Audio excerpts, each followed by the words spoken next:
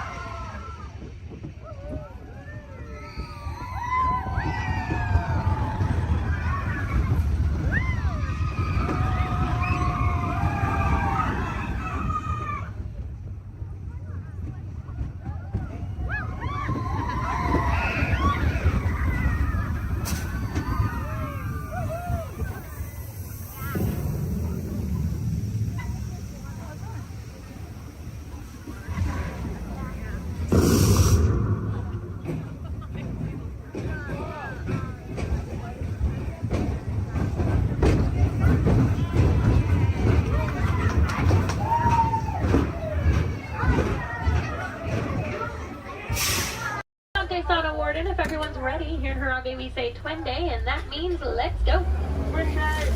Jumbo friends, my name is Rachel, and I'm going to be your safari guide out on the Harambe Wildlife Reserve. Just a couple friendly safety reminders before we do head on out, though. Make sure we stay fully seated the entire time. It does get pretty bumpy out there. We're also going to make sure we keep our hands, arms, feet, and legs inside the truck, and hold on to any loose items that could fall out, because unfortunately I cannot stop to retrieve anything if it does fall out. Now, the first part of the reserve that we are heading into is the Little Aturi Forest. Now, the animals here in the forest are known for their camouflage, so we may have to look a little bit harder for them. Although over on the right side, the brown colored animal with those striped legs, that is an okapi. Now, okapis might look like they are related to zebras with those striped legs, but they're actually one of the only living relatives of the giraffe. Now, if you look closely at its head, they kind of have the same skull shape the giraffe has. They also have the same tongue that helps them get into vegetation. Now, that black and white bird that's hanging out down there kind of by the water as well, that is a saddle-billed stork. They can stand at about 5 feet tall with a wingspan all the way up to about 9 feet long. So if you look up above you, that is about the length of the canopy that's on top of your head. Now, they get their name from the yellow saddle shape on their beak, and they do also mate for life. So once they find their partner, they're with them for the rest of their life. Definitely be on the lookout for another one. There's usually another one that hangs out pretty close.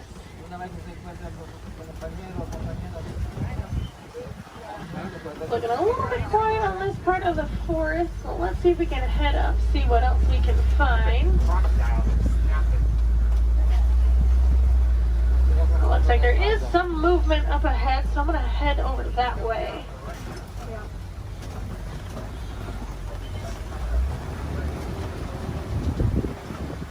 Alright, so coming up on the left, you might see there's some light tan colored animals kind of huddled underneath the tree, kind of by that bamboo.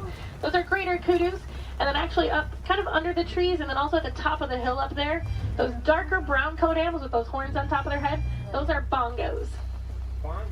Now, bongos are very shy and reclusive animals. That is how they get their nickname, the ghost of the forest. Both males and females do have those horns on the back of their head. And if you notice, they're angled backwards. That's to help them get through any of that thick and tangled brush here in the forest they usually live in. Alright, it looks like we're going to cross over some water, so that means we're heading out towards the Safi River. You're going to want to keep your eyes near the water, looking for any kind of shadowy figures. A lot of times we'll see Nile crocodile or even Nile hippos. Now, hippos will spend most of their time in the water and even spend about 8 minutes at a time underneath the surface. The average male hippo does come in at about 5,500 pounds, and they do kind of float to the bottom of the water and walk along the bottom rather than swim. Although, to be fair, if I was 5,000 pounds, I'd probably do the same thing. It takes quite a bit of energy for them to swim around. I haven't seen any yet, but they do have a couple spots here in the river, so we'll head up. Now, those white and gray birds that are hanging out on the island, those are pink-backed pelicans. They do get their name from the pink coloration that their feathers get during mating season. That's not actually the feathers that turn pink, though. It's their skin that turns that color. It kind of makes the feathers look it.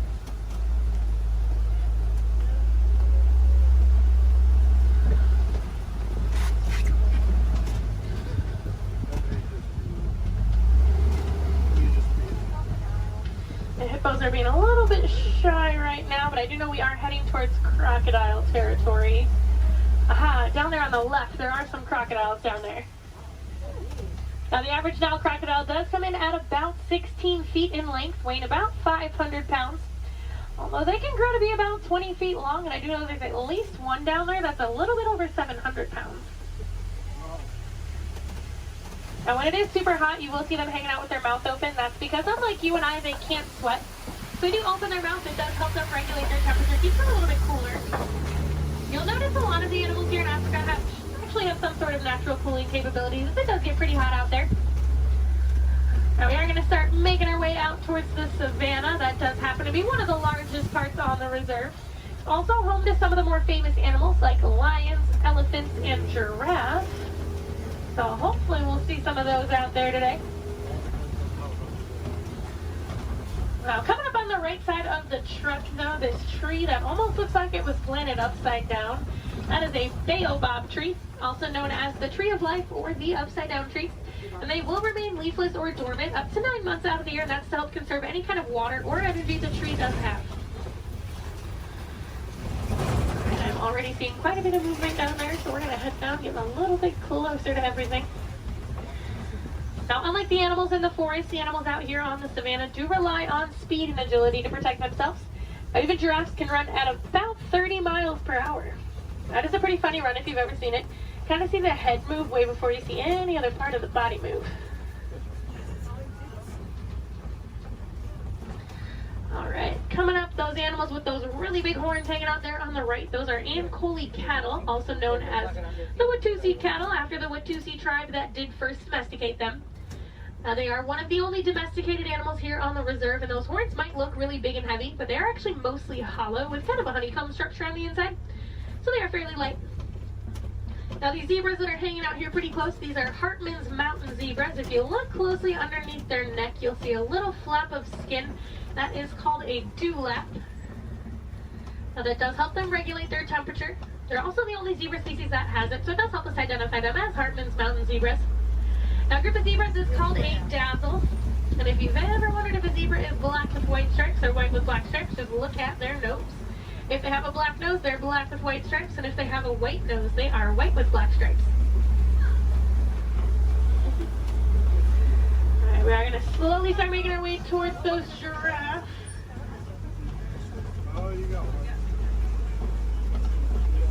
Now, looking at the coat pattern of these giraffes, it looks like they are Maasai giraffe. Once we get up there, they do have that kind of jagged puzzle-like coat pattern. Also over on the left, kind of hanging out in the back by the trees over there, those are sable antelope. If they do look at all familiar, they are the emblem of the Harambe Wildlife Reserve, so you might have seen their pictures out and around in the village out there. There we go, coming up on these giraffes. That one that's actually scratching its head right there, that's a baby giraffe. Got a little itch. Now the reticulated giraffes will have a much smoother, almost net-like pattern to them. They can stand at about 18 to 20 feet tall. That does make them the tallest animal in the world. Now even their young come in at about 6 feet tall when they are born. So they're already fairly big when they're babies. I believe that little one came in at about 5'11", so he was already really, really tall, definitely taller than I will ever be. Now these two animals that are hanging out here on the right, they're both Patterson's eland. Now that darker colored one, that's a little bit bigger, that is a male, and then the lighter colored one, that's a female. Now they are one of the larger species of antelope, coming in at about 6 feet tall at the shoulder. Can also jump up to 9 feet in the air. Now with those giraffes, just like your fingerprint is unique to you, the coat pattern of the giraffe is unique to them. And it does help them tell each other apart when they're in groups. And a group of giraffes is called a tower. Seems to be a pretty fitting name for something so tall. They do also only sleep for about 30 minutes a day. The rest of the time is pretty much spent eating. There's a really good view of those Ankole cattle there.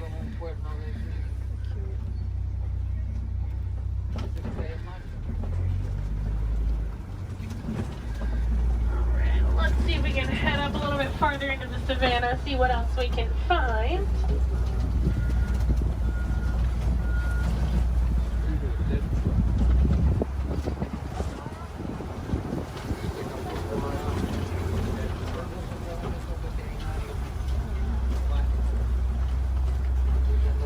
There's a couple animals coming up on the hillside up ahead here.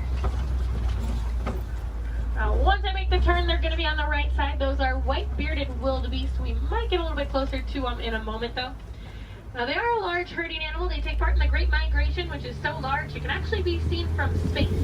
There's easily over a million, usually more like 1.5 million that will migrate every year together.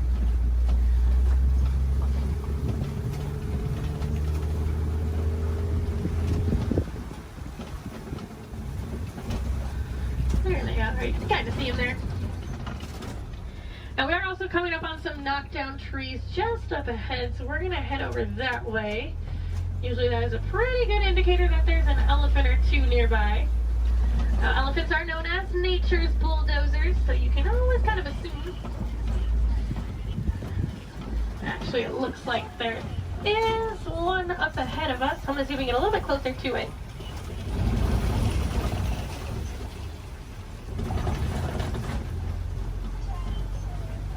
Now, in the meantime, while we are heading up to that elephant, also over on the left, there's a bunch of mandrills walking around on top of the rocks there.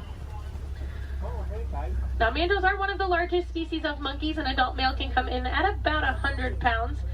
They do have those vibrant blue cheeks, and as they get more excited or even more angry, they actually get even more blue. Well, it's a view of an elephant. Probably not the best view.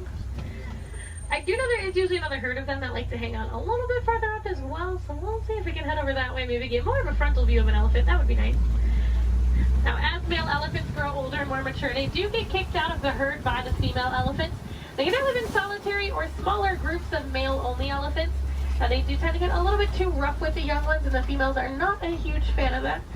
Well, you can kind of see that one a little bit better. Now we can also tell that's an African elephant, not only because we're in Africa, but if you look at the ear shape, it almost looks like the continent of Africa. Makes it super easy to identify. Let's see if we can head up and find the herd. Thanks to our team's conservation efforts, they found that elephants are afraid of bees. So because of that, farmers have been putting up beehives around their crops. It's a much safer alternative for the elephants. It keeps them farther away from the crops, but it also keeps our locals and our farmers happy. Now, I thought it was so funny that such a large animal was afraid of such a tiny little insect. And it's actually the noise that the bees make.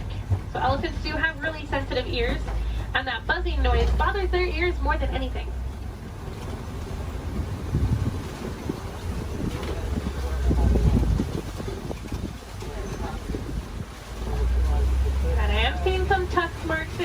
play, so hopefully that is a good sign that the herd has moved through here fairly recently. Now, just like you and I might take a multivitamin every day, the elephants do eat that red clay. It gives them a little more nutrients they may not always get from their daily diets. Female elephants do also have one of the longest gestation periods, coming in at about 22 months. So I'm not sure I blame the females for wanting to kick the males out after a while. Personally, I might do the same thing if I had to go through that. Looks like there were a few of them moving up ahead, so we're going to see if we can get a little bit closer to them.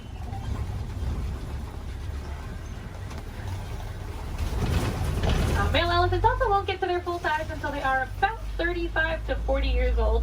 That is about half of their lifespan. In the wild, their lifespan is about 60 to 70 years, and that full size can come in at a whopping 15,000 pounds. So that does make them one of the largest land animals.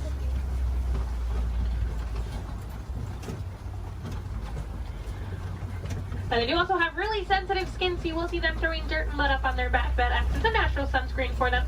You're also going to see them flapping those really big ears that they have, as those ears are home to a bunch of blood vessels on the inside. So just doing that, it does actually activate those blood vessels and can even cool their body temperatures down about 10 degrees. We might be able to see when we start going around this curve here. Now, in the meantime, we are coming up on some greater flamingos as well. Now, those greater flamingos actually start out as a gray color, and as they get older, they get their vibrant pink color from their diet, which does consist mostly of beta-carotene, like brine shrimp. If you actually look on a couple of them, the back of their head and neck, you can still see some of the gray feathering on some of them. But they are one of the lighter colors of flamingo species, as well as one of the largest. You might have seen their cousins, the lesser flamingos, out on Discovery Island when you were coming in today. They're quite a bit brighter in color than these ones, but they're also a little bit smaller.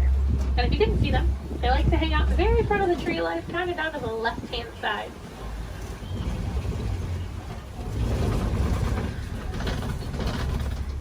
Looks like those elephants are wanting to be shy, but we are coming up on some white rhinos.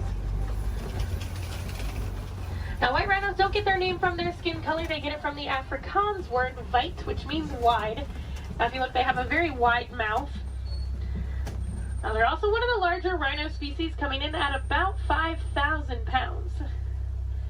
Now, one of my favorite facts about them, even though they are 5,000 pounds, when they run, they can actually get all four of their little legs off the ground. So kind of like how a horse gallops. So they are very graceful for how large they are. Oh, there's one running. It was, for like a hot second, it was actually doing like the actual full run. I'm mad he stopped. Oh, he said, I got snacks over here. I'm coming over here.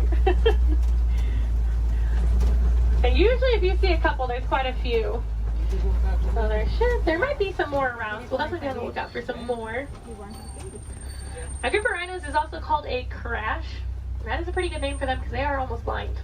They kind of seem more like shadows. It's really funny when they stand really close to the road. Sometimes when you try to sneak behind with the trucks, they don't realize we're there until they hear the truck and they're like, oh, they like jump and run back.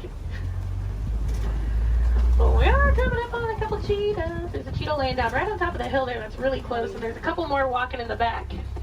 Yeah.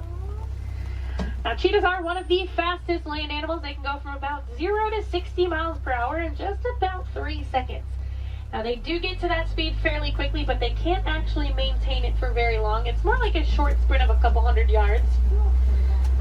Looks like there's a couple more walking up ahead here. Now, they will use that long tail of theirs, kind of works as a rudder to help them turn.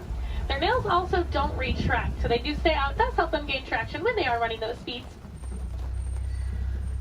And unlike most big cats, they will do most of their hunting during the day and do tend to be way more active during the day. They're also one of the only big cats that can purr. So kind of like your household cats, just a little bit bigger.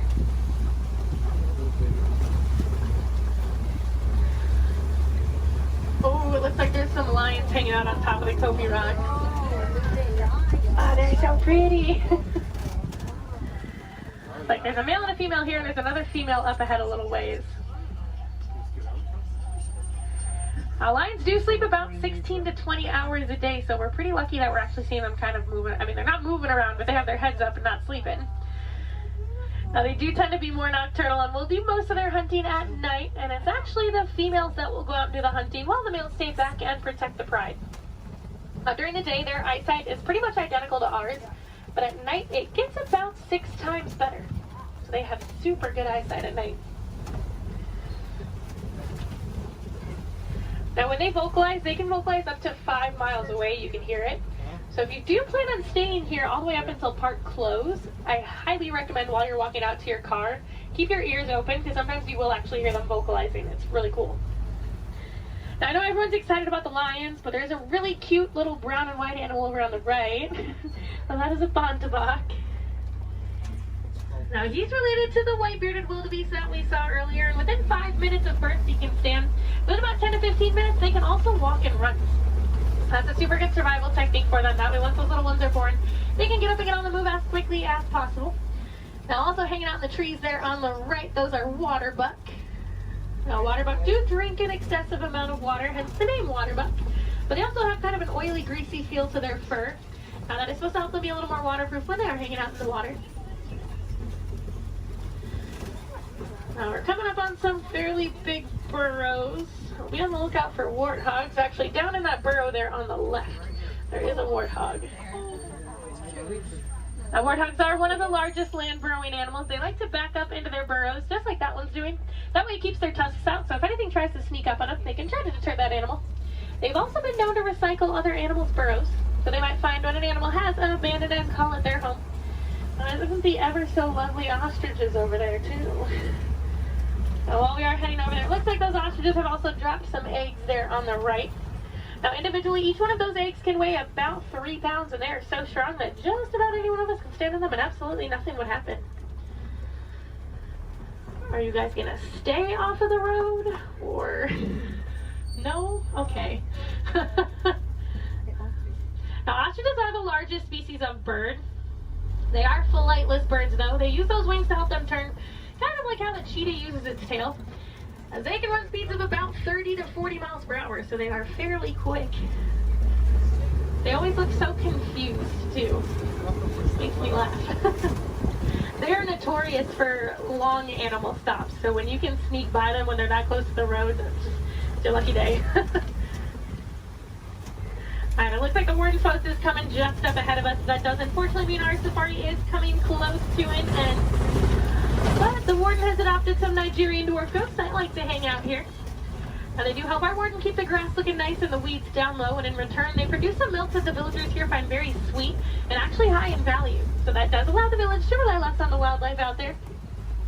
They are small, but they won't get any bigger than that. They are full-grown adults. And they are one of the many examples of how humans and animals can live in harmony together. It just takes a little bit of effort from us. Some small things that you guys can do at home but make a huge difference for these animals. Planting some native trees or plants in your yard. Maybe building a few bird houses here and there, or even some bat boxes. A lot of these animals, including the elephants that we saw, are losing their habitats due to mining for metallic ore, otherwise known as coltan. And that's found in many of your small electronics, so things like cell phones, laptops, tablets, anything like that. So next time that brand new shiny iPhone comes out and you guys decide to go and purchase it, just make sure you recycle the old one. That will help keep mining down to an absolute minimum and saving those habitats for those beautiful animals out there. And if I have any wilderness explorers on board, you guys have been on board the Simba 1. That's S-I-M-B-A 1. And I am going to get you guys back up to that dock that we originally came from, so you're going to have to bear with me for just a little bit longer. Hopefully we should be able to buzz through some of the docks fairly quickly.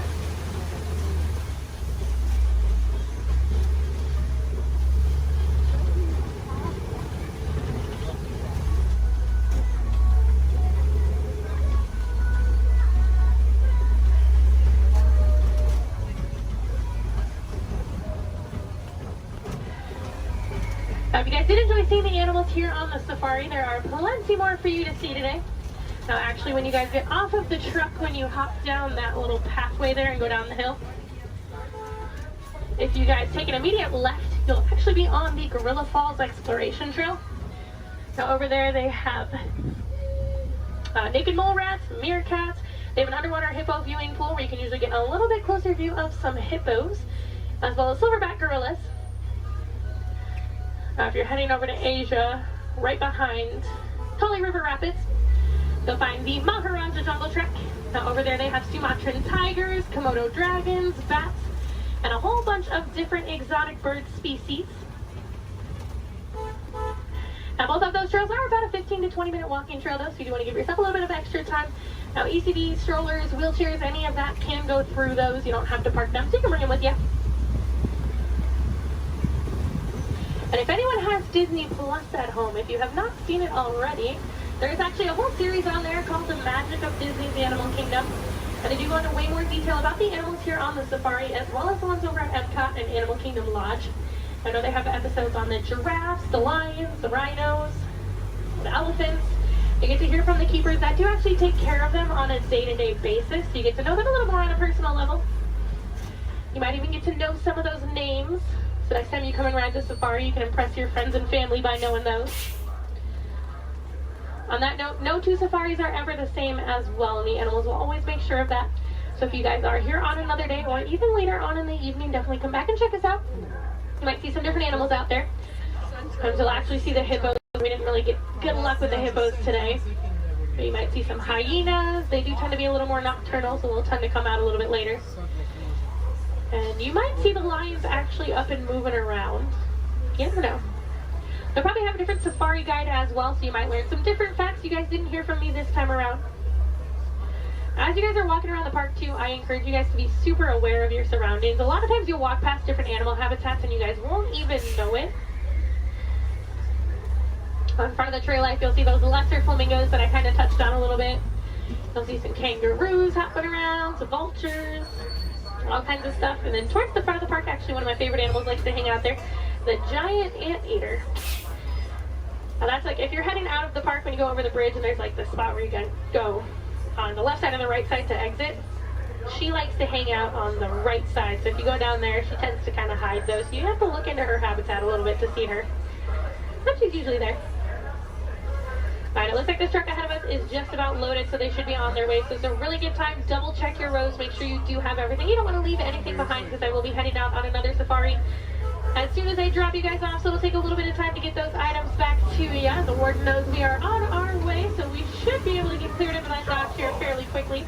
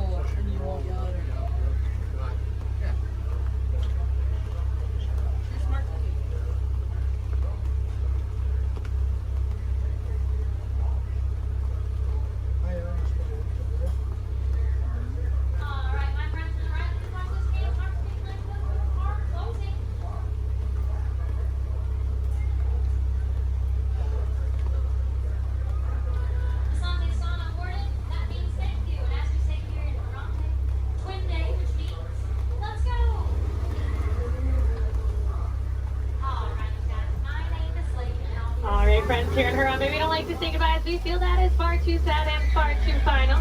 So instead we leave you with Kuaharini. So Kuaharini friends, go well, go wild, go make a difference out there and enjoy the rest of your day here at Disney's Animal Kingdom or wherever else your adventures might take you. My name is Skipper Melanie. That's first name Skipper, last name Melanie. And for the next 5 days and 8 romantic nights, I'm going to be your skipper, your guide, your lion tamer, your dance instructor, and if you don't laugh at my jokes, your swimming instructor.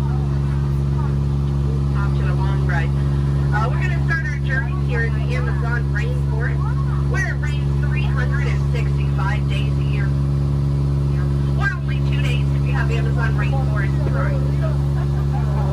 Yeah, that joke's all about the delivery. If you look on either side of the boat, you're going to see our beautiful margarine flies. And I know what you're thinking. I can't believe they're not butterflies. Yeah, me too. Me too. Right over here to the left, we have Inspiration Falls.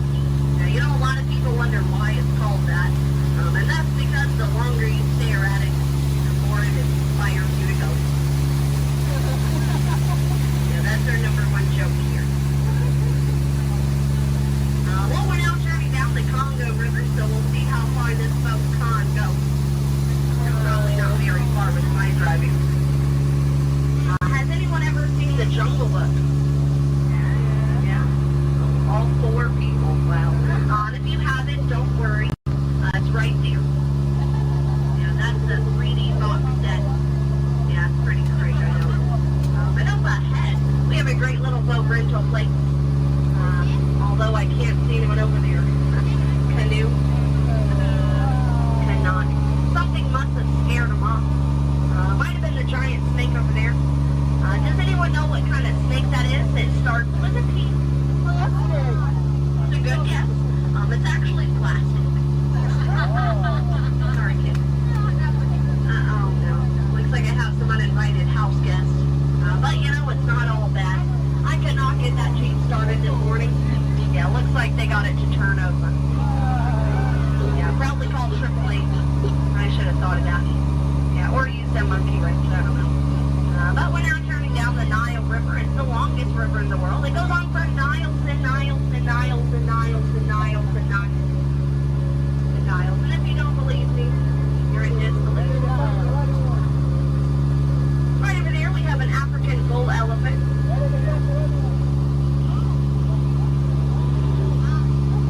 Now that elephant right there is actually the fastest elephant in the entire world.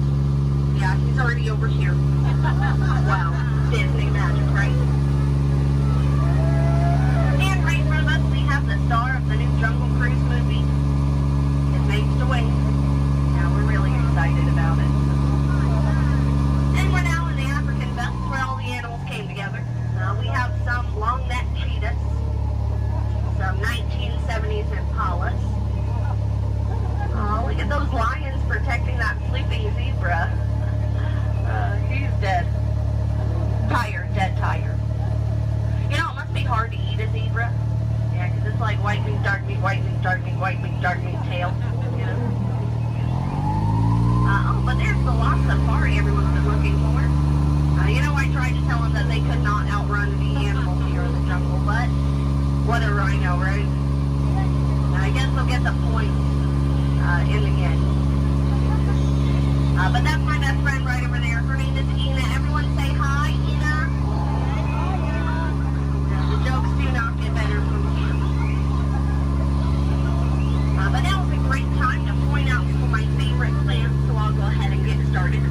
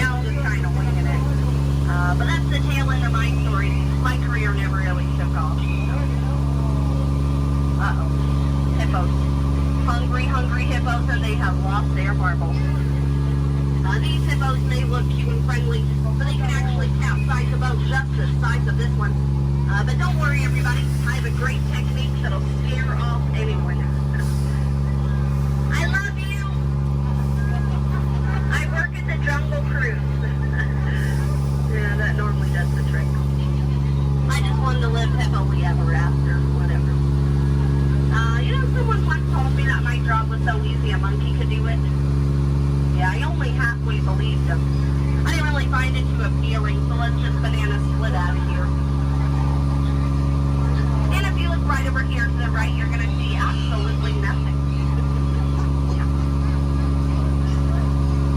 Come on, guys, stop monkeying around. You know, this right over here has been really bugging me. Those butterflies are just not what they used to be. Yeah, caterpillars, you know. But now it's the moment you've all been waiting for. It's not the exit. It's the eighth wonder of the world. It's the one, the only, the amazing, the stupendous. It is the backside of heaven!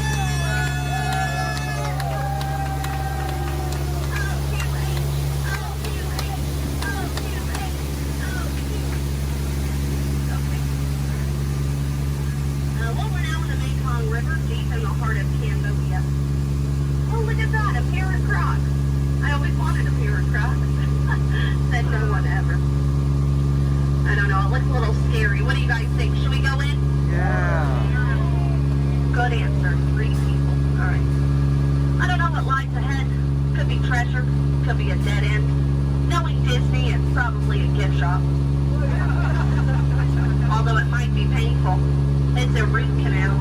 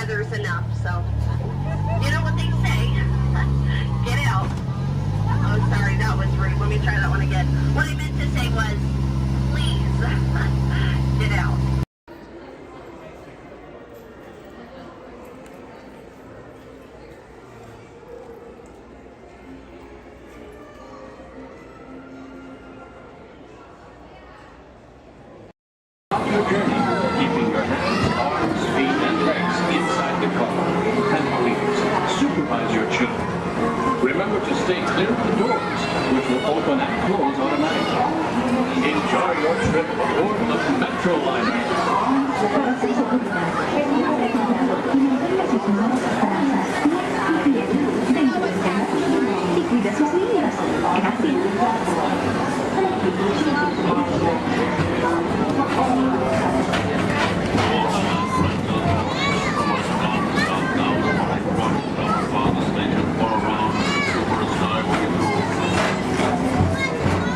Welcome aboard, GTA travelers. We hope you enjoyed Tomorrowland Transit Authority's Super Skyway.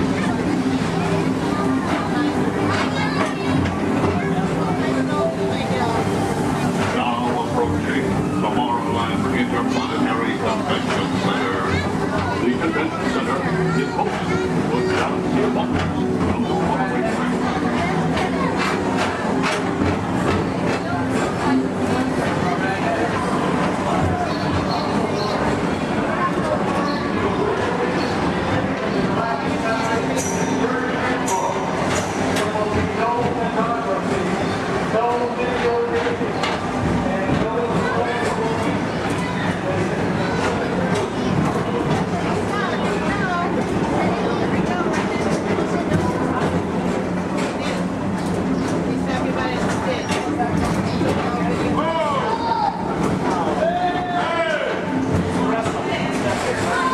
The Tomorrowland Metro Retro Historical Society presents Walt Disney's 20th century vision for the future. This model city dared to dream the perfect community in which to work, live, and play.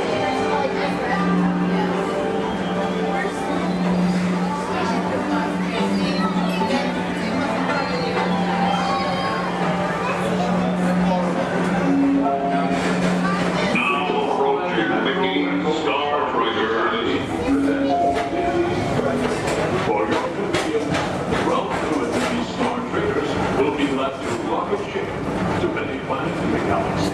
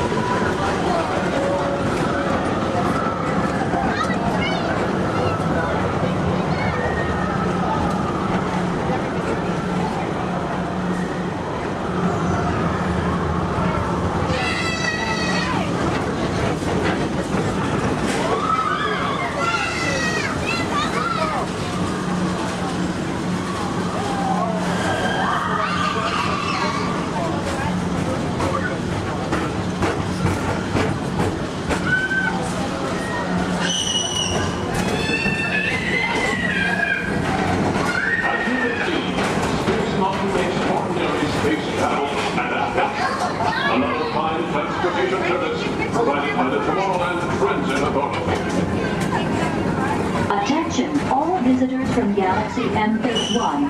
Please keep forward-facing tentacles clear of oncoming Metroliner vehicles. Thank you.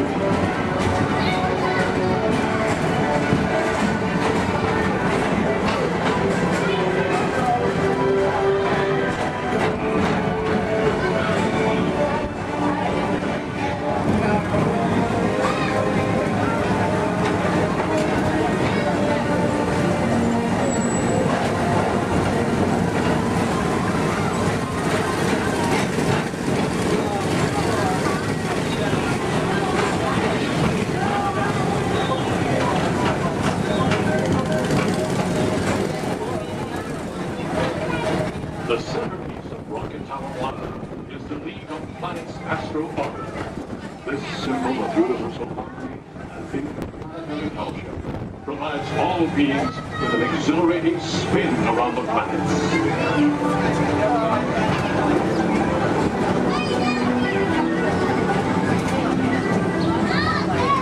Remember, Blue Line passengers, for all your future travel needs, the TTA services all of Tomorrowland's outlying areas, including the personal rocket ship docking lot, and of course, perfect parking, the latest in upgrade. Paging Mr. Morrow, Mr. Tom Morrow. Your party with Saturn has arrived. Please give them a ring. Now approaching Walt Disney's Carousel of Progress.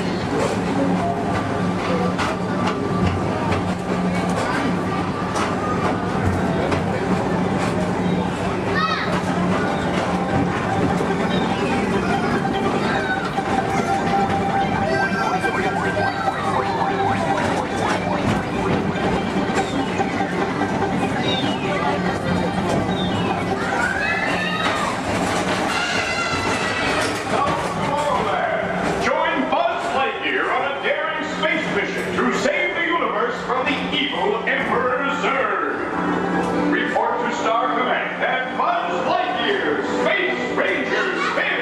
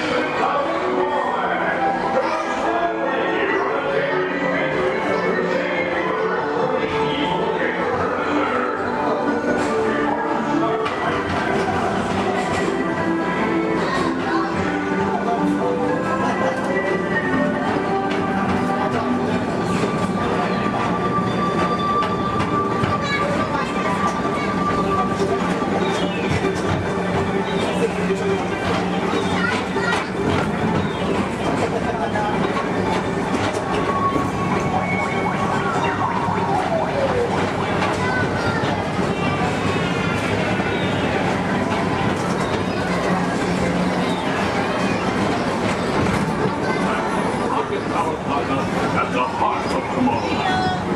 Come now, rejoin us and believe in the promise of tomorrow.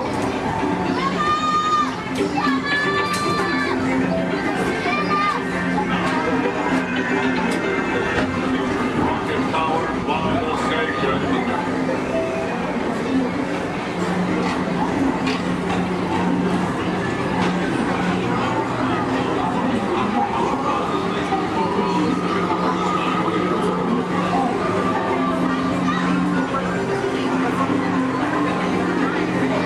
Attention all humans, robots, and intergalactic beings. Please keep your arms, legs, and other appendages away from the doors. The doors open automatically. When they do, please collect your belongings and step carefully onto the moving platform. Thank you for choosing Tomorrowland Transit Authority for all your travel needs.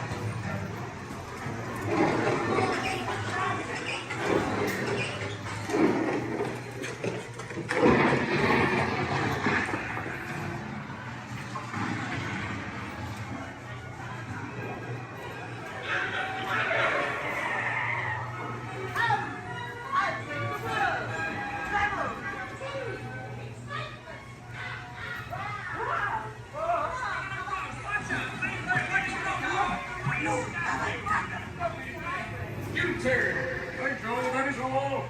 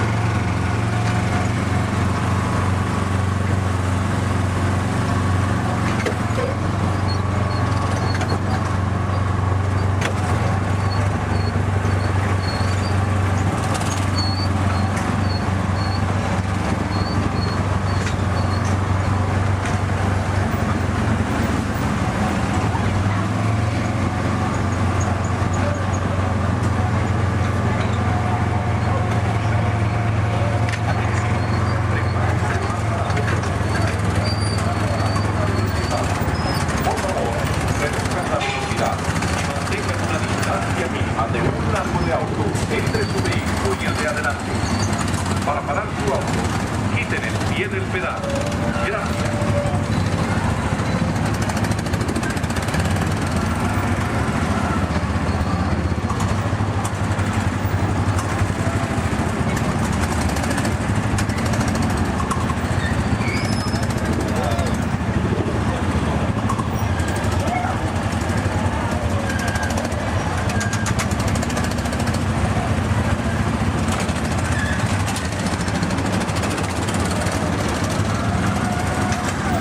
Caution, drivers. Prepare to stop. You are approaching the unloading area.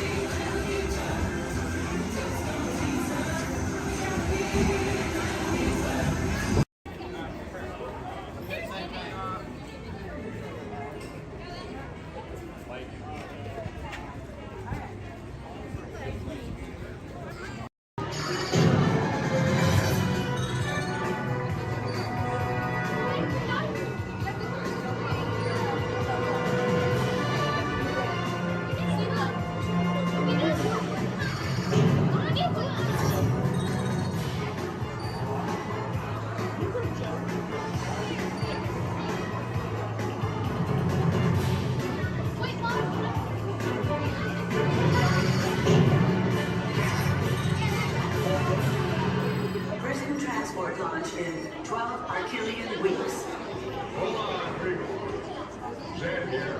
Glad you made it to the 5-mile Florida tour and hope to get with us today. New MID recruits. Warning. Warning. Warning. 10 seconds to planetary implosion. 8, 7, 6, 5. Planetary implosion averted. Have a nice day. That was all over around here, folks. Many of you may be wondering, are resident aliens really that common here on Earth? After all, how many antennae or antennae does one see in a day? And that's precisely the point. Because when they get here, they look like this. Then THX 118. No, it's Return to your craft. You are close to getting the hyper area. Passengers who wish to exchange currency prior to their departure are invited to visit the exchange office. Open daily during regular flight hours. There has been exchange for Starcast Flight 114. Stars for your service to Endor. Flight 114 will now be departing from gate number 2. This is a gate change only.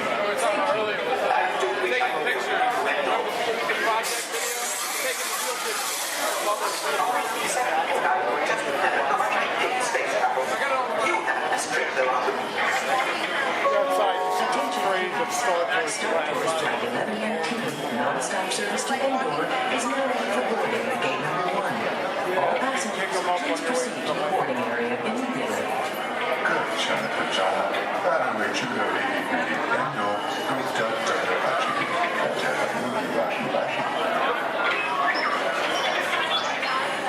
R2-D2 just walked in. Get back to work before they deactivate you. Yes, after they would. And hurry, they'll be in this console any moment now. Then, I think you'll solve you more. Well, how should I know what's wrong with the ship? I'm an interpreter, not an abstract medic. However, you might just check the logic settings. Sometimes I think these new transforms have a mind of their own. Your attention, please. All interplanetary travelers must have a current passport and the necessary visas prior to leaving the spaceport. Passengers requiring assistance should visit the nearest information kiosk. Thank you. Star Tours is now offering convenient daily departures to the exotic moon of Endor. Come spend an afternoon or the entire day with the lovely Walt in their charming tribal villages. It's a fun-filled visit that you and your family will remember forever. Just ask for the Endor Express, available only from Star Tours. Non-stop flights leave every few minutes, so don't delay. Visit Endor today. Things have certainly changed. Oh boy! Oh, steady! Whoa! Hi, Musketeers! Well, here we go again, so hang on! Anything goes! You ready? And let the show begin! Here's my pal Walt to tell you how the magic is made! There's a lot of satisfaction in developing ideas into reality. When we consider a new project, we really study it. Not just the surface idea, but everything about it. And when we go into that new project, we believe in it all the way.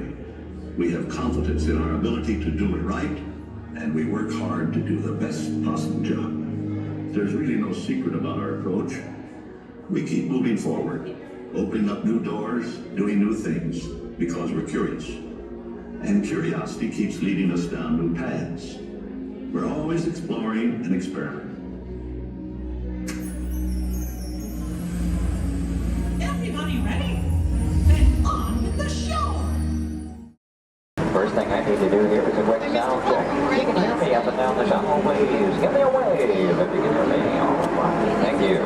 What's important I do need to pass along a few safety reminders here. Please be sure hands, arms, and feet remain inside the vehicle at all times this morning. Most importantly, that you remain fully seated throughout the entirety of our tour. And for the courtesy of those around you, we do ask that please be no smoking at any point.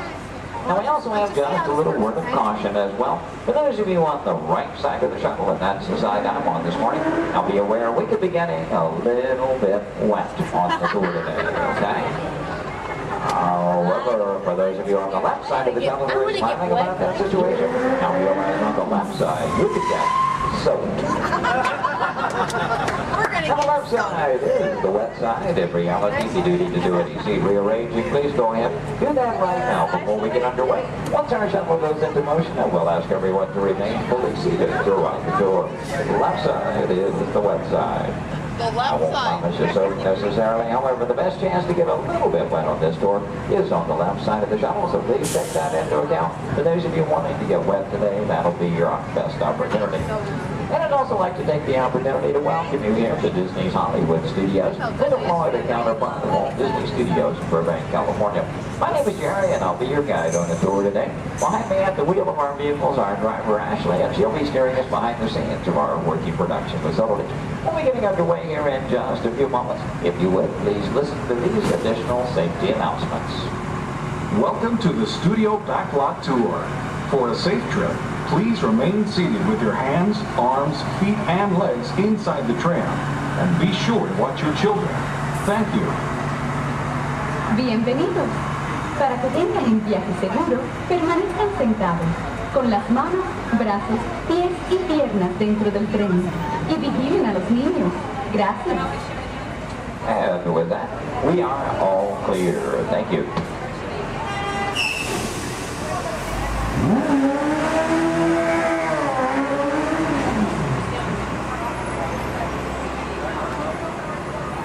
Once again, a very good morning, ladies and gentlemen. Welcome to the second portion of the Studio's Backlot Tour. Might also mention there are no photo restrictions of any type on the tour, so please feel free to shoot as much film and video as you like. Go ahead and get those cameras out and ready. Matter of fact, that first photo opportunity is coming high in the sky. Take a look up toward the front of the shuttle. As you round the corner toward the front to your left, you'll see the symbol and the landmark of our studios, our award-winning Earful Tower. Now that tower takes its inspiration from the design of the water tank that Walt Disney had constructed for our Burbank Studios in 1939. The Earful Tower stands in at 13 stories tall, topped off by a set of Mickey Mouse ears weighing 5,000 pounds apiece. And for anyone who might be curious, that's also a hat size of 342 3/8.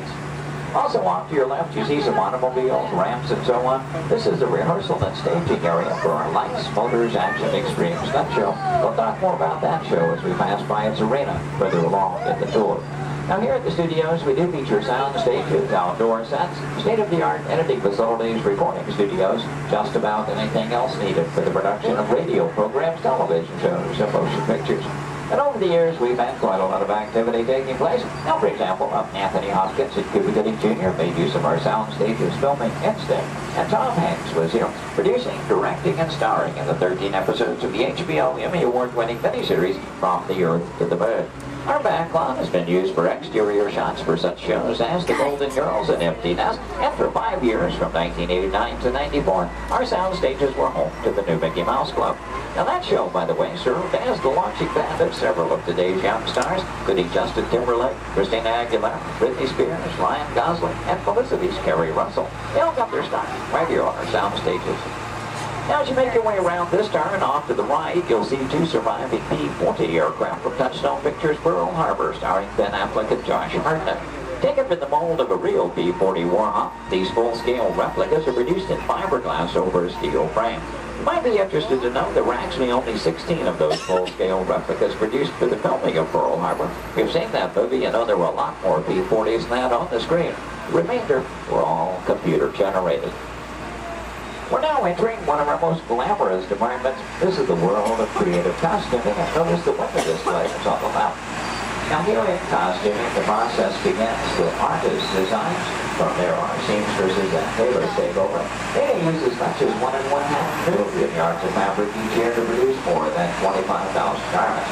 In the display cases, you see original costumes from such films as National Treasure, Book of Secrets, Disney Channel's High School Musical 2, costumes from Step Up Through the Streets, Dan in Real Life, and from Enchanted with Amy Adams and Patrick Dempsey. Also coming up ahead on the left, a special display of both costumes and props from Walt Disney Pictures, Pirates of the Caribbean at World's End. We have more than 250 artists involved in the design and manufacture of costumes for motion picture, television, and live entertainment needs. And around the sector here in Florida, we have the largest working wardrobe in the world. Now, when an art director needs to create a specific look for production, they may begin with a props department. Here, scenic designers buy and in some cases build everything they need to create the exotic worlds in which their stories take place. On either side of the shuttle, we're passing through a series of prop storage areas, but also to the left, the final large room we pass by is the scenic shop. Now that's where carpenters construct to maintain the sets to be used on the sound stages or out of location. Over the years, these talented artisans have created sets for such shows as the Rosie O'Donnell Show, Wheel of Fortune, Live with Regis and Kathy Lee, and more recently Live with Regis and Kelly, all when they were here at the studios filming on location. Also off to your left, we pass by two set pieces from Pirates of the Caribbean, Dead Man's Chest. You may recognize those as the bone cages from that film. And as you make your way a bit deeper into the back lot, oddly enough, the next area we approach is known as the studio boneyard. Now, most studios have boneyards, simply areas where we can store oversized props such as vehicles, aircraft, anything we may need to reuse or refurbish for another production. The large steamroller, for example, appeared in the film Who Framed Roger Rabbit, starring Bob Hoskins and Christopher Lloyd. We also passed by a Venetian gondola here from the film Casanova with Heath Ledger and Sienna Miller.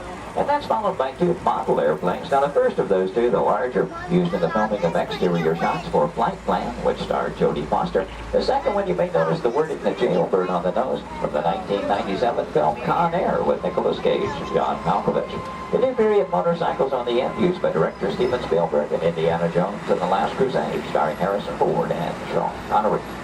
Now, anytime a production team has to travel to a city or town to film on location, they have to deal with a lot of problems they have little or no control over. Things like crowds, traffic, and noise.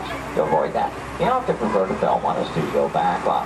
Now, normally we have quite a lot of activity taking place, and well, this week is really no exception. One of the things we have been doing some special effects testing this morning in this large standing set off to the right. Now, when the tests are underway, the set becomes off limits to our tours, but see, we have been given green light here at the moment. You know that Ashley is in contact with our production coordinator, so apparently the between takes here. In case that gives us the opportunity to go inside the set, we'll get a look around and hopefully a good photo opportunity for you as well. Now, we will be going over a bumpy bridge, so please hold on to loose items like cameras and purses, and especially hold on to small children, please. For the safety of everyone, please remember to remain fully seated throughout the entirety of our tour. Now, this is a large standing set, and that's the type of set designed to be used over and over again. This one is modeled after an actual camping in Southern California, the special effects sector we call the Master of the Canyon. The large tanker truck is another large prop like goes out in the boatyard area.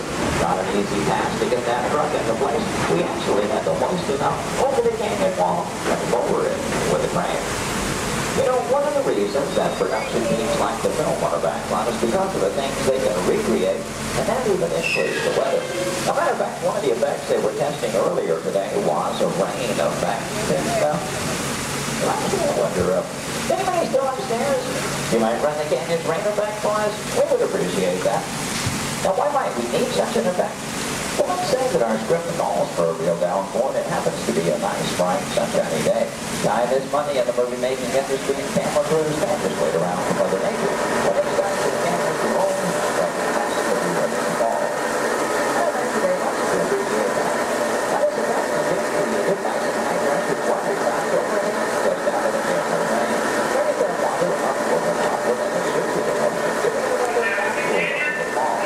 Now, we wanted to create a comfort zone on that. We could add some strobe lighting at one end of the area. No, I'm sorry. No, wait a minute. Stop.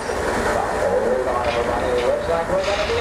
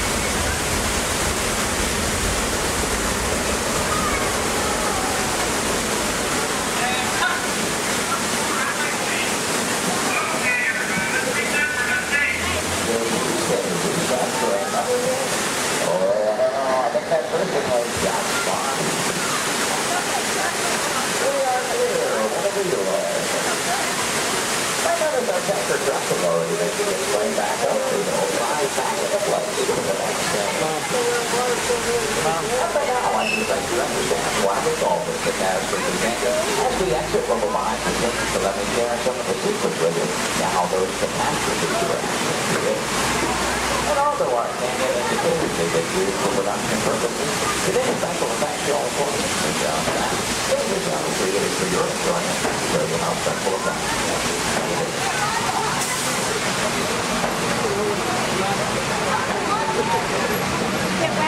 From behind, you'll see the canyon is really a steel structure covered with wire mesh and adjoined by a layer of textured cement and tar to create the natural rock formations of the canyon. The small yellow pipes carry the gas to the fires up above. The large gray pipes the water to the flying block. Now to start that flood of motion, you'll see 3 large holding tanks up at the top of the canyon. When we open the gates to those tanks, that allows 70,000 gallons of water to come running down toward our tunnel. And they have even more dramatic impact. Some of that water was blown at you by hurricanes. The earthquake effect created by large hydraulic shaker tables underneath the bridge. The last Turkey Canyon was originally put together with the help of a Hollywood special effects team, so that what seemed to be an out-of-control disaster was really a very safe, computerized sequence of events. The entire sequence can reset in just 3.5 minutes. During that amount of time, the 70,000 gallons of water gets recycled to begin our show all over again.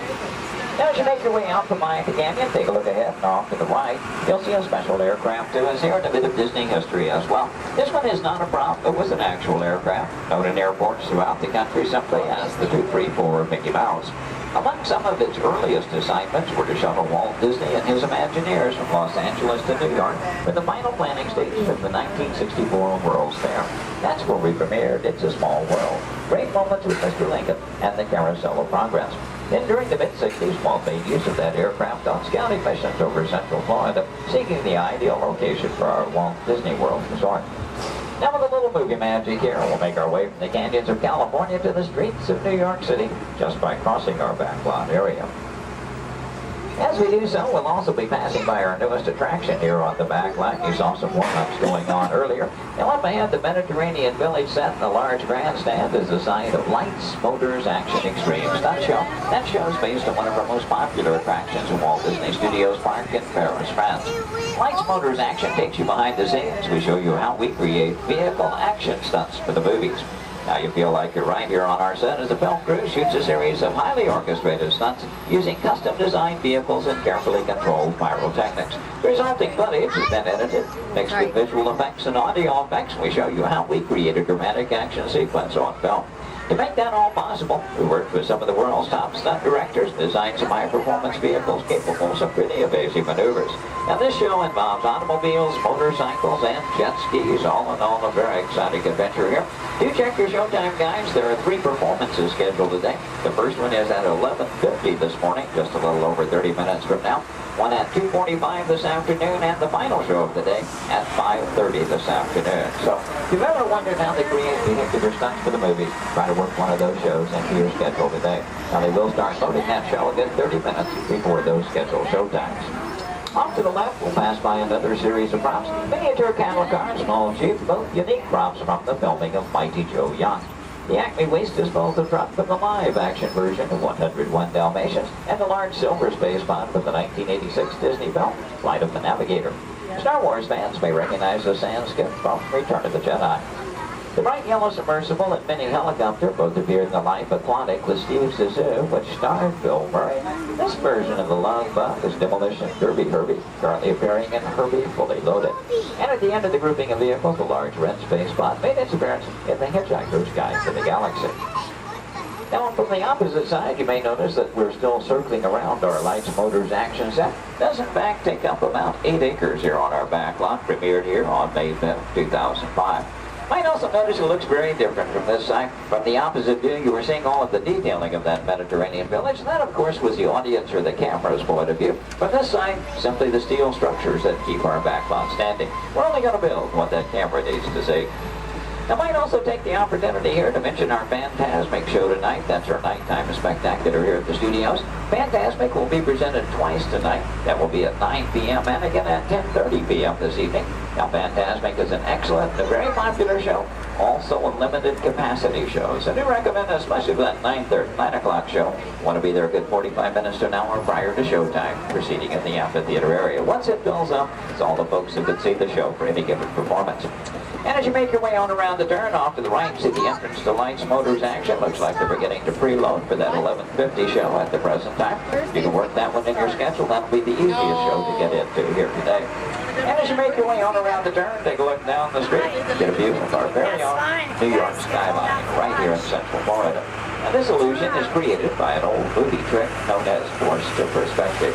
The skyscrapers at the end of the street are actually just painted plastic. The tallest of which are about 4 stories tall, a block and a half away. You might also be interested to know we recently redeveloped this entire section of the back lot. In addition to Lights, Motors, Action, we've added a skyline of San Francisco. Soon to come one of Chicago to join our existing New York City skyline, renaming the entire area Streets of America, but all with the idea, of course, giving producers more locales to choose from when they're filming here on our back lot. Now this also signals we are coming to the end of our tour today, so please take a moment, check around, be sure you have all your personal belongings gathered up. As you exit the shuttle today, you'll take a stroll through the American Film Institute Showcase. There you'll see a themed exhibit titled Villains, Movie Characters You Love to Hate. Now if you're heading for that Lights, Motors, Action show, your one and only exit is still through the sliding blue doors, and straight off through the showcase, then around the loop, the Lights, Motors, Action. Once again this morning, your driver was Ashley. My name is Jerry. We both thank you very much for joining us today on the Studios Backlot Tour. Would like to welcome you. While you're in town, be sure We interrupt this program for a special report. A child is on the loose in Monstropolis. A human child. If witnesses are to be believed, there has been a child security breach for the first time in monster history. We can neither confirm nor deny the presence of a human child here tonight. I tried to run from it, but it picked me up with its mind powers and shook me like a dog. It's true. I saw the whole thing. Happy birthday, Schmoozy Poo.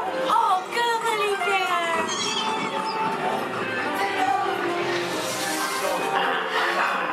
And it grabbed me with its giant fork tongue and rolled me up and down like a yo-yo. It was horrible. I was minding my own business. We gotta get you home.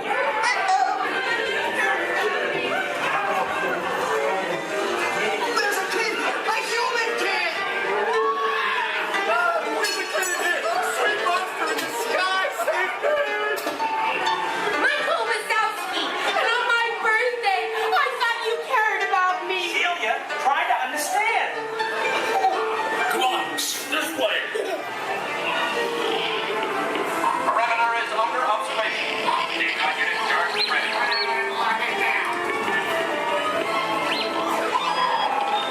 There's nothing down here. I'll be on the lookout for this child.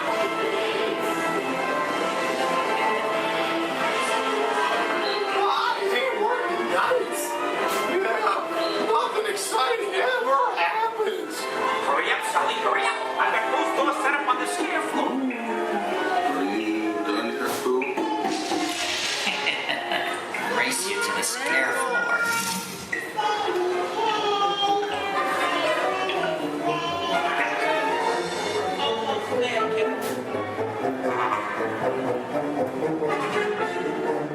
They'll never find her door now.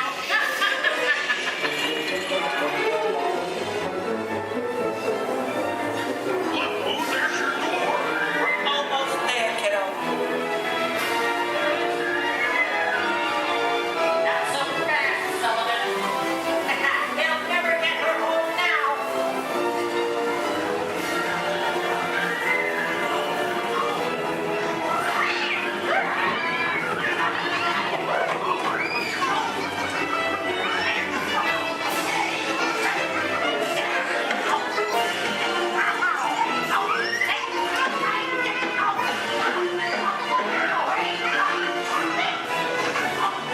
It's been the most terrifying day of my life.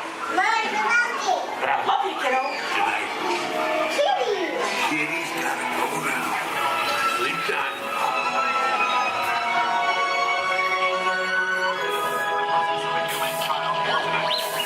We responded to a 2319 in progress and reported to the scene where we immediately secured the area. Get ready, folks. We have to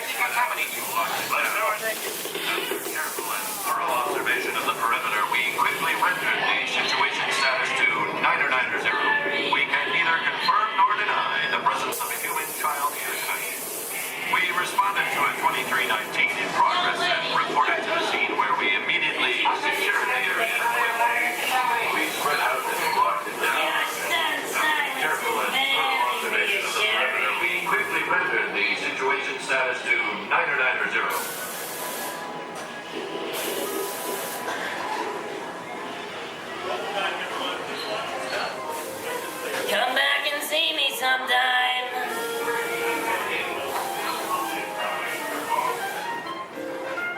I'm watching you. Always watching. We can neither confirm nor deny. Welcome back, everyone. Please watch your step.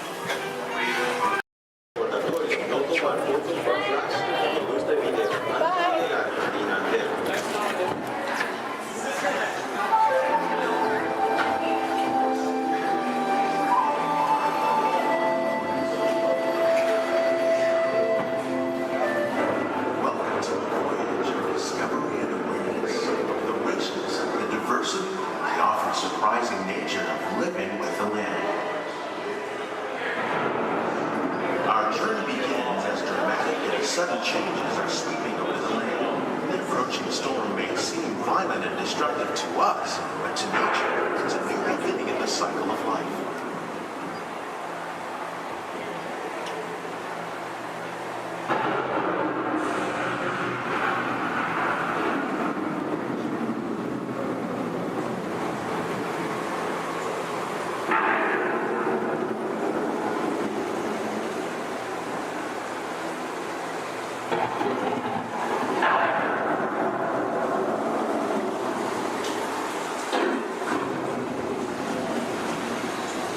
Beneath the surface of the land, roots trap water from the flowing mud, extracting precious nutrients and minerals. These elements, when combined with sunlight, create the diverse living systems of our planet.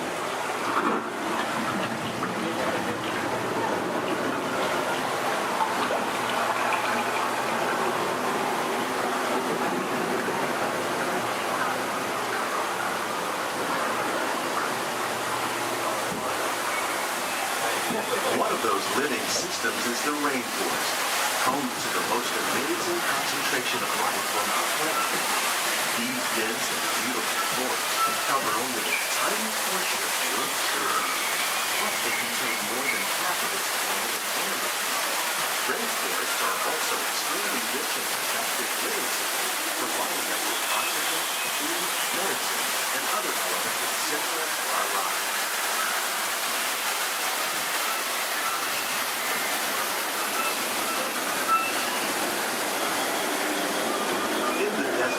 Nature has created a very different, no less beautiful living system. And while this arid landscape may seem lifeless, it is very much alive. The plants and animals that have learned to survive in these harsh conditions make use of what little water they can find and avoid the scorching. The American prairie once appeared as desolate as the desert, but over time, rainwater and nutrients gradually penetrated the hard surface of this land. Even the hooves of the mighty buffalo helped create the rich soil that one day become home to the American farm.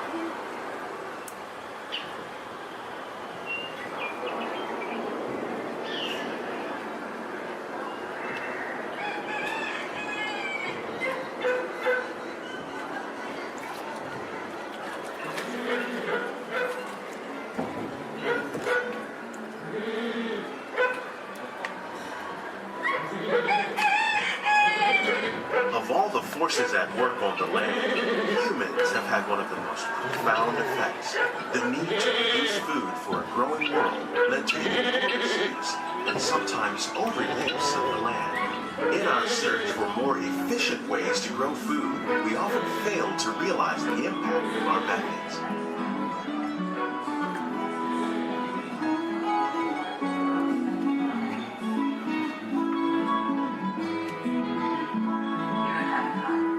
Today, we're learning to live with the land, discovering better ways to grow food that will assure both human and environmental well-being.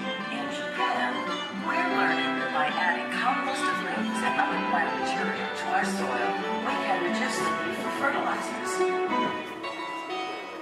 In farmlands across America, we're learning that by plowing under vegetation containing natural fertilizers, we can enrich the soil without the use of chemicals. In Saudi Arabia and Mexico, we're learning to produce food on desert seacoasts by developing and planting crops that thrive on salt water. Here at Epcot, we're learning to reduce the need for pesticides by using natural predators like ladybugs and wasps to control pests. How will we meet tomorrow's growing needs for food production, yet still respect the needs of the land? Some of the answers are being discovered just ahead. To help us maintain these carefully controlled ecosystems, and for your safety, please remain seated in your boat at all times.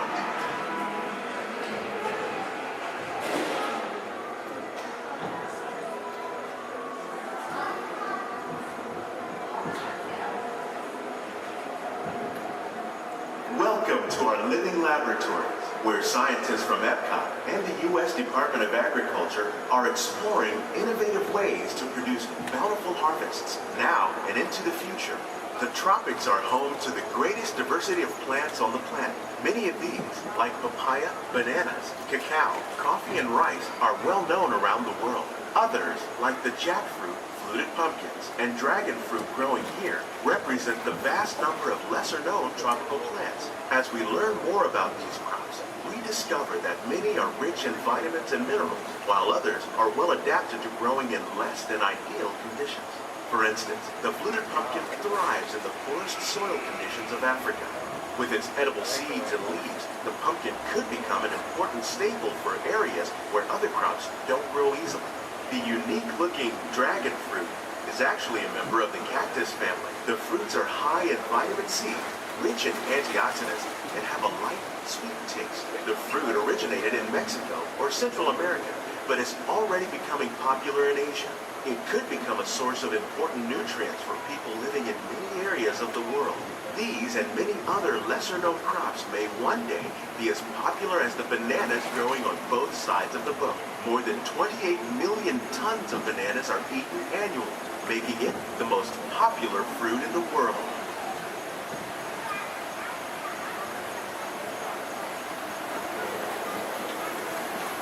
When we mention farming, you probably don't think of fish, but fish farming, or aquaculture, is an innovative way to increase harvests, protect wild fish population, and produce a healthy crop, like these sturgeon that grow to over 300 pounds. Now that's a lot of catfish. Tilapia, bass, and catfish are really popular crops raised by fish farmers around the world. Most are grown in open ponds, but innovative recirculation systems like ours can conserve water and environment. More than 200 different species of aquatic animals and plants have been successfully farmed. Even these American alligators can be successfully raised in controlled environments. Nearly half of all fish consumed worldwide is now raised on farms. Making aquaculture an important part of our efforts to produce a bountiful harvest and protect natural resources here at the land. We grow about 5,000 pounds of fish each year, many of which are featured in restaurants around Walt Disney World. This greenhouse is full of some of the best ideas for improving plant yields. Disease and pests are two of the biggest problems facing farmers around the world. By careful selection and crossbreeding, we can grow crops like these sunflowers and winter melons that are more resistant to pests and diseases. Scientists have even been able to breed plants that can flourish in marginal areas where water and nutrients are in short supply. The result of these efforts is higher yields with less impact on the environment.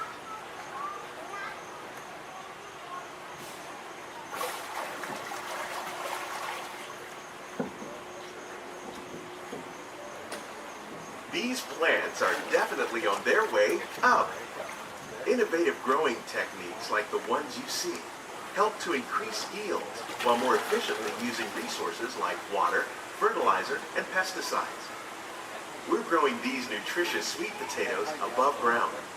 This method increases yields, produces larger potatoes, and can be used where rich soil is in short supply. We're growing lettuce using our nutrient film system. This technique precisely controls and recycles water and nutrients. With it, we can produce over 27,000 heads of lettuce a year in this one small area.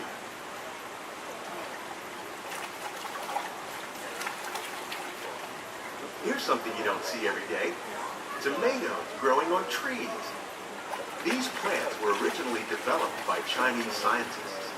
Tomato trees live longer and produce many more tomatoes.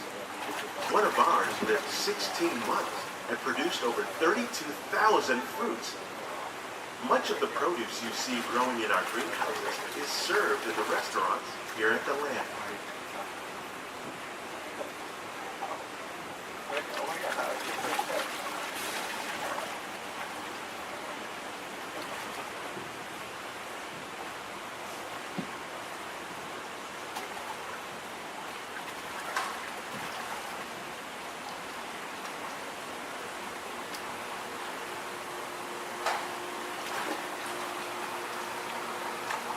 The future of agriculture includes some high-flying ideas like the ones you see here. The aquaponics system on your left integrates hydroponics with aquaculture. The fish provide a source of natural fertilizer for the plants, and the plants help keep the water clean for the fish. It's another great way to produce more while using less resources. In our lab, Epcot scientists are working with the U.S. Department of Agriculture on a number of innovative projects. The goal of these efforts is to produce higher yielding and better quality plants.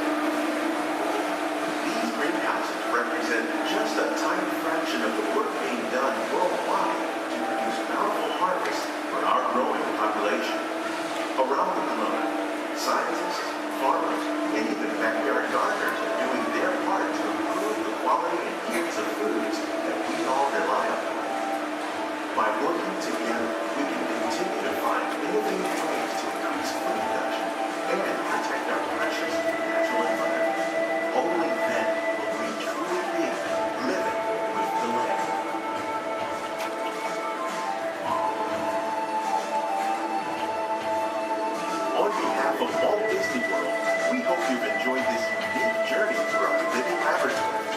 Those of you interested in an even closer look at our greenhouses might consider the behind-the-scenes walking tour. It's a great experience for the whole family. The tour desk is near the entrance to Soaring. Please keep your hands and feet inside the boat. Remain seated until the boat comes to a complete stop.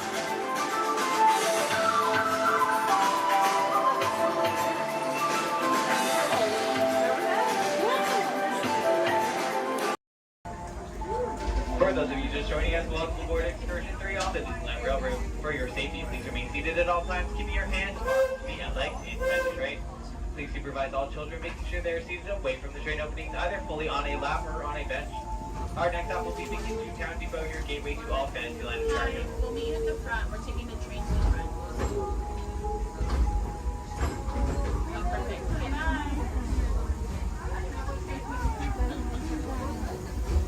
To those just joining us, welcome aboard the Disneyland Railroad. To ensure a safe ride, stay seated with your hands, arms, feet, and legs inside the train. And please watch your kids. Para su seguridad, permanezca sentado y mantenga las manos, brazos, pies y piernas dentro del tren y fuera de ellos. We're now entering Splash Mountain, rumored to be the location of the one and only Rappin' Place. If you look real hard, just behind it, it's where the critters are celebrating a zippity-doo-dah day.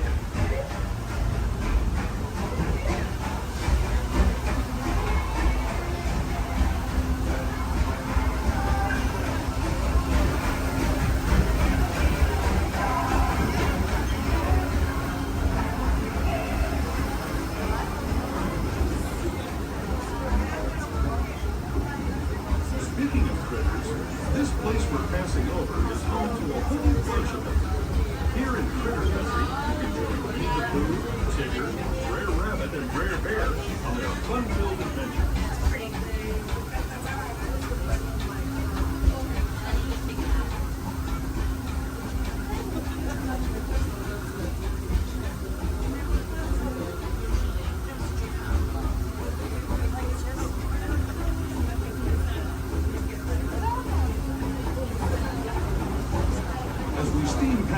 Bear Restaurant, last outpost in these parts, we're now joining up with the rivers of America and entering the frontier as it looked more than a century and a half ago. This is my favorite part of the journey. Around every bend, there's natural beauty as far as the eye can see.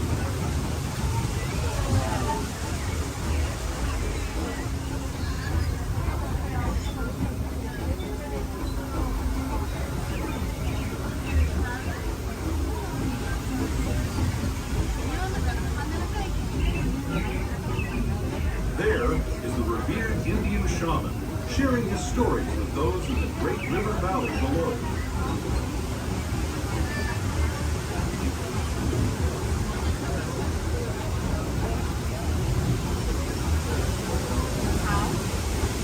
People like me have been riding these trails since the 1800s, traveling through nature's wonderland in a matter of days, rather than the months it used to take by mule or stagecoach.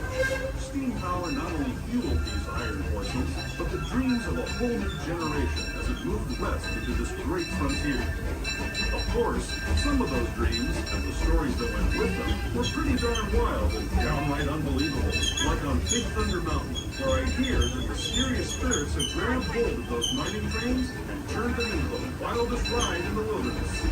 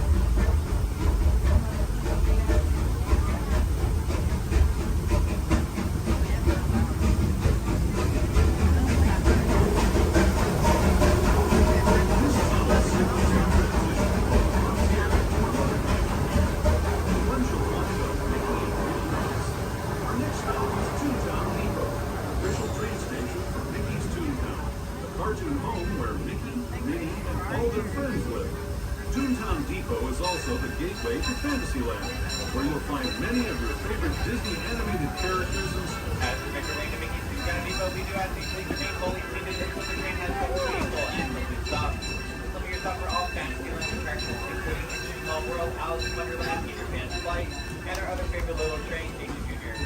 Once again, please remain fully seated until we have come to full and complete stop. Depot, Mickey's Toontown.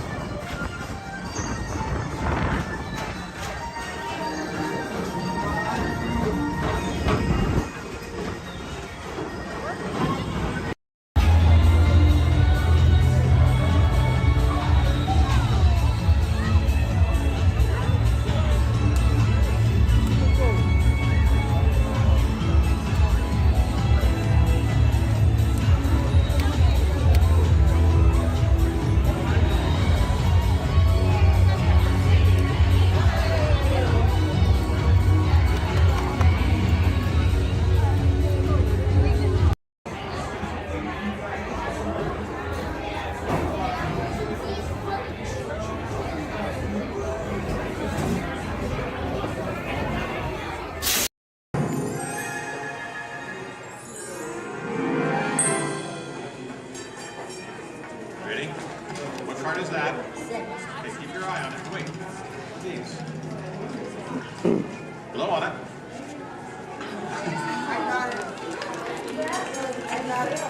Hello and welcome to Disneyland's 50th anniversary celebration. For this truly historic event, no ordinary host would do. No, the Disney folks wanted someone who's been here from the beginning. They wanted a household name. A name that means family entertainment. Donald, calm down. You're just too animated. I'm referring, of course, to me, Steve Martin. Oh, really? Well, I don't remember him calling that show the Donald Duck Club. Now just waddle along. As I was saying, the Disney folks came to me because I began my career right here at the magic shop at Disneyland. That's me, Disneyland class of 1960. Magician, prestidigitator, and seller of fake vomit.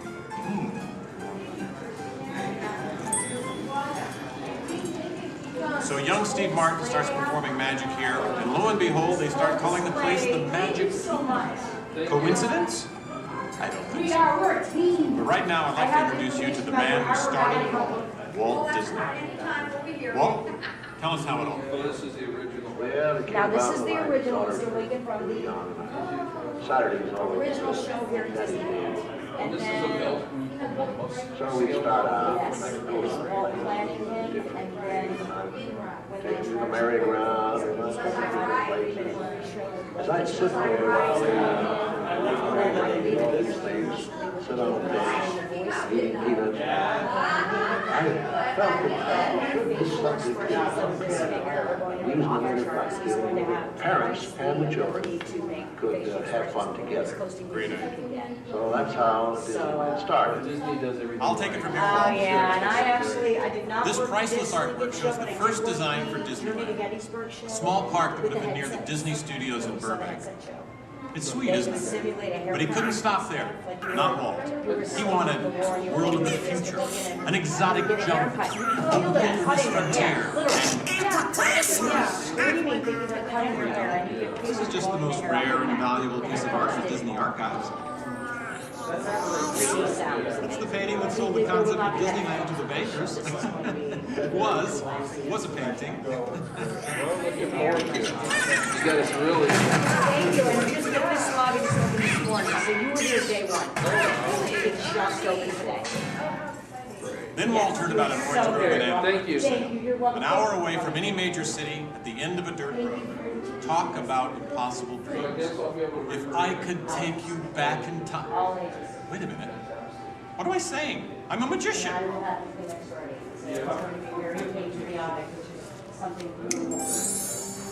Here is the actual orange grove 1 year from opening. And that's actually Walt Disney in the actual orange grove. Let's listen in on his top secret plans. 1, 2, 3. Aha! Some sort of code. I get it. Walt also had a code for all the trees on the property. Red ribbons for the big trees he wanted to save for Disneyland, and green ribbons for the ones he wanted removed.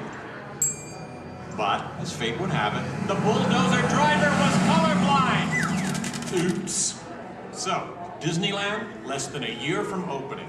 No one in their wildest imagination could ever build an entire theme park here in just 1 year. I'll show ya. Watch this, Magic Boy. That kind of sound. Keep going, boys. Faster, faster. That's it, good work. That's it, good work. Opening, go. Take it away, Walt. All who come to this happy place, welcome. Walt's dream had finally come true. And to celebrate, ABC organized the biggest live telecast in history. Some of the most famous stars in Hollywood showed up, including host Art Linkletter. Frank Sinatra. Hello, Franco. Who's driving? Sammy Davis Jr. Hello, Sammy. Bob Cummings, Ronnie Reagan. Come on in. Davy Crockett. Buddy Epson's there too. But right now, it's my pleasure to introduce the famous star whom Mr. Disney has asked to christen the Mark Twain. Ladies and gentlemen, Mr. Disney.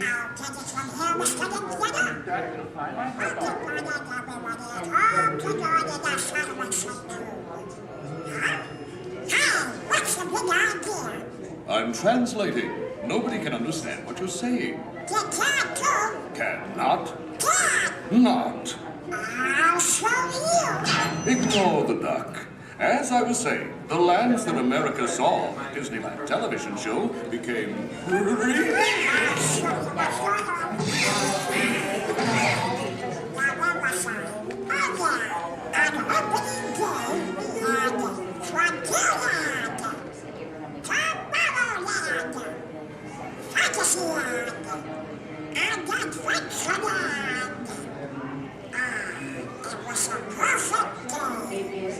Oh, really? I wouldn't say perfect.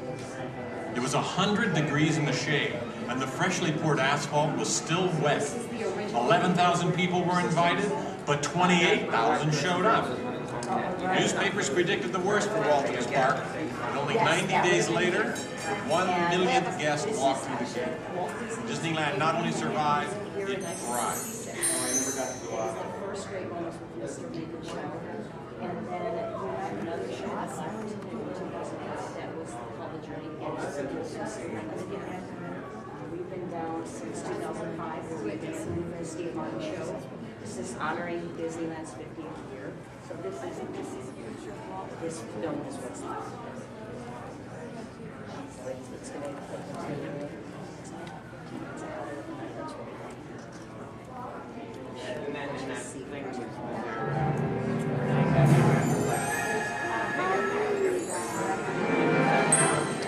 Walt wanted the magic of Disneyland to begin as soon as you walked through the gates. And your first stop was this turn-of-the-century street inspired by the small town where Walt grew up. He felt so at home here. He even had an apartment built for himself above the fire department, and it's still there today. Walt paid tribute to his father in one of the shop windows. In others, you'll find some of Disneyland's most important contributors. Nice try, Donald. Many shops have come and gone here over the last 50 years. Gone is the working pharmacy, and gone but not forgotten, my favorite, Hollywood Maxwell's corset shop, better known as the Wizard of Bras. Yes, Disneyland is filled with nostalgia and memories, but that's only part of the magic. Let's not forget fantasy. Ah, hear that? When you wish upon a star, your dreams come true. For Walt, that was the very essence of Fantasyland. Of all the lands, this was closest to Walt's heart. He even placed the Disney family crest right above the castle gate. Fantasyland was created by the same artist who created Disney's animated films at the studio. And soon those storybook tales came to life in an orange grove in Anaheim. For the first time, we could step into those worlds and become a part of the adventure. In Adventureland and New Orleans Square, surprises happen all the time. In fact, Disneyland is the only place I can think of where you can be attacked by pirates, frightened by ghosts, and nearly crushed by a giant boulder, while keeping your arms, legs, and feet inside the vehicle at all times. And here's the adventure that started them all. Remote rivers through a treacherous jungle. Could something go horribly wrong? Only a punchline. Over the years, the Jungle Cruise has become a showcase for handsome and witty river guides. Oh no! That big elephant is coming up to us and it looks like he's going to squirt us! Everyone in the back, get down! Don't worry, it never happens.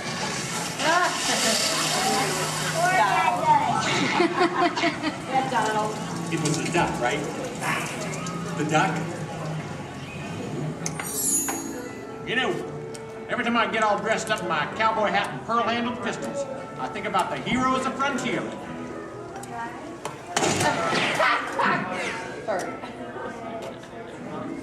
You see, Walt believed it was important to pay tribute to the pioneers who blazed a trail across frontier America, and I agree. especially when it involves saloon girls and blazing six-guns. In Frontierland, you could meet popular Disney heroes of the day, like Davy Crockett and Zorro. For a while, there was an authentic American Indian village. And in the little mining town called Rainbow Ridge, you could board a mine train or pack mule to explore nature's wonderland. And then the West got a whole lot wilder. Big Thunder Mountain Railroad was a thrilling addition to Disneyland's growing mountain range. The first peak was the Matterhorn, one of Disneyland's first e-ticket attractions. But the most out-of-this-world mountain of them all is right here in Tomorrowland. When Disneyland first opened, Tomorrowland gave us a preview of the amazing, futuristic world of 1986. Okay, so the 1980s didn't turn out that way. But Tomorrowland is really about imagining the possibilities of the future. So we got to go to the moon before real astronauts did.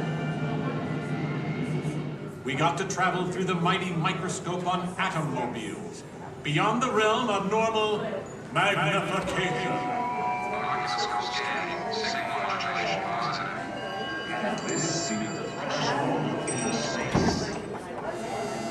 Tomorrowland has always been a showcase for new ideas and new inventions, including one of Walt's most famous. Audio animatronics? Right, audio animatronics.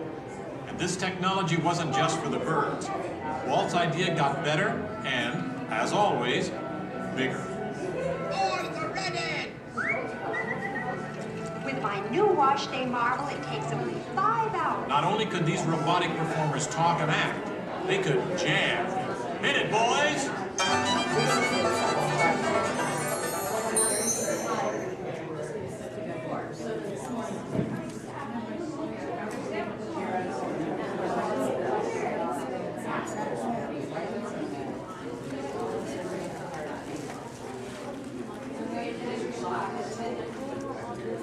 I was going to call him and say that.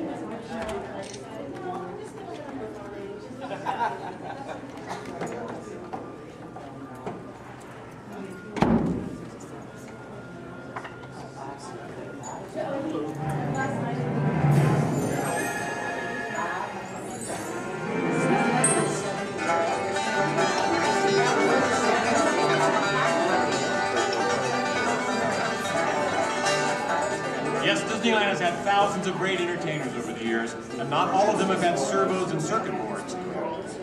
I learned a lot about comedy by watching Wally Boat, star of over 47,000 shows at the Golden Horseshoe Revue. And he was only one of the great homegrown acts that brought their unique magic to Disneyland over the years.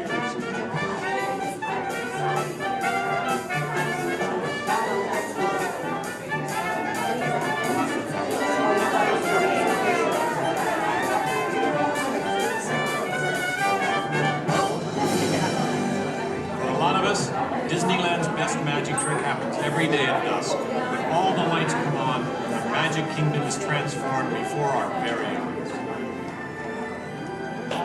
You know, that's one of the great things about Disneyland. Everyone has their own special memories. For some, it's the first time they walk through these gates. For others, it's their first parade.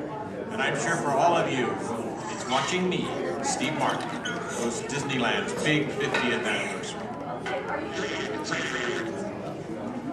But while shows and attractions are all great, I think for most people, the real magic of Disneyland is right here. It's you, Donald.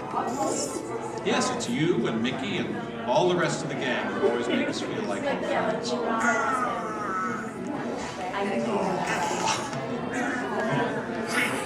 Shall we? Let's do it! Goodbye, everybody. You know, I have to admit, you would have made a perfect host next to me.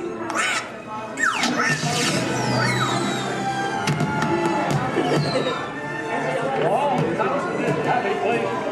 Welcome. Disneyland is your land. Here age relive fond memories of the past. And here youth may savor the challenge and promise of the future.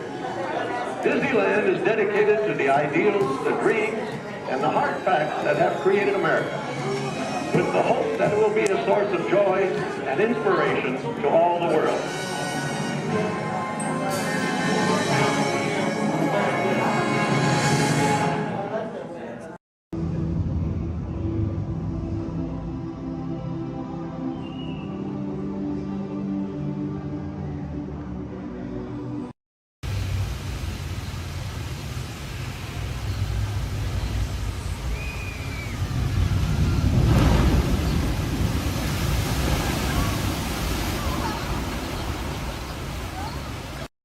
Team ready. Affirmative. The engines are hot. Red 2, Blue 5, report. Red 2, check. Blue 5 standing by. Red America system scan ready. Affirmative. Red all Engage propulsors and hold on, recruits. More ships. Launch.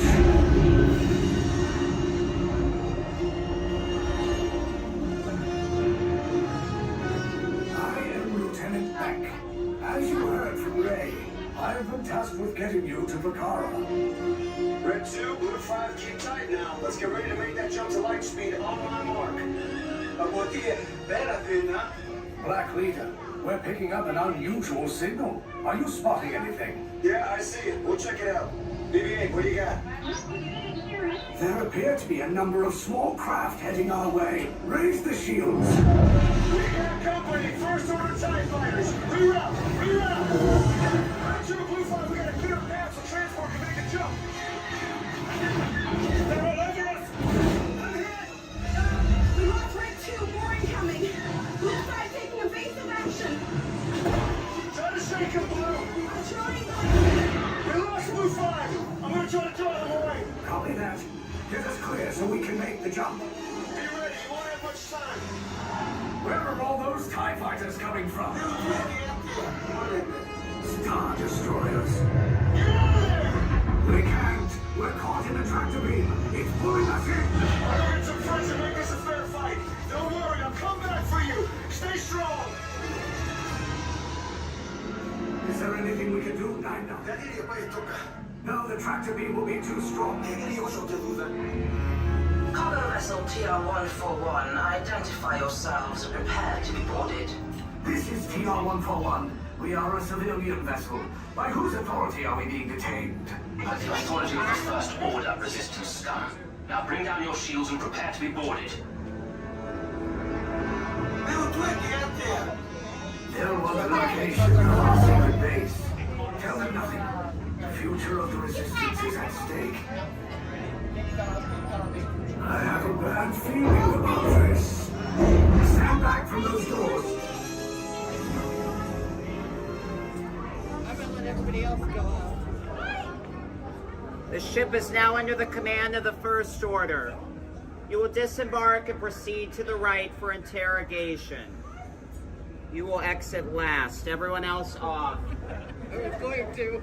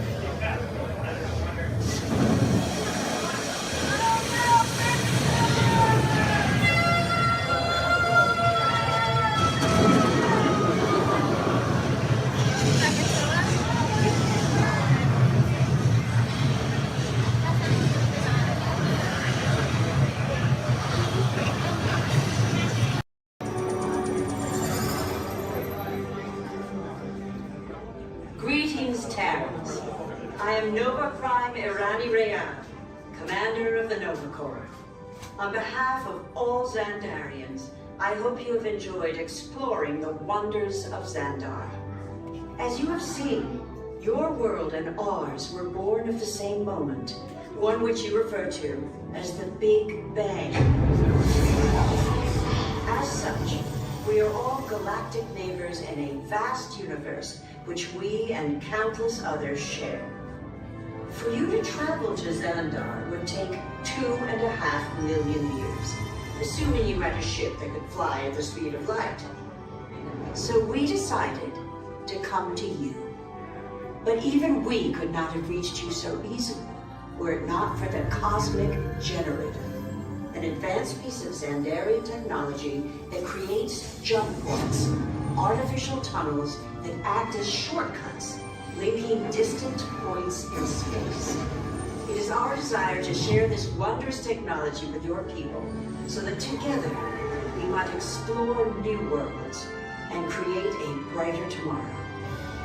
And now, as the culmination of the wonders of Xandar, you will be teleported to a Nova ship above your planet for a demonstration of the Cosmic Generator. I trust you will find it an unforgettable experience.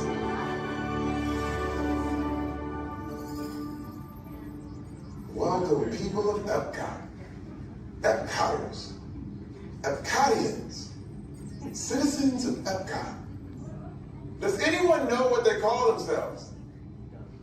What? I'm on? Someone needs to tell me what I'm on. Welcome, Epcot Terrans. I am Centurion Talmeric, and we're just about ready to teleport you up to the ship for the demonstration. As you're about to enter a secure Nova area, I must ask you to put away your Terran communication devices at this time. Recording of any type is strictly prohibited. I am very serious about this. Now, please step forward into the chamber. You're gonna love this.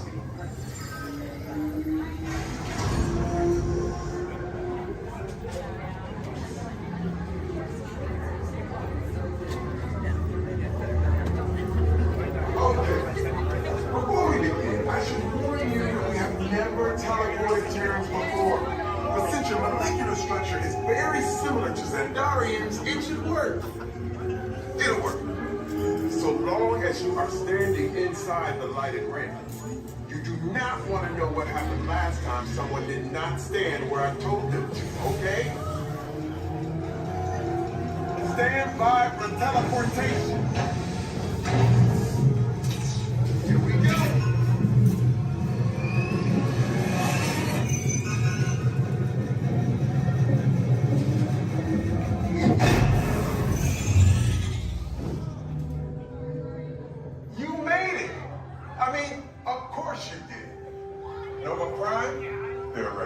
Excellent. What you see before you is the Cosmic Generator. And in just a few moments, we'll be activating it so you can experience for yourselves what's happening. I'm not sure. Our power's out. And the Cosmic Generator is gone. Cheerio, Monarch. Go to Code Red. Prepare the fleet. And call the Guardians. Now. There is no cause for alarm. Turn off that alarm. I've got an important transmission coming in. Hey, what's up, Nova Corps? Our Cosmic Generator has been stolen. What? How? Why didn't we think of that? That thing's gotta be worth a fortune. I am Groot. Good question. Yeah, who do you think took it? Perhaps that really big man outside your ship. Well, that is a big man. I need to alert Nova Prime. I've been watching Terrans for dogs. That's not creepy at all. This species has failed. Wait, whoa. We didn't even know there was a test. He's got the Cosmic Generator. He's creating a new jump point. Jump point to where? Not where. It's some kind of mutant jump point. It's going back to the dawn of time. Dawn of time? Why? To erase an error. Well, that doesn't sound good. Your time is over. Wait, what do you mean? What do you mean it's so vague? The jump point is closing. Hey, Nova Dude, you're Nova Corps need to follow that whatever it is until we get there. We can't. Our power is down, and I've got to get these Terrans onto evacuation shuttles. I got it. reprogrammed the shuttles to follow him through the jump port. Wait, what? Look, they're our only chance of keeping track of that whack job until we get the cosmic generator back. Piece of cake. Wait! There's cake. Where's this cake? The odds are impossible. Yep. But it's our only shot. Good luck. Are you sure you can control it? Come on, it's me. We got this. We're all toast. First it was cake, now there's toast. This plan is making me so hungry. Terrence, listen up. You need to make your way to the evacuation shelter now. We'll follow the plan when we get our power back. I mean, when we get our power back.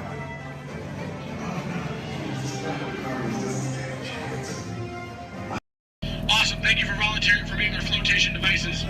Does anybody think that the captain should go down with your ship? Raise your hand. Awesome, sir, what's your name? Jim, thank you for volunteering for being the captain. I'm a skipper. I skip out at the first sign of danger. All right, and we are clearly out of my mind. Everybody turn around, wave goodbye to the dock. Now wave goodbye to the nice people on the dock. Now wave goodbye to the skippers. Bye, skippers. You're never going to see them again. All right, ladies and gentlemen, my name is Skipper Jason. For your safety and mine, please remain fully and completely seated, keeping all hands, arms, legs, feet, small children inside the boat at all times. Now, not only am I your jungle cruise skipper, I am also your dancing instructor, your cruise director, your lion tamer, your alligator wrestler, and if you don't laugh at my jokes, swimming instructor. Alright guys, we're starting off right here in the Amazon rainforest where it rains 365 days a year. That's almost every single day. That's what makes these bugs larger than life. These beautiful Amazon butterflies, ladies and gentlemen, their wingspan can go anywhere from 12 inches up to a whopping 1 foot. That makes them the rulers of the jungle. True monarchs, true monarchs. And over here, ladies and gentlemen, we have Inspiration Falls. Now, I am told the longer we stare at Inspiration Falls, the more and more we are inspired to go. Deeper and deeper into the jungle. Everybody say, ooh. Everybody say, ah. Everybody say, ooh, ee, ooh, ah. No, I'm just kidding. Go do that, folks. Anyway, so much inspiration, we are going to not only change rivers, but jump continents. We are now in the continent of Africa along the Congo River. Now, we're going to see how far we can go in this boat with me behind the wheel. Who here wants to see the world-famous Jungle Book? Raise your hand. Awesome, everybody. Because there it is. Now, up here at the beach, ladies and gentlemen, I have arranged for you a welcoming pygmy party. There's going to be music, dancing, singing, eating, drinking, all sorts of fun, all sorts of game, all sorts of craziness, all sorts of... Oh, I can't see anybody canoe.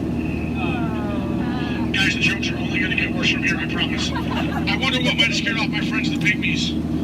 Anybody see anything that might have scared them away? Yes, that giant python could have done it, princess. They can grow up to 33 feet in length, but don't get too close. They can develop a crush on you. They're really friendly. So let's stop by my base camp, guys, and pick up some supplies. Oh. This is what happens, guys, when you leave your door open in the jungle. You get unwanted house guests, and they break every single thing that you own. Good news, though, guys, they got my Jeep to turn over. I wonder if they used a monkey wrencher called 888. All right, ladies and gentlemen, we are now cruising along the Nile River. It is the world's longest river. It goes on for miles and miles and miles. If you don't believe me, you are in... the Nile. False. You're in disbelief. We are on the Nile River. Right over here, ladies and gentlemen, is Jimbo. He's an African bull elephant. I taught him some tricks. Jimbo, speak.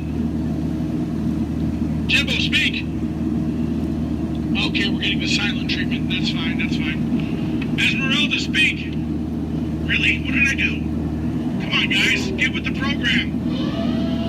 There they go. All right, right over here, guys, we got the sandstone rock formation. A lot of people take it for granted, but I think it still rocks. It's one of our bolder attractions here in the jungle. Now, ladies and gentlemen, we got the wildebeest, we got the giraffes, gazelles, impalas, zebras, and lions.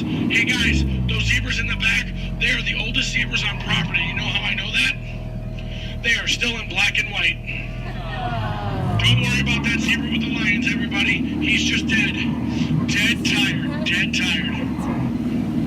All right, ladies and gentlemen, over here we're going to say hi to one of my oldest friends in the jungle. Her name is Ina. So as we go by, I want everyone to wave and say hi to Ina for me. Here we go, everybody. Say, hi, Ina! By the way, Ina is the zebra in the back. It looks like those guys on that tree are in some trouble. Oh, boy. All right, ladies and gentlemen, we are now cruising along in crocodile country. Crocodile country, there's a lot more dangers than just crocodiles. There's monsoons, there's rapids, and there are these giant things called waterfalls. So if you guys see a waterfall,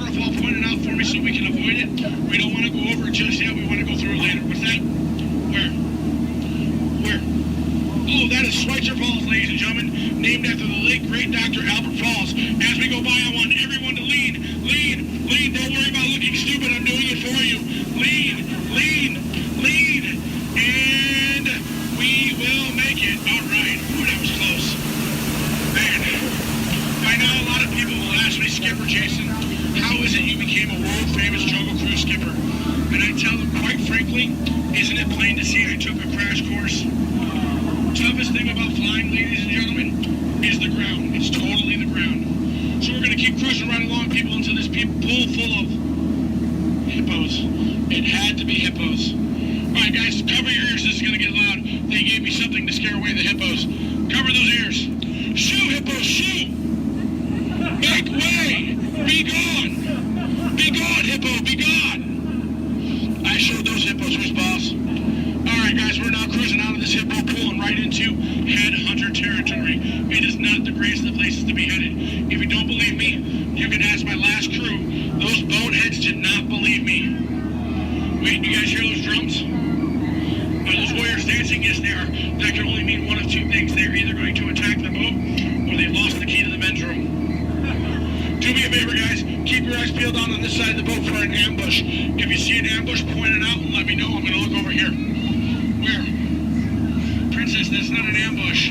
That's an ambush. You can tell by its leaves. All right, ladies and gentlemen. This is what everybody got up early to come to Disney for. Are you ready? Are you ready? Here we go. The eighth wonder of the world. The backside of water. Kids, do not try this at home. You'll hit your head on the faucet and that hurts. Don't ask me how I know. Alright guys, we're now in the Mekong River here in Southeast Asia. There's this really cool temple I want to show you guys. It's awesome. It's amazing. The entrance is just up over here. Oh. It looks like there's been an earthquake since the last time I've been through. What do you guys say? Do we go in? Yeah. There could be danger. There could be adventure. There could be treasure. Or worst of all, it could be another Disney gift shop. Alright guys, stay seated, keep your eyes open. I'm going to stay seated and keep mine closed. Oh wait, it's just a root canal.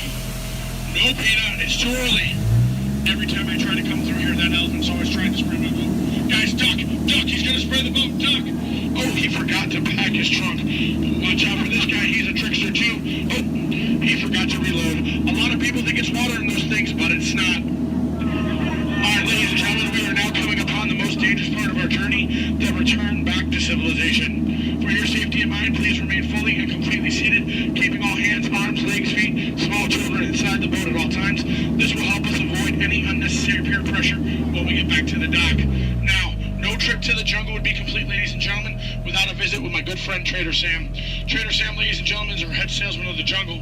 Now, sales have been shrinking, but he's got a great deal for you. 3 of his heads for the price of 1 of yours. Any way you slice it or dice it, you're going to come out ahead. Do we have any takers? No? It's all right, guys. It's all right. Now, ladies and gentlemen, when we get up to the dock, we're going to rope this boat.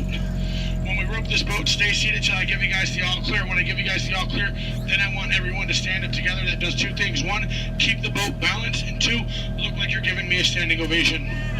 At that time, I want you guys to clap, yell, holler as much as you possibly can, because then it looks like not only did I do my job, but it'll also help out my self-esteem. When you guys go to exit out the boat, you are on my jungle side, you will stand up, exit out through the back. You here on my dock side, you will stand up, exit out through the front. At no point in time do you ever cross those crates in the center. It is not a crate idea, it is very disgraceful. I don't go to your house and cross your crate, so please don't cross mine.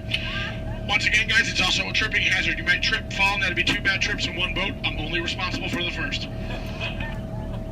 Now, guys, I really want to thank you guys for joining me out in the jungle today, but most of all, I want to thank my legs for always supporting me. I also want to thank my arms for always being at my side, and I really do want to thank my fingers and toes because I can always count on them, always. All right, ladies and gentlemen, out of all my crews today, you guys have been my first. Yeah, you've been my first. Now, you guys have been obviously the most recent. Now, guys, you've been awesome, you've been amazing, and pretty soon you're going to be outstanding on that dock. Alright guys, here we go. Once again, guys, for your safety, please remain fully and completely seated, keeping all hands, arms, legs, feet, small children inside the boat. Linda, Skipper Linda, what are we teaching that rope today? 2 plus 2, okay. Now, we're gonna wait. Linda has been practicing for like years. She's been training for months. She's gonna learn and show you guys how to rope this boat at the first shot. All right, Linda, here we go. It's your turn. You can do it, Linda. You can shine like a star. No. Back of the boat, Linda, not the guest. Stay seated, guys. Stay seated. So now we're gonna teach this rope about 2 plus 2. Now, in some cases, rope secure. A lot of people think 2 plus 2 equals 4. But in some theories of math, people say 2 plus 2 equals 3. Or 8, or 12. But I say you're done. Let's go. Rope's done. Everybody out of my boat. Bye, guys.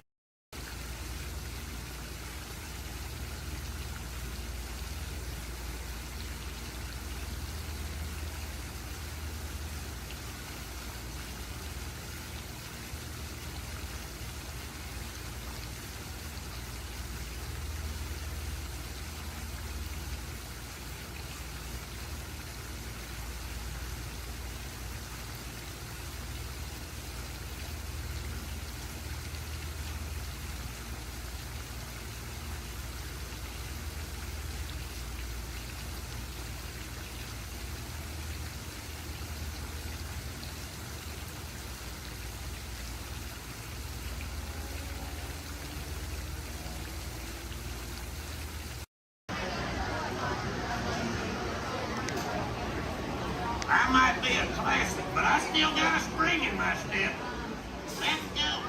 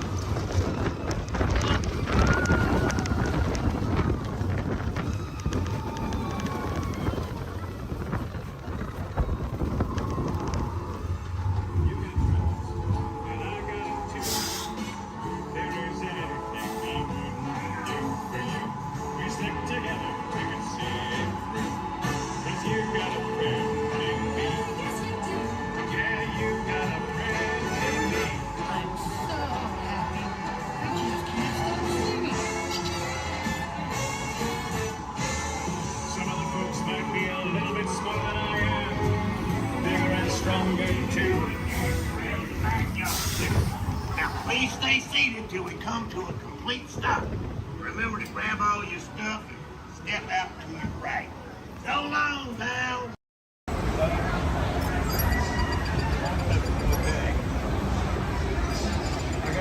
Hello. The seatbelt check is around the corner. For your safety, remain seated with your seatbelt fastened and your hands, arms, feet, and legs inside the vehicle at all times. And please supervise children. Thank you. La estación de control de cinturones de seguridad está a la vuelta de la esquina. Por su seguridad, mantenga sus manos, brazos, pies y piernas dentro del vehículo y cuide a los niños.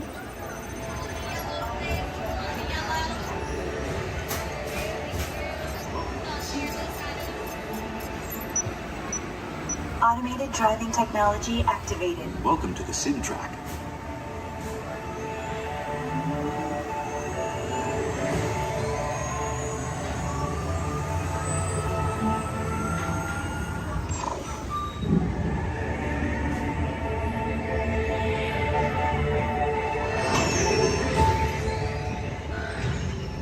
We'll begin with the capabilities test to see how your vehicle designs perform under challenging weather and surface conditions.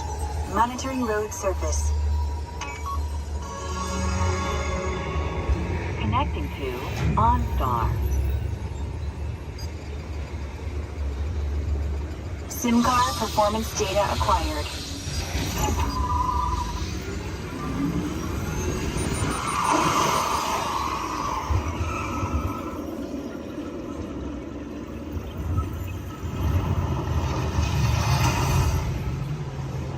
Let's see how your designs hold up now. Commencing SIM car off-road and extreme weather sequence.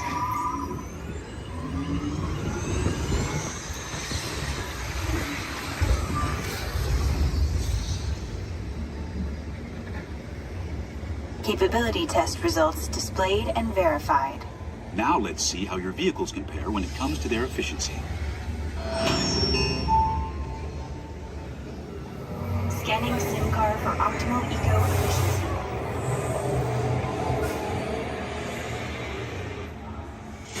Engaging EcoScan for aerodynamic efficiency.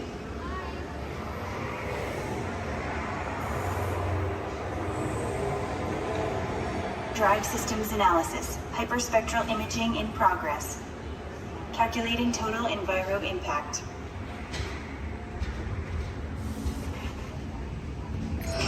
Commencing responsiveness test. Okay, the responsiveness data is now being synchronized. Automated driving technology verified and active.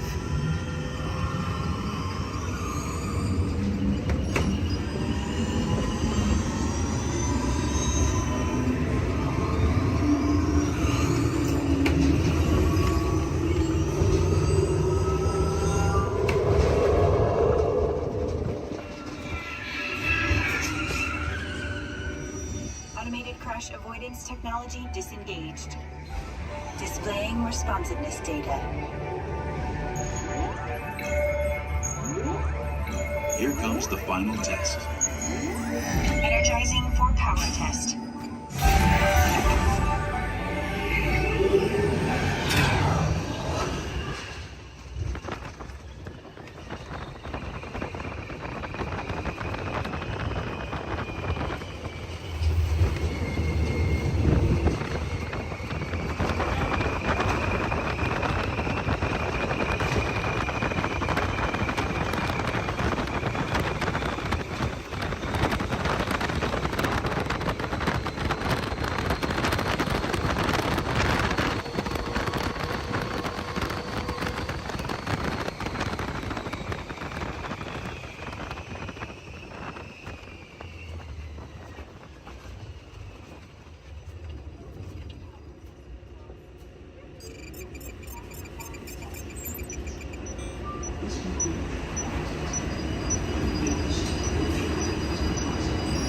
Displaying power test results.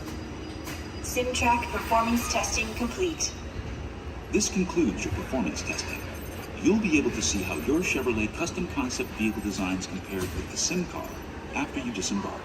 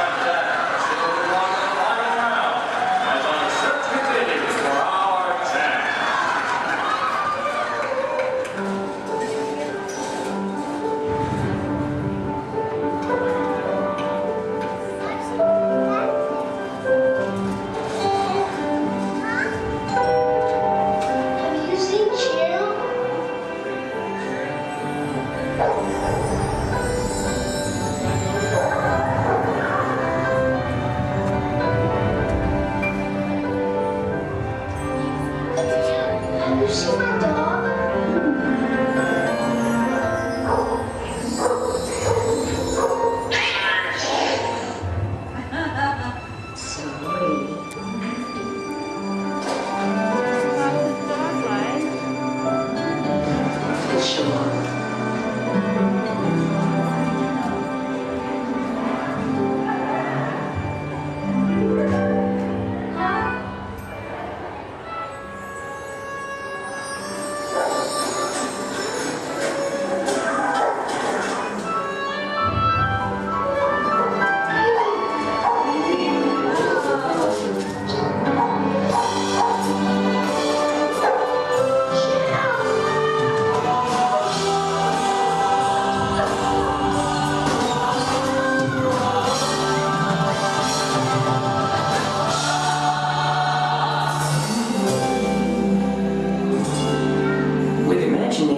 Every picture tells a story. With imagination, we can relive the moments of our lives.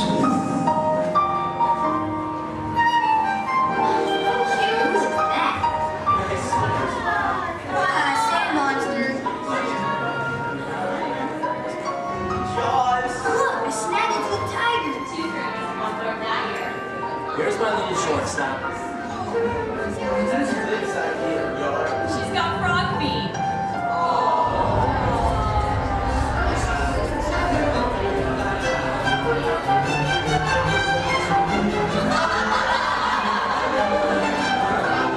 I think we should call this Jerry's picture.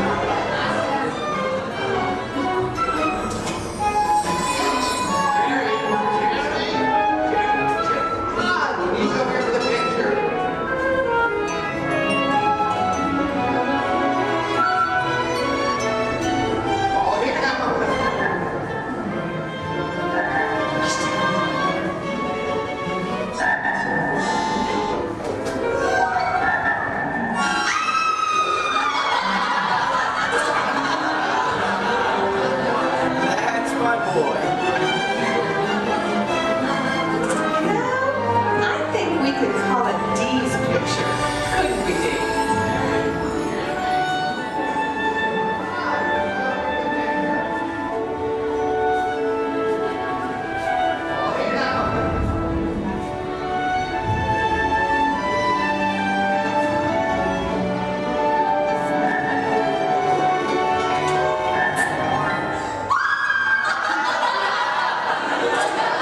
With imagination, we can relive the moments of our lives. With imagination, anything is possible. I'm gonna be a fireman just like my dad. It's Billy Cartwright stepping up to the plate. Bases are loaded on with a man.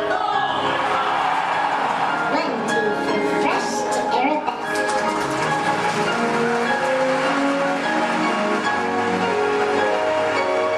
This is Houston. How's the view up there?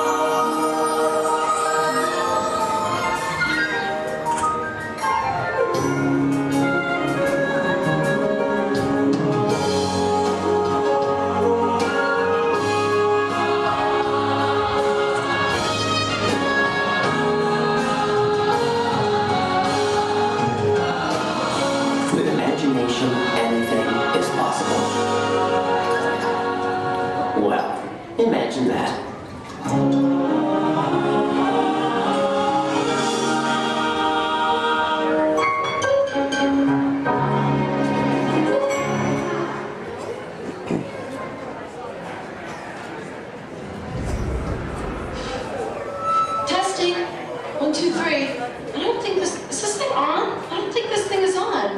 Can anyone hear me? Good, you can hear me. Hi everyone, I'm Christy Smithers, an assistant here at the Institute. We're just about ready for you next door, but before we go in to see today's presentation, here's a message from my boss, the head of the Imagination Institute. Hello, Dr. Nigel Ken here. Welcome, welcome, welcome to our annual open house. It is my pleasure to have you here, just as it is your pleasure to be here. For over 100 years, the Imagination Institute has honored the world's leading thinkers, dreamers, and innovators with the Inventor of the Year Award. This year's recipient, Professor Wayne Zielinski, holds patents on numerous unique, one-of-a-kind inventions, including the hands-free phone helmet, the hands-free personal grooming helmet, and his newest creation, the video camera helmet, which, if I'm not mistaken, is also hands-free. But what brought Professor Zielinski to our attention was not headwear, but his incredible shrinking and enlarging machine. Although he's had some small setbacks, he has demonstrated a truly enormous gift for imaginativeness. Today, before receiving his award, the good professor will demonstrate for us his latest inventions, all developed right here at the Institute. Before we begin, I have one special reminder. Do remember, safety goggles must be worn during the presentation. But please, for your safety, do not put on the safety goggles until you are safely seated safely inside the theatre safely. Right. Now, please gather up your personal belongings and move all the way into the auditorium. See you in a few minutes. Cheerio. Please stand clear of the doors. Or manténganse alejado de las puertas.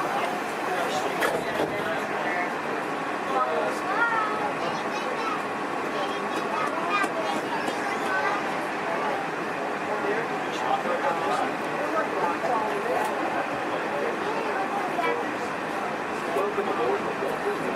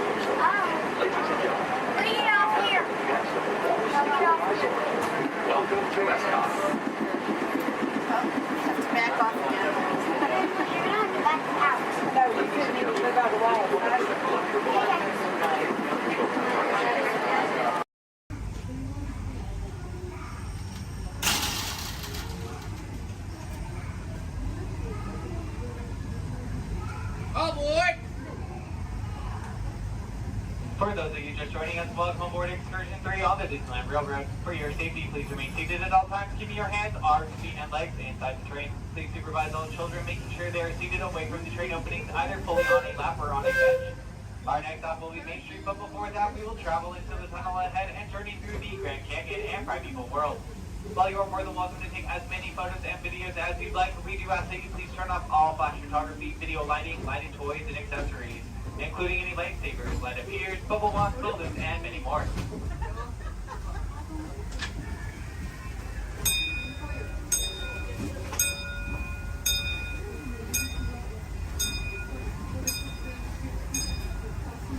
To those who have just come aboard, welcome.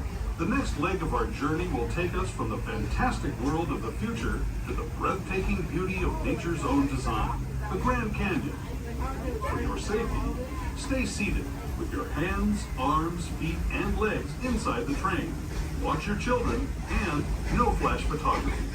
Para su seguridad, permanezca sentado, mantenga las manos, brazos, pies y piernas dentro del tren y cuide a los pequeños.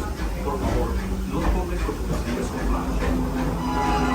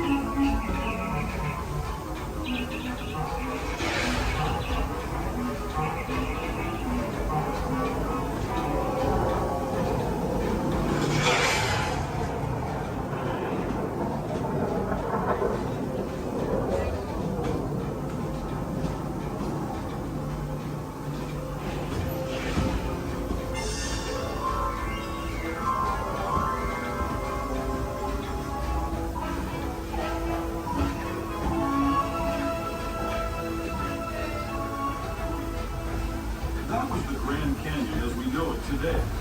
But it wasn't always this way. Now, let's travel back in time, way back in time, to the fantastic past of the primeval world, land of the dinosaurs.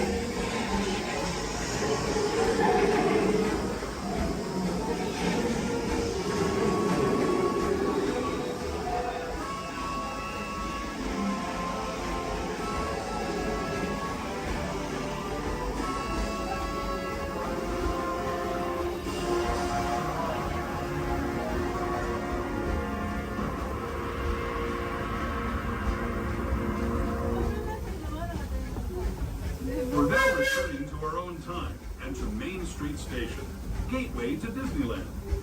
If you're leaving us here, stay in your seat until we come to a full stop. Remember to gather all your personal belongings and step carefully from the train. I'd especially like to thank those of you who've been with me. As we make our way back to Main Street Station, remain fully seated until the train has come to a full and complete stop. As a reminder, Main Street Station has there are no ramps or elevators, so we do not wait until you come to and wheelchairs only necessary to reach the very bottom of the exit station. This will be your stop for the down to Disney District Park exit and of course Main Street.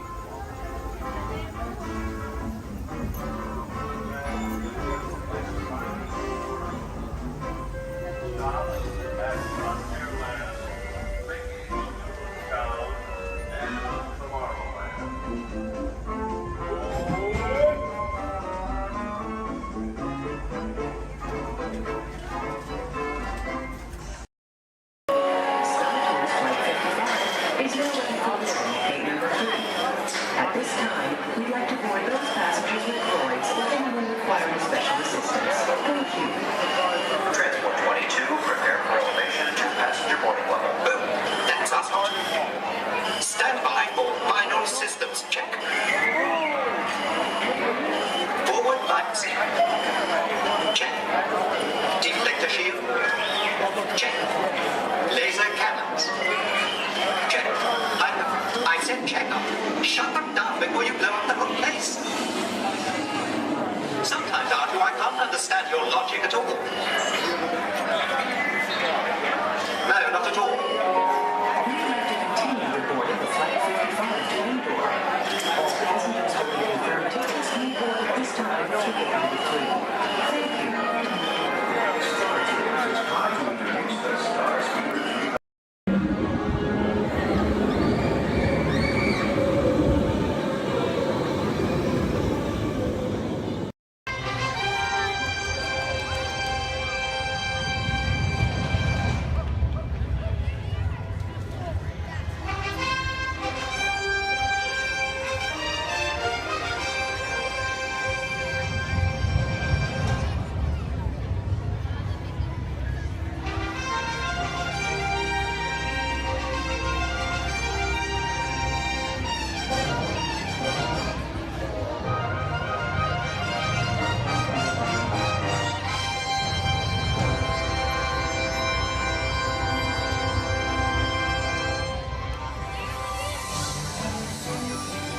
3000.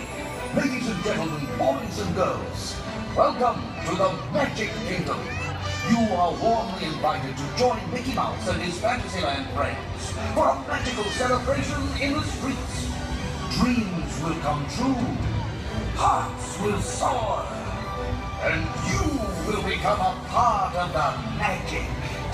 For the time has come to take your places and prepare to welcome the wondrous and wonderful Disney Festival of Fantasy Parade!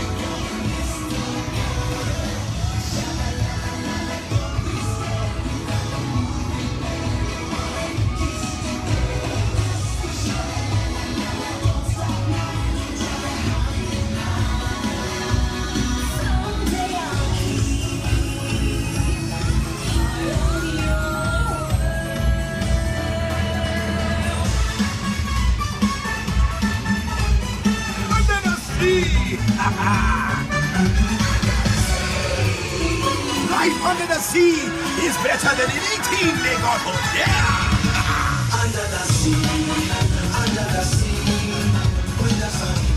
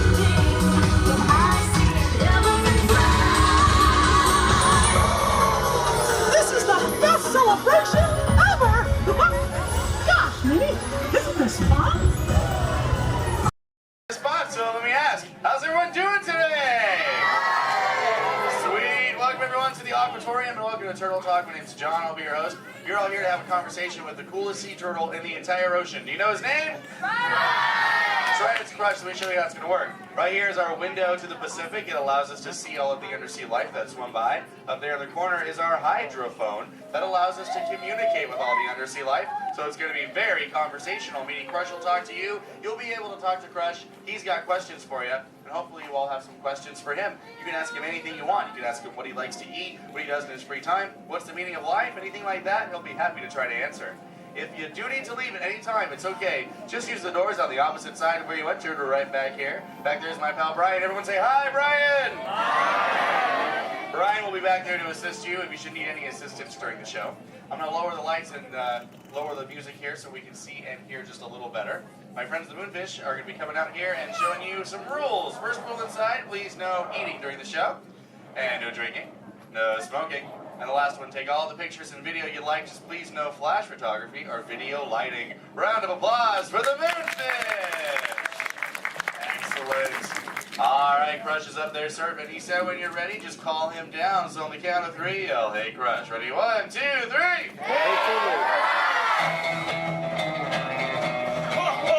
Righteous! Righteous! Yeah! Dude! Scope out that double spinner intro by the turtle, dude. Yeah. Chaw.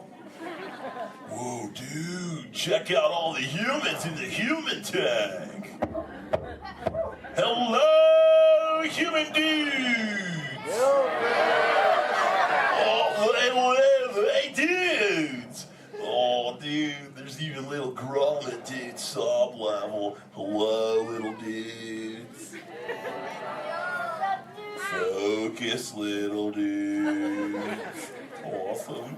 Dude, it's John. What's going on, dude? Hey, dude. Hey, do you think you can help me talk to a grommet right over here? Right down front, kind of middle, wearing like a greeny color shell, dude. Brown moss on the noggin. Hey, what's your name, dude? Rudy. Nice to meet you, Rockin' Rudy, dude. Hey, do you know how to talk like a turtle? No. Oh, no worries. I'll teach you. Can you say totally? No, I can't. Okay, then. Let's go over here, John, dude. Yeah, let's talk to the dudette right here in the pinky shell, dude. Let's see if she can say totally. Hey, what's your name, dude? Gabby. Nice to meet you, Groovy Gabby, dude. So can you say totally? Totally. Whoa, you're good. Okay, now can you say sweet? Sweet. Okay, put both those words together, Groovy Gabby, and say totally sweet. Totally sweet. Whoa, dude, you put your fins together for Groovy Gabby for totally talking turtle, dude. Dude, you're like bilingual. Hey, so like, where do you come from, Gabby, dude? Where do you live? Canada. Ooh, dude, you come from Canada, dude. That's excellent. I have no idea where that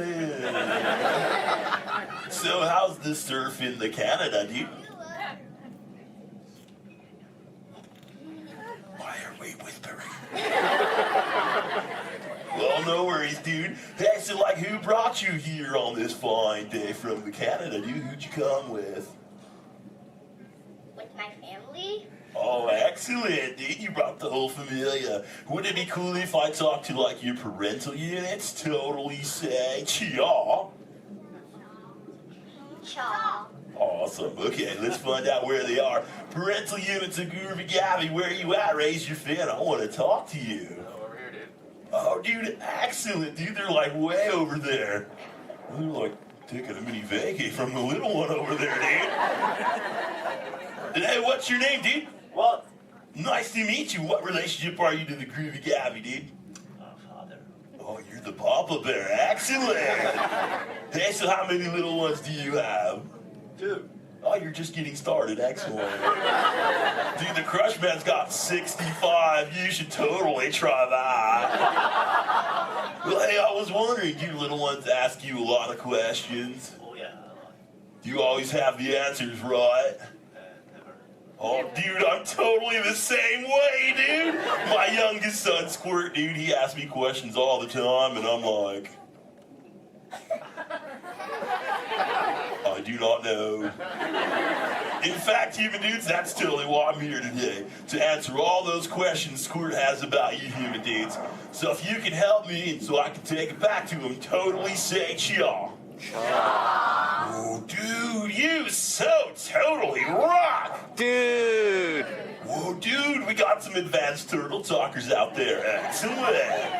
For the rest of you dudes, whenever a green sea turtle says you so totally rock, you reply by saying, dude, really loud.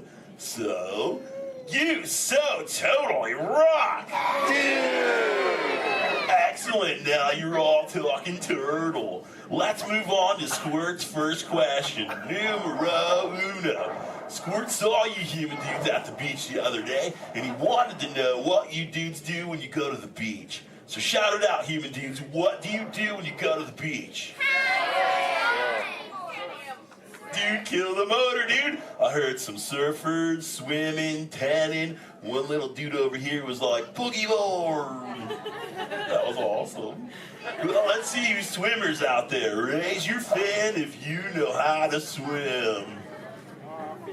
Oh, not many adults know how to swim. Okay, this is muy importante, human dudes. Raise your fin if you've ever swam or swummed or swam a dude in your entire life, dude. Oh, that's more like it. Hey, John, dude, let's go to this side of the tank in the first row, fourth noggin. That dude, that looks like a most excellent swimmer. Hey, dude, what's your name? Me? Sandra. Nice to meet you, Surfing Sandra, dude. You should have seen your face when I first called on you. You were like... It was totally awesome. Oh, go ahead, Sandra, dude, what's up? Are there any sea creatures you're actually afraid of? Oh, dude. Those tiger sharks got some serious thrill issues. They're real jerks. Dude, but I'm a pretty fast swimmer, so I can get away from them pretty good, dude. But I do have two very good friends, Chum and Bruce, and an anchor too, don't forget about him. Well, Bruce and them started this 12-step program called Fish Your Friends, Not Food. Oh, you know it, dude. You took it too. That's excellent. It's spreading onto the land. Very cool. Well, hey, I was wondering, dude, do you ever go swimming? Do you like to go fast or slow? I like to slow down my path. Oh, dude. I like your style, Sandra, dude. There you go. Just kind of like sit back and close your lids and be like, dude, I'm Sandra. I hope there's no tiger sharks around. Dude, that's excellent. But I am a green sea turtle, and because of those tiger sharks and my love for the thrill of speed, I totally love to go fast. Hey, human dudes, you want to see how fast I can swim? Totally say y'all. Excellent. I'm going to go get my motor running, and human dudes, I need you to time me. So start counting when I say go, and count nice and loud so I can hear you, okay, dudes? Ready, set, go! 1, 2. Back, dudes! Dude, I just swam all the way around the world. I did, dude. Right through Canada.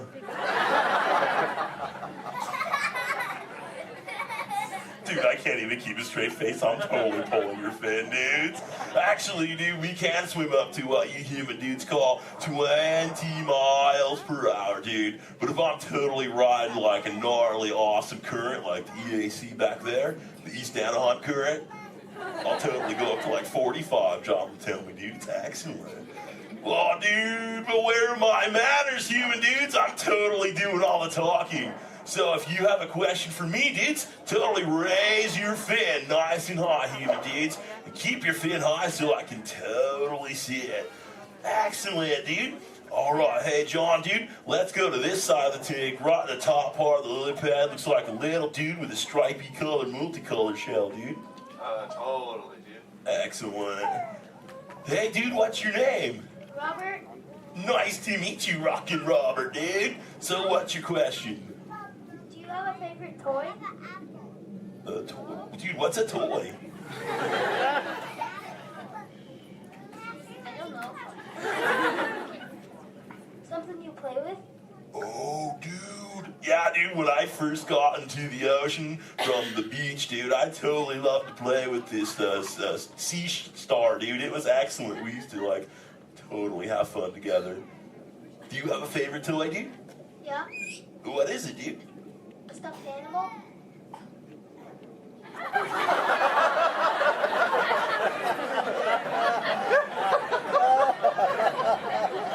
What kind of animal? One from Disneyland? What's Disney? You know what, dude? You got some serious thrill issues, dude. We're just gonna stop it right there before I go any further. Dude, that's excellent. Hey, actually, dude, do you think you can help me with something? Say chomp. Chomp. Okay, the other day I found this thing. I don't know what it is. It's hoping you can tell me, dude. What is this, dude? A Buzz Lightyear toy. Oh, dude, so this is a toy, dude? Excellent, dude. So, like, what does he do? He flies. No way. Let's see if I can make him fly. Dude, that was awesome! Dude, the other day when I found this little mini man, he started talking to me, dude. He was like, I don't know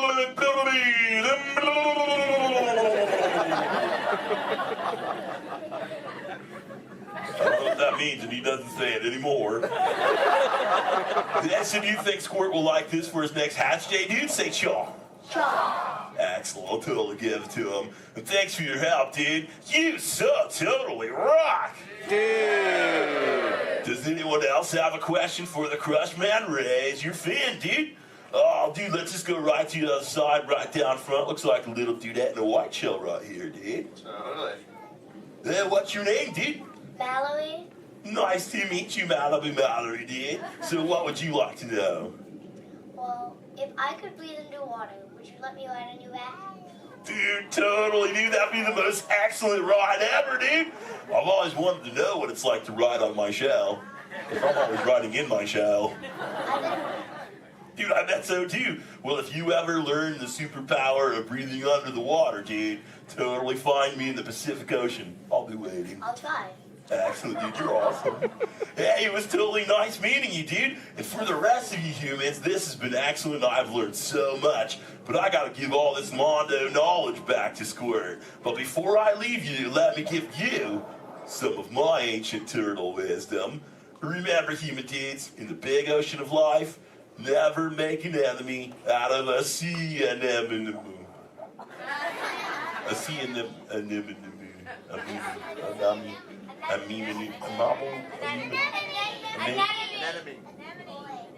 Stay in schools, dude! And remember, you so totally rocked! Give it up for the Crush Man! Alright, human beings, mark your exit ready. Escape, the doors in the back. Alright, pilots, get ready for takeoff in 3, 2, 1, lift off.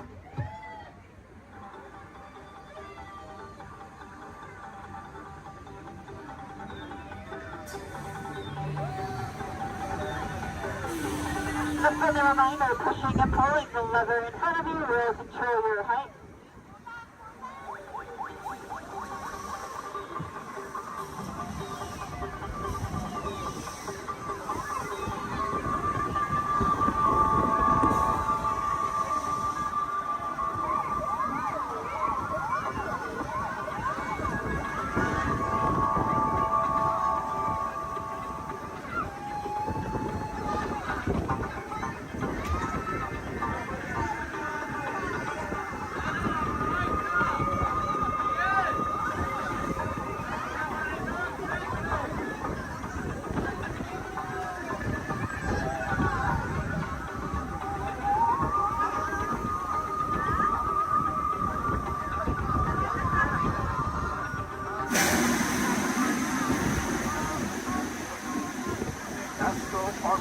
Now beginning its descent. Please remain seated until your luggage is stopped. Then follow the arrows to the flight. Welcome back, pilots.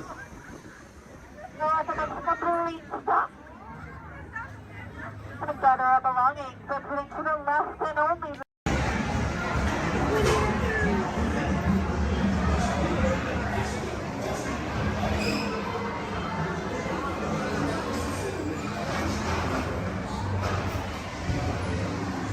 One day, 100-acre wood, the East Wind traded places.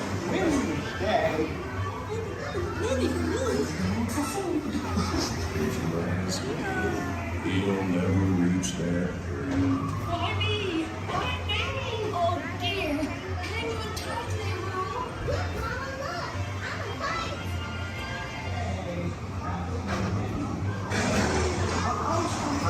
So unrolled by our able to see her by mistake. Time to tell you about my Uncle Clyde. Hunter! Come bounce with me.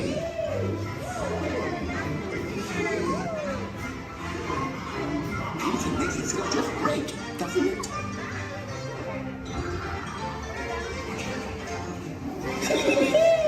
Follow me! My little fool. I almost bounced right out of the ride. Watch out for everyone in the water. They steal honey. Steal honey.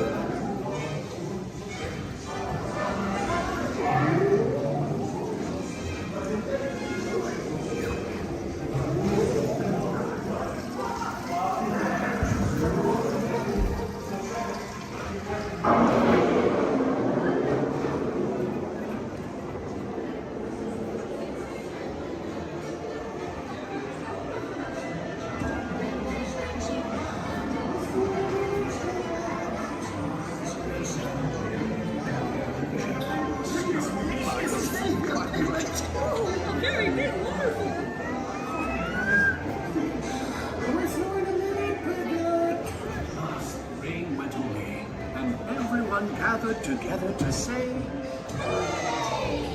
Hooray for Pooh, too! let's go to the party with me.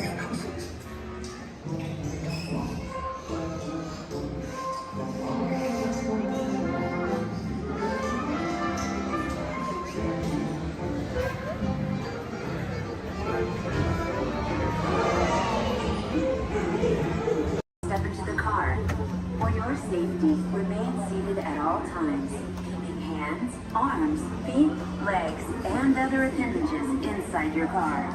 And please supervise younger beings. Stay clear of the doors, which will open and close automatically. Enjoy your journey. Para su seguridad, permanezca sentado y mantenga sus manos, brazos, pies y piernas dentro del vehículo. Y cuide a sus niños. Gracias. Please step carefully onto the moving platform, then step into the car. For your safety, remain seated at all times. This is the TTA Blue Line, non-stop service around Tomorrowland.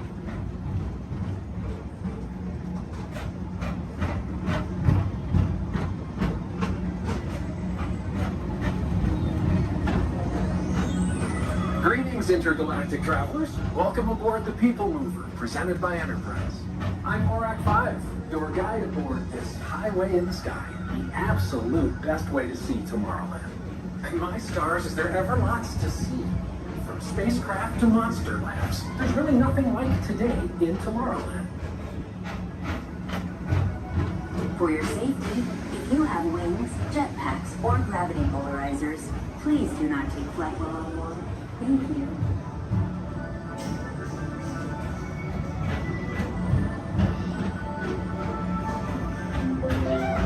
The next station is Tomorrowland Urban Planning and Star Traders.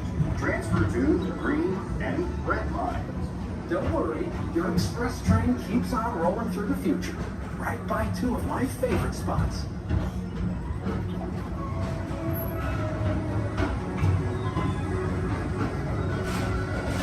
First up, Progress City. Walt Disney's amazing dream for a community of tomorrow. Did you know Progress City inspired Epcot? And a lot of the visionary ideas throughout Walt Disney World. Look, there's even a tiny people mover. I wonder if that means there's a tiny ORAC.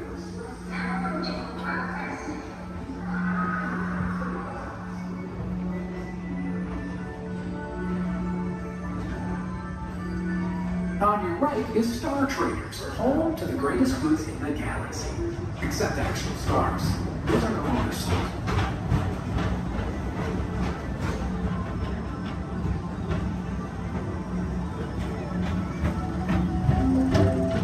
Now approaching Tomorrowland Speedway and Tron Light Cycle Run. I love a good circuit, and these are two of the best tracks in the cosmos for a bit of light, speedy competition.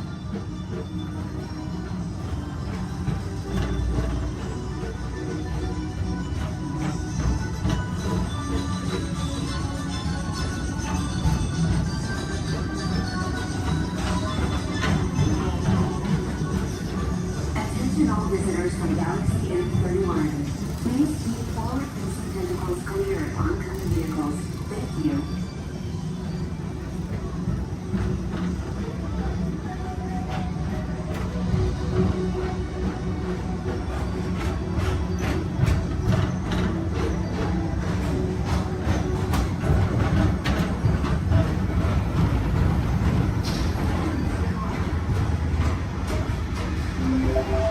This is Starboard 75. Or as the locals call it, Space Mountain. Our high-speed rocket port to distant deep space destinations.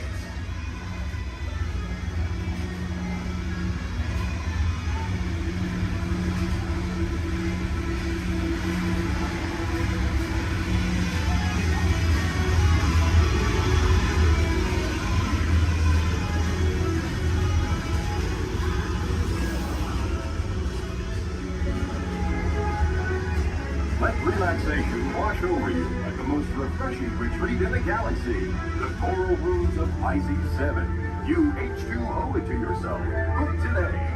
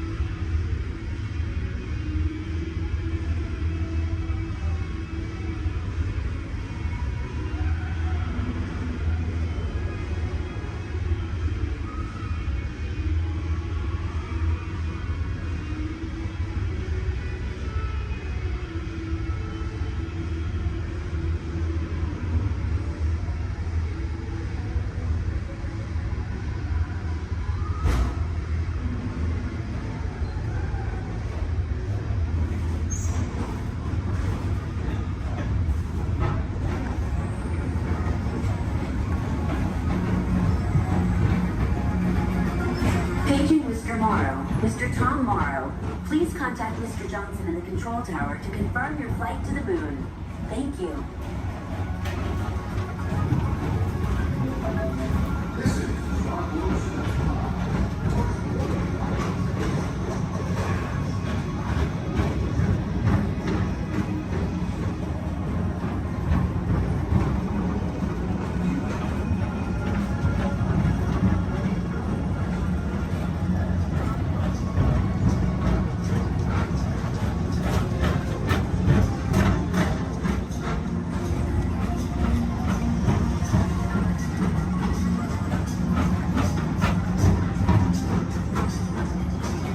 Attention all visitors. To your right is the Astrobarometer, our celestial symbol of interplanetary harmony and fellowship. Hop aboard and launch high above Tomorrowland for a spin amongst the planets.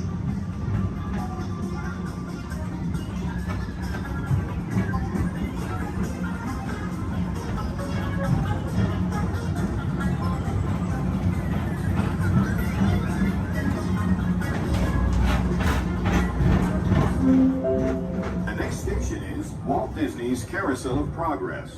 As usual, we'll keep moving ahead, and so does the carousel. Like progress itself, this theater...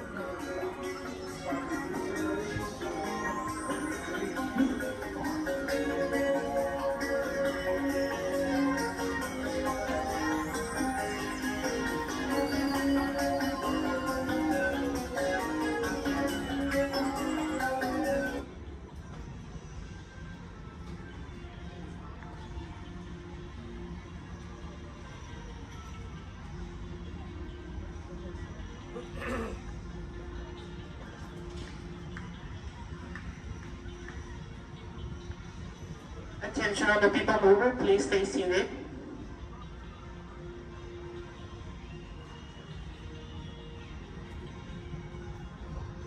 Attention all people mover passengers, for your safety, please remain seated with your hands, arms, feet, and legs inside the vehicle as vehicle bumping may occur. This ramp will be in motion immediately. Thank you.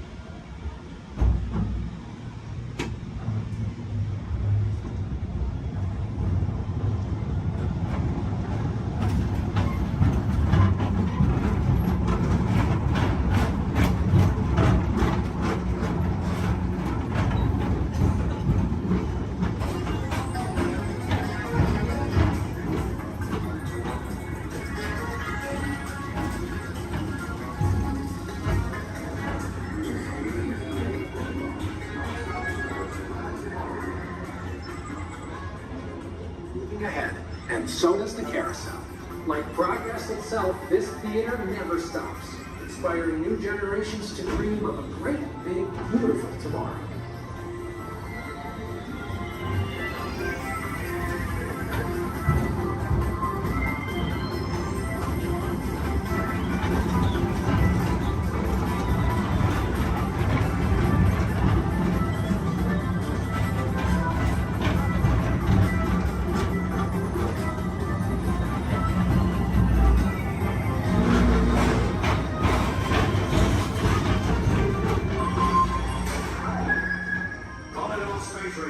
Report to your star cruiser and join me on this daring space mission. I can see you on reserve. Affirmative. We're on it, Buzz. You can count on us.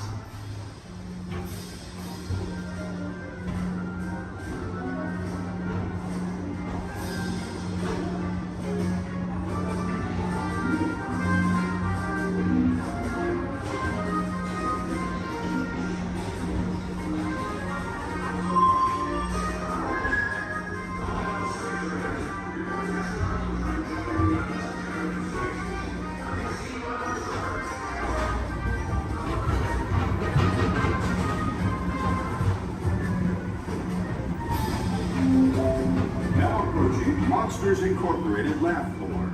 Mike Wazowski has brought in some real monsters of comedy. Whether you have one eye or 9, take the time to see this show. Now approaching Tomorrowland Transit Authority Station. My fellow sentient life forms, our people mover journey has nearly come full orbit. Thanks for riding with us. It's been a pleasure to have you aboard. And even though we're concluding, this is always my favorite part. Because now is the time, now is the best time to go out and explore tomorrow, today. See you in the future.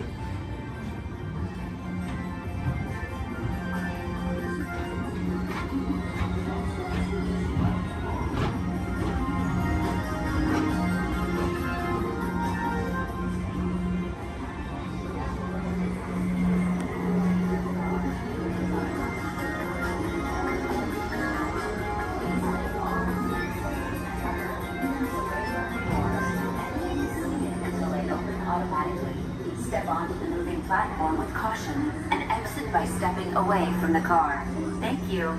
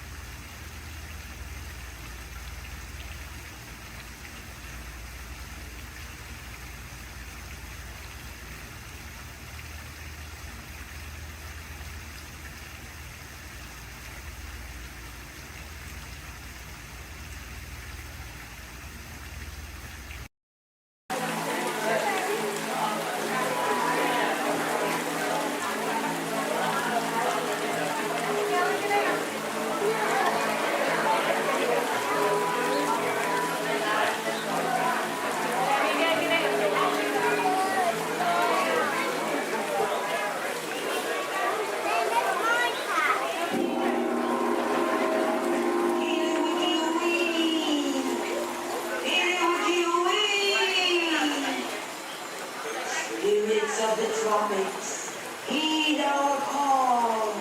Descend with your rhythms for one and for all.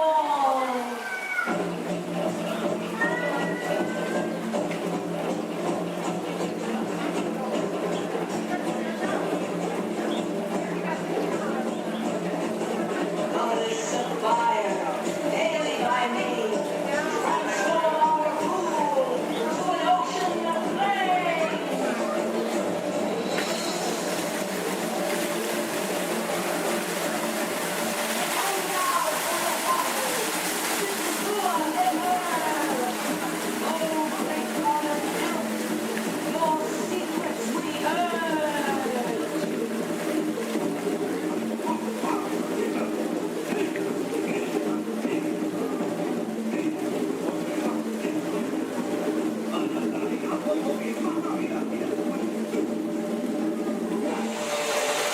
Wowee! Phew, that's almost as much fun as New Year's Eve in the orange groves. My word, we did get a mite carried away, huh? Yeah. I say, look out there across the water. It appears we're a bit of company. Law me, yes. Welcome, you all. Permit us to introduce ourselves. My name is Claude, and my loquacious cousin over here is... I'll introduce myself, if you don't mind. Hi there. I'm, well, let's see now. It's right on the tip of my beak. Clyde Birdbrain. Oh, yeah. I'm Clyde Birdbrain. Yo, I say, perhaps you good people have never conversed with toucan birds before. Well, neither did we, till one day we discovered this magic sunshine pavilion. By Jove, yes. I remember just how it happened, many, many bird baths ago. There we were in an explorer's launch on a mysterious river in deepest Adventureland. Off in the distance comes the fierce roar of an African lion. And as we round a bend in the river, a huge bull elephant bellows forth in protest of our intrusion. Suddenly, the treetops explode in a frenzy of outraged birds. Oh, come, you can jolly well do better than that. I can jolly well do one at a time.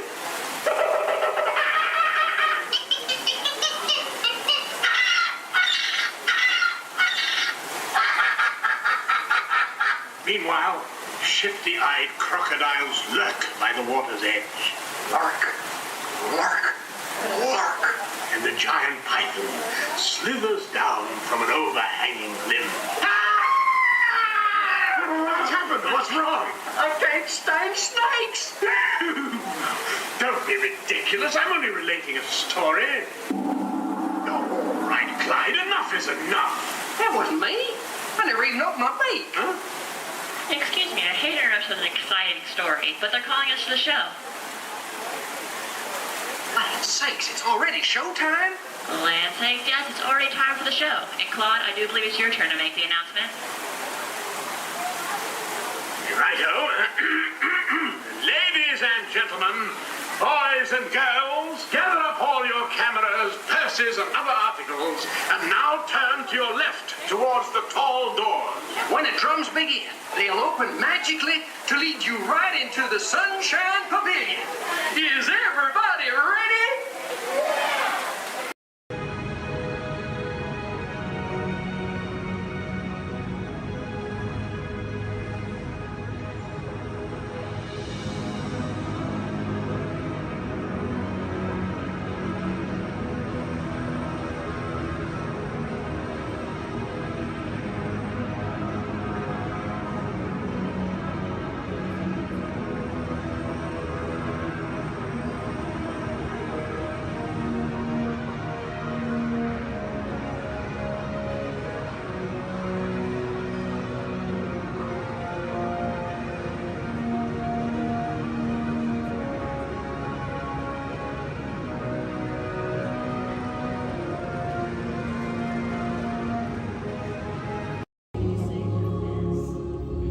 In 1923, a young man from the American Midwest, along with his older brother Roy, started a cartoon studio in the back rooms of a small real estate office in Hollywood, California. This was the small beginning of a family entertainment company that would create unforgettable stories, characters that become beloved friends, wondrous experiences, and music that has become the soundtrack of our lives. That young man was Walt Disney, a master storyteller whose imagination knew no bounds and who delighted in making the impossible possible. Disney 100, the exhibition, is a journey through 100 years of Disney magic, presented in themed galleries based on Walt Disney's creative concepts and philosophies. These include storytelling, creating believable characters, the spirit of adventure and discovery, the magic of sound and music, the world around us, real and imagined, curiosity, imagination, and technological innovation, the worldwide wonder of the Disney parks, and an everlasting sense of optimism about the future. Walt Disney famously said that it was all started by a mouse, but it really was all started by Walt himself. His philosophies became the foundation of the Walt Disney Company. They still inspire Disney's artists, filmmakers, Imagineers, and the storytellers of today. Oh boy! Oh, steady! Whoa! Hi, Mouseketeers! Well, here we go again, so hang on. Anything goes. You ready? And let the show begin! Here's my pal Walt to tell you how the magic is made. There's a lot of satisfaction in developing ideas into reality when we consider a new project we really studied. Not just the surface idea, but everything about it. And when we go into that new project, we believe in it all the way. We have confidence in our ability to do it right, and we work hard to do the best possible job. There's really no secret about our approach. We keep moving forward, opening up new doors, doing new things, because we're curious. And curiosity keeps leading us down new paths. We're always exploring and experimenting. Everybody ready?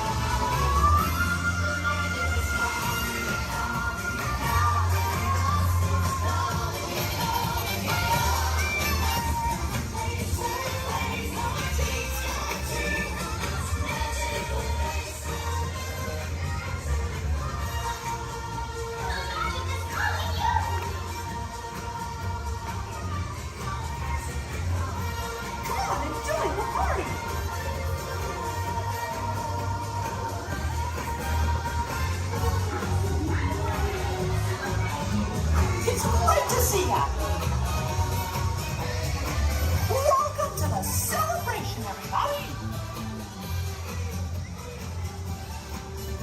For those of you standing, please hold on to the handrails throughout our journey and stay clear of the doors. For the comfort of others, no smoking, please. Thank you. As we turn south, you can catch a glimpse of the spires of Space Mountain in the Magic Kingdom. Nearby is Disney's 8th-ranked contemporary resort.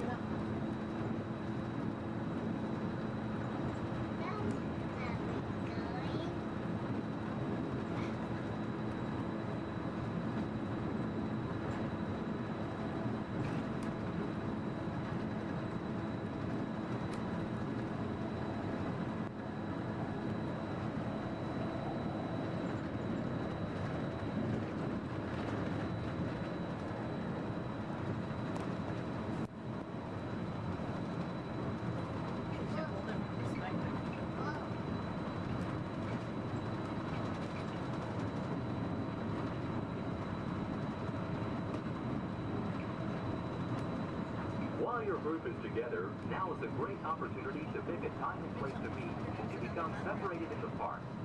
If you should need any assistance, please go to Guest Relations, located in Interventions East.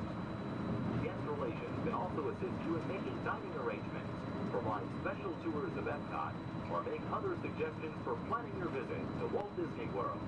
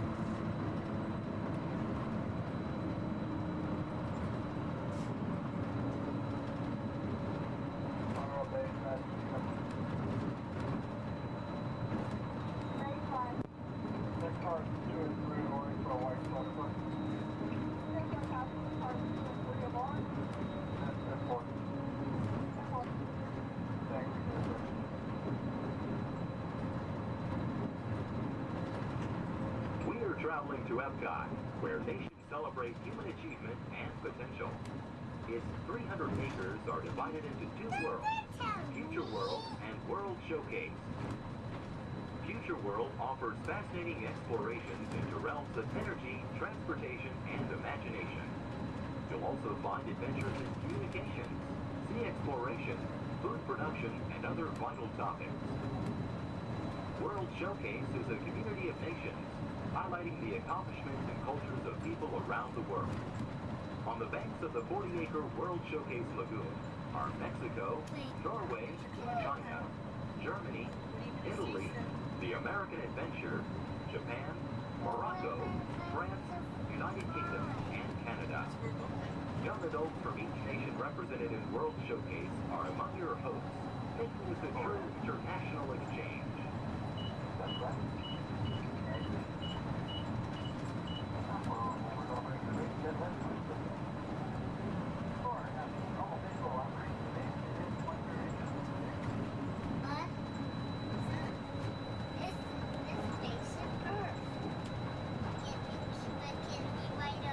Beyond the trees ahead and to the right-hand side of our forward motion is Spaceship Earth. This 18-story geosphere marks the entrance to Epcot. Inside Spaceship Earth, time machine vehicles take you through the evolution of human communication from a distant yesterday to the dawn of tomorrow.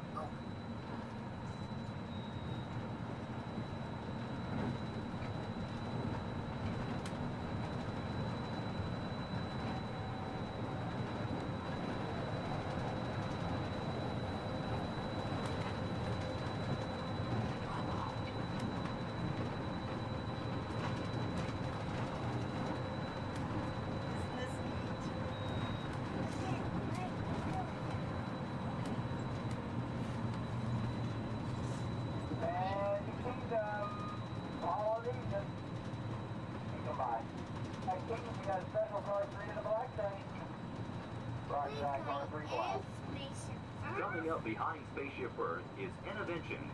Inside this hands-on area, you can explore and interact with the ever-changing technologies and products for everyday living in the near future. To the opposite side is the Universe of Energy. Inside you'll find Ellen's Energy Adventure, hosted by Ellen DeGeneres and Bill Nye the Science Guy. Next is The Wonders of Life, where you'll discover Body Wars, which takes you on an amazing trip through the human body. No, we are not going to In Test Track, you can experience the acceleration of test driving a vehicle on the fastest and longest ride ever created for Walt Disney World. Coming into view is World Showcase. Directly across from us on the far shore of the World Showcase Lagoon is our host pavilion, the American Adventure.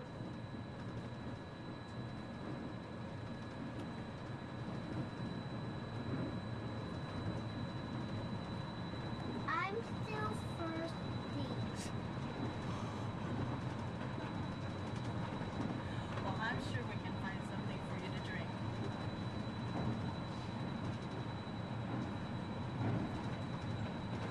The glass pyramids are the gateway to your journey into imagination.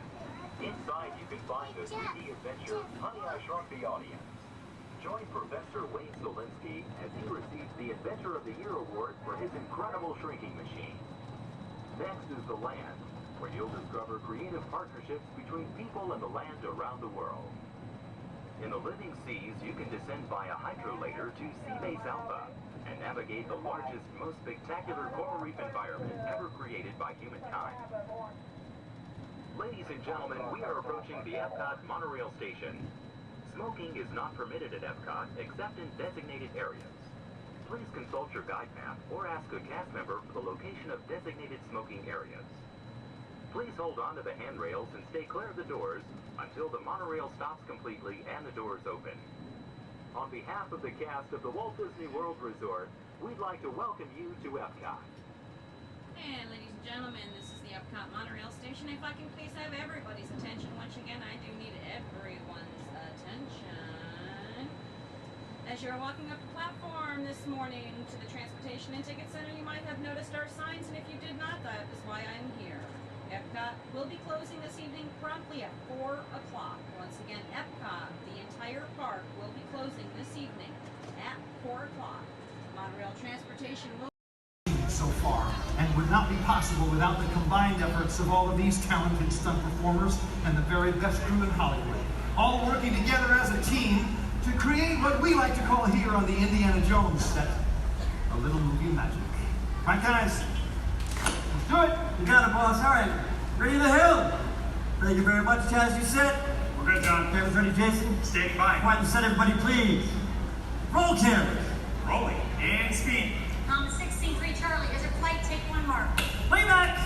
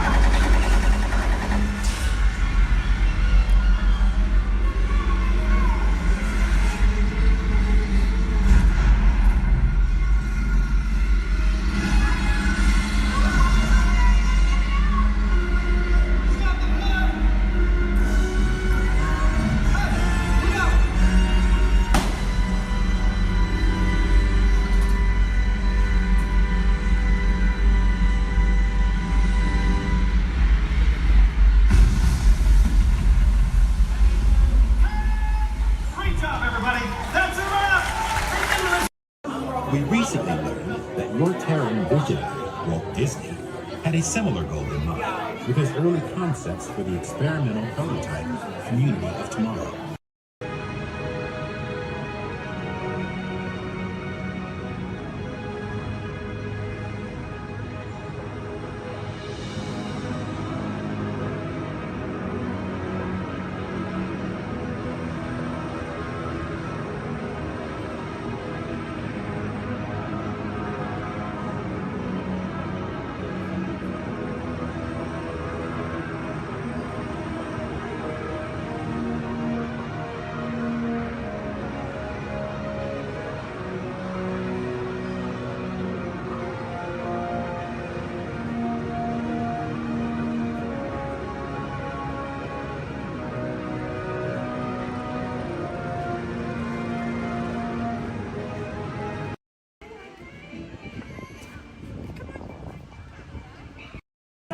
My name is Christina, and here at Seabase I do have a few reminders. There's no eating, no drinking, no smoking, and absolutely no flash photography. Thanks, guys. The equipment you see here hanging in the water is called a hydrophone. Hydrophones help us to hear things beneath the sea. Today this is going to help us hear a very special guest. Does everybody know who that guest may be? Shout it out. That's right. Crush is going to come out and ask us a few questions about the human world, and we may have a few questions for him about the turtle world. So please think about the questions you may want to ask Crush. I do know Crush is out catching a wave, and he asks, on the count of 3, as part of a year of a million dreams, we are going to have Joseph count out from South Carolina. 1, 2, 3, and everybody else, scream out, "Hey Crush." Ready? Joseph? Hey, Chris.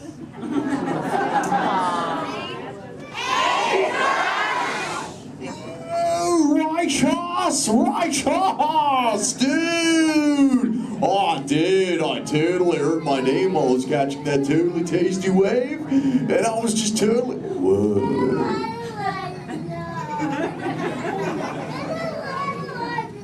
Check out all of you human dudes in the human tank. Hello, dudes! Oh, they live. Hey, dudes!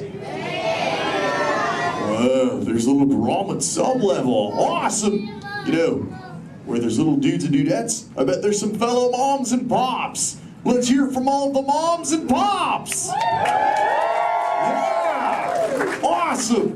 Let's meet some humans up close. Hey, there's a dude here with a light lid and a gray shell. Hey, dude. What's your name, man? Mitchell. Mitchell. Mighty Mitchell, dude. Where are you from, dude? Kansas. Whoa. Never heard of it. That's cool, though, Mitchell. Do you think any of your friends back home knew you'd be talking to a turtle? Not really, no. Yeah. Well, dude, if you told me earlier I'd be talking to a human, I'd have been like, no way. Hey, Mitchell, dude, it's really nice to meet you. I'll just assume the feeling is mutual, dude. Totally, dude. Hey, there's more humans on this side. There's someone with a blue lid and an orange shell, I think, right in the front here. What's your name, dude? Michaela. Mini Michaela, who brought you here today? Your mom. Where's the mom to Michaela, dude? Oh, way in the back. Sorry to get stuck with the cheap seat. Standing room only, dude. Sorry. Hi, name's Crush. What's your name? Shelly. Shelly. Oh, that's the name of my wife. Shelly. Yes. That's your little offspring, Michaela. Do you have multiple offspring? Yes, I have 3. Awesome, dude. Did they ever ask you questions? Yes, I do. They never stop, do they? No. I bet some days you're like, am I right, dudette? You are very right. Sure. You know what, Shelly? What? From one parent to another, we just shared a moment. Totally did do that, Jaw. Because my offspring Squirt, he always asks me questions about all of you humans. So if you dudes can answer some of his questions, everybody here really loud say cha! Awesome, dudes! Now, dudes, before we can answer any of his questions, we gotta make sure we're all on the same page, lingo-wise. Do you dudes know what the most important word, dude, in the turtle language is, dudes?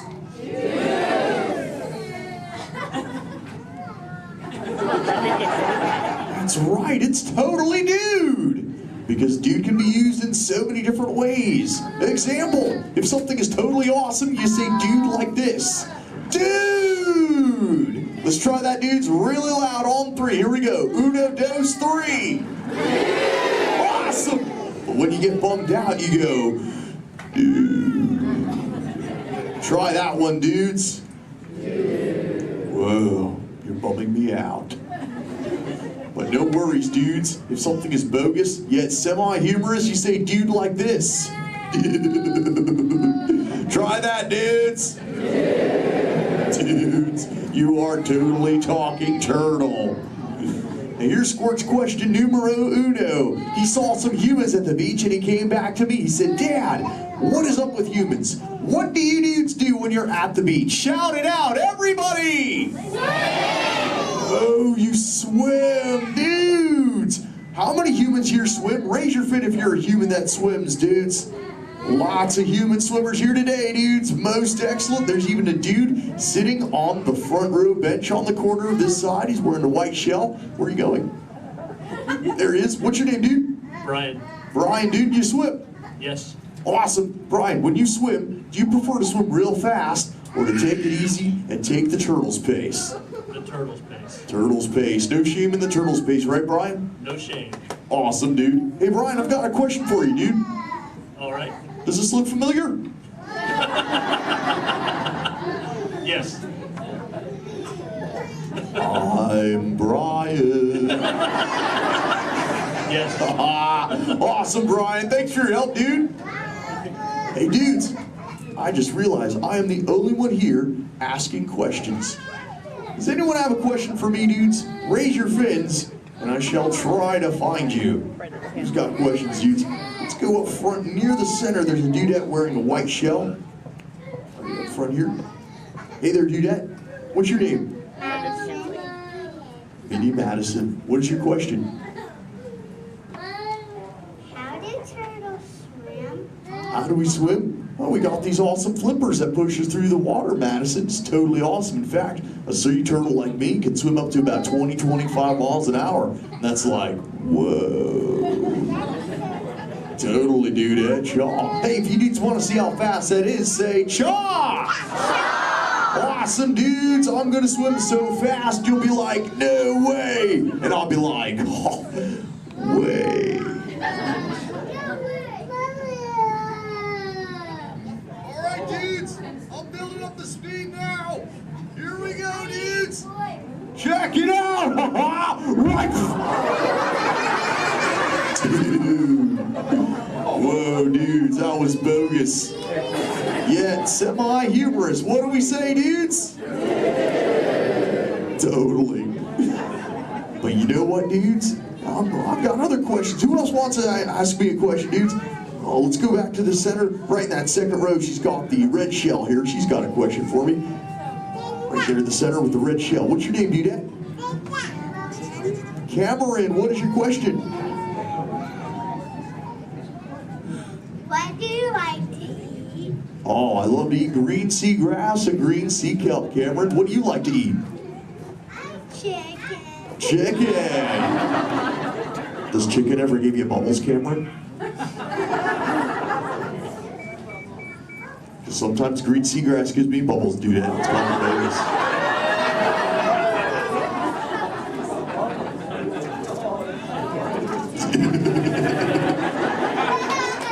Sorry about that, dudes. Who else has a question for me?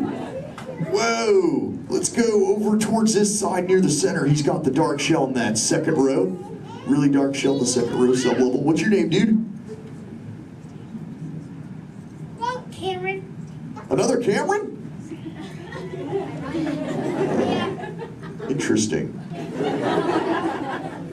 Guess they're running out of names in the human world. Well, Cameron, dude, what is your question? What is it like in the water?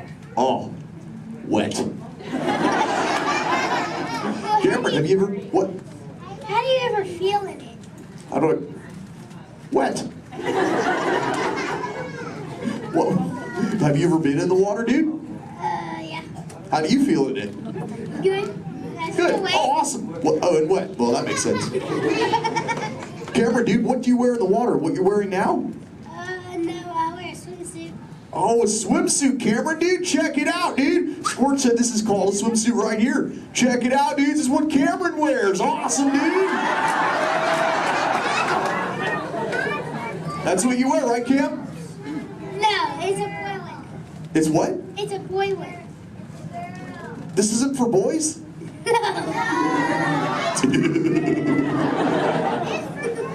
I didn't know that, dude. Cameron, dude, can I ask you a personal question, dude? Yeah. Does this make me look fat? No. No? Oh, thanks, dude. Cameron, dude, remember, when you get older, you'll find that will always be the correct answer to that question. Totally. What, dudes? No, dudes, the name's Crush. Where you see Little Blue? On the other side? No way, dudes. That'd be awesome if she were here, dudes, but she's totally not. Hey. Whoa, Little Blue. I know you. Jaw. Hi, I'm Dory. Totally. I remember you. You're Mush. Little Blue, the name's Crush. Well, what brings you here on this fine day? What brings me here? Jaw. My fin, silly. Watch. Woo, ha, chee, ha, woo. Ow, ow, yeah. Ow, ow, ow. Wow, that really clocked me there. Am I bleeding? Little Blue, I hope not, but... Look. It's a people tank. Hi. Hola. Ooh, bonjour. Welcome. Ni hao. Ohio. Hi. You're like a little linguist, Little Blue. You know, I just taught these human dudes how to talk turtle. It'd be so awesome if someone could teach us all how to speak whale. I can speak whale. Awesome. Okay, everyone, repeat after me. Hello.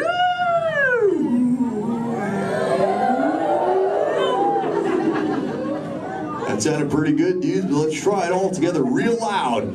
Hello, whale. Awesome.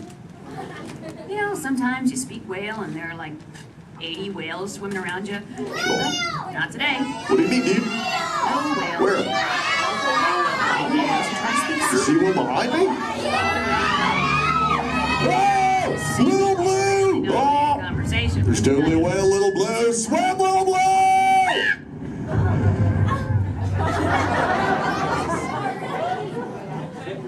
Tell the whale to go away. Help her out, dudes, and say, go away, whale.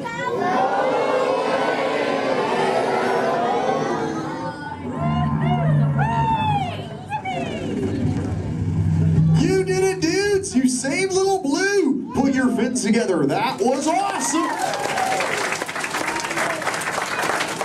You so totally rock, dudes. You know, I could hang out with you all day, but I have to make sure Little Blue is okay. So before I go, remember, do not fight the current, learn to ride it, and it will totally take you where you're meant to go. And little dudes and dudettes, do the Crush Men a big favor. Keep using that word dude for the rest of the day. Your parents will love it. Bye-bye, dudes.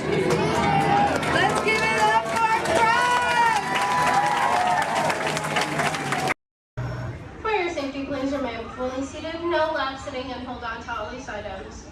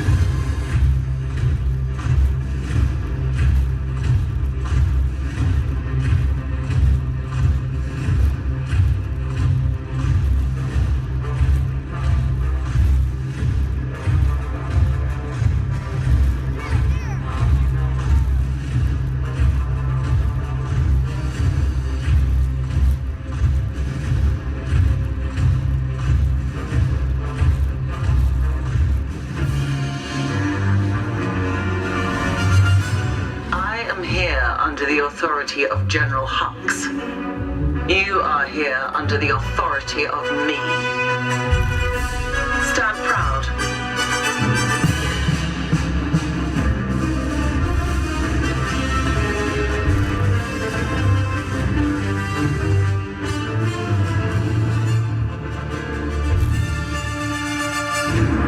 Troops in this division are held to the highest standard. Mine. Show me fearless.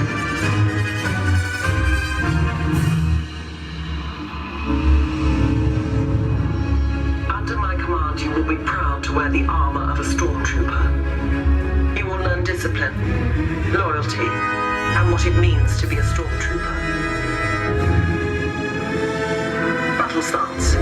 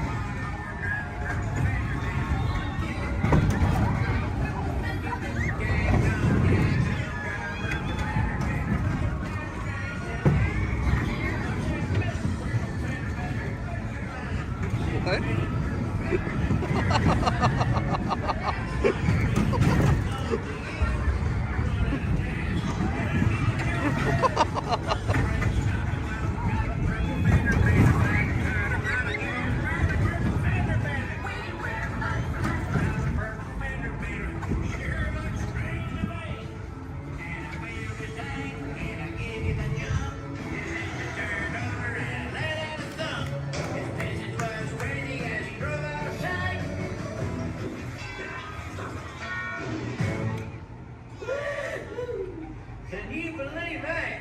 All right, grab all your junk and keep an eye out for that purple fender bender.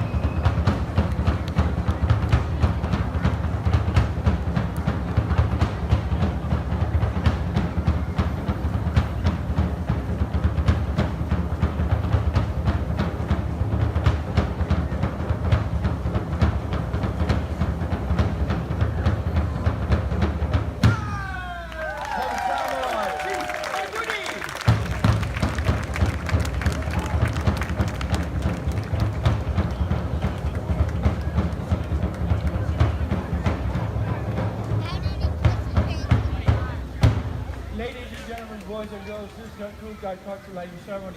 Thank you for attending and please enjoy the rest of the evening. Mahalo and aloha!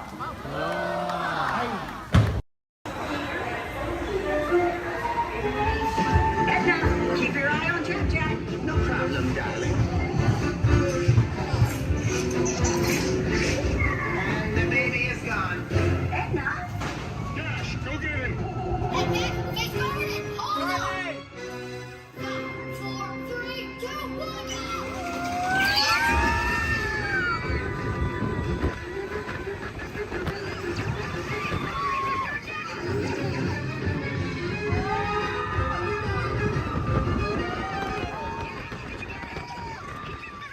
The baby has teleported to the next tunnel. Got it!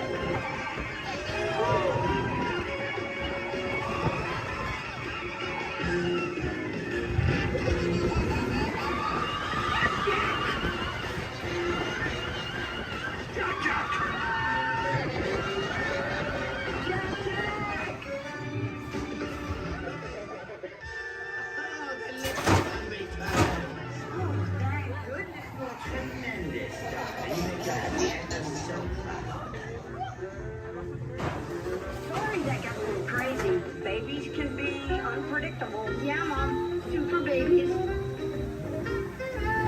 Please remain seated until the coaster comes to a complete stop. Remember to gather your belongings. And safely exit area.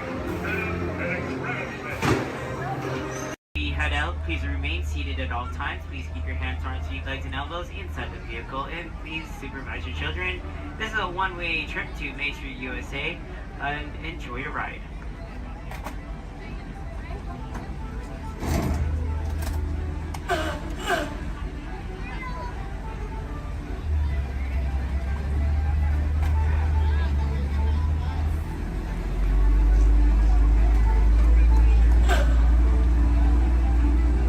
On your right-hand side is Sleeping Beauty Castle, your gateway to Fantasyland.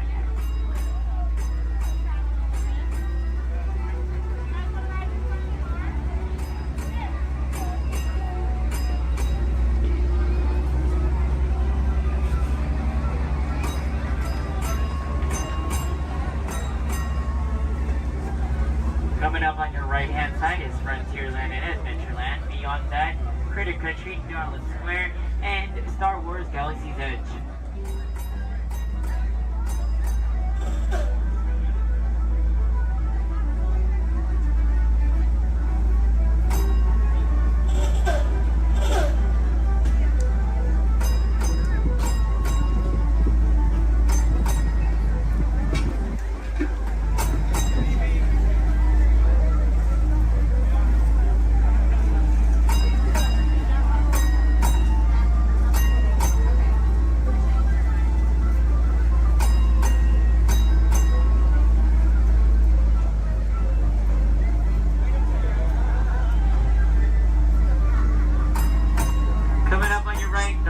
Left-hand side, there's our first aid center, our baby care center, and our lost child center.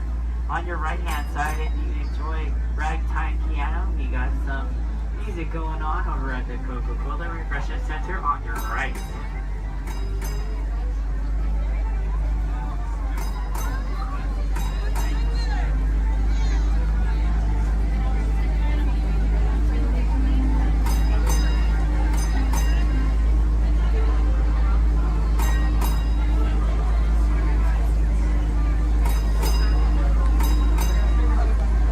If you get hot later, on your right-hand side is our Dips and Grill ice cream parlor. And on your left is Market House, where you can find our Starbucks coffee and tea. Beyond that is our locker station.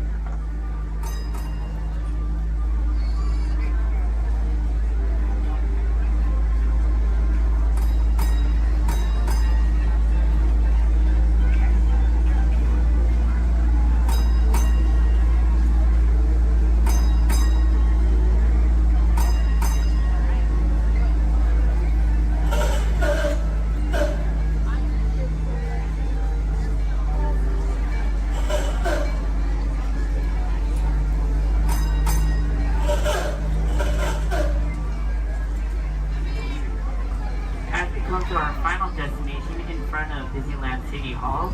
Please remain seated until the bus has come to a full and complete stop.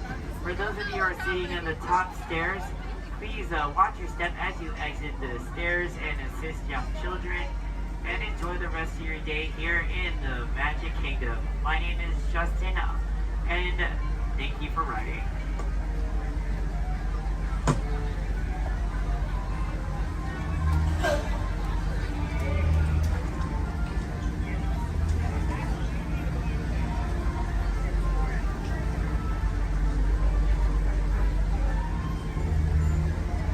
Thank you. Please remain seated, folks.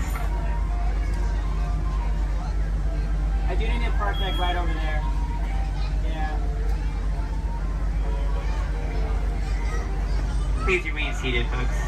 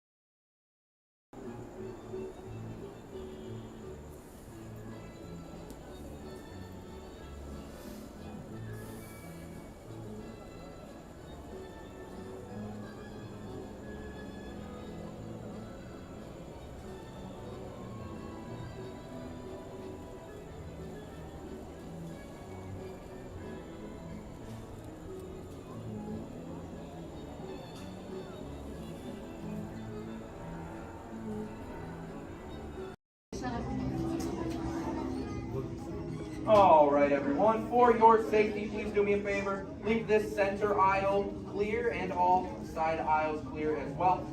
If for any reason you need to leave the theater, you can do so through these two right rear exit doors. That's if you're looking to leave. Please do so through these two right rear exit doors. They're a little bit heavy. Just give them a big old push and they'll open right up for you.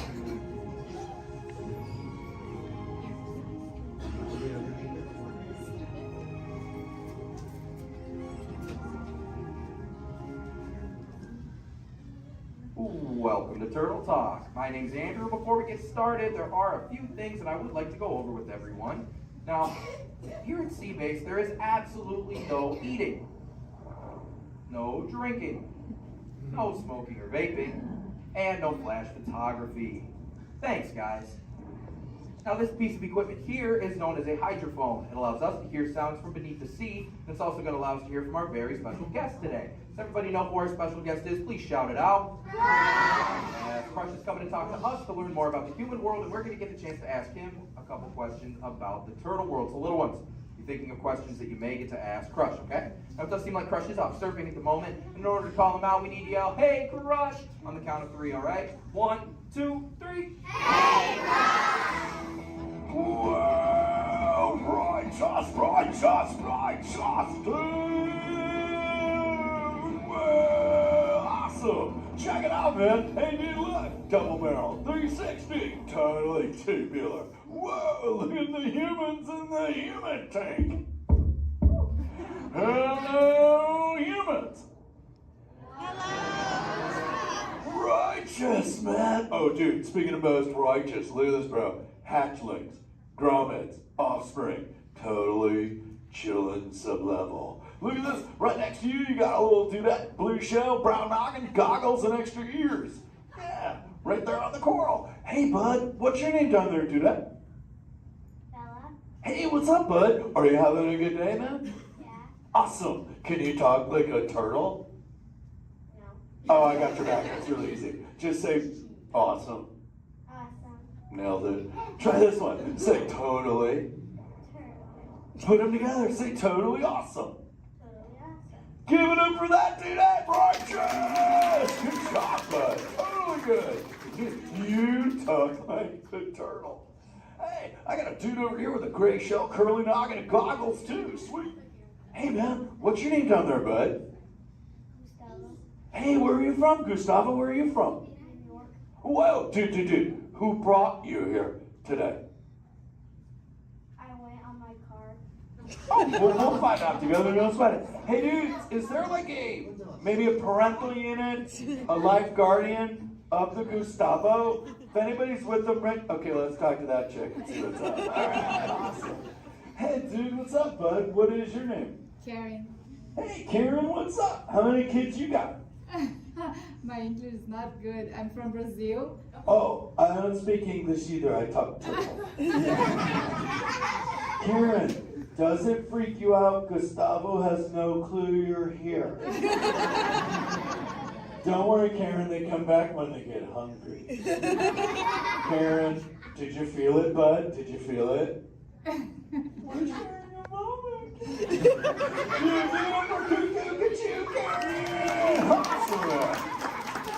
My son Squirt, he's like this. He goes, Dad, Dad, Dad, Dad, Dad, Dad, what's up with all the humans? And I go, dude, I do not know. Human dudes, I need human help. Can all of you help out and answer Squirt's questions? If you want to help, say, Chaw! Righteous! You so totally rock, dude! Oh, wait a minute. Sorry, dude, my bad. Check this out. When a turtle says, you so totally rock, everyone says, dude! Here we go. You so totally rock!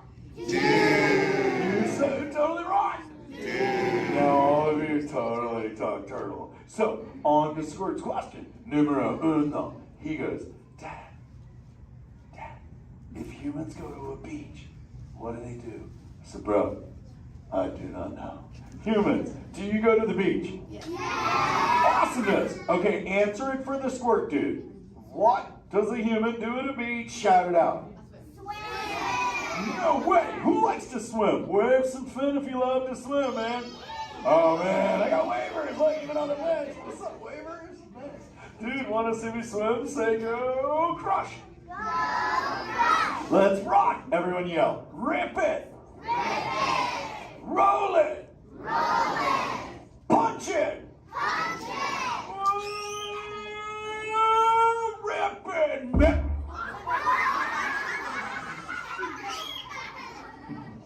Hey, Crush, watch out for the glass. Hey, dude, thanks, Hank. How long has that dude been there? Oh, no, man. My bad, bro, my bad. Where are the manners? I've been asking the questions. Dudes, do any humans have a question about being a turtle? Raise a fin. Hi, if you have a question about turtles. Cool. Got a chick over here, aisle style, red shell, brown knock, hanging loose. Hello, bud. What's your name? Hey, bud. What's your question? What turtles eat? Oh, dude, we're chowing green seagrass and green sea kelp. Big dudes, you're sitting on green seagrass benches. But check it out, Harper. We only eat green stuff, and so it actually turned us green. So, like, I'm green, and my kids are green, and my parents are green. Oh, and my wife's green, and my favorite color ever, purple. He's pulling your fin. It's green. Hey, there's a purple chick over here with like a jellyfish lid. Let's talk at this one on this side. Hey, bud, what's your name down low? Scarlet. Hey, cool name, Scarlet. What's your question? My name's not Scarlet. Oh, wait, what's your name? It's Charlotte.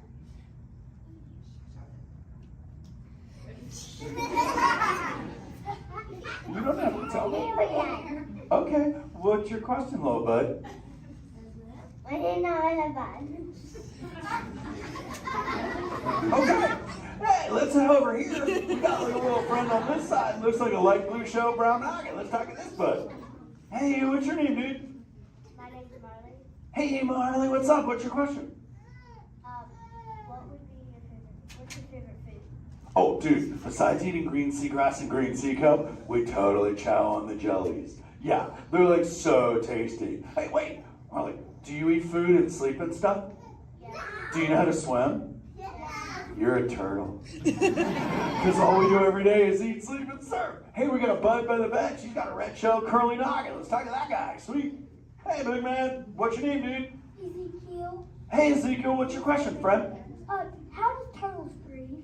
Okay, here's the deal. We have to go up every 15 minutes, bud, because I'm like you. I breathe oxygen. But here's the deal. We have to go up every 15. But when I sleep, Ezekiel, we can go in this little cave right there. See the green shelf sticking out over there? We got to tuck under, and we can sleep 5 hours straight and absorb oxygen out of water when we're underwater. Who else has a question? This is kind of cool. Oh, whoa, dude, check it out. We got like a little friend chilling on this side by the bench. Looks like a grayish blue shell, brown rock sitting on her own flips. Dude, what's your name over there, bud? Abby. Hey, Abs, what's your question, Abby? How many babies can a turtle have? Well, mommy turtles, man, they go to a beach, but it's the same beach every time. And they drop off like 90 to 100 eggs. But here's the cool part. When the sand is really warm, Abby, everybody is a dudette. And when it's cold, they're all dudes. So we say, dudes are cool and chicks are hot. This is awesome, humans. Hey, the Jelly Man. I was talking about you, buddy. Oh, Crush. Hey, man. I'm trying to get away from a turtle pile. Marlin, turtle piles are a celebration. Everyone yell, turtle pile!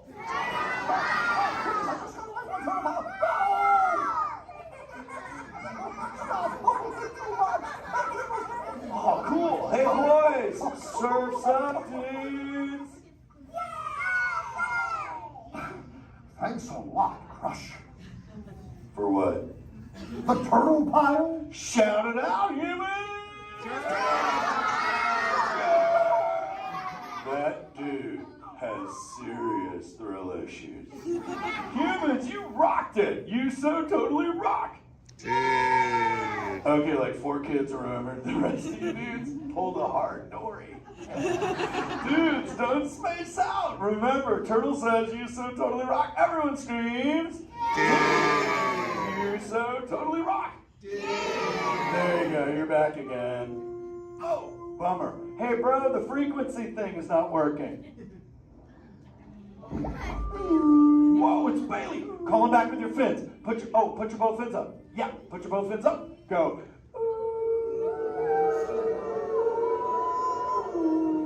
Crush!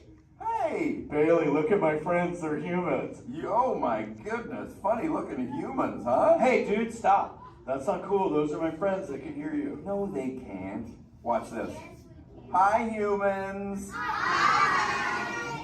Oh, okay. Why didn't you tell me? Dude, I tried, man. You got stoked out. Wait. Ooh. Yeah, that thing. I'm getting something. Ooh, wow.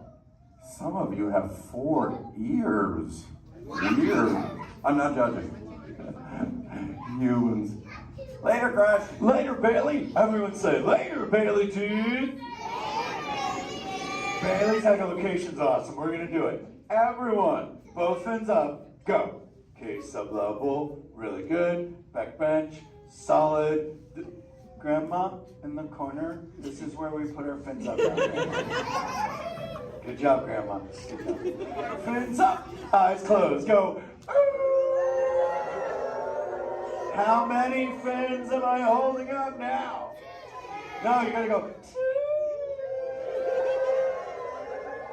Yeah, you so totally rock. Squirt, come here. Squirt, look at this. Squirt, I just taught humans your ultimate favorite. Sweet. Dude, go for it. They'll blast you. You so totally rock. Yeah. Rock on, human dude. Rock on, Squirt. That's my son. I'm in a jam. Oh, wait. Remember this thing. You gotta be good to the oceans. And the oceans will be good to you. And slap the fins together for my man Andrew. Rocking the mic, man. Oh, righteous. Lovely. Use the word dude all day long. Because your parents will love you. Hey, Karen. You're welcome, Karen. Let's go. You so totally rock. Let's give it up for Crush. If you would like to learn more about Crush and friends like green sea turtles, manatees, or sharks, you can do so up on the 2nd floor of Sea Base. Now, little ones, don't move until your adult comes to get you. Adults, please collect your belongings, collect your children, head on up to those 2 right there exit doors. Or if you're safety, please don't stand up.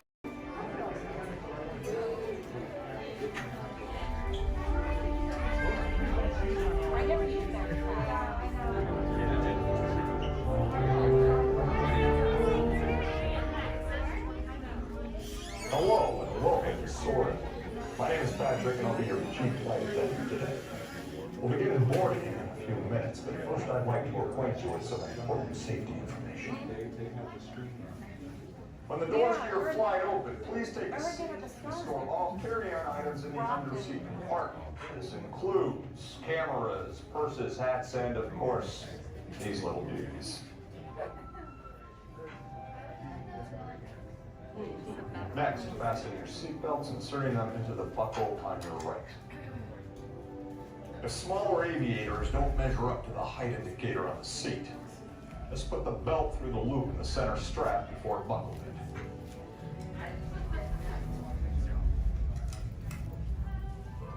Nice work, pal. Soon you will be airborne. So if you or your little aviators have a fear of flying or of heights, you might want to wait for your party if you like it. Okay, let's review. That is seatbelt, carry-on item, safety strap, fear of heights, keep your hands and arms inside at all times. Anything else? Yeah.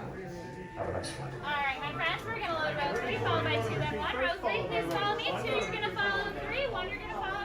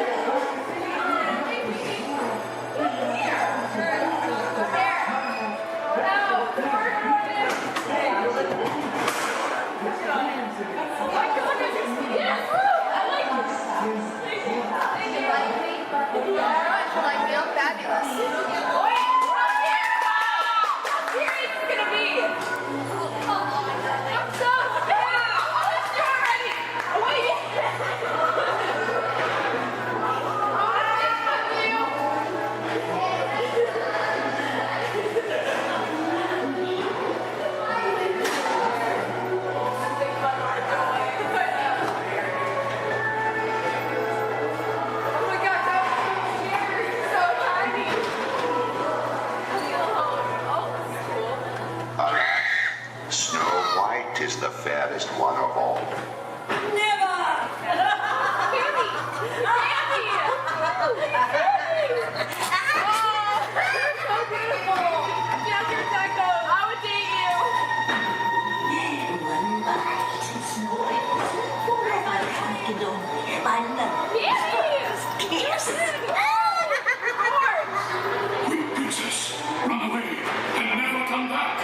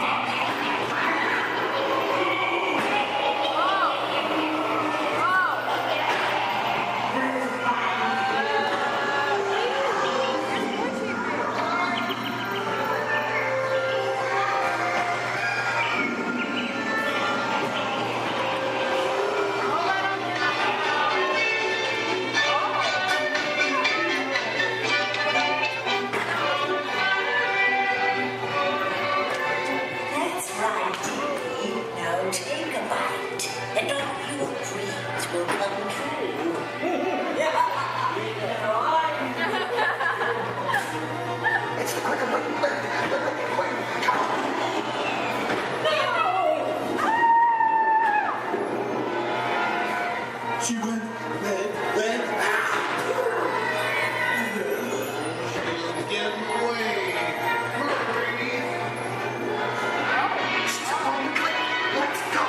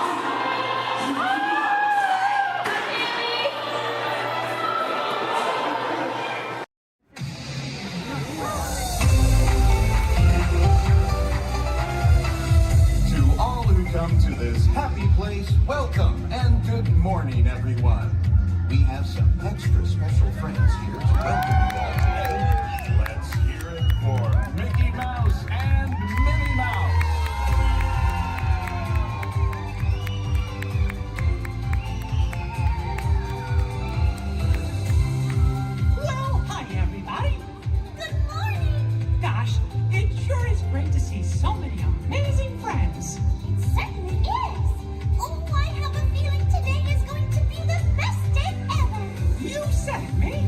And now that we're all together, we've got a surprise for you. When everybody heard that you were gonna be here, they just had to come and give you a great big Magic Kingdom welcome.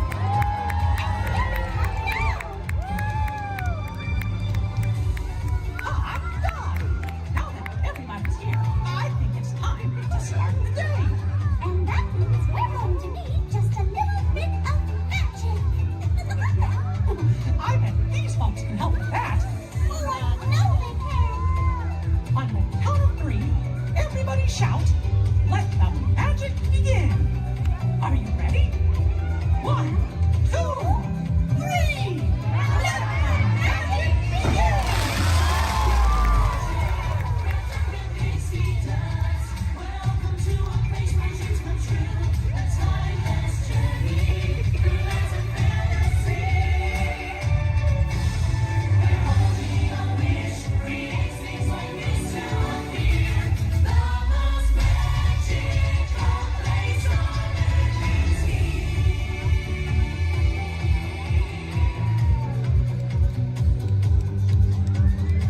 Well, what are we waiting for? Let's get going. Bye-bye, everyone. See ya real soon.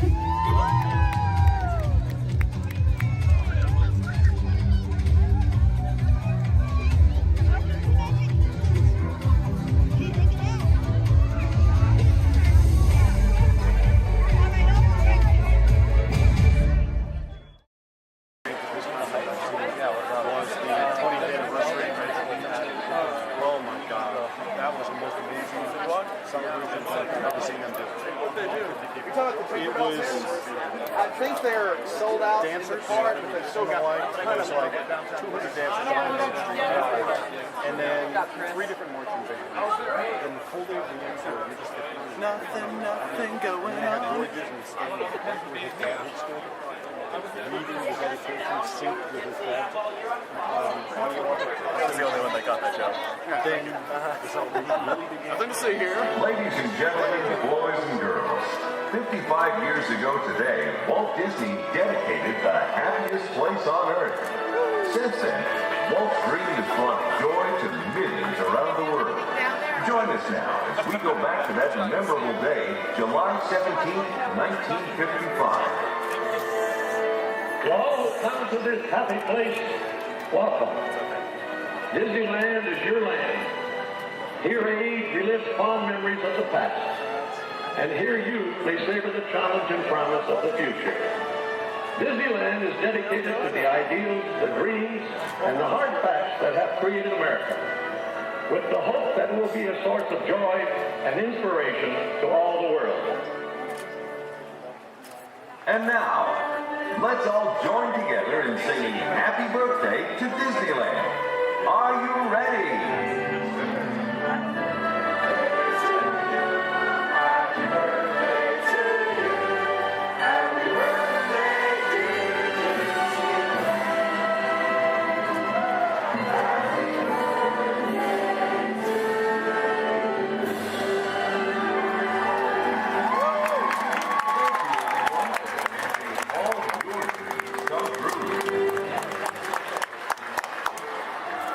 That's it. All right. Everyone go home. Oh, dancing.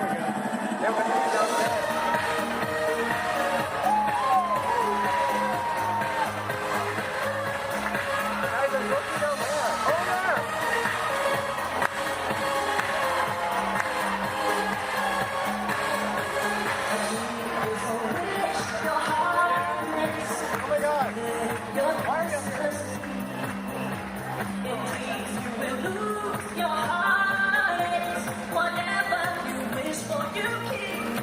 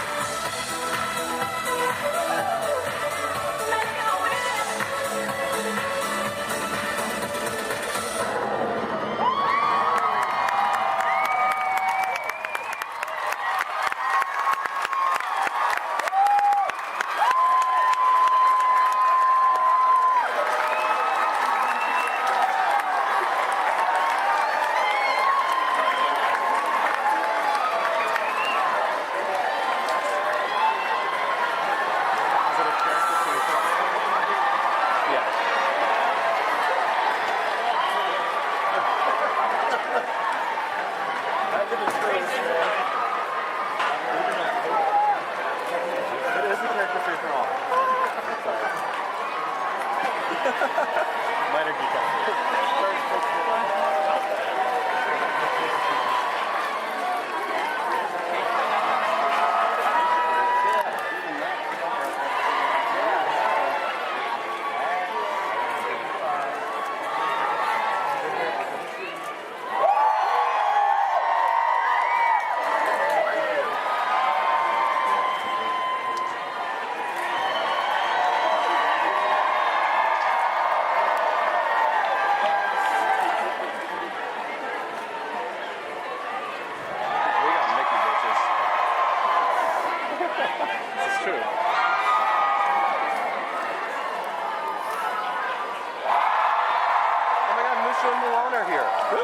Right there. Behind the light post. If you turn this like cool Oh, Pluto. We should go say hi to Pluto.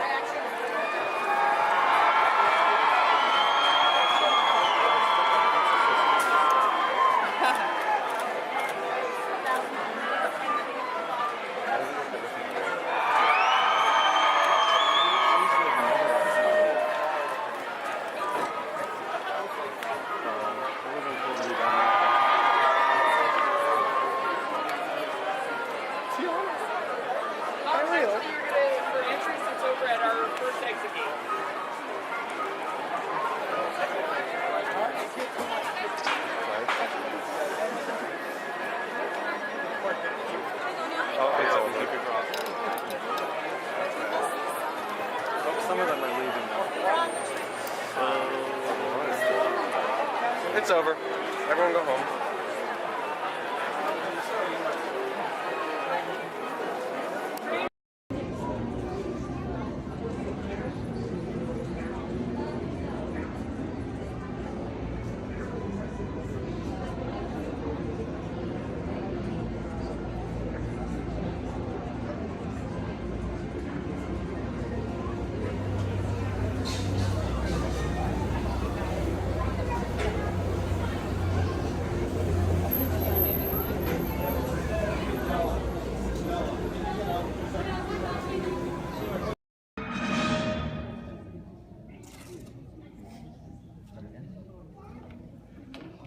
Hi, and welcome to the universe of energy. How are you? Fine. No need to answer. You know, you're probably surprised to see me here, aren't you? But then there's probably a lot of places you'd be surprised to see me when you think about it. If you were driving in your car, for instance, okay? Close your eyes, you're in your car, no, close your eyes, in the car, but right now think about it. You're in your car, you're driving, and then all of a sudden from the back seat, I just pop up and go, hey! You just whack me in the head, wouldn't you? That wouldn't be nice. But then it wouldn't be nice for me to do that to you. How'd I get in your car anyway? Did you lock the car? Maybe it was your fault. Maybe I'm just teaching you a lesson. But the point is, to see me here as a spokesperson for the universe of energy. I mean, that's crazy, you know. I mean, I'm an expert on a lot of things. You know that, I know that. But not a lot of things, a few things. But energy, I mean, there was a time I could care less about it. And then suddenly everything changed. One day I was sitting in my apartment. I said I was sitting in my apartment when, there it is. I'd offer you some snacks, but I can't hear me. Hey, you! How about sharing some of those chips? No, you're on a diet. Me, how about you? Anywho, I'm watching TV and my favorite show's about to start. This is Jeopardy! Yes! I told you it was my favorite show. Who is it? And of course, no one locks their doors in New York. Hey, it's your neighbor, Bill Nye the Science Guy. Hey, Bill Nye the Science Guy, it's Ellen, just Ellen, I guess. What can I do you for? I'd like to borrow some aluminum foil, a clothespin, and a candle. Another hot day, huh? Actually, I'm working on a new experiment. Take care of your need. I don't want to miss any of the game. What are you watching? Jeopardy. Yes. A professor of energy at Princeton University, Dr. Judy Peterson. Oh my gosh. What? It's my old college roommate, Judy Peterson. She was such a smarty pants, know-it-all. I had the best nickname for her, though. What was that? Stupid Judy. Ellen, that makes no sense. She has a PhD. I know, but it made me feel better. So now I guess she's some hotshot, energetic professor. She's a professor of energy. Whatever. Who cares about stupid Judy and her stupid energy? Ellen, energy's the most important thing in the universe. Oh yeah, sure. Take her side. I'm not taking her side. It's just that without energy, nothing would go. Nothing would happen. I mean, there'd be nothing. Well, then we'd really be in jeopardy now, wouldn't we? Yeah, well, what is, thanks for the supplies, and see you later. What is? Bye-bye. It's the Parliament of Israel. Right again. Go. Right again, Judy. Stupid Judy, stupid energy. Maybe the universe needs energy, but I don't. I'll take a nap for 100. I know. Big piece of corn right there in the teeth. How could you not see it? I'm gonna have to call you back. Now, as most of you know, when someone falls asleep watching TV, that person is going to have a what? Anyone? Sequence. Anyone? A crick in the neck? Bad hair day. A dream sequence. That's right, ma'am, a dream sequence. Right. Mine was more of a nightmare, actually. And actually, we should get some fog in here. Always nice to spice up a dream sequence with fog. No, not in here. Over there. The dream. Scary, huh? This is Jeopardy! Now here are today's contestants. Dr. Judy Peterson, Dr. Albert Einstein, and finally, just Ellen. And now here is the host of Jeopardy, Alex Trebek. Thank you, Johnny Gilbert. Hello, contestants. Welcome to our program, and good luck to you in the game. Here are the categories for the first round of play. Solar energy, wind power, energy from water, fossil fuels, fusion, and finally, gas. Ellen, since this is your dream, we'll let you make the first selection. I will take fossil fuels for, let's go 100. Fine. The answer is, this was formed from microscopic plants and animals trapped in ocean floor sediments millions of years ago. Ellen. Yes, I know that one. That's, what is the stuff trapped? Microscopic fuels and plants and animals and Sorry, Ellen. We were looking for something more than just an embellishment of what I had already said. Anyone else? Judy. What is petroleum, Alex? What is bituminous? What is solar thermal conversion? What is hydroelectric? What is helium? And so, as we come to the end of the first round, ladies and gentlemen, Judy has the commanding lead. Ellen has her work cut out for her, and Dr. Einstein is nowhere, relatively speaking. Is this a nightmare or what? Oh, Ellen, your first correct response.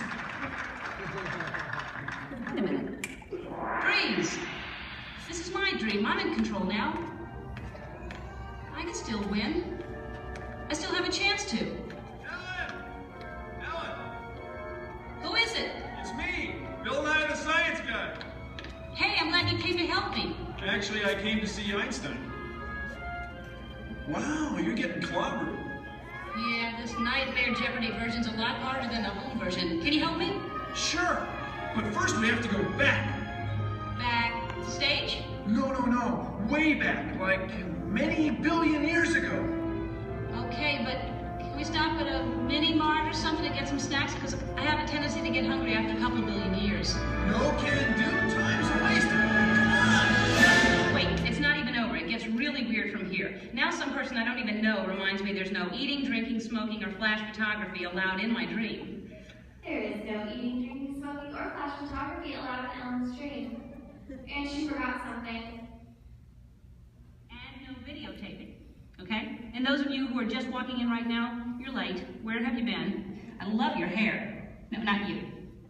No, I mean, it's all right, but that's cute, yeah.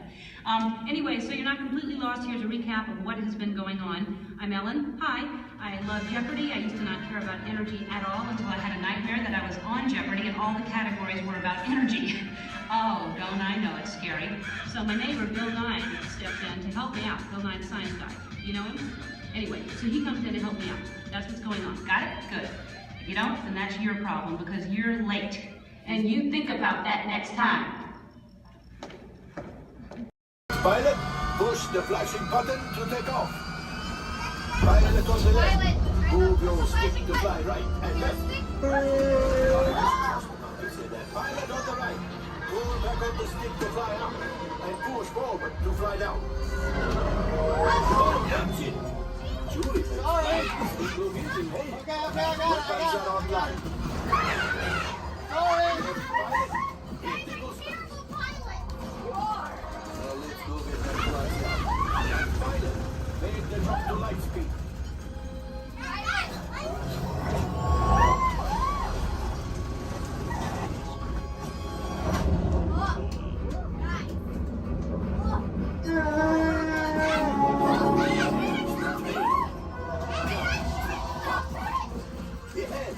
Yes, keep shooting.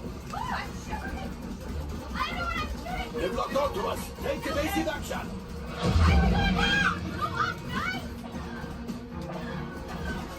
Gunners, we need to defend ourselves. Open fire. Gunners, blast away. Blast. Ah, there it is. After that train.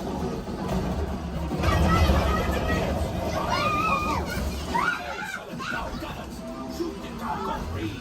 The pilot brakes. I can't stop. That could have been much worse. Okay, it's much worse.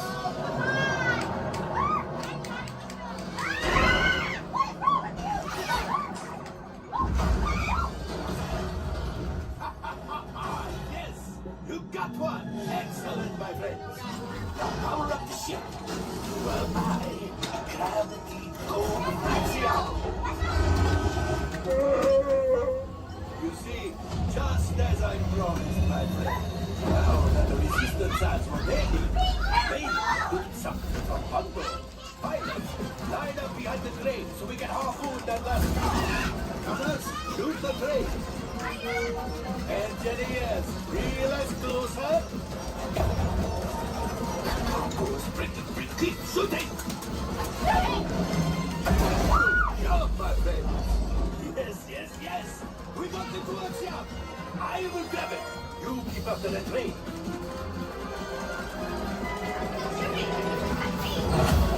Gunship? Oh, that's ridiculous! We're getting too hot! Distraction! Come on, the train! Hurry!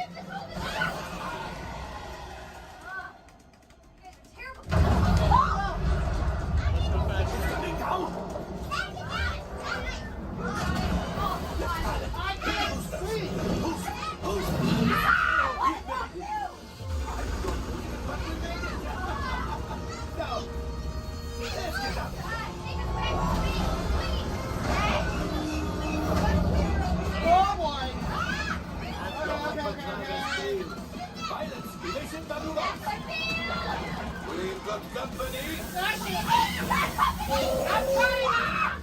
Who is right?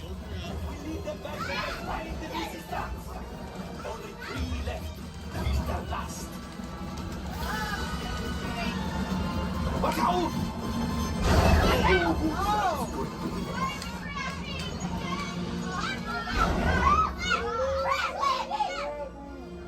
Yes, Chewie will pilot us. This will greatly help the resistance. You will earn the first order and made Chewie proud. Now after my modest profit, your cut minus what you owe me for damaging the Falcon. Not bad. You are 35%. This thing doesn't work well. Awful, awful. Fired. That's not too bad. R5, damage report. I'm driving next Engine time. failure. All right. Hyperdrive leak. That is not too good. Multiple hull ruptures. Well, it could be worse. Life support failure. Okay, that's something. Yeah, I'm just going to cut you off there. It might be faster if you list the parts that are not damaged. You know, the ones that help us to breathe. All right, my friends. You brought the Falcon back in one piece, and I guess that is something. Not a lot, but something. Welcome back to Batu.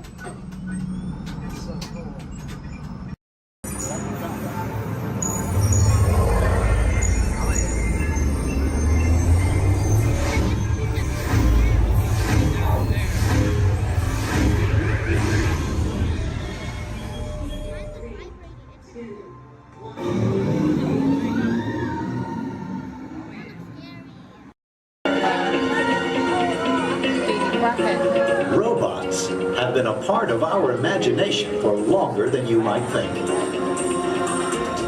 The idea dates back to ancient times, when Egyptians created talking statues to serve and protect people. And Greek engineers built water clocks with moving mechanical figures. As centuries passed, inventors built many mechanisms to imitate human movement. These early robots captured everyone's imagination. Who knew? Perhaps one day a mechanical being might really be able to walk, talk. And here he comes, ladies and gentlemen, walking up to greet you under his own power. Even help people.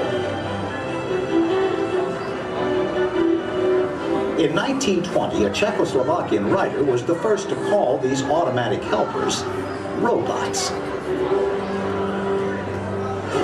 From then on, robots became popular in stories, art, and especially in the movies.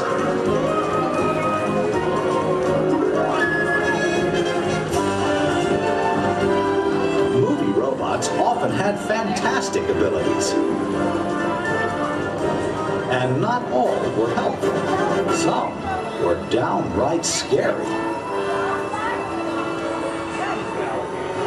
Like most 20th century kids, Walt Disney grew up fascinated by robots. They quickly found their way into classic Disney cartoons.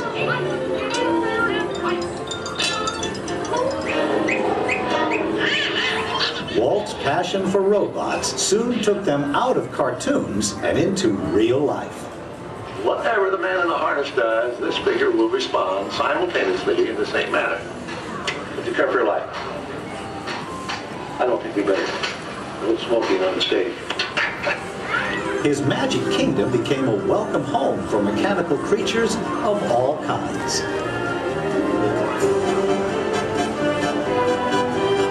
Walt's pioneering work in audio animatronics made robots familiar entertainers at Disneyland, delighting millions of visitors. Meanwhile, in the world of science, advances in hydraulics, microcircuitry, and digital computers were turning science fiction into science fact. Robots had stepped out of the realm of imagination. Today, they are everywhere we and they look. In outer space, in factories, even in our homes.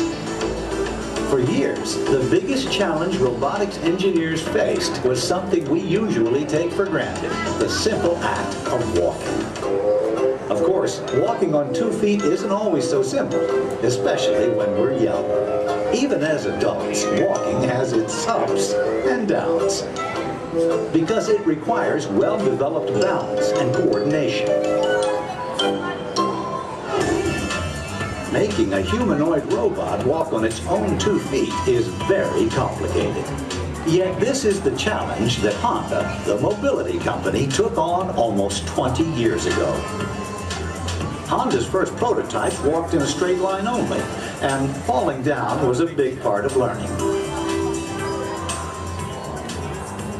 The next prototypes had better balance, but turning was a very slow process. Step by step, the engineers persisted. They built more and more capable models, and finally succeeded in making the most sophisticated humanoid robot the world has ever seen. A machine designed to help people. Honda's advanced step in innovative mobility. Asimo.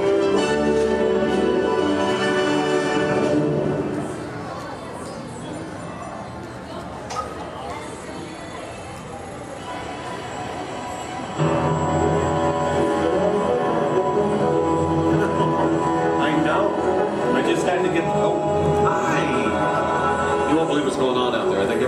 pajamas on my lawn right now. Oh, Phil. No, you gotta stay out of the rose bushes, buddy. Okay.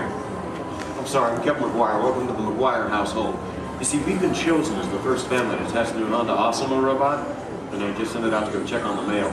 It was so much fun watching the neighbors' faces when they first see Osimo. Like, they all... No, you can't borrow the robot. Just... Okay. Now, if you're not familiar with Osimo, you're going to be amazed at the way it... You know what? You're just going to have to see it to believe it. Of course, when we first met Osimo a couple weeks ago, we learned that its name stands for Advanced Step in Innovative Mobility. Oh, here it comes now. Everyone, say hello to Osimo.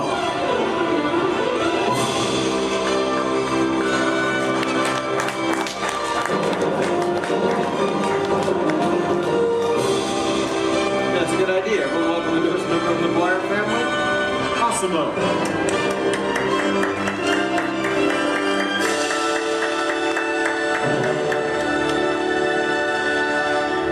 Hello, everyone. Oh, Osimo. Did we have any mail? No, but your neighbor gave this to me. Ooh. I wonder if it's from Phil. Oh no, it's an invitation to Cassidy's birthday party. My kids will be very excited, Osimo. Thank you, that was great. Well, I'm an amazingly capable humanoid robot. Yes. How can I help you? Well, actually, my parents are coming over later because my wife and I... Oh my goodness, I completely forgot. I was supposed to call my wife as soon as you got here. I was just having so much fun with the neighbors, but... You know what? We should probably call her right now. Come on, I've got her on speed dial.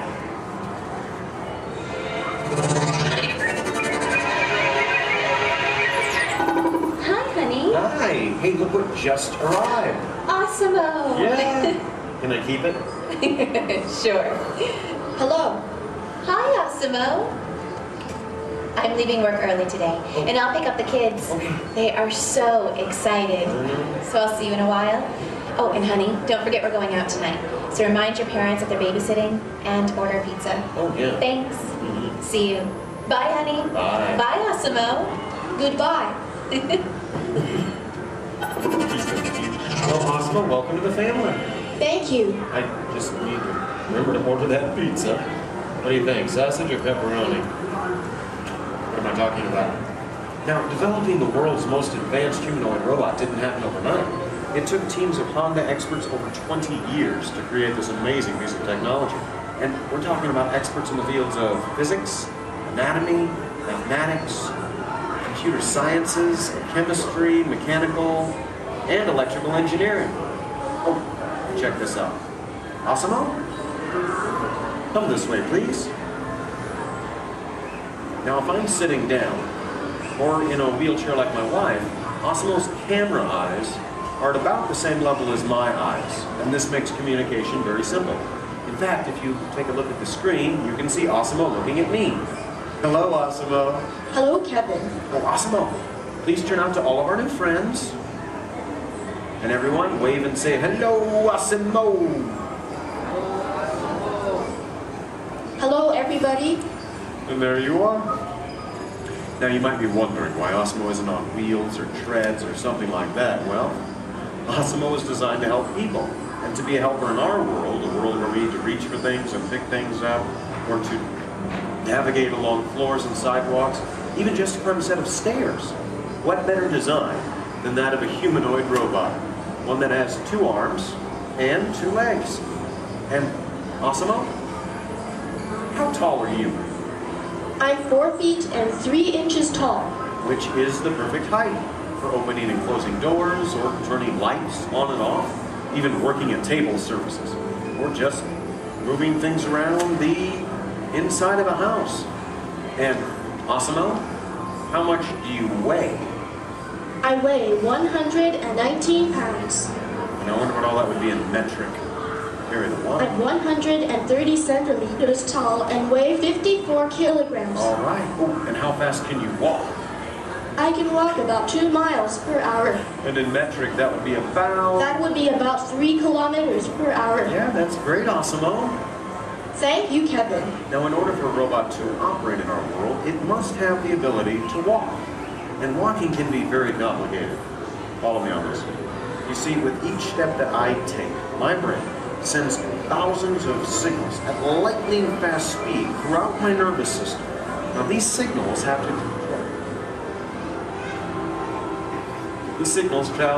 to the muscles, tendons, and ligaments in my legs, hips, arms, and shoulders, which all have to move in sync just for me to keep my balance. But the really amazing thing is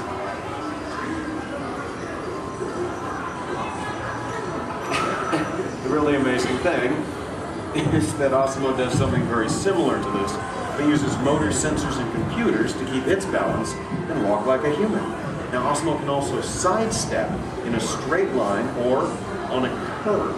And this makes navigating through a house with all of its constantly changing obstacles very simple. And believe me, Osmo, that move's going to come in very handy with my kids and all of their constantly changing obstacles. But what's even more impressive, not only can Osmo walk forward, but Osmo can also walk backward as well, constantly adjusting its center of gravity with each step, just like us. And Osmo's balance is so good, you know what? Let's just show them. Osmo, please balance on one foot, like this. Yeah. Now Osmo makes it look easy. How about the other foot? All right. And Osmo must constantly analyze the data from all of its sensors and 34 separate servo motors. Well, Osmo, I guess it's true. There's really nothing you can't do, except fly, right? But I could play soccer. Yes, you can. You know, I think Molly left her soccer ball here, so yeah. Why not show everyone? Oh, hold on just a moment. Let me get some goalposts so we can make it official. All right, Osmo, bend it like Beckham. And that's a goal. Very nice, Osmo. Yes. Now it looks simple, but kicking the soccer ball actually requires some technically advanced balance, stability, and coordination. But you know, Osmo, with your ability to understand vocal commands and navigate effortlessly through the environment, it's easy to see how helpful you're going to be around the house. Oh, telephone. Okay, Osmo. I'll get it. Hey. Hey, is Osmo there? Yeah, right here. Hello. That is so cool. Osmo, we'll be home in like 5 minutes. Osmo, I told everyone in school they can come over and meet you. And I invited everyone in the neighborhood. Hold on. Also your video. Yeah, Osmo, you're a star. Bye, Osmo. Okay, bye, kids. I know. How about a bye, Dad? Bye, Dad. Love you. You're cool. Well, Osmo, looks like you're pretty popular with my kids. Oh, come on. You know what I'm talking about. Actually, what my kids are talking about is Osmo's DVD, Step to Safety with Osmo, in which it shows how we can use Osmo's unique walking ability to help teach young children safe ways of crossing the street. But Osmo can be helpful in many different ways. In fact, Osmo, did you use your wireless networking capabilities to go online and look for tonight's weather forecast? Yes, I will go online. Great. My wife and I are going out for our anniversary tonight, so good. Yeah. Partly cloudy, with a high in the mid-60s. Perfect. I'll just remind her to bring a sweater. We can have dinner on the patio. Now, even though Osmo's current role is to help her in the home today, someday Osmo might be able to work in dangerous situations, like fighting fires or working in unhealthy environments, cleaning up toxic spills. And there's even the possibility... But I'm not only designed to help. I can also have fun. I think I know what you're talking about. Everyone, would you like to see Osmo dance? Yeah? All right, how about this, Osmo? You lead, I'll try to follow. Go ahead and kick it.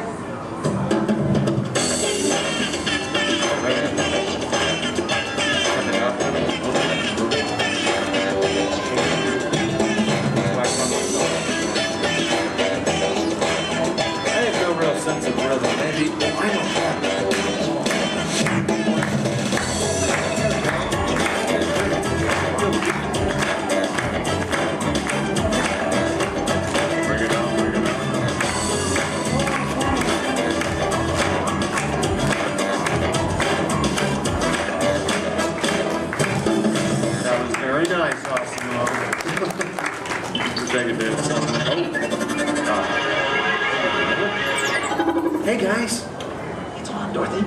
Oh, hi, dear. Hi, Mom. What are you doing? Trying to keep the rhythm. Tell them we'll be over in a while. Oh, your father says to tell you we'll be over in a while to watch the kids. Okay. That's about the robot.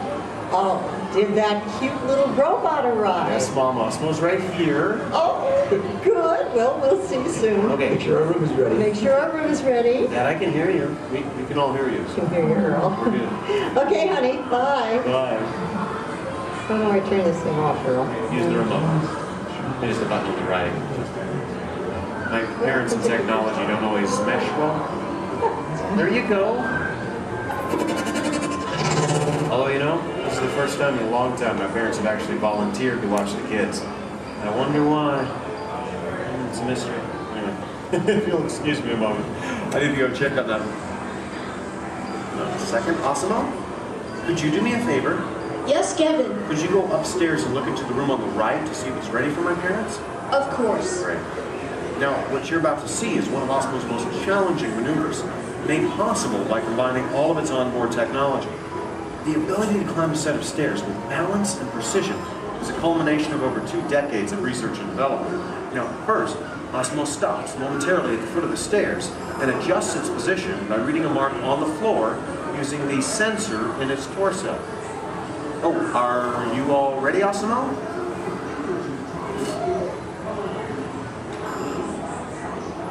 I am ready. Okay, then. Go for it. Now, with each step, Osmo must adapt and constantly counterbalance using all his computing power to remain upright all along the way. Way to go, Osmo! Now that is truly a historic step forward in human technological progress. Okay, Osmo, go ahead and take a look into the room and see if it's ready for my mom and dad, please. And boom. That looks perfect. Thank you, Osmo. You're welcome. Now, if you thought going up the stairs was difficult, it takes even more balance and coordination to make it back down whenever you're ready, Osmo. Once again, Osmo will find its position by reading a mark on the floor using the sensor in its torso. And when it's ready, it will descend the stairs, constantly adjusted with each step.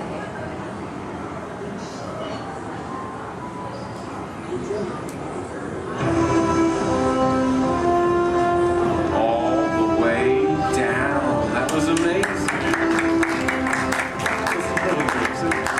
Honestly, Osmo, I don't think there's anything that can top that. So, Excuse me. Yes? I can even run. That's right, you can. And we have the room. Okay, well, you get ready. I'm going to tell everyone. Folks, you're in for a real treat. This is something that I've heard about, but have never seen in person. You see, Osmo can actually run. Yeah. Okay, and it looks like Osmo's getting warmed up, which is something we all need to do before any physical activity. I mean, no one wants to get a cramp in a servo motor. Now, in order for Osmo to run, both of its feet must leave the ground at the same time, if only for a moment. And Osmo is the only life-sized humanoid robot in the world that can accomplish this, moving at speeds of nearly 4 miles per hour, or in metric, 6 kilometers per hour. Okay, Osmo, you just let me know when you're all warmed up and ready.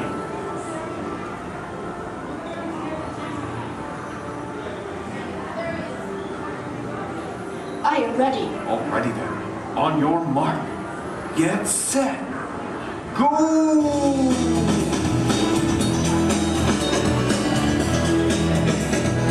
That was incredible.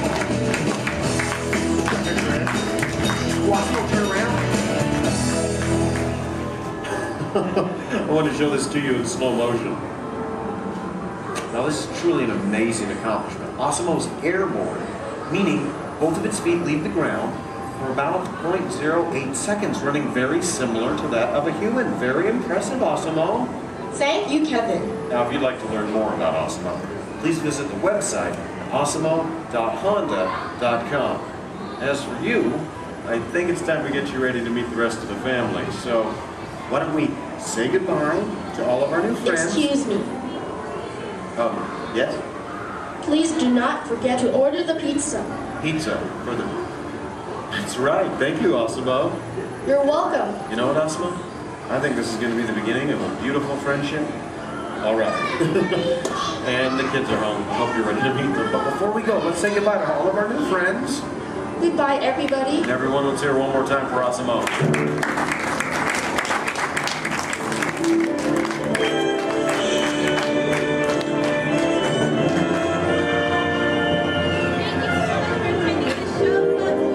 On my desk, everyone, so please remain seated throughout the show. And please keep your hands, arms, feet, and legs inside the vehicle at all times. Oh, don't forget to supervise your children. And for the safety of our cast, we ask that you please refrain from the use of flash photography and external video lighting. Now that we've taken care of business, let's talk about me. My name is Travis, and I'll be your guide for this magical journey into the movies. It's the perfect job for me because, well, I love movies. Is everybody ready? Great, the cameras are ready to roll. Ready when you are, CB.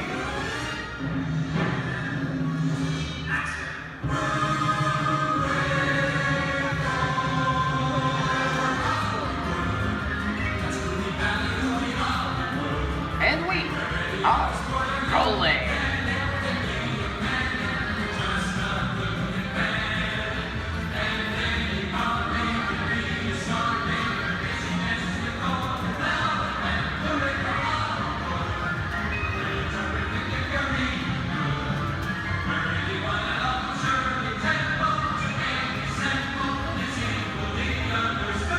Hello everyone and welcome to the Great Movie Ride. Once again, my name is Travis, and on behalf of Disney's Hollywood Studios and Turner Classic Movies, please welcome our host for this one-of-a-kind tour, Robert Osborne. Thank you. Hooray for Hollywood indeed. What better way to start our journey? From the Old West to the rooftops of London and along the Yellow Brick Road, there really is no place like the movies. One of Hollywood's significant contributions to the world of film were great musicals. This scene is from one of my favorites, the 1933 Busby Berkeley spectacular, Footlight Parade.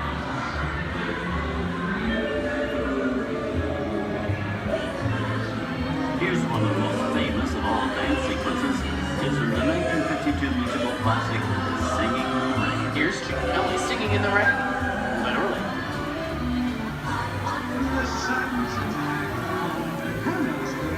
Here's one of the quintessential Disney musicals, Mary Poppins, starring Julie Andrews and Dick Van Dyke. This classic earned 13 Academy Award nominations. I love this song. Sing along.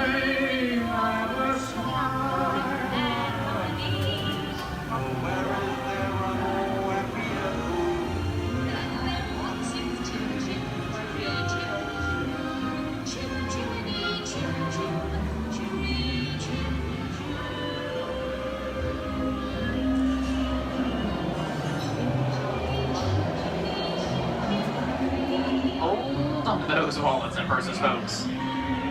This doesn't look like a very good neighborhood. Here's the birthplace of the gangster film, the seedy underbelly of Chicago from The Public Enemy, starring James Cagney. Released in 1931 before strict censorship rules were enforced, Public Enemy is a gritty, realistic, and violent look at the world of gangsters of the Depression era. I love this movie. In one famous scene, James Cagney shoves a grapefruit in Mae Clark's face. She can never look at breakfast in the same way again. These tough guys could turn anything into a weapon. You're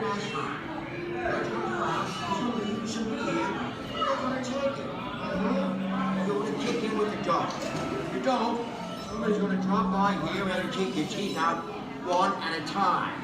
Get me? I get you. Now beat it. Tough guy.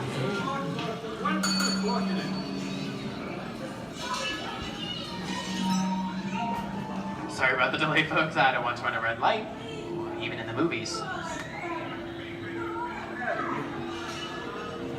I'm not allowed to leave my vehicle. I think it's time for a visit to a concession stand. Bye. So Osborne, wait. Okay, Muggsy, whatever you say. Hey, how'd you know my name anyways?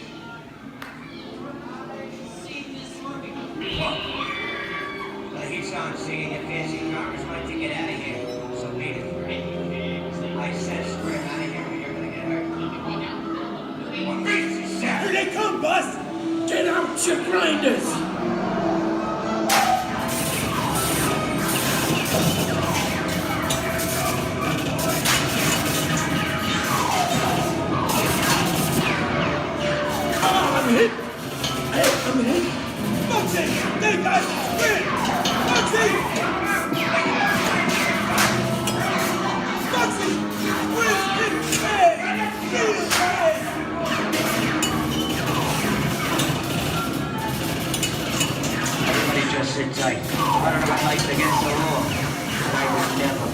Hey, watch this. No more red light.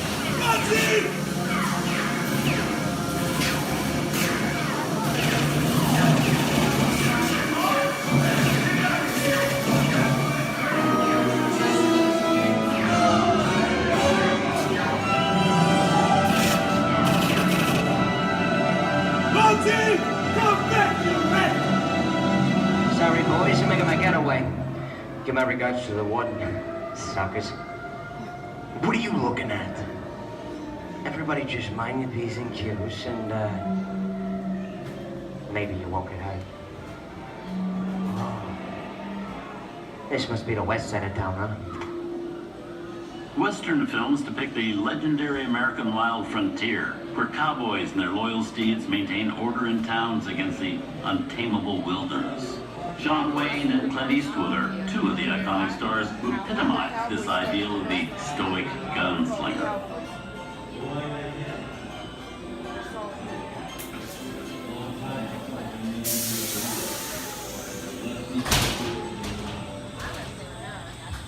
Sleepy little bug, ain't it?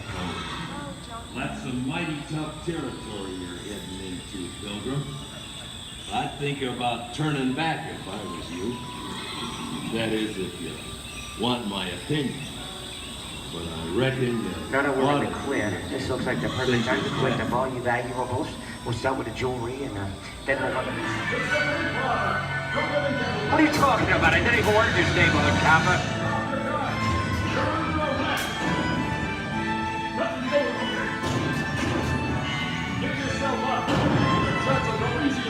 This is nuts. Nuts to this. Look at it this way. Think anyways.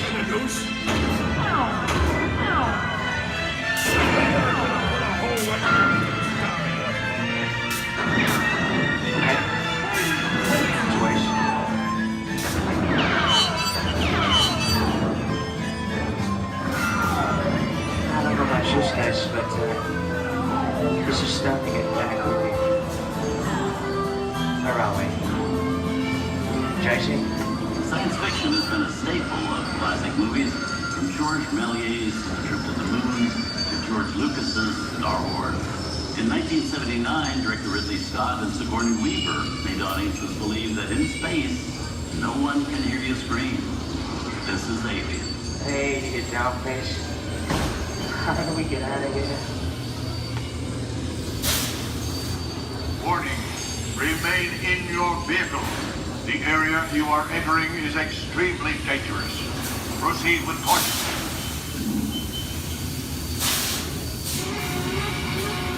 Danger. The emergency disrupt system is now activated. The ship will detonate in T-minus 10 seconds. The option to override automatic detonation expires T-minus 5. What is that thing?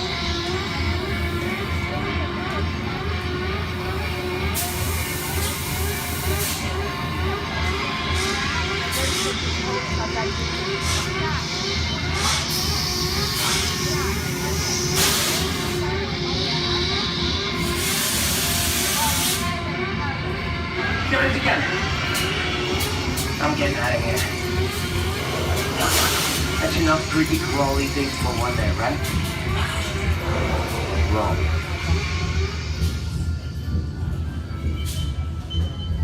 Steven Spielberg and George Lucas cemented their status as the blockbuster boys with their first partnership. Here from that legendary collaboration is Harrison Ford as archaeologist Indiana Jones in Raiders of the Lost Ark. Snakes. Why did it have to be snakes? Some of the biggest horror stars of Hollywood appear in the ancient story of a cursed Egyptian temple, a priceless jewel that beckons to all, but he warned, temptation always leads to destruction. Get a load of that show, guys. Time for me to get back to work. Good thing I don't believe in ghost stories. Don't nobody move while I go get the goods.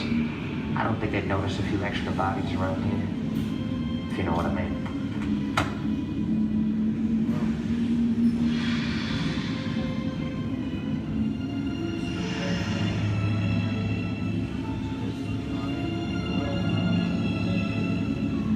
I've seen enough movies to know that you really shouldn't even think about trying to steal a jewel.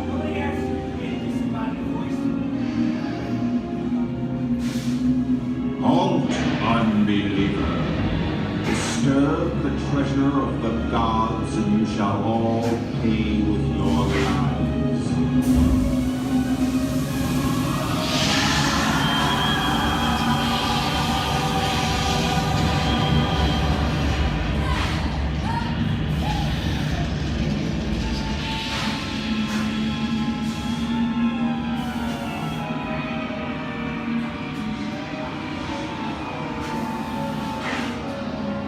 Not bad for my first movie, huh? The twist ending.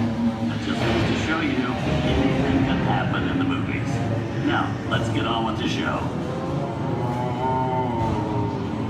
I see dead people. Things like a bump in the night have always been a staple of movies. One of the first horror films was a silent short featuring a dancing skeleton, written by the Lumiere brothers in 1897. Both audiences and filmmakers felt really interested in the cop, but there was no horror was used to describe a film until the 1930s. Wow, there's really a jungle out there. Where are we? This is the jungle home of one of the most famous movie characters of them all, Tarzan. The movie's most popular Tarzan is undoubtedly Johnny Weissmuller, who's run through 12 films as the King of the Jungle. Over there is Reno Sullivan as Jay, and Tarzan sidekick Cheetah, who was portrayed by over a dozen chimpanzee actors over the years.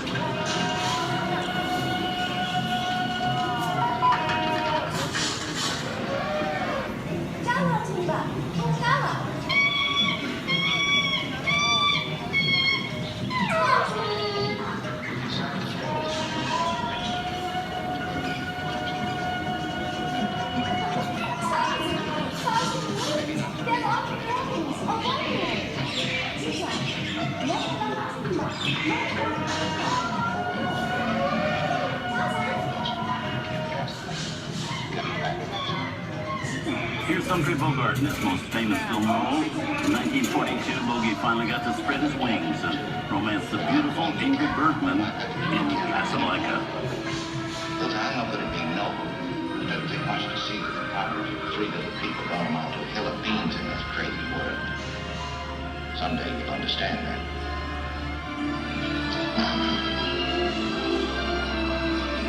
He's looking at you, kid.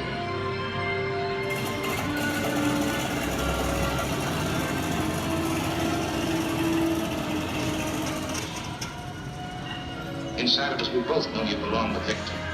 It's work the thing that keeps you going. That thing you can ground. You're not with it. And now, one of the most famous movie stars in one of his greatest roles, Mickey Mouse, is the Sorcerer's Apprentice in Fantasia. When the film came out in 1940, Walt Disney promised to add new musical sequences in the future. His nephew Roy kept that promise 60 years later with the release of Fantasia 2000.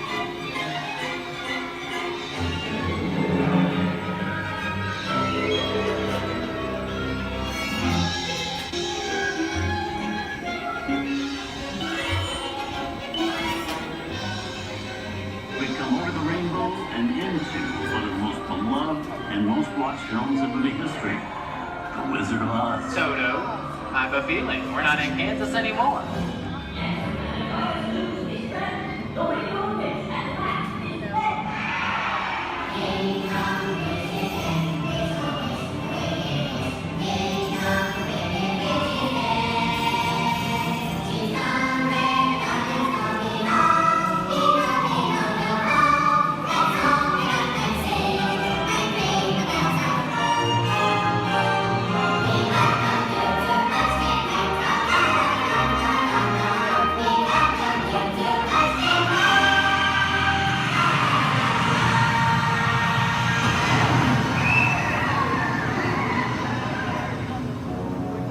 Killed my sister. Who killed the Witch of the East? Was it you? No, it was an accident. I didn't mean to kill anybody. Well, my little pretty, I can cause accidents too. Oh, rubbish. You have no power here. Now be gone before somebody drops a house on you, too. Very well. I'll bide my time. But just try to stay out of my way. Just try. I'll get you, my pretty, and your little dog, too.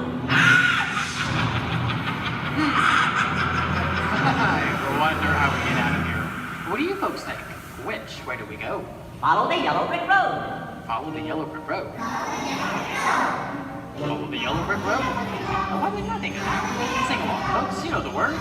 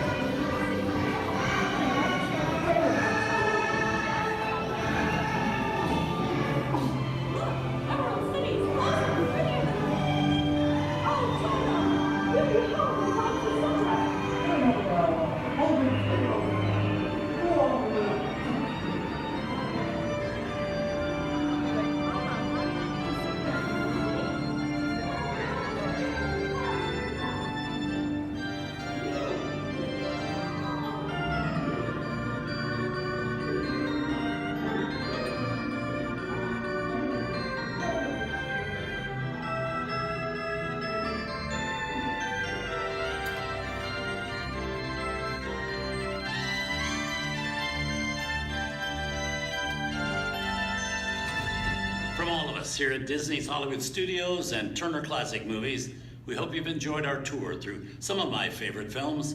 But remember, there are many more adventures waiting for you every day on TCM.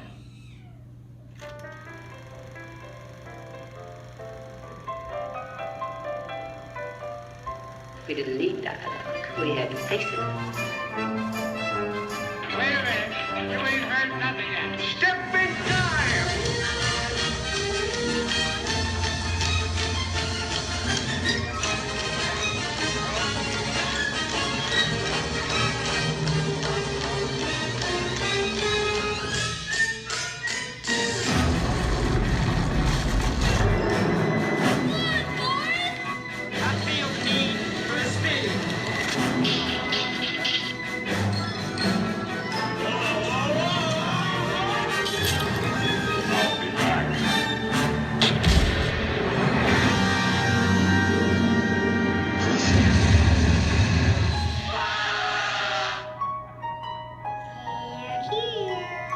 You best start believing in ghost stories, Miss Turner.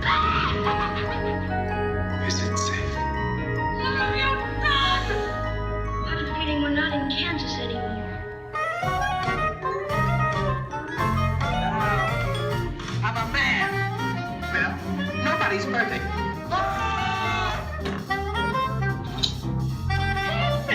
Shut up.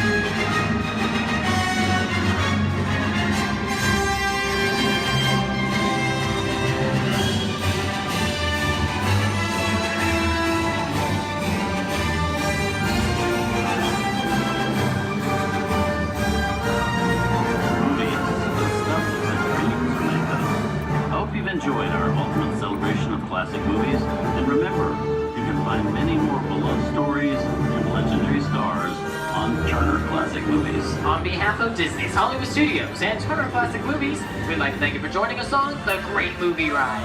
Now please remain seated until the vehicle comes to a complete stop. Please take small children by the hand and gather your personal belongings. And once these doors have opened, rise dramatically to your feet and make a grand exit towards the rear of the vehicle. Oh, and one more thing. When I yell action, don't forget the thunder is applause for yours truly. Okay, quick, everybody. And action! Thank you. Have a wonderful afternoon at Disney's Hollywood Studios.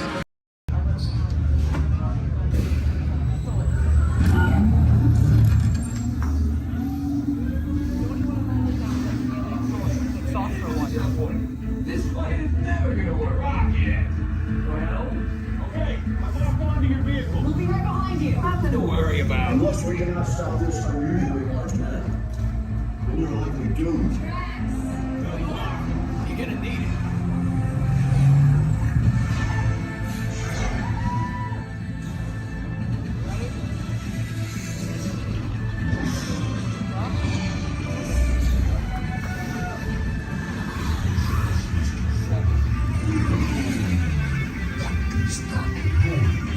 Noise. No one's gonna stop rock and roll from existing. What have we done? I think we're going back.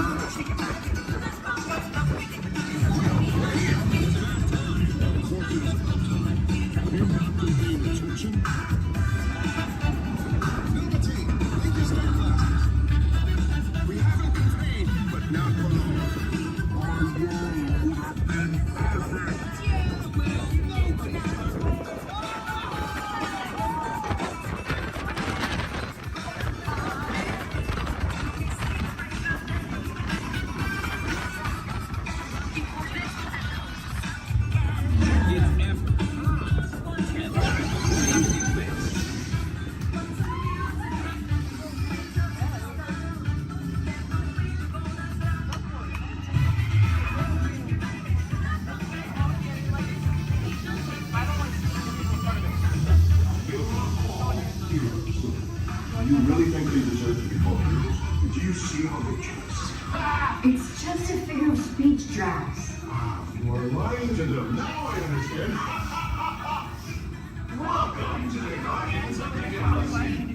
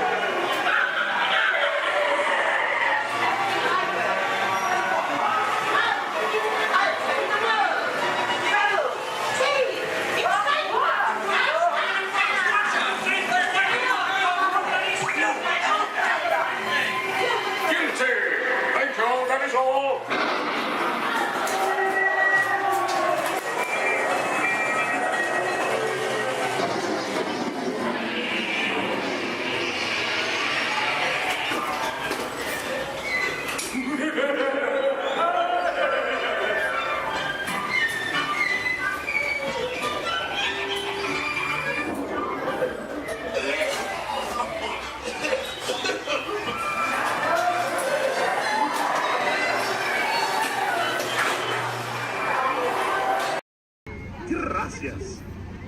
Now, Casey, let's get this show on the road, or track. All aboard!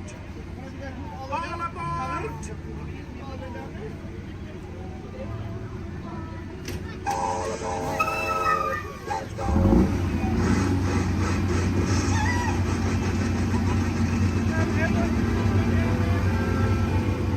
Casey Jim is coming down the track, coming down the track, with the smoker sack.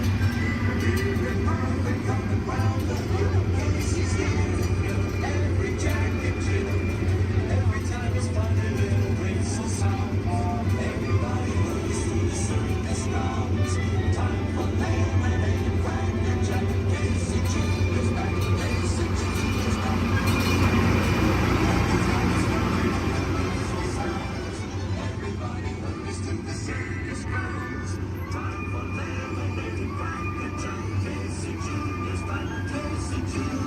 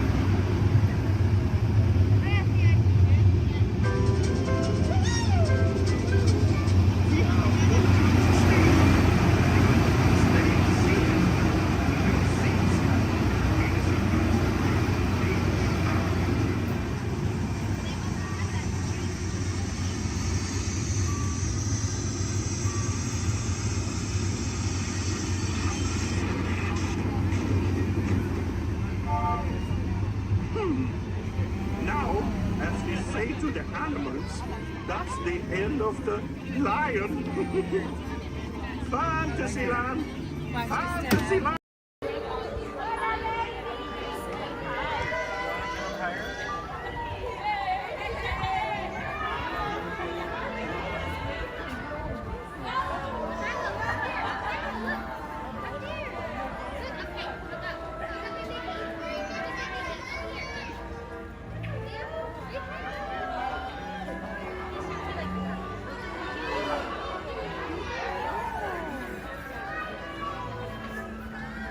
Safety, please remain seated at all times, keeping your hands, arms, feet, and legs inside the train. Please supervise all children, making sure they are seated away from the train openings, either fully on a lap or on a bench. Our next stop will be New Orleans Square Station. Do we want to start? Do we want to stop at New Orleans? No, do you want to go all the way around?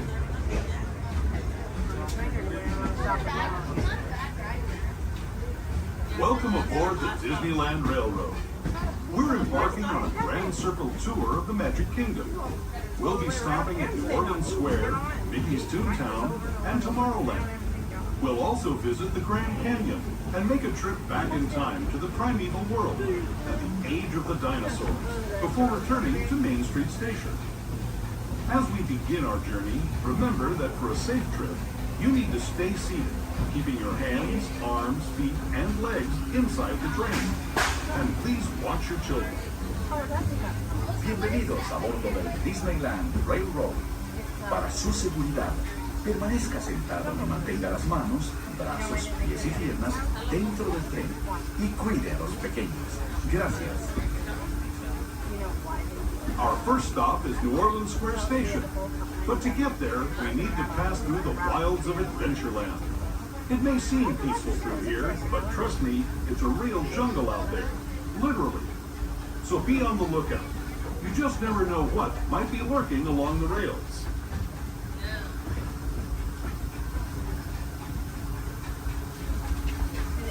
Just ahead is New Orleans Square Station.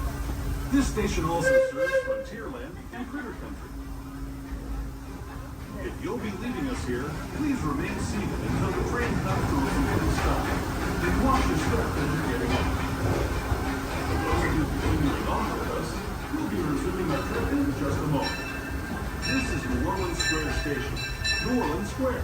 As you make your way to New Orleans Square Station, please remain fully seated until the train has come to a full and complete stop. This will be your stop for attractions such as Pirates of the Caribbean, Indiana Jones Adventure, Jungle Cruise, the many adventures of Winnie the Pooh, Splash Mountain, and Haunted Mansion Holiday.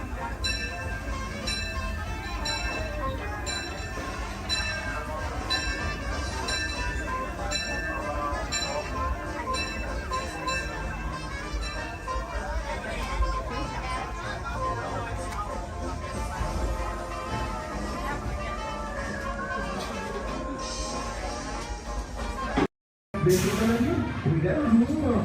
Here we go.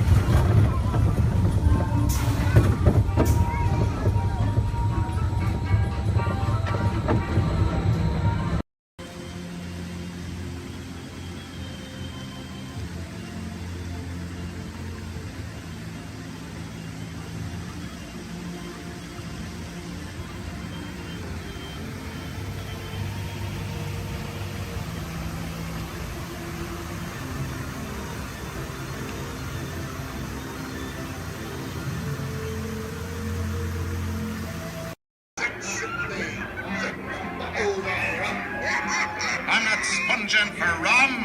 It be gold I'm after.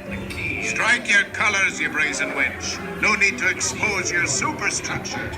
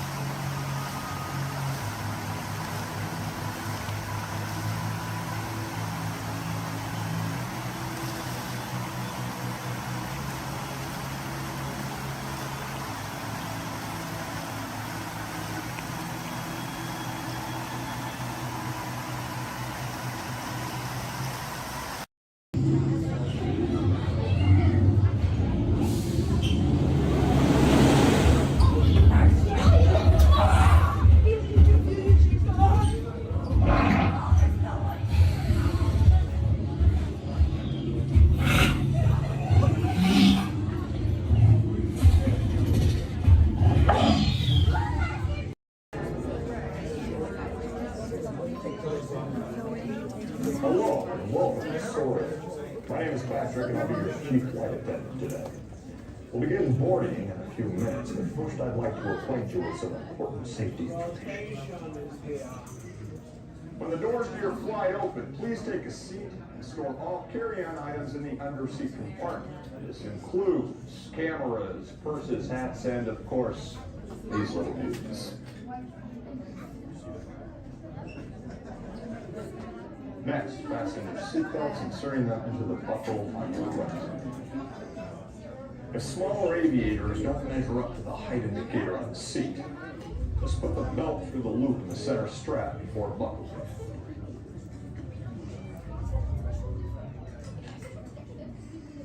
That's worth about. Soon you will be airborne. So if you or your little aviators have a fear of flying or of heights, you might want to wait for your party to arrive. Okay, let's review. That is seatbelt, carrying on, safety strap, fear of heights, keep your hands and arms inside at all times. Anything else? Yeah. Have a nice flight. The Grand Canyon in the primeval world. In the tunnel, you'll notice there is a window pane. If you use a flash on your camera, it's going to bounce back in your face. You will not get a picture. You will annoy your neighbors. And you'll make the dinosaurs, and especially our front conductor, very angry. Please, no flash cameras in the tunnel. I only get a little angry. I don't. I keep my eyes closed.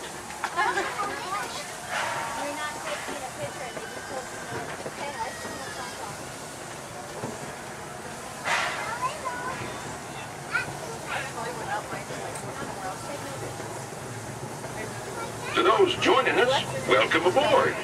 The next leg of our journey will take us along the rim of the Grand Canyon. It's a mighty long drop to the canyon floor. So for your safety, stay seated with your hands, arms, feet, and legs inside the train. Be sure to watch your kids and no flash pictures, please. Para su seguridad, permanezca sentado y mantenga las manos, brazos, pies y piernas dentro del tren y cuide a los pequeños. Por favor, no tome fotografías con flash.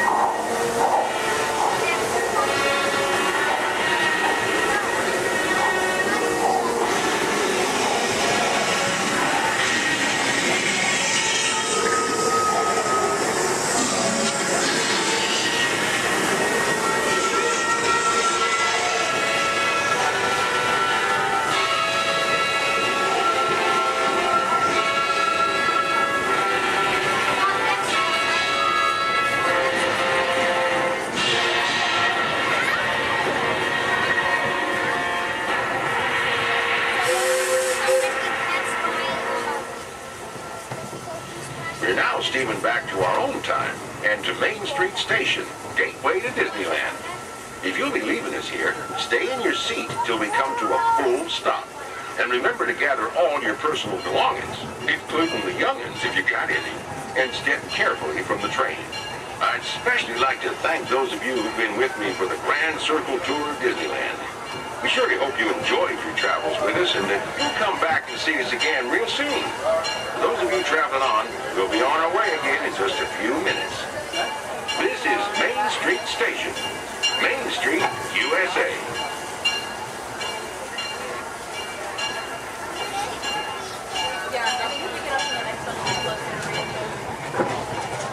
It's amazing that you can drive the train and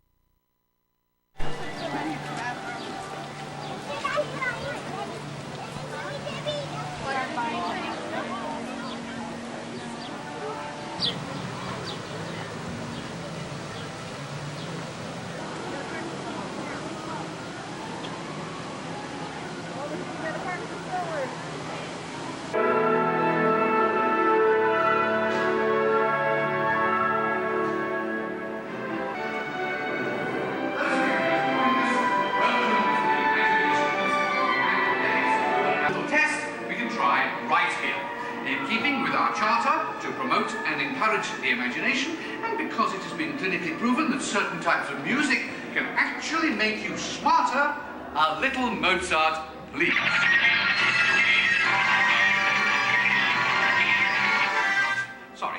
Sorry, that was the wrong type of music. And for those of you who might have dropped a few IQ points, just follow the people in front of you and we'll get you some help. And now, a little Mozart.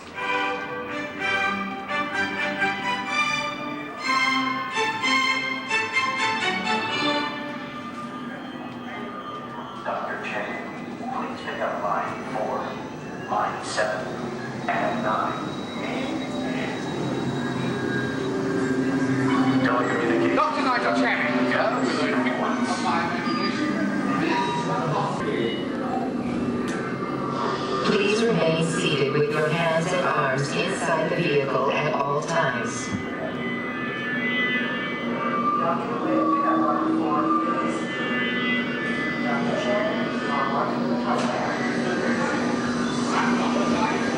Please remain seated with your hands and arms inside the vehicle. We're about to measure your imagination, so relax as the scanner sees what's in your heads just now. Scanner on.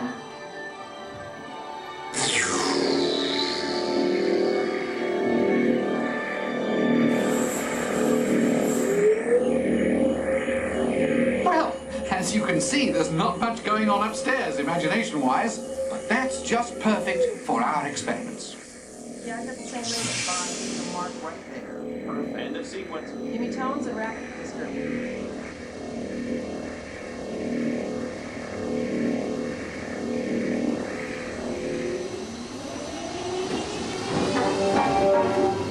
We begin with an exercise in sound. Listen closely and see what you hear.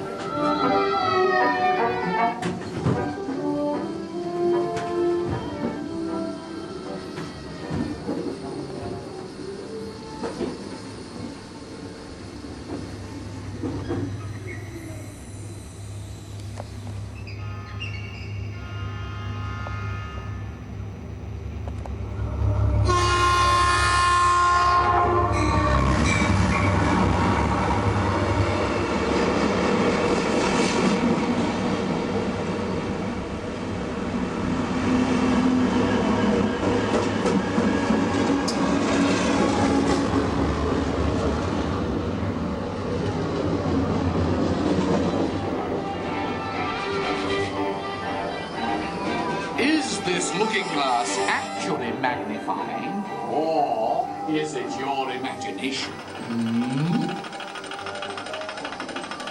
Here, one quickly learns that when the laws of physics and common sense are shattered,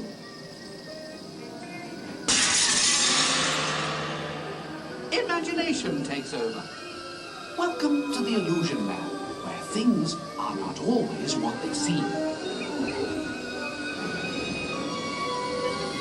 Looks can be deceiving, can't they?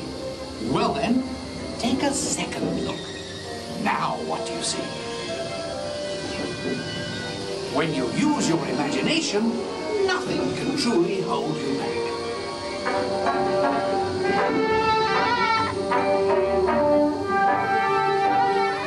In the next experiment, let color work its magic on your imagination.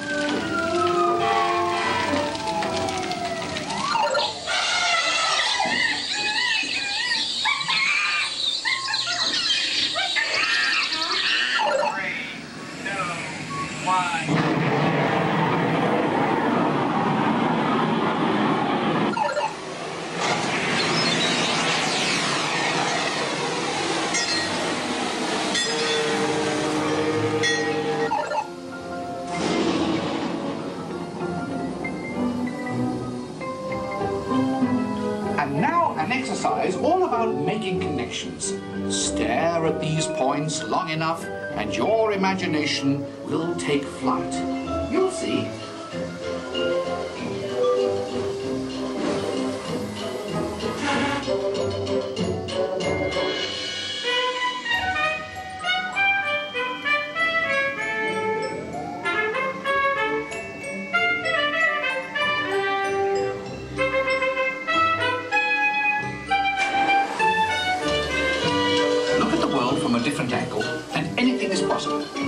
the Gravity Lamp.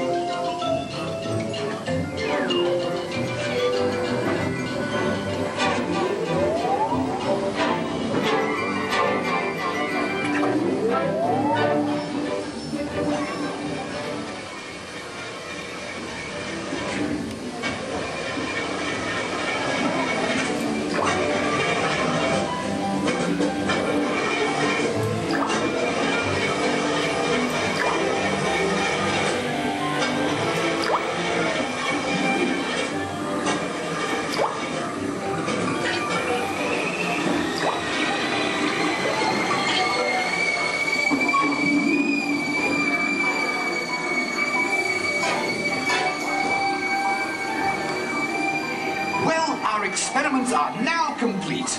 Time to run you through the scanner once again. Who knows what we'll find in your imagination this time? Scanner on. Initiate feedback program. This is John Receiving this. Recalibrate for a wider scan.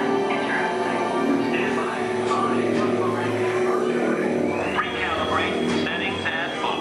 Scanner readings at 150, 175. Just want to use this peak performance. Let all that optimum.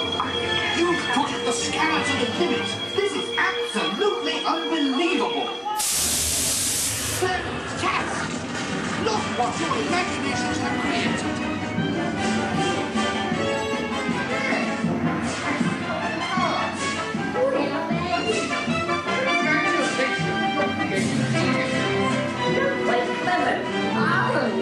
What a brilliant burst of creativity.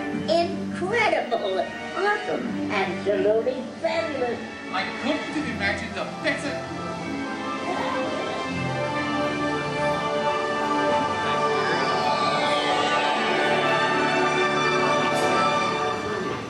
Reality restored. This is Starport 7-5. Or as we locals call it, Space Mountain. Our high-speed rocket port to distant deep space destinations.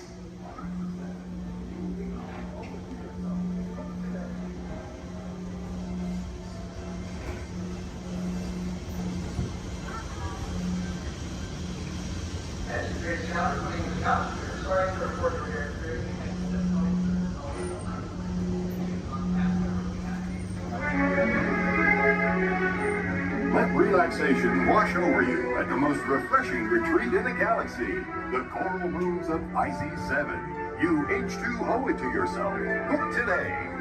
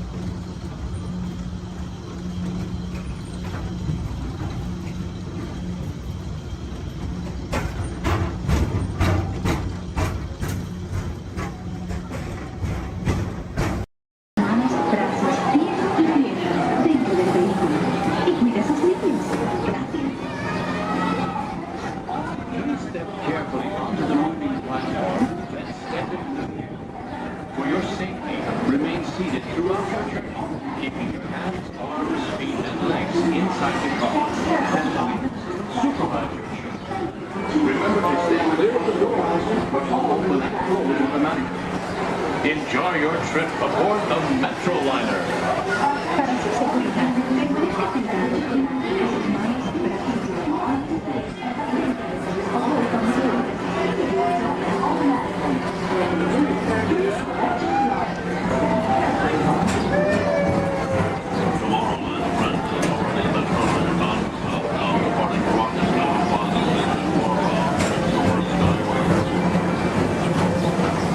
Welcome aboard, TTA travelers.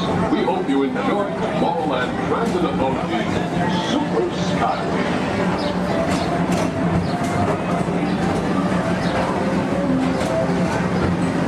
Now approaching Tomorrowland Interplanetary Convention Center. The convention center is home to a galaxy of wonders from faraway.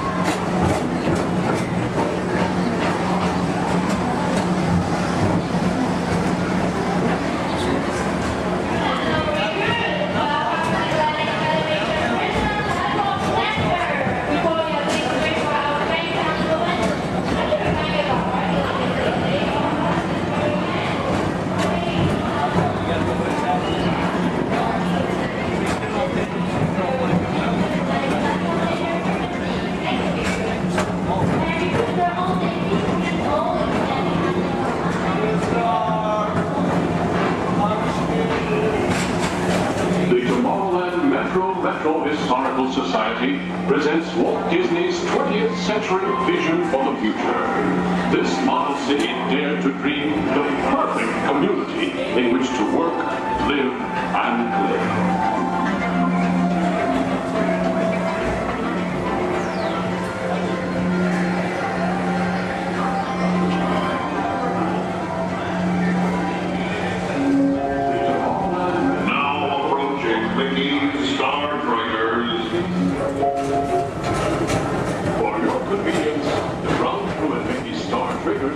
Be glad to rocket ship to any planet in the galaxy. Hi there, Tomorrowland travelers. This is Mr. Johnson and Sky Eagle Hovercraft 1, bringing you the latest Tomorrowland traffic report. As usual, everything is perfect on Tomorrowland Superhighway. Back to you at DTA Center.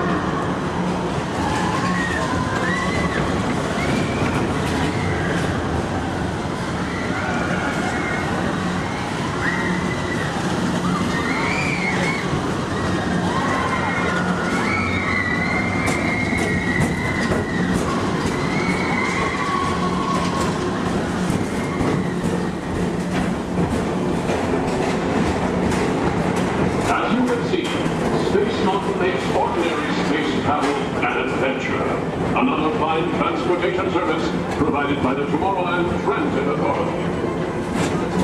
Attention, all visitors from Galaxy M31. Please keep forward-facing tentacles clear of oncoming Metroliner vehicles. Thank you.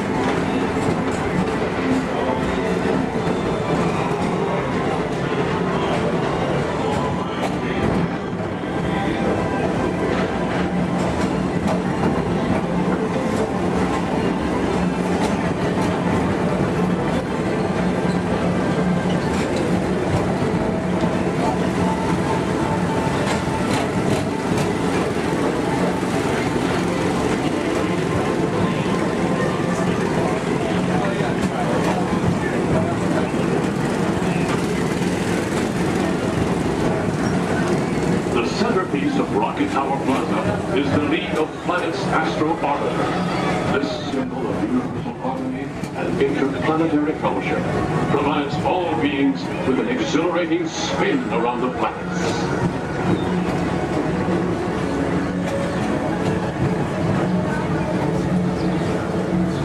Remember, Blue Line passengers, for all your future travel needs, the TTA services all of Tomorrowland's outlying areas, including the personal rocket ship docking lot, and of course, perfect park acres.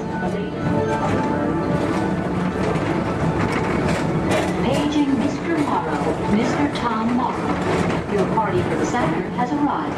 Please give them a ring. Now approaching Walt Disney's Carousel of Progress.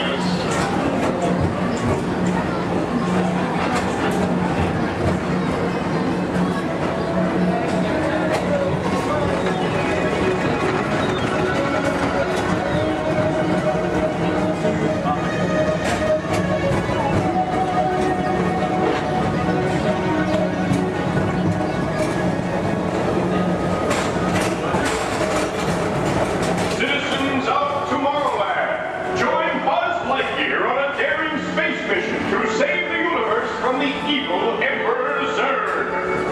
Report to Star Command and Buzz Lightyear, Space Ranger Spin!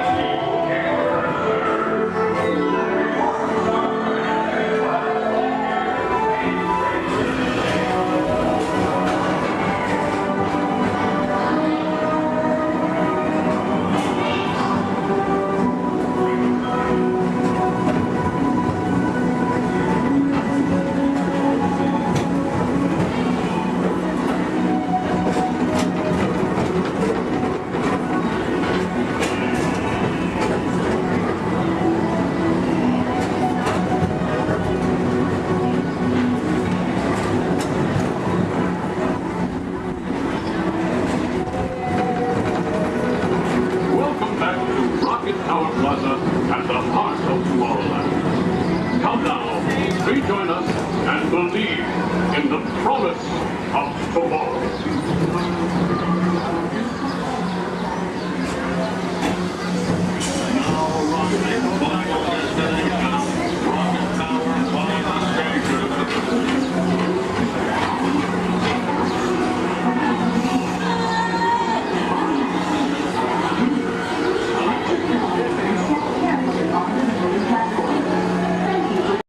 Ladies and gentlemen, this is Disney's All-Star Sports Resort. Please collect your belongings, watch your head and step in this park, and take small children by the hand. Thanks for riding with us, and welcome home.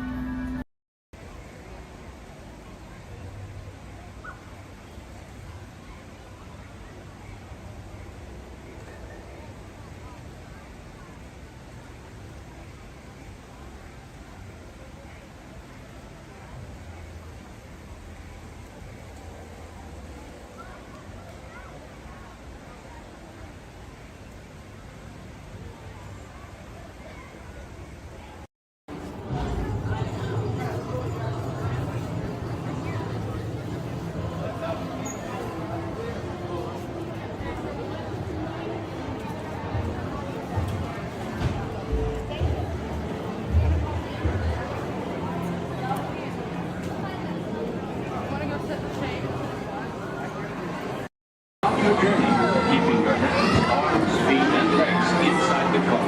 And please, supervise your children. Remember to stay clear of the doors, which will open and close automatically. Enjoy your trip aboard the Metro Liner.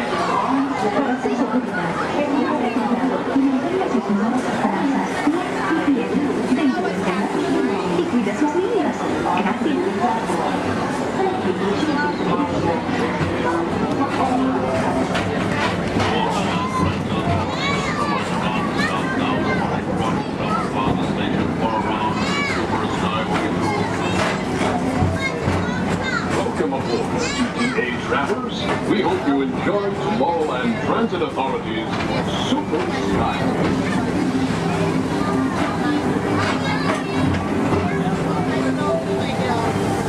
Now approaching Tomorrowland Interplanetary Convention Center.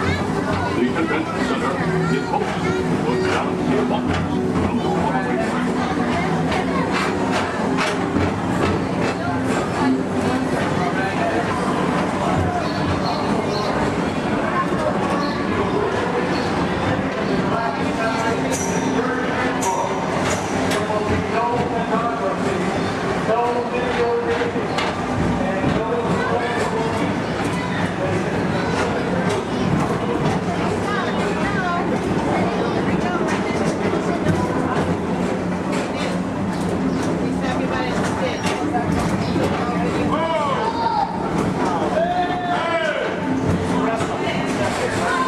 The Tomorrowland Metro Retro Historical Society presents Walt Disney's 20th Century Vision for the Future. This model city dared to dream the perfect community in which to work, live, and play.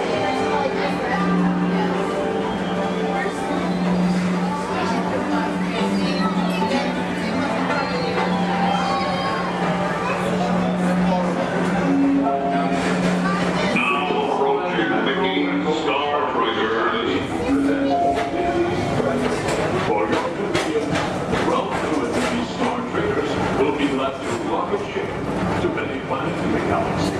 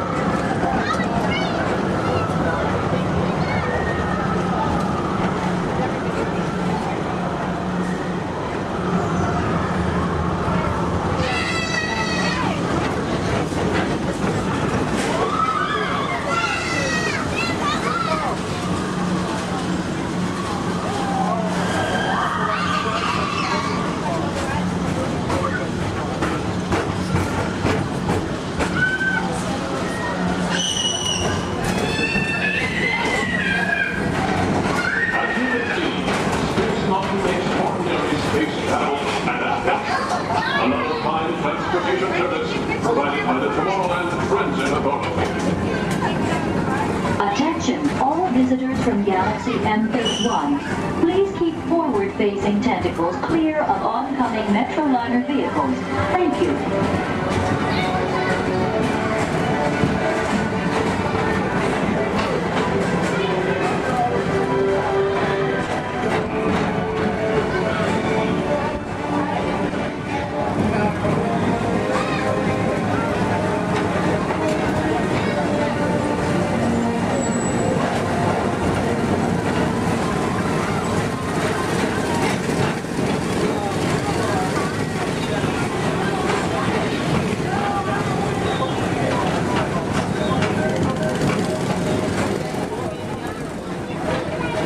The centerpiece of Rocket Tower 1 is the League of Planets Astro Orbiter. This symbol of universal harmony and interplanetary fellowship provides all beings with an exhilarating spin around the planets.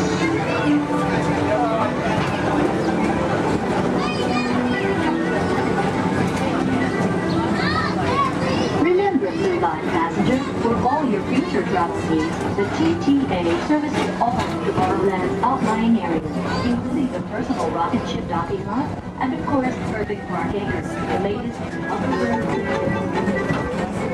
Paging Mr. Morrow, Mr. Tom Morrow. Your party's excited has arrived. Please give them a ring. Now approaching Walt Disney's Carousel of Progress.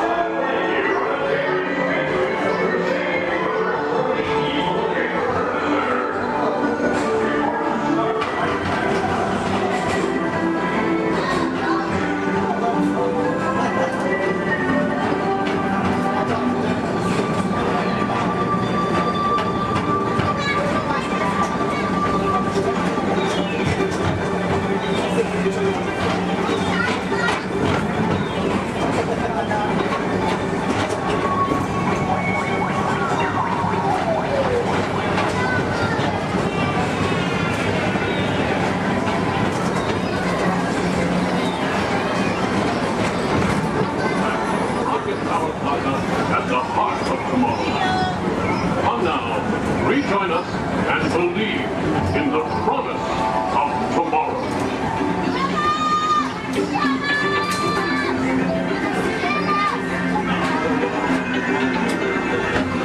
Rocket Tower final station.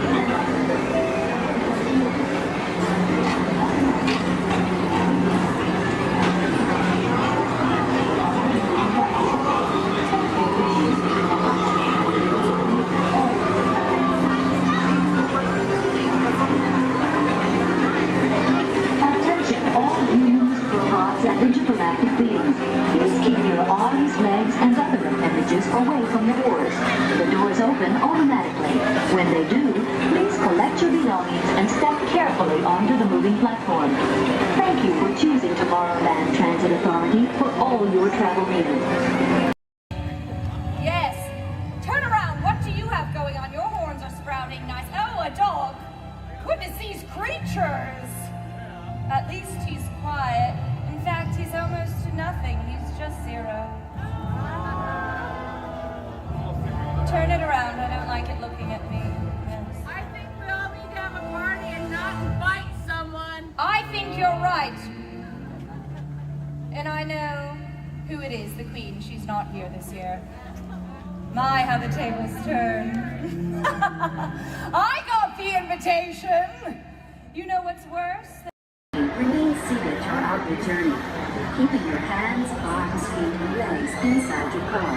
And please supervise your children. Stay clear of the doors, which will open and close automatically. Enjoy the trip. Para su seguridad, permanezca sentado y mantenga sus manos, brazos, pies y pies dentro del car. Vigila sus niños.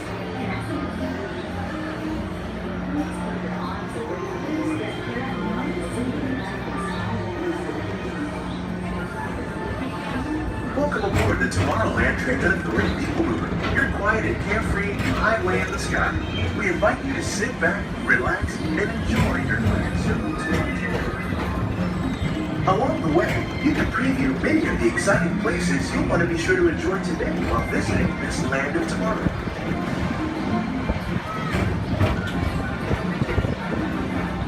The People Mover is the perfect vehicle for people watching, so keep your eyes peeled. You never know who you might see.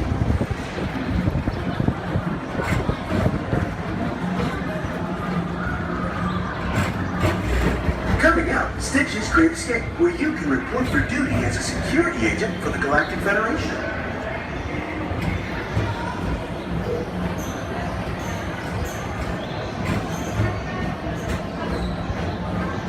Your mission is to keep Experiment 626, the biggest little mischief maker in the galaxy, under control. I don't think so.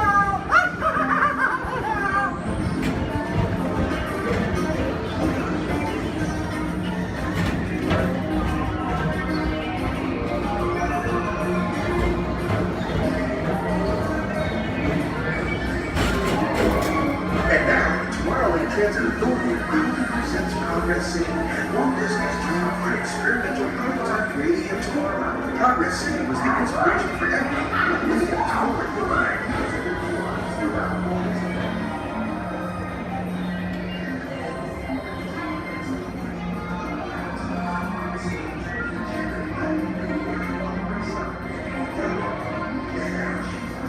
If your future includes shopping, then you'll want to visit Mickey Star Traders, where you'll find the greatest goods from around the galaxy. That's right. It's after tomorrow.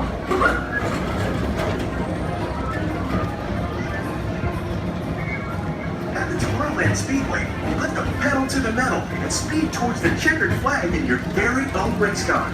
Young or old, this is your chance to drive in the fast lane without worrying about getting a speeding ticket.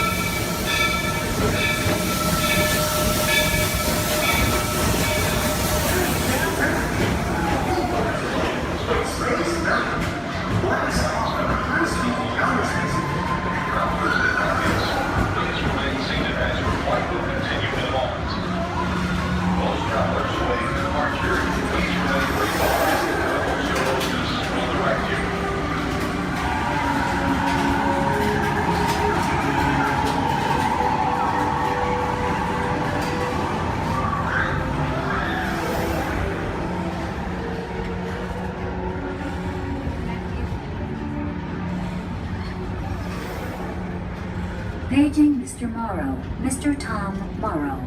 Please contact Mr. Johnson in the control tower to confirm your flight to the moon.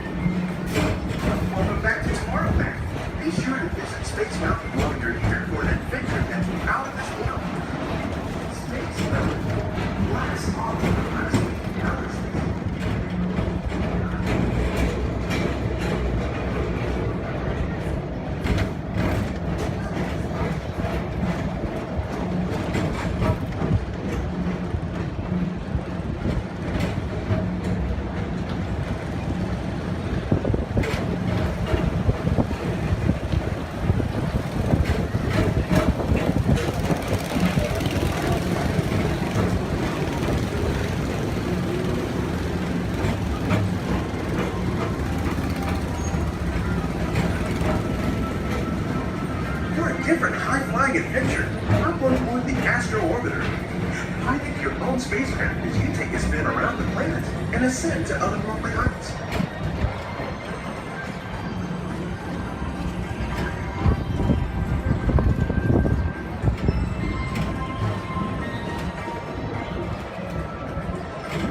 We're now approaching Walt Disney's Carousel of Progress. Inside this rotating theater, whole families welcome you into their world from yesterday and today, starting way back at the turn of the 20th century. First presented at the New York World's Fair, this legendary circular theater celebrates the progress that has made our lives better. It's a perfect reminder that there's always a great, big, beautiful tomorrow shining at the end of every day.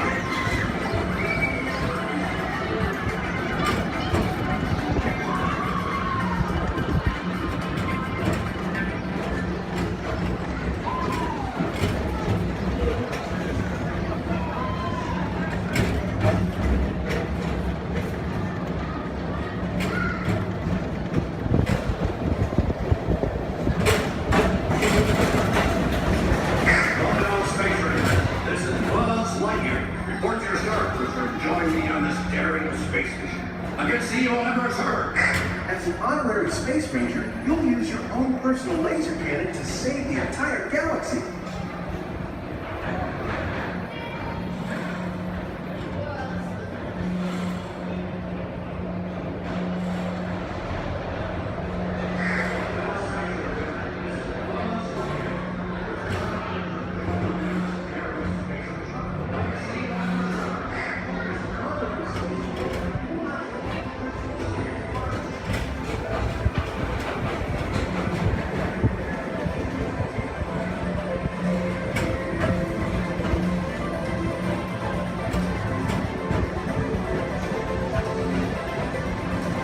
This time it's laughter they're after at Monsters Incorporated. So drop in and join Mike Wazowski and all his pals at Monsters Incorporated laugh more. Share the fun. Yeah, very good. Keep it moving. We're on a tight schedule here.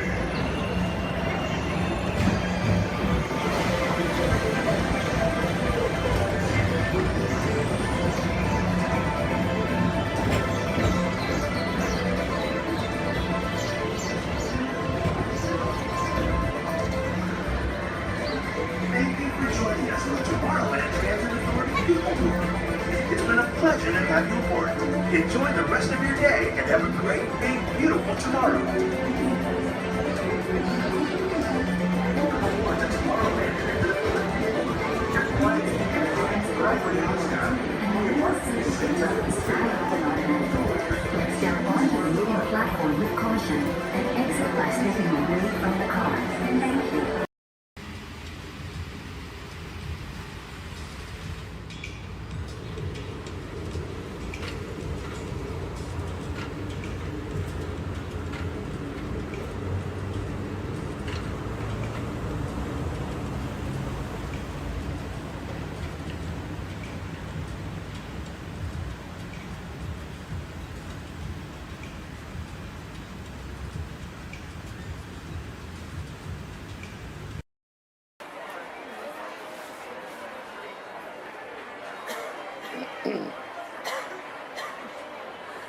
Ladies and gentlemen, boys and girls, before we do the party dance, everyone, please maintain first amount of time for the train's motion.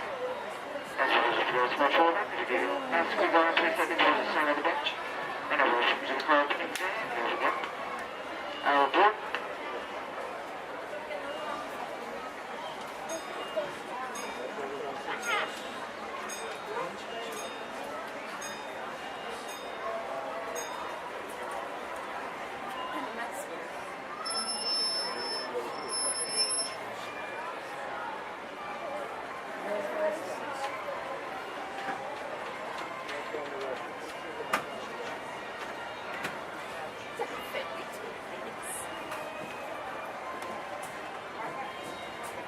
Hello, folks.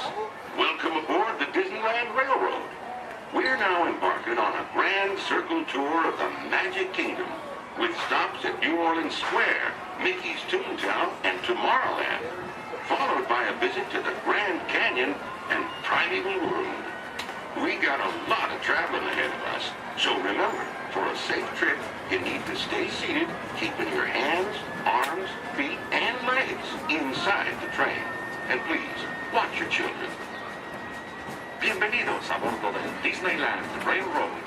Para su seguridad, permanezca sentado y mantenga las manos, brazos, pies y piernas dentro del tren y cuide a los pequeños. Gracias.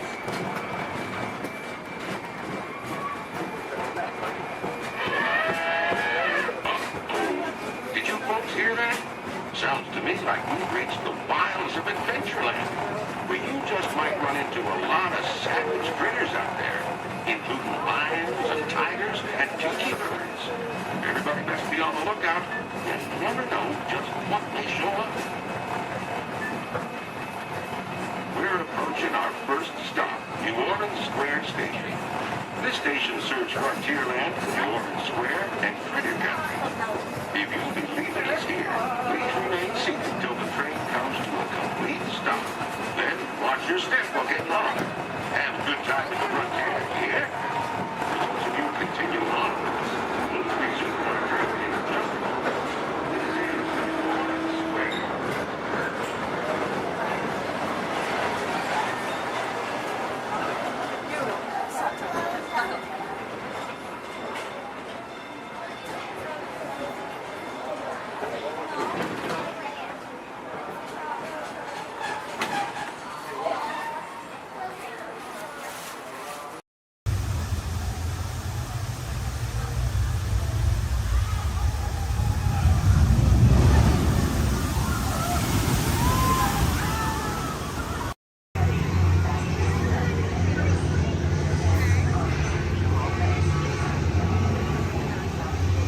Time travel commencing in T-minus 10 seconds and counting.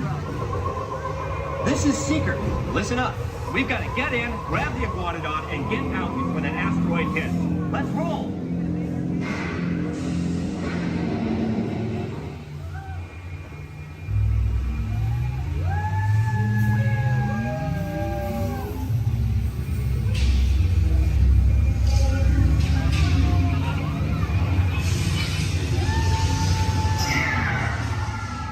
Okay, now, let's go get that dino.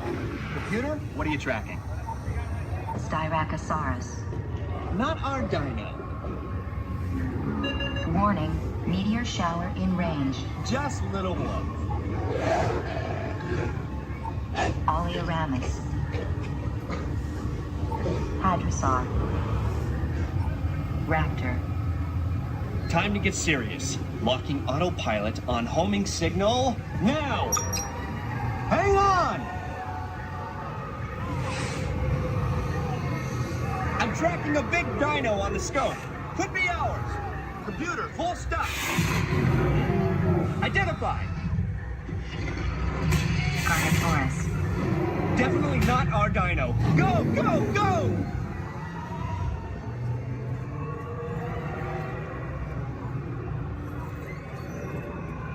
Another big guy coming up. Computer. Slow and identified. Sauropod. Still not our dino, but at least this one's a vegetarian.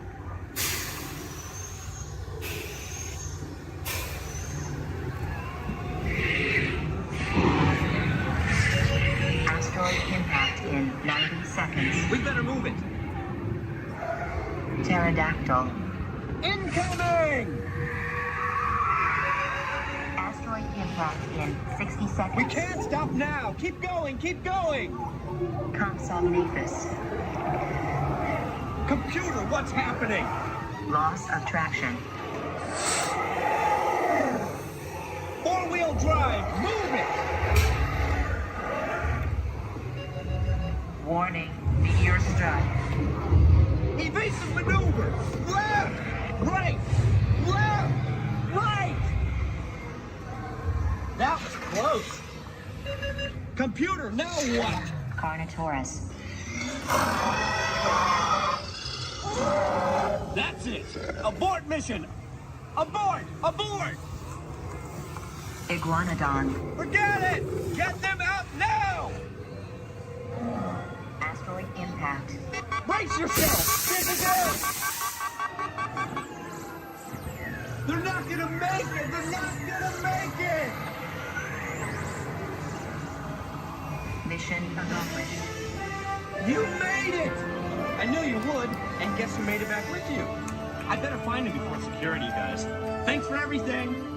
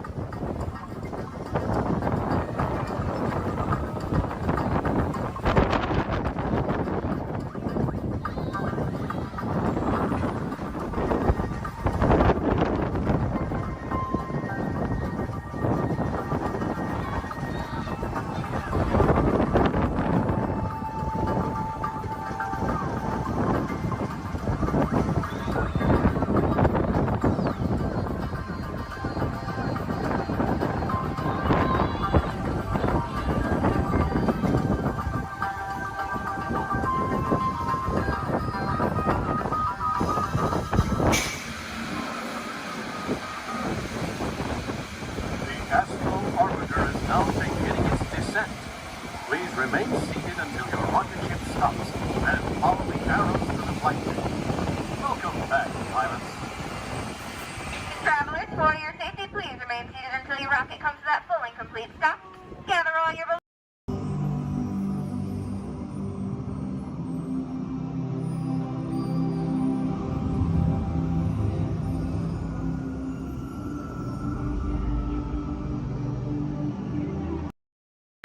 Remain seated with your hands, arms, feet, and legs inside the vehicle and supervise children. Thank you.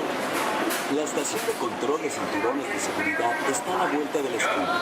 Por su seguridad, mantenga sus manos, brazos, pies y piernas dentro del vehículo y cuida a los niños. Vehicle 3 is clear for hill climb. Okay, here we go.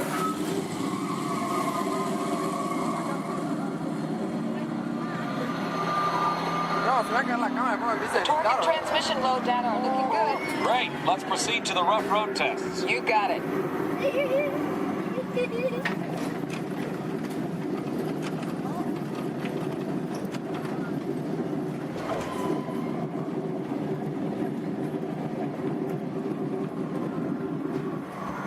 Okay, I'm going to take you right up to the cones, hit the brakes, and see if I can steer you through. Hold on.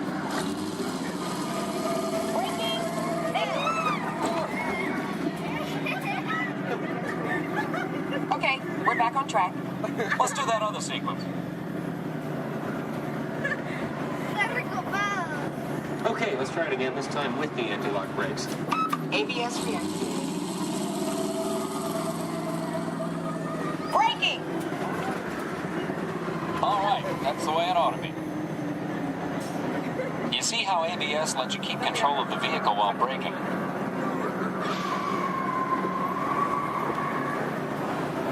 Let's demonstrate some extreme test conditions. Okay.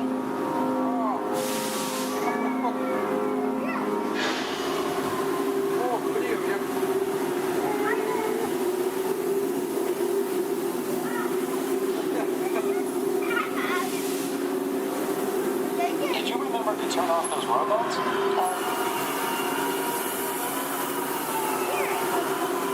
Clear for track course A.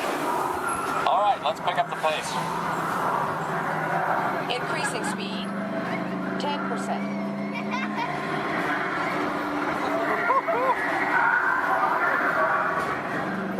20%.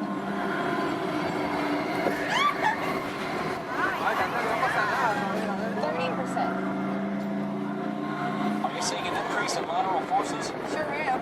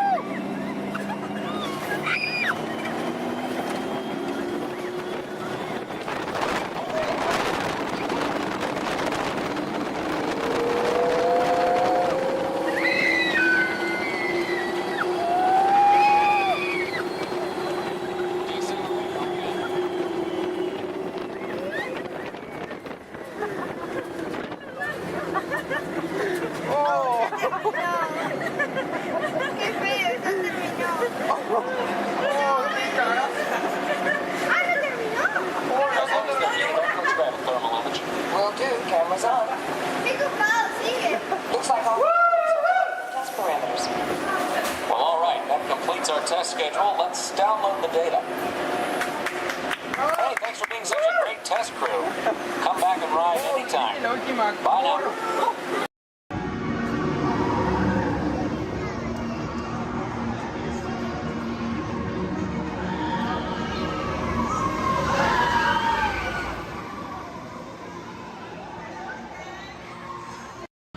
Y mantenga sus manos, brazos, pies y piernas dentro del tren. Cuide a sus pequeños. Muchas gracias. Howdy, partners. For your safety, remain seated with your hands, arms, feet, and legs inside the train, and be sure to watch your kids. If any of you folks are wearing hats or glasses, best remove them, because this here's the wildest ride in the wilderness.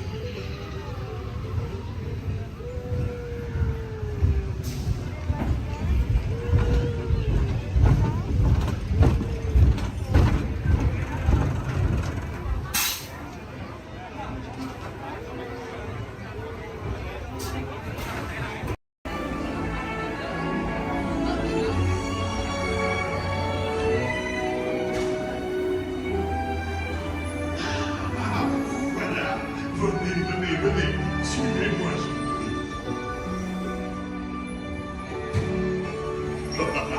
Mes chers amis, is waiting for you. This way. Qu'attendez-vous?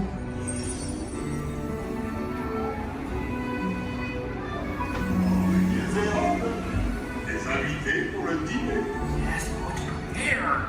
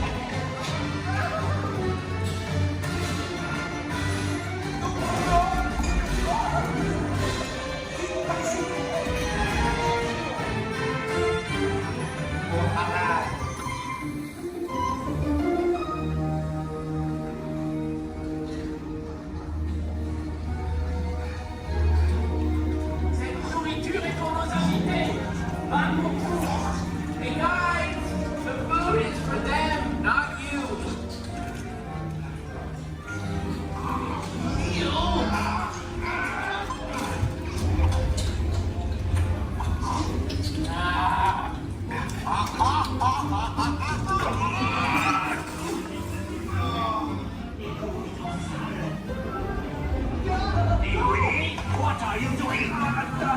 Que manigancez-vous? Out of my way!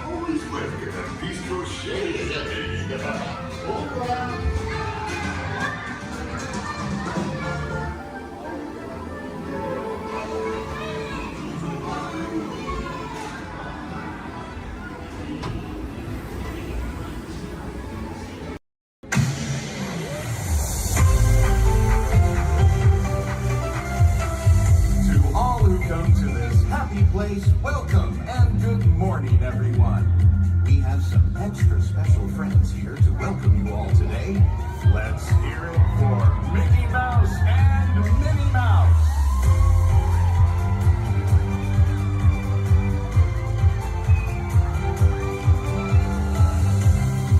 Well, hi, everybody. Good morning. Gosh, it sure is great to see so many amazing friends. It certainly is. Oh, I have a feeling today is going to be the best day ever. You said it, Minnie. And now that we're all together, we got a surprise for you.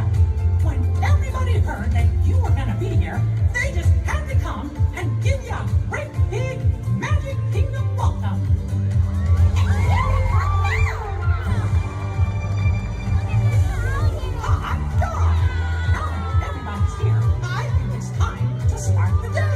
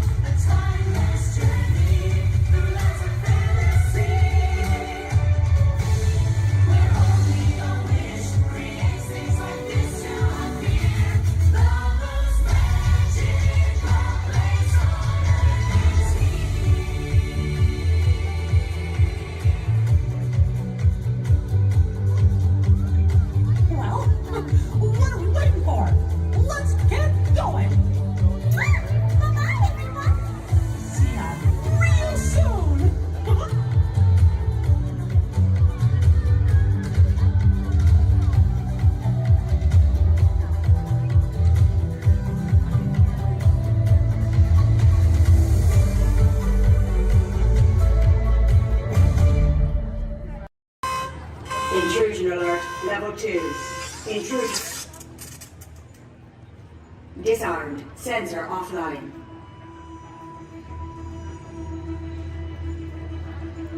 Nothing to see here. Move along.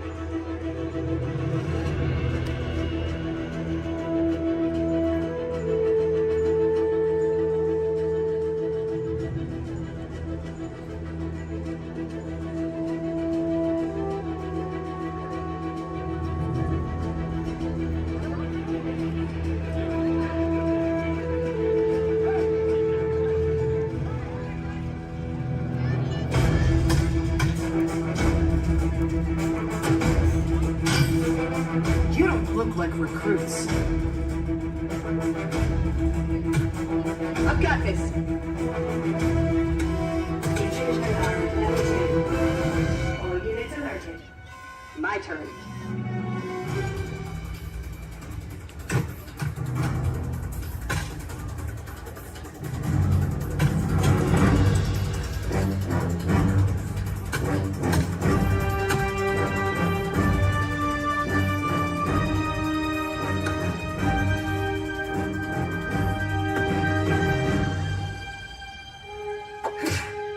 Let's try this again.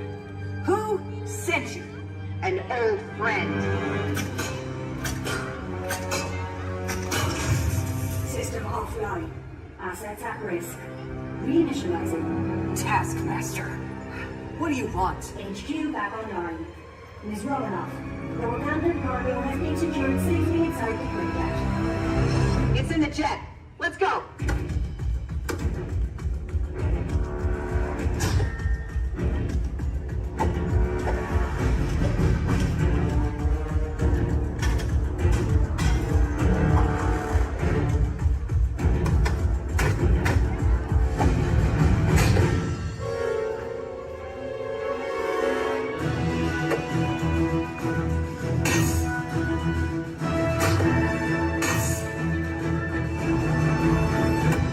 Incoming call from Mr. Stark.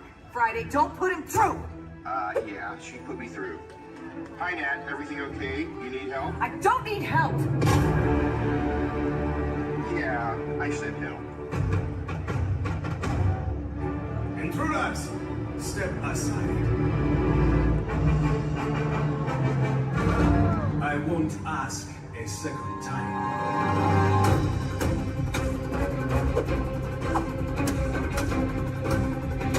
Friday, please introduce our guest. The Taskmaster. Origin unknown. Be ready. Taskmaster has the ability to master and replicate your fighting skills. It's annoying. This is a fight you cannot win.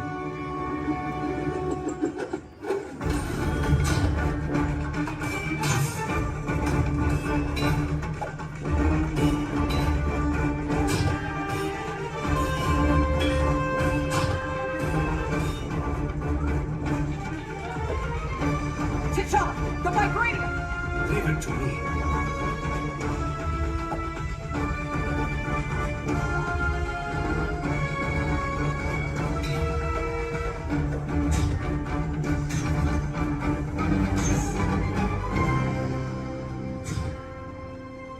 We've got it. Let's go.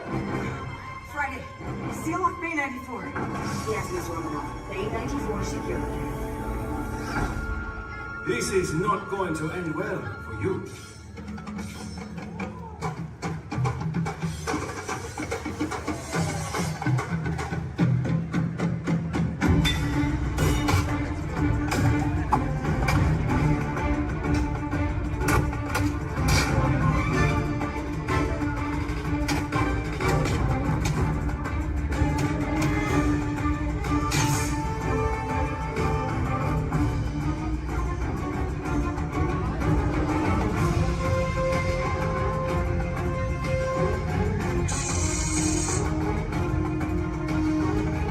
Looking for this?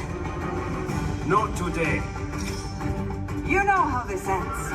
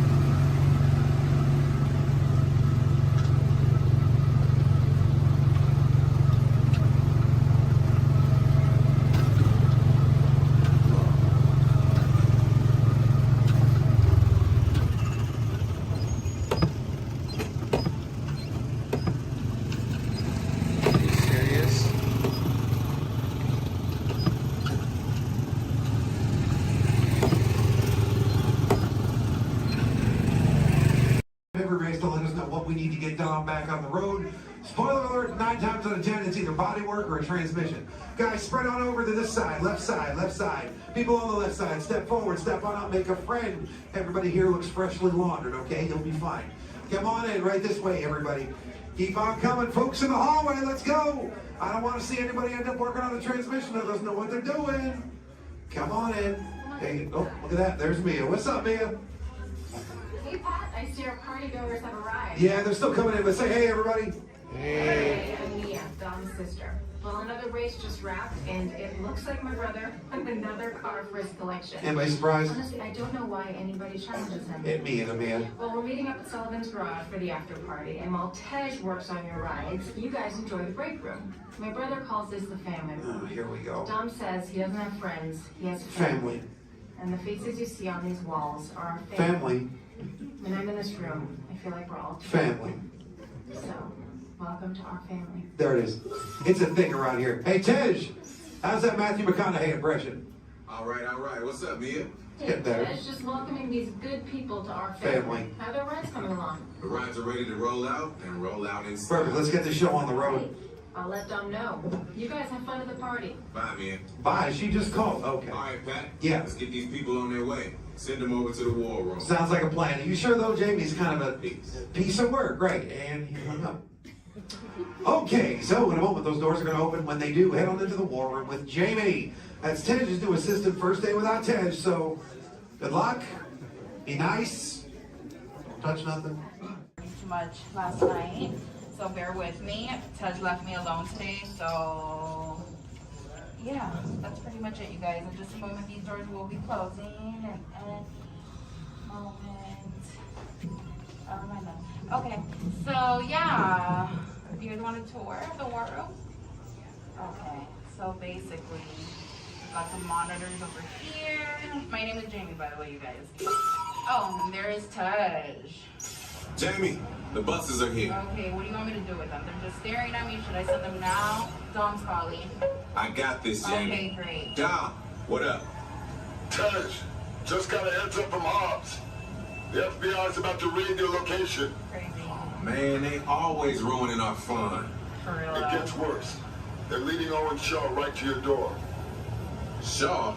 That cockroach we beat down in Spain? What's he got to do with this? Everything, right? Nothing yet. And let's keep it that way. Get those people on those buses. You need to start plugging out right now. And get that turbo truck ready. I'm sending Letty there to pick it up. I'll call Letty. I'm on it. Never mind then. Hobbs needs our help. He needs our team. Spread the word. Spread the word, you guys. But keep it in our family. Never mind. Don't listen to me. And keep it quiet. Just keep it in the room. Oh, the other bald guy's It's calling. Hobbs. Hobbs, my man. What up? Sorry, Brother Tej, no time for chit-chat. I just sent you a brief on FBI agent Novak. Has Toretto filled you in? Yeah. He wants us to get everybody over to the party at Sullivan's. Sounds like a plan. That party is a ready-made diversion. Keep it going. We need to discuss how you're going to get all those civilians out of there without tipping off the FBI. Crazy. Okay, hold on. Let me get everybody squared away, and we'll talk offline.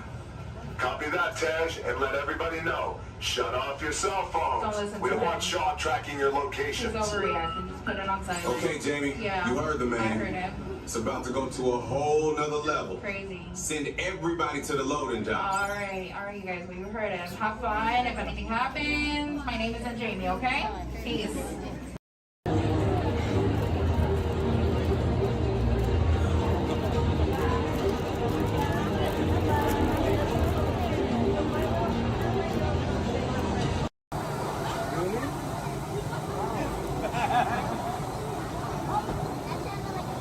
Attention pilots, rocket ships have initiated landing procedures. Please remain seated until your rocket ship comes to a complete stop. Then follow the arrows to the flight deck. Happy landings! You wanna go alone?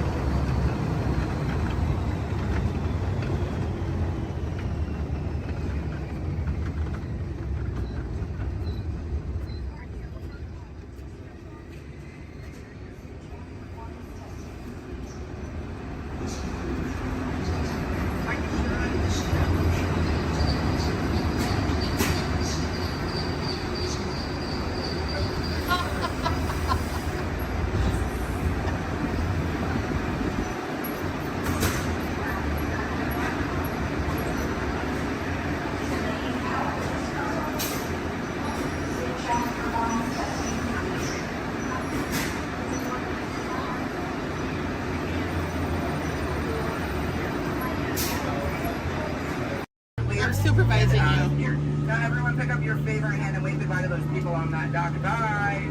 Goodbye. Yeah, you're never gonna see them again. But you don't know them, so why would you see them again, right?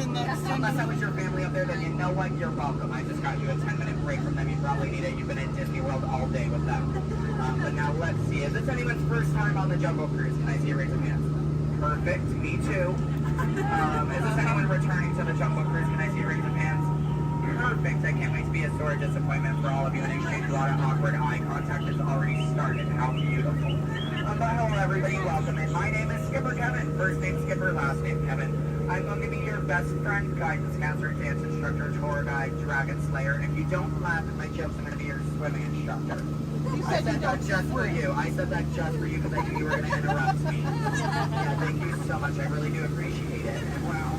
But now here we are in the Amazon rainforest. If you look over to your left-hand side, you're going to see what I like to call an inspiration call. I call it that because the longer you stare into it, the more it's going to inspire you to go. Oh, deeper into the jungle, of course. Yeah, I don't know about you guys, but that certainly does look like inspiration to me. So much that I now feel inspired to take you guys into the Congo River. So why don't we see how far this boat can go?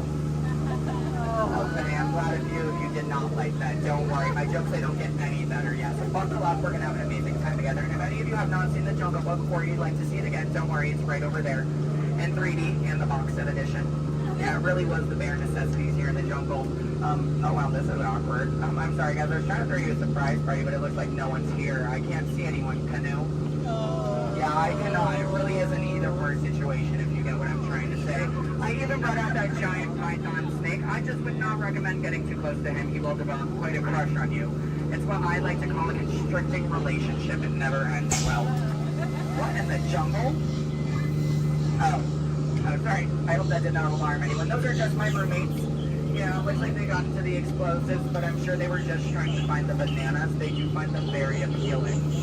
Yeah, they kind of go ape over them actually, but you know, I think we should make like a banana and split.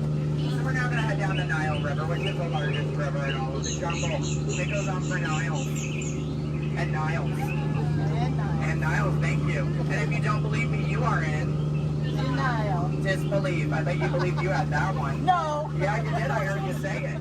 But if you look right there, everybody pay attention to this super cool, super rare. It's honestly an African bull elephant. You could even say it is a once-in-a-lifetime opportunity. You will never see one of those again in your entire life.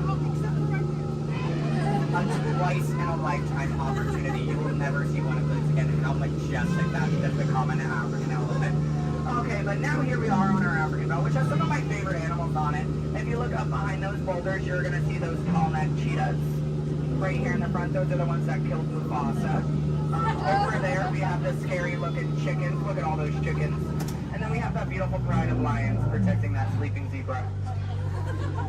Yeah, who am I kidding? I can't lie to you guys. That zebra's dead. Those lions are chowing down on some lunch right now. But kids, don't worry. I like to call it zebra plastics. There's lots of trust issues here in the jungle, I know. Wow. Okay, this is not something you see every day. Wow, all right. So, why are you all looking like that's what you normally see on a Saturday afternoon? That's concerning, you guys. I'm a little nervous now. I don't know about you guys. I don't think I have ever seen that many rocks on the beach before. Yeah, there's like, what, 200 rocks up there? Maybe 300 rocks, but then again, I'm not a geologist, so what do I know? Yeah, but what I do know is we're not going to look above the rocks. That just sounds like a lot of paperwork, and I hate paperwork, so instead we'll ignore it and hope it goes away. Yeah. Oh my goodness, there they are. Those are my friends who are going to go to that surprise party. We have Old, Smiley, and Ginger. Just be careful, Ginger snaps. Yeah, she is one tough cookie, and I'm not sure why, but my jokes, they kind of get crummier from here. I guess it's just the way the cookie crumbles. I don't really understand. It's unfortunate. But hold straight ahead, we do have Schweitzer Falls, named after a famous and beloved founder of the Jungle Navigation Company, Dr. Albert. Yeah, don't worry if you didn't get that. We're going over it later. Yeah. So I really hope you know how to swim, and if you don't know how to swim, stop being dramatic. Stand up. The water's only 3 feet deep. Yeah, it's really not that difficult. But if you guys are starting to wonder, Skipper Kevin, how on earth did you land your job here? I'd like to say it's plain to see. Yeah, I took a crash course, which was half off, and you know, I've been winging it ever since, but that's kind of the tail end of that story. There's not much to it. And now it does look like we are entering a hippo pool, and I need everyone to be very careful. These do look like some dangerous animals. In fact, you could even say they are some hungry hippos. So if you guys could do me a favor and hold on to your marble. I lost mine a long time ago, that's why that boat's halfway underwater. No, I'm just kidding. The legal team tonight can't keep saying that. That's gonna get me fired. Yeah, the last time I took a boat out, I went to a volcano and everybody came back without eyebrows. But lucky for you guys, I took a wrong turn this time. But this is probably the point in the cruise where people start thinking my job is so easy, I let a monkey do it. But I promise you, that's not true. Those are chimpanzees. Yeah, there's a very clear difference between the two. Just don't ask me what it is. I have no idea, and I didn't think we'd actually see any, so that's kind of crazy. But lucky for you, I do have a very fun fact about monkeys. So apparently, humans eat more bananas than monkeys. But I don't know if I believe that, because I don't know the last time I ate a monkey, do you? Yeah, that's bananas. And don't worry, if you don't get that joke, I'll give you about 10 seconds. I get it. You're a late bloomer, you just need a moment to digest that one. You're welcome. Yeah, so please take your time. And it is now the moment that we have all been waiting for. It is the amazing, the colossal, it is the amazing wonder of the world. The backside of water! O2H! O2H! Alright, I got a few chemistry nerds on board. That was the reaction I was hoping for. Everyone else, don't worry, I only tell those jokes periodically. It just gets me in my element sometimes, you know. I did have a joke about oxygen and potassium. You could say it's okay. Yeah. I also had one about sodium, but no, you guys don't look interested. So instead, we're going to head down the Mekong River into the ancient Cambodian shrine. If you've never been in there before, be careful. There is a 10-foot drop. So make sure your seatbelts are buckled left to right and tug on that yellow strap. Yeah, if you're looking for your seatbelt, you can't find one, hold on tight. Let me know how that goes for you.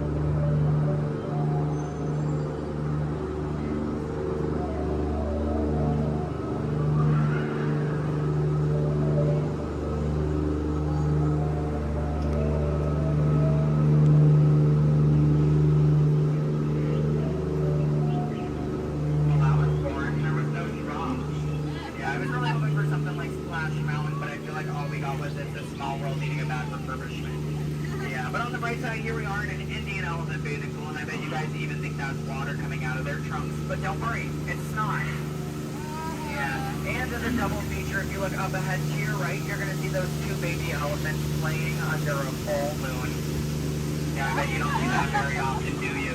No, I'm just kidding. Don't answer that. If you do see that often, I don't want to know why that's weird. Please keep that to yourself, okay? But you know, since we are here in the jungle and there are plants everywhere, I'd really like to take a moment and show you guys some of my favorites. So, that one.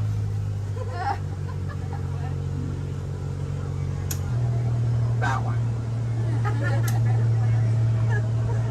Okay, pay attention everyone. The one right there with the green leaves. The one next to it. That one. Yeah, they're great, aren't they? Yeah, sorry if you wanted their names. I don't know any of them. I barely know how to do this thing forwards. Yeah, so I can only give you so much. But what I can tell you is I'm sorry to let you know we're coming up to the end of our cruise. And you know that's happening because look to your left. That's a gift shop. Everything at Disney ends with a gift shop. It's how we steal your money. Yeah.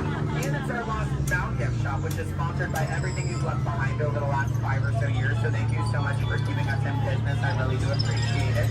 And if you're curious about who's in charge of this gift shop, I know it can be kind of confusing because there's a sign that says back in 15 minutes by Sam. That sign's been there for a few years. I have not seen Sam. I don't think he's coming back. It's also not those monkeys, because you know that'd be a monkey business, and we don't monkey around here in the jungle. That's completely unacceptable. It's actually that elephant. Because did you guys know that elephants have the best memories in all of the jungle? I wish I had a memory like that. It really helped me with my job. Oh, fun fact about elephants. Did you guys know that elephants can grow up to 4 feet? Which is super impressive. We only grow up to 2, one on each leg. And if you don't get that, look at your legs, look at theirs, you're going to see an extra pair. If you see any more than 2 legs on yourself, go to a doctor immediately. Yeah, that's not normal, okay? And then if you're looking in that gift shop and you see anything you like, you might notice we have a whole bunch of hats in all different shapes and sizes. Once you get off the ride, just ask one of us skippers about it, because you know we're really great at capsizing. It's something I think we've honestly perfected. But what I can tell you is that if you did enjoy your time here today, my name is Skipper Kevin. I'm trying to give you my full name. And I do spell it a little weird, so I'm going to go ahead and spell it out for you. It is spelled H-E-L-P space M-E. Do it that way, you will, okay? If you did not enjoy your time here today, then you know what? That's unfortunate for you. You willingly got in my boat and wasted 10 minutes of your own time. My name is still Skipper Kevin. Thank you for leaving. And I think I would go one step farther to say that out of all of my cruises today, you've been the most recent. No, I'm just kidding. I'm just kidding. You've actually been outstanding. Especially those of you who just awkwardly stared at me for 10 minutes. It's been mutually awkward. Yeah, I'm not a robot plot twist. I'm not an animatronic. I can move my feet off the floor, and I can hear and see everything you haven't done since you sat down. And you know what? That makes us like a family. And I'd say to my own family after 10 minutes of quality time together, look at that. She's even giving me a heart. This is why I have attachment issues. You're going to get out of my boat in about 2 minutes, and it's going to make me cry. You need to leave is what I'm going to say. So in just a moment, you're going to be outstanding on that dock. Yeah, it really is great. Oh, and while we're looking over at the dock, let's do a little bit of a dock orientation. Everybody on this side, this is where we're going to be getting out. So if any of your rebels are hanging out of the boat right now, leave them there, stay comfortable. But when we get over there, you might want to pull it in the boat, because that dock is really hard to replace. Yeah, your elbow, I can send you to an urgent care dock. I don't have a contact card for it. I don't know how to replace it. But you're going to see those 2 docks in between the boat. I like to call them the paradox. Yeah. The 2 skippers, they're paradorks. Yeah, they really are adorkable, aren't they? And you can tell them I said that. They're going to hate it, but I love it. Yeah, and thank you for saying I'm so funny. You're really inflating my ego as we speak. Yeah. I'm getting some compliments from you. She's falling in love with me. She's stealing my jokes. He's recording me. This is like a reality TV show. I'm better than the Kardashians. Yeah. Oh my goodness. And what do you do? What's your story? Do you walk across the country? Yeah. You do? That's I wear medal spreads. Do you? Yeah. What kind of medal? Golden ones, silver. Do you sell them? No, I just wear them. You just, but, so have you not won any? No. You haven't, yeah, you're not wearing any, so I kind of assumed. Yeah. When you get one, are you just going to wear it all the time? Yep. Oh, are you going to name it? No. Why not? If it's going to be that important to you, I think it deserves a name. Why do you think your mother named you? I'm just saying. Okay, your story's boring me now. What is your story? Talk to me, Miss Epcot Center. She's wearing a shirt that says Epcot. Is that your story? Yeah. That's it? Yeah, and I'm sticking to it. That was a pretty short story. Yeah. It's been a long life. Short story for a long life. Something about that doesn't make sense. Oh, goodness gracious. My friend in the middle with the Leia shirt. Hello. Are you a Star Wars fan? Good to know. What's your story? Alabama? My friend's from Alabama. He's bald. He normally works here, but he's not. His name's similar to mine. It's Brevin. I'm Kevin. We also have a Devin and a Heaven. If you can, yeah. How do you think we feel? You hear us on the microphone, you just hear a name, all you hear is Evan. We all come flocking too. Yeah, it's great. Okay, my friends in the back, why are you so quiet? You're still quiet. Are you having fun back there? Just making sure you're not asleep. Your bucket has a little no. You're wearing sunglasses. You're wearing sunglasses. He's behind my engine. Can't see any of you. And then what about you two over there with the extra set of ears? How you doing? You are the nicest one here. No one asked me how I'm doing. Thank you. You are all horrible people. Just know that. Just know that, please. Except, well, no, you can love me all you want, but that doesn't mean you ask me how I'm doing. You know what? I think I'm ready to cut our time a little short together. So, now this is a word for legal. Make sure your hands, arms, legs, and feet are inside the boat. Parents, supervise your children. I don't have any. I don't want yours. Children, supervise your parents. I don't trust them. Neither should you. And that number 2 they're holding, that means that we have to do this 2 more times because you guys just didn't make me feel good enough about myself. So hello everybody, welcome aboard the Walt famous Jungle Cruise. My name is Skipper Kevin and I would never do that again. That's treacherous. The only thing I'm going to do is make you 2 times farther from the exit for your inconvenience. You're welcome. And I really would like to tell you what my parents told me on my 18th birthday. They looked at me and they didn't say, Skipper Kevin, happy birthday. Why are you staring at me? That's all they said. Okay, well now that you guys are just doing weird things, get out. Goodbye. Yeah. Yay. Stop. Okay, don't stop. I need it. Yeah, guys, give me a standing ovation. I am a middle child. I love validation. Yeah, thank you.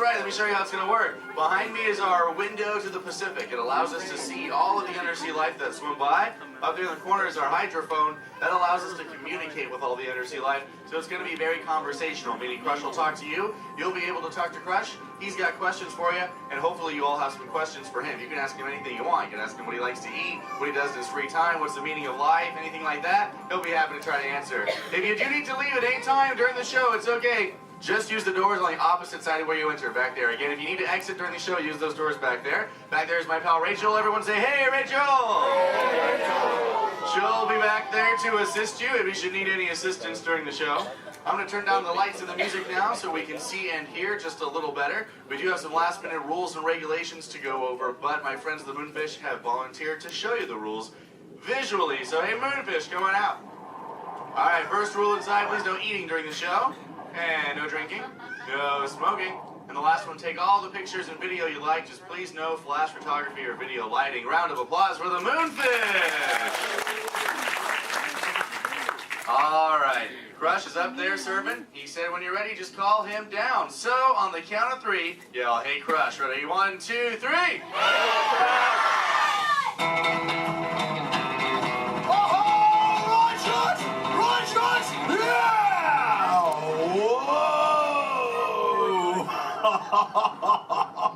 Oh, dude, check out the double spinner intro by the turtle. Whoa! Hey, check out all the human dudes in the human tank, too. Well, hello, human dudes. I said hello, human dudes. There you go. Whoa, hey, look at these little dudes, sub-level. Hey, little dudes. Focus, little dudes.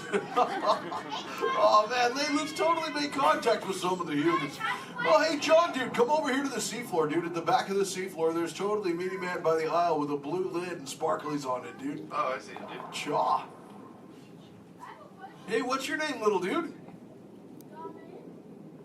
That's Espanol, dude. Oh, totally sweet, dude. Let's see, how old is he?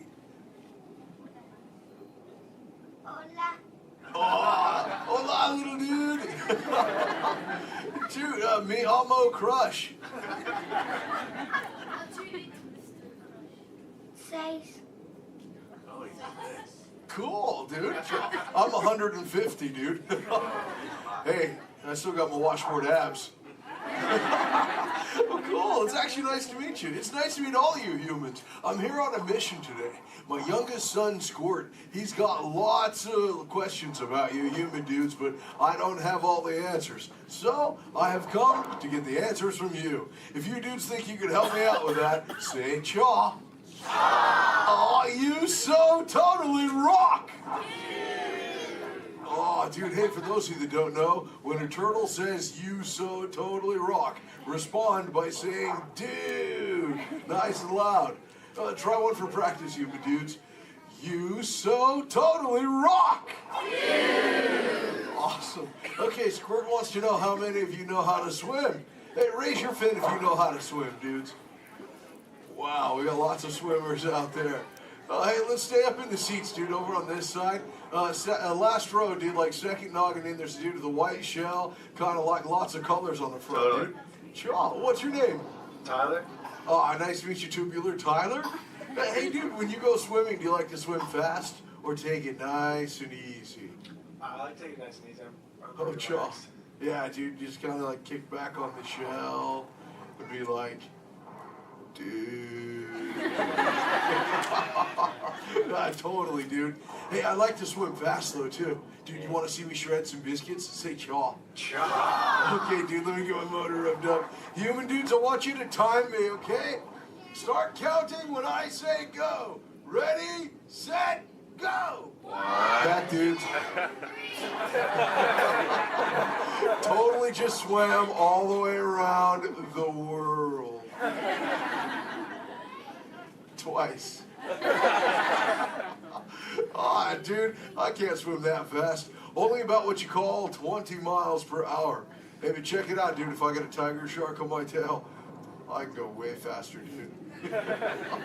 Hey, but I'm doing all the talking here. Humans, if you got a question for me, like totally raise your fin, dude. Talk to the dudette right there, waving me down from the second row. Hey, what's your name, dudette? Morgan. Oh, cool. It's Mondo Morgan. What's your question? Do you know any twins? Turtles? Oh, I know. Yeah, dude, I got lots of twins of my own, dude. There's my twins, Bill and Ted. I got my twins, Cheech and Chong. I got my triplets, Mary, Kate, and Ashley. That's really cool. What about you? Do you have lots of twins, too? Yeah, well, I'm a twin. Oh, you're totally into... Wait, that dude in front of you looks just like you. Is that your twin? Yeah. I would hope so. That'd be an odd coincidence. That's cool. Where are you dudes from? Castro Valley. Oh, where's that? By the Bay Area. Oh, okay. That's cool. That's a cool area up there, dude. Way too many sharks, though. It's totally sweet. Well, thanks for your question. Who else has a question, dude? Let's see. Let's go. Hey, back to the seafloor. Let's go right over here, John, dude. There's totally a mini man up front. He's got a blue shell. He's got it near the outside, dude. Blue short sleevey shell. Hey, little dude, what's your name? Dominic, Nice to meet you, Deep Sea Dominic. What's your question, dude? have you ever been married or divorced?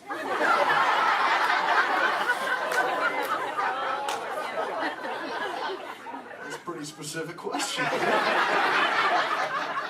Actually, dude, most turtles, dude, we don't stay with the same dudette like our entire lives, but I have actually found one that's kept me around forever, dude. Her name is Shelly. She's my turtle dove, dude. We've been together for 130 years, dude. But it's still so awesome, it only feels like the first 75. It's really cool. Hey, can I tell Shelly you said hi? Can I tell her you said hi? Hi. Oh, dude, she'll totally love to hear about you, dude. Let's see, who else has a question? Let's see. Let's go. Hey, John, dude, jump across the aisle up here near the front. There's totally a mini man with he's getting his fin waved by another dudette. Hey, little dude, what's your name? Braden.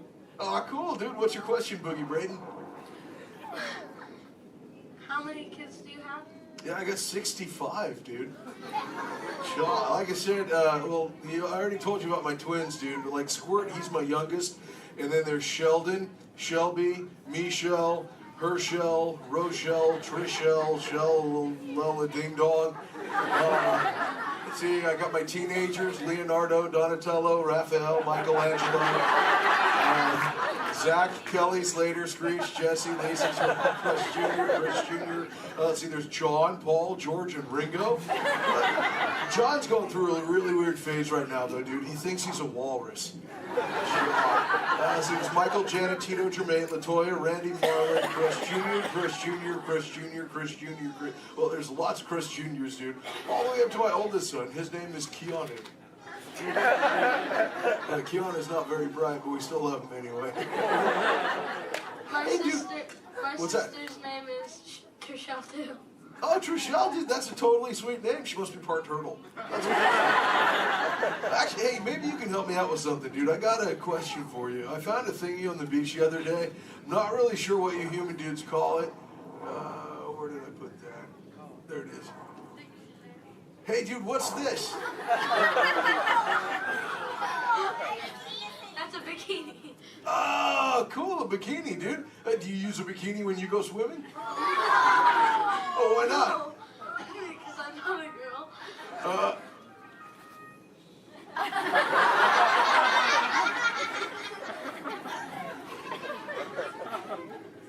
This is for chicks, dude? Does it make me look fat?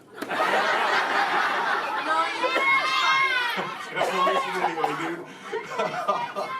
Oh, let's see, dude. Hey, John. Up in the seats, dude, over on the other side. First row on the outside, second noggin over. That dudette with like the specs on the noggin, she had her fin raised too. Where, dude? Sure, from the two noggins to the outside. Oh, totally. Hi, dudette. What's your name? Cassandra. Oh, nice to meet you, Kahuna Cassandra. Hey, oh, did you have a question too? Yes. Do What you, do you- do you speak a second language? Yeah, I speak a little bit of whale, some orca, and some dolphin. That's pretty cool. I'm learning, like I said, like I speak human pretty well too. But you know, my friend Little Blue, she's like the best at it, dude. Hey, do you human dudes want to meet Little Blue? I think she's around here somewhere, dude. Call her out, dude. Say, "Hey, Little Blue." Whoa, there she is. Hey, Little Blue, dude. Check it out. I was hanging out with these human dudes. Cassandra over there wanted to know if I speak any other lingo, dude. I told her I was speaking just a little bit of whale, dude.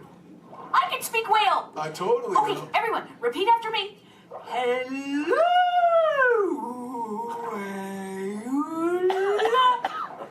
Okay, try that one all together, human dudes. Go.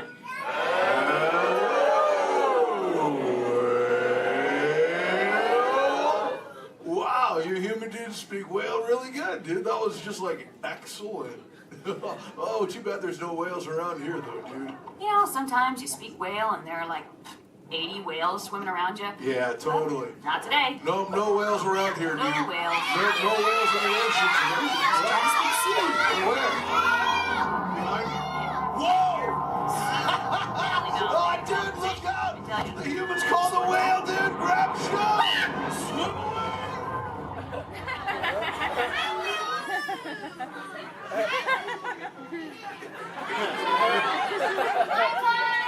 Dude, little blue, you're totally a squishy fishy.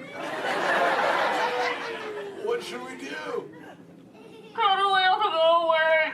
Can't humans tell the whale to go away?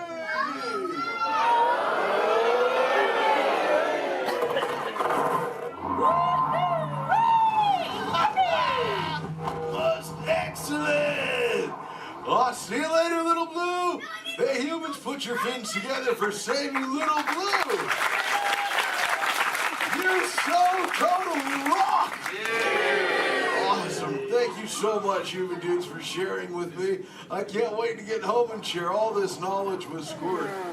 Hey, but before I go, human dudes, remember this. We all share the same ocean, humans and turtles alike. So treat everyone you meet like an oyster, dude, because you never really know when you just might find a pearl, dude. That was like a warm and fuzzy moment, wasn't it?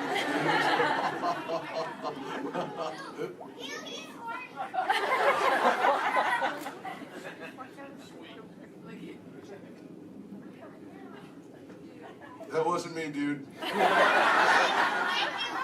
That was my twin. See you later, human dudes. Rock on! Later, Missy Ellen with the Crushman. Awesome. All right, you dudes, find your next buddy and discover into the doors in the back. Thanks for swimming by.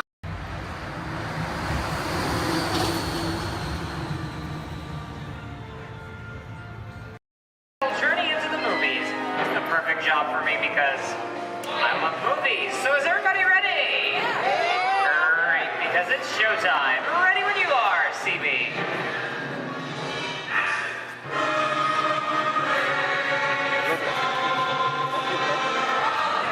And we are rolling.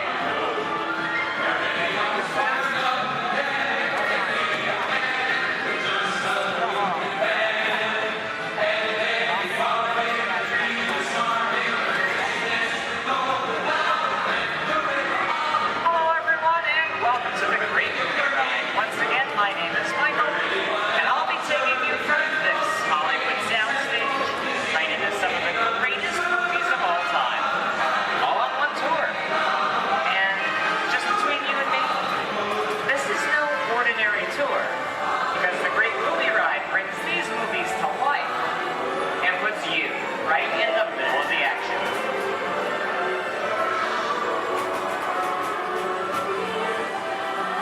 I don't know about you folks, but I just love those great Hollywood musicals of the 1930s.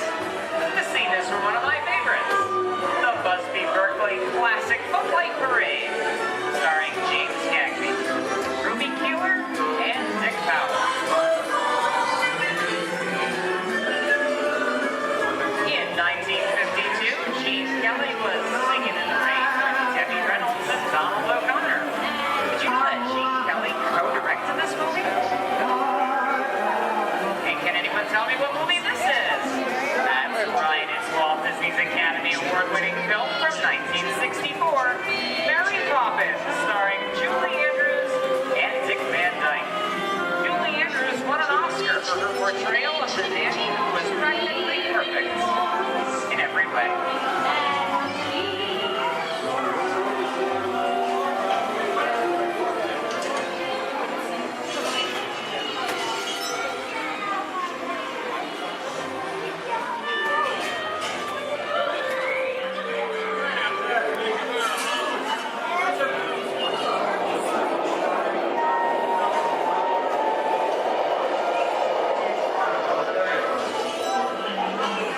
Hold up those wallets and purses, folks. This doesn't look like a very good neighborhood. In fact, it looks a lot like the underworld. Scene of such classic gangster films as The Public Enemy, starring one of my favorite tough guys, James Cagney. Even though Jackie is best known as one of the movie's greatest hits, he won his only Oscar for his role as the song and dance man George M. Cohan in Yankee Doodle Dandy. I'm telling you, very last time. George comes around, he's gonna leave you some beer, and you're gonna take it. And you're gonna kick in with the dog. And if you don't, you're gonna drop by here and kick your teeth out, wash your car. You know what I mean? Somebody's coming! Somebody's coming! Get down! Oh, there isn't them. Yeah, just a bunch of rubber-necking tourists. Sorry for the delay, folks. I don't want to run a red light, even if it is just a movie. You talking to me? You talking to me?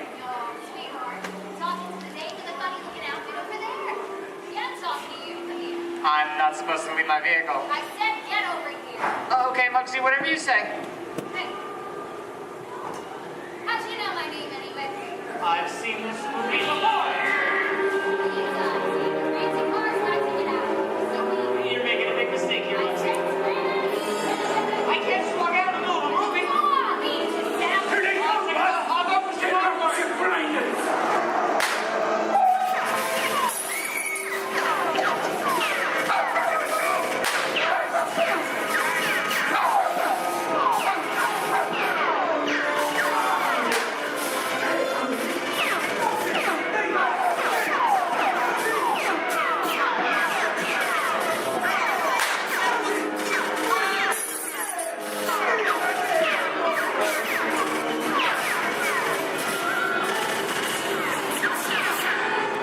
Everybody just sit tight. Running a red light against the law. Never break the law, they get one. No more red lights.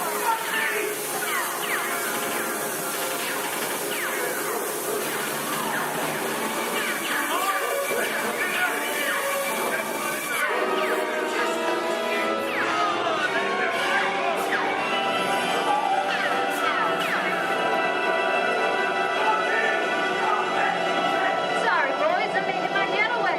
I'll see it's in church. And what are you looking at? I'd everybody mind if he's accused, maybe you won't get hurt. Ah, must be the west side of town. And now, the Old West, and two of Hollywood's legendary stars, Clint Eastwood and John Wayne.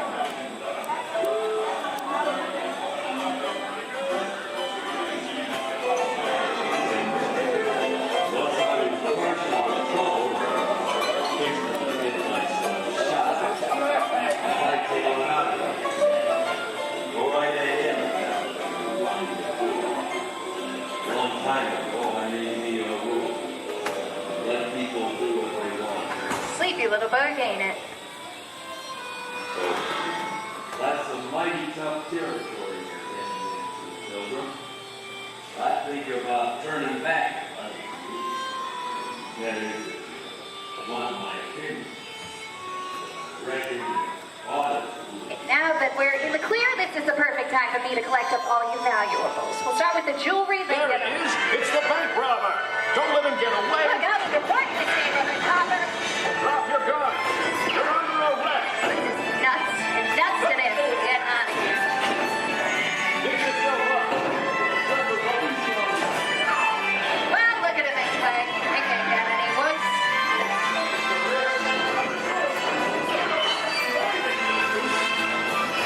Okay, it's worse.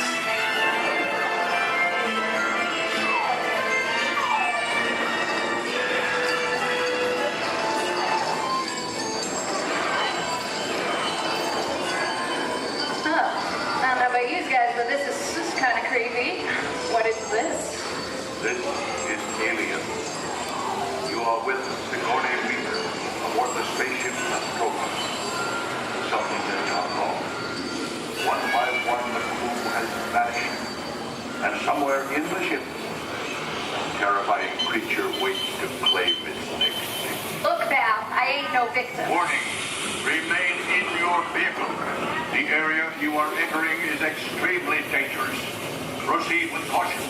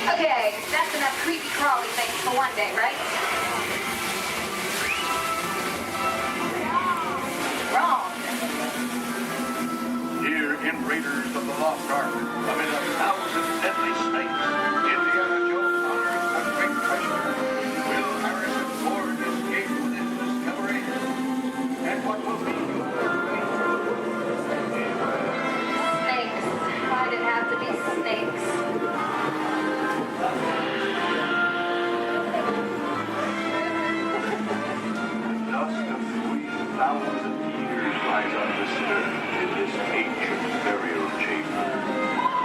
On the chest, the great stone god of Christ. Wow. Get a load of that chunk of ice. Time for me to get back to work. But don't nobody move while I go get the goods. I don't think they notice a few extra bodies around here. You know what I mean? But the jewel is guarded by a curse, and those who dare defy that curse must pay with their lives.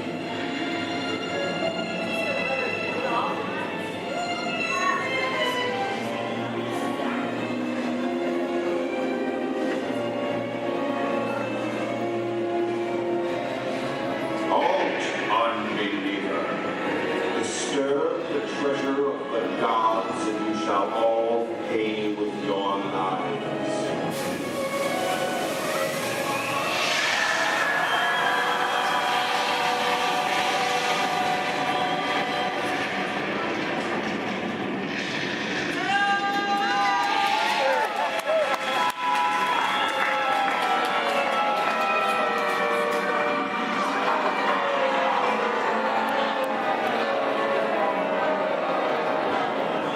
Yeah, just going for popcorn. That just goes to show you anything can happen in the movies. Let's get on with the show. I see dead people. The horror movie is my all-time favorite genre. Some of the best horror films were produced back in the 1930s and 40s. But monsters, mutants, and maniacs are still audience favorites and continue to haunt us today. Hollywood has produced dozens of other movies over the years, beginning with a silent version back in 1912. We're now entering the jungle home of one of the most beloved characters of all time. No, it's not George of the Jungle, actually it's Tarzan. Originated by Johnny Weissmuller. There we have Maureen O'Sullivan as Jane and the lovely and talented Cheetah as herself.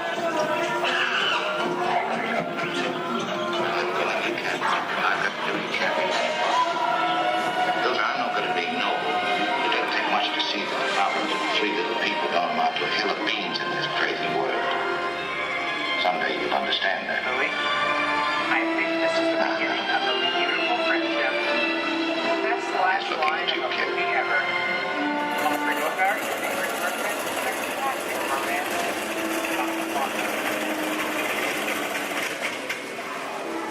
Inside of us, we both know you belong with Victor. Part of his work, the thing that keeps him going. If that plane leaves the ground and you're not with him, you look better. Maybe not today, maybe not tomorrow, but soon, the rest of the ground.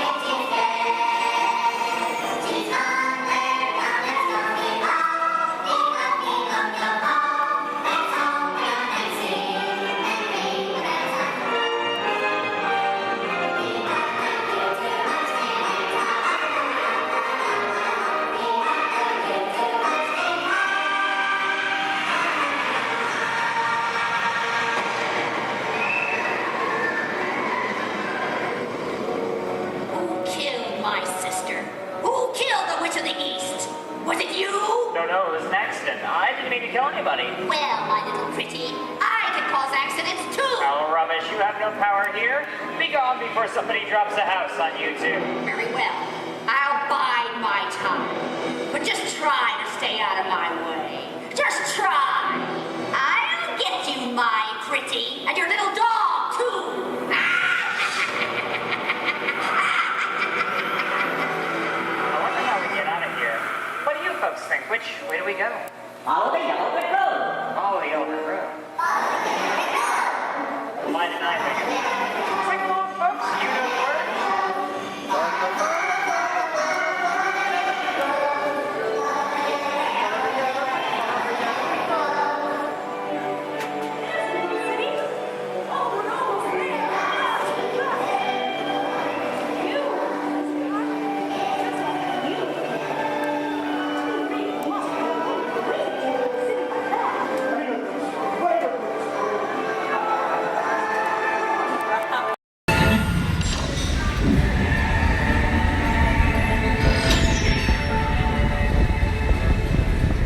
We'll begin with the capability test to see how your vehicle designs perform under challenging weather and surface conditions. Monitoring road surface. Connecting to OnStar. SIM card performance data acquired.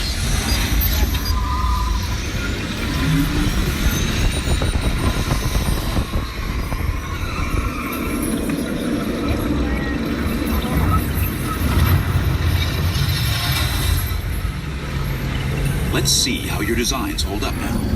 Commencing SIM car off-road and extreme weather sequence.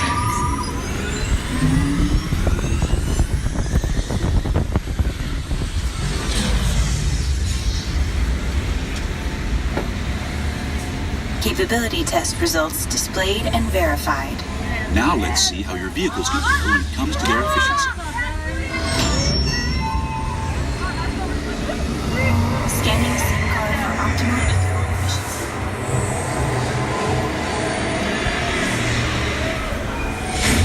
Gauging eco scan for aerodynamic efficiency.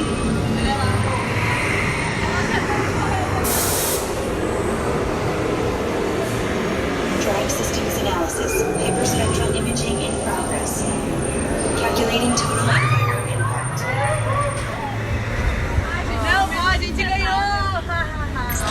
Commencing responsiveness test. Okay, the responsiveness data is now being synchronized. Automated driving technology verified and active.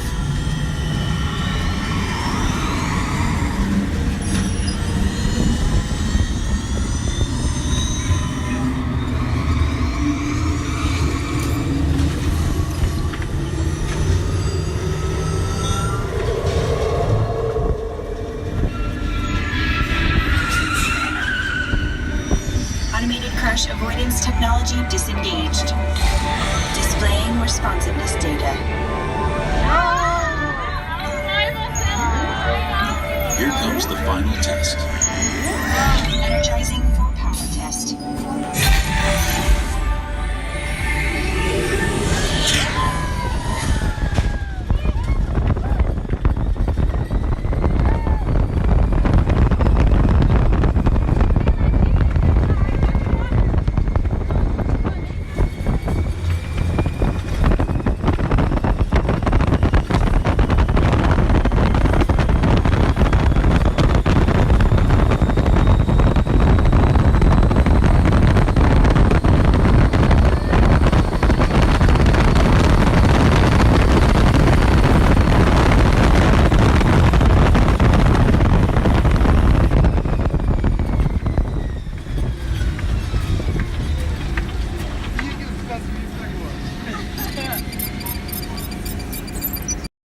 Yes, Walt has some of the brightest minds in the world, but I keep things around here pretty chill, so the kids can create the next big idea that will give you the tools to become the next generation of heroes.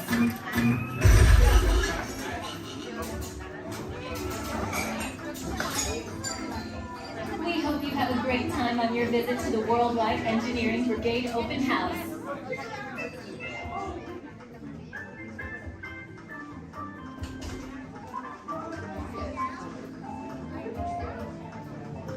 And now, our project lead, the brilliant, Peter Parker. Hey, what's up? I'm Peter Parker. And here at Web, we get access to some pretty awesome tech, like vibranium from Wakanda, or this crazy alien juice stuff we have in Parliament and Star Tech. It all helps us develop really cool stuff, like these spider rockets, for example. Check it out. They have this really cool self-replicating feature. Because? This is awesome. Buddy, you could stop doing that now. But anyway, you guys are here today to help us test the Web Slayer vehicle.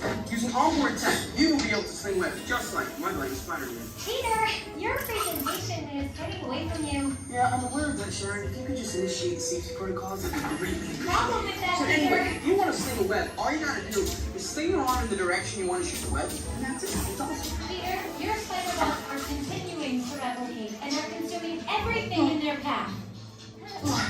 They seem to be stuck in self-recognition mode. If you could just handle that for me, please. On it. Contacting Mr. Stark. Don't call Mr. Stark! Don't call Mr. Stark. Sorry, Michelle. Could you just call someone else? Ask them to do it. Okay. Contacting Spider-Man.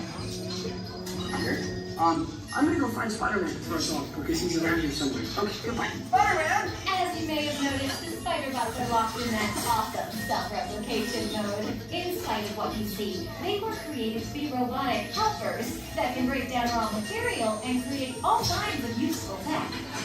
But because they are stuck in self-replication mode, the spider bots are currently consuming everything in sight and multiplying at an alarming rate.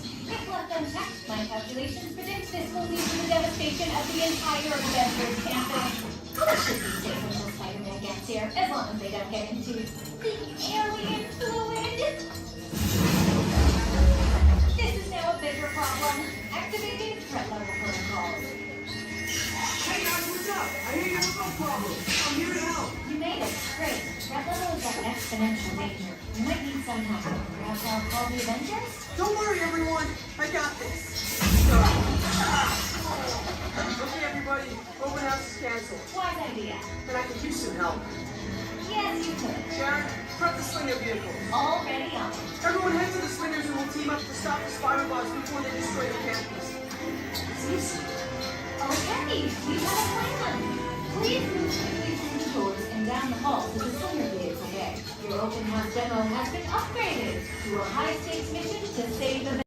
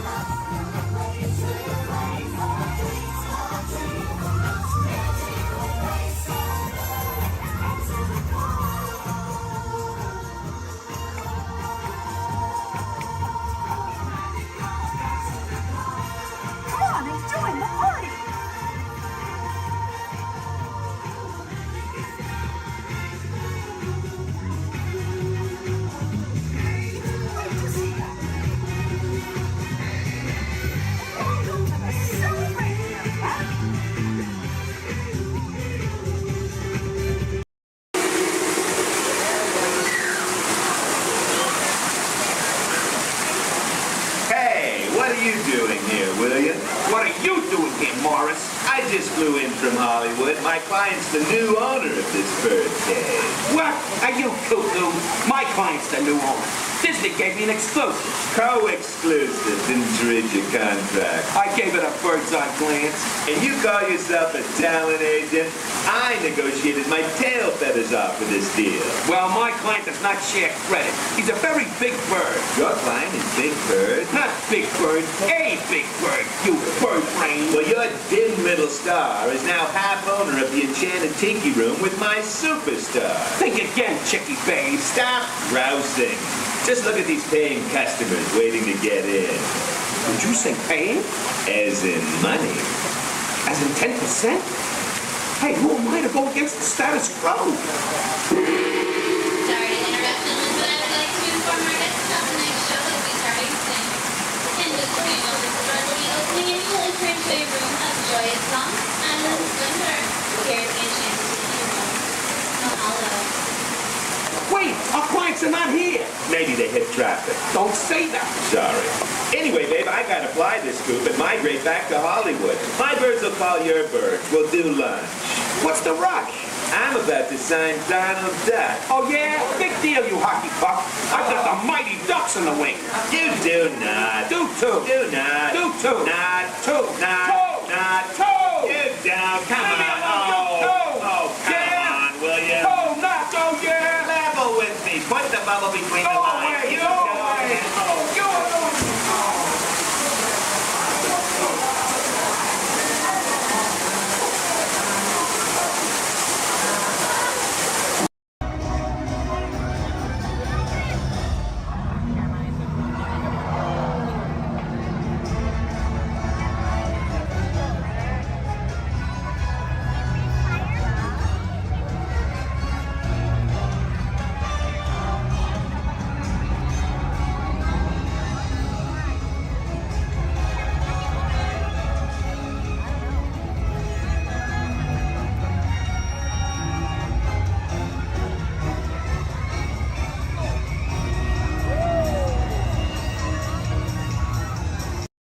Theater at any time, please use the doors located to your right. You'll exit directly to Sea Base.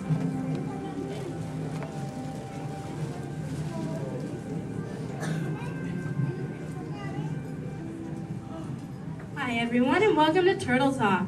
My name is Andy and before we begin, I have just a few reminders. Here at Sea Base, there is no eating, no drinking, no smoking, and absolutely no flash photography. Thanks, guys. The piece of equipment you see hanging in the water is called a hydrophone, and it allows us to hear sounds from beneath the sea. And today, it will allow us to hear our very special guest. Does everybody know who it is? Go ahead and shout it out loud. That's right. Crush is coming today to learn about the human world, and we'll get to ask him questions about the turtle world. So go ahead and start thinking of questions you might want to ask him. Right now, Crush is out catching a wave and said we should call for him when we're ready. So on the count of 3, I need everybody to shout out, "Hey, Crush!" 1, 2, 3. Hey, Crush! Righteous! Whoa, dudes! Oh, turtle like that, dudes. But don't worry about me, dudes. The noggin is taking harder hits than that. Whoa, look at all the human dudes in the human tank. Hello, human dudes. Oh, come on, I said hello, human dudes. Oh, awesome. Dudes, I don't mean to freak you dudes out or anything, but there's like no water in your tank. Oh, whoa, look at all the little dudes on this sub-level too. Hey, little dudes.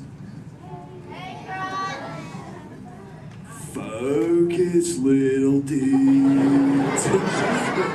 Whoa, look at this little mini man over here, totally smiling and laughing. He's on the front row, almost center. He's second from the center with a white shell and swim goggles on the noggin. Hey, dude, what's your name, dude? Trent. Trendster, good to meet you, mini man. Who are you from, dude? Iowa. The Iowa. Never heard of it. You having a good day today, dude? Yes. Cool. What's been the best part of your day, dude? Swimming at the Blizzard Beach. Swimming was the best part of your day, dude? Yeah. Dude, it's the best part of my day every day, dude! Awesome! Hey, dude, can you talk the turtle, dude? Can you say, totally? Totally. Can you say, sweet? Sweet. Now put it together and say it really loud, dudes. Totally sweet. Awesome, dudes! Give him a round of fit. He was rocking the turtle talking news. So, Mini Man, who brought you in here on this fine day, dude?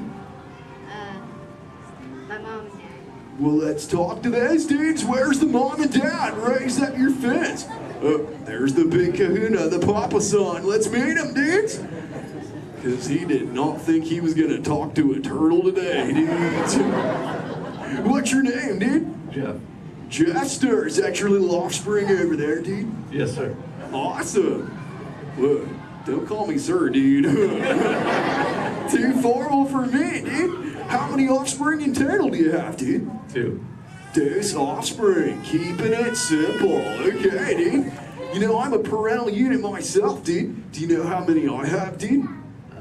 4. Way more than that, dude. 64. Little more. 164. Way less. I'll help you out, dude. I've got 65 offspring, dudes. Totally. Hey, dude, do your little ones ever ask you questions, dude? All the time. Oh, dude, totally the same over here, dudes. My youngest son, Squirt, is always asking me questions, too. But you know what, dudes? They're always about you humans. And that is totally why I'm here, dudes. To answer his questions and maybe even answer some of yours. If you dudes think you can do that, say chaw.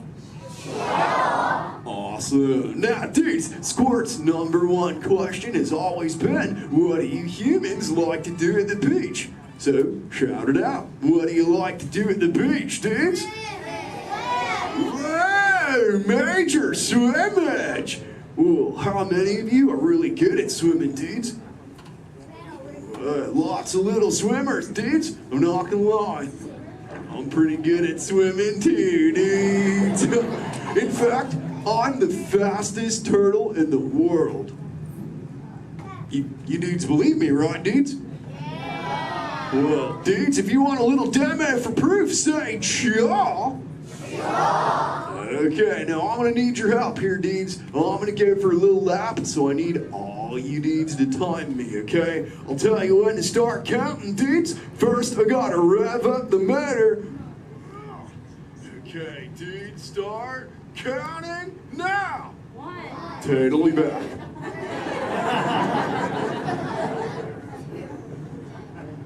And you know what the best part is, dudes? I just swam around the world. Wait, dudes, where are my manners, dudes? I'm eating up the Q&A time. Hey, if any of you humans have got any questions for me, raise up your fins. You know what? First fin I saw was this little dude over here with a red shell front row. What's your name, dude? Tyler. What was that, dude? Tyler. Tyler. Don't get angry at me, dude. So what's your question, Tadley Tyler, dude? How are you? How old are you? I'm good. How old am I? Is that your question, dude? How old are you? Okay, dude. Well, check it out, dudes. On average, us Koreans live about 80 to 90 years. But I'm no average turtle, dudes. I am 150, dudes, and still young. Check out this 6-pack. Thanks, dudes. Who else has got a question for me, dudes?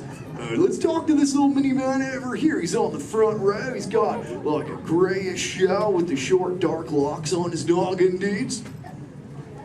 Joel, that's the dude. What's your name, dude? Mitchell, Oh, the Mac and Mitchell. What's your question, Minnie Man? have you ever been, have you ever been close to being eaten?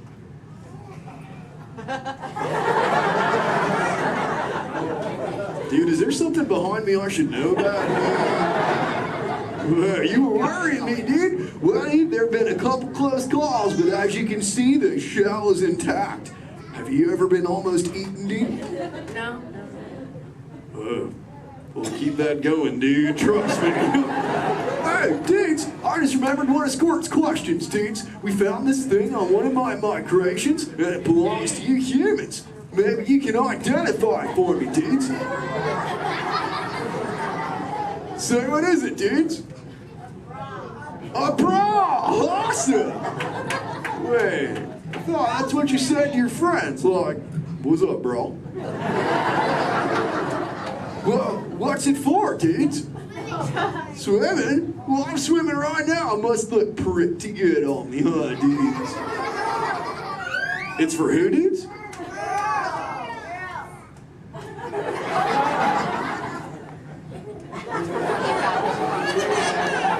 Is this really for girls, dudes?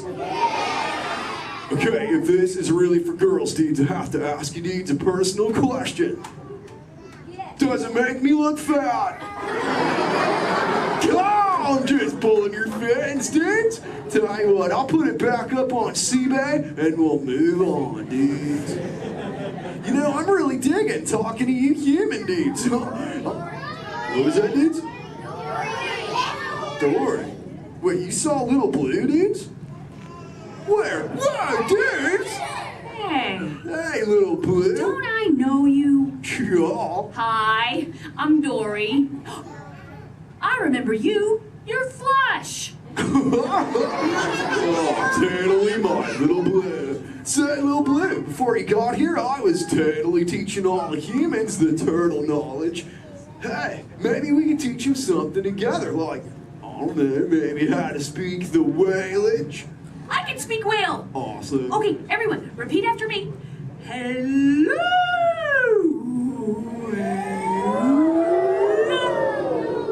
Okay, let's all try it together, dudes. 1, 2, 3.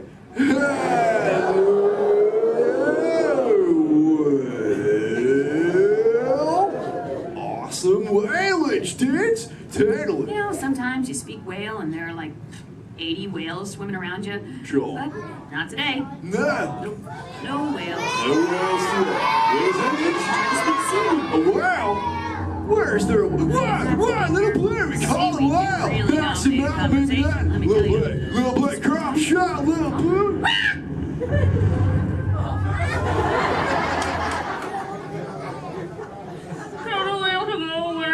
Dude, we got a fan, Little Blue. Everyone together say, go away, whale.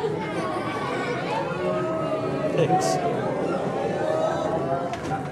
Dudes, awesome, dudes, it's working, dudes. We did it. We saved Little Blue, dudes. Put your fins together. That was awesome, dudes.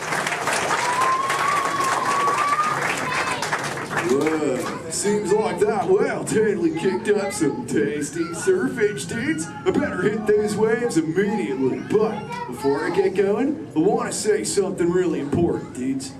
Be good to the ocean, and she will totally be good to you. Oh, and all you little dudes down here, do me a big favor, little dudes. Keep using the word dude as much as you can till you get home, okay, dudes? Your parents will love you for it. All right, dudes, I'll catch you later. Bye, human dudes. Let's give it up for Crime! Ladies and gentlemen, I hope you enjoyed our show.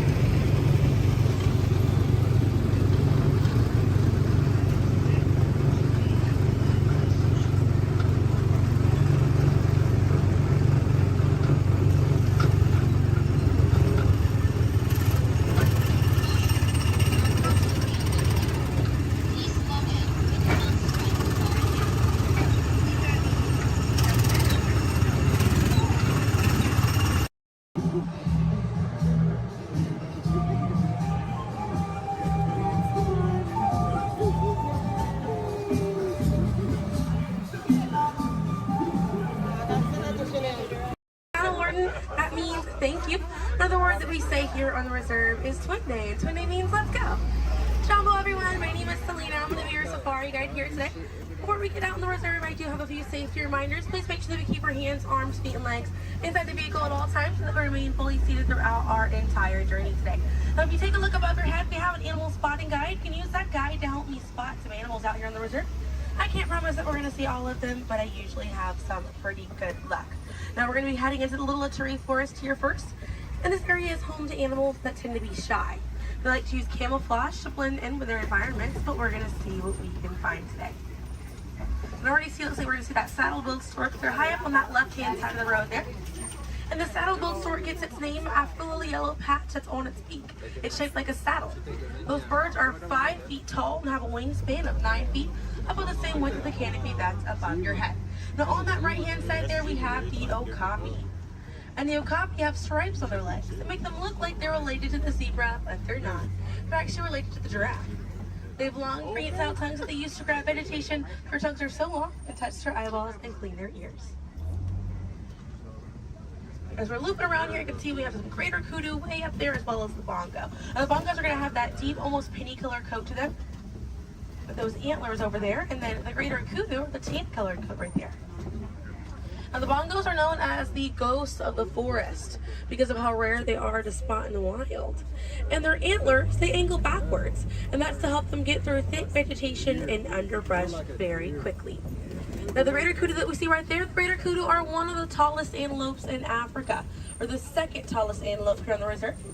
They stand at 55 inches tall at their shoulder, and they can leap about 8 feet forward. Now coming up here on the left-hand side, we're going to see the black rhino.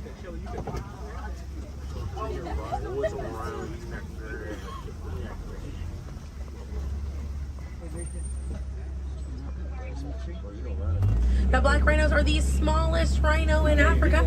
They weigh about 3,000 pounds. Rhinos are poached or hunted for their horns. Some people believe that they have medicinal value, but they do not. Their horns are not valuable at all, made out of keratin. And that's the same thing that our fingernails are made out of. Really good view of that bongo there on the right-hand side as we're passing by here.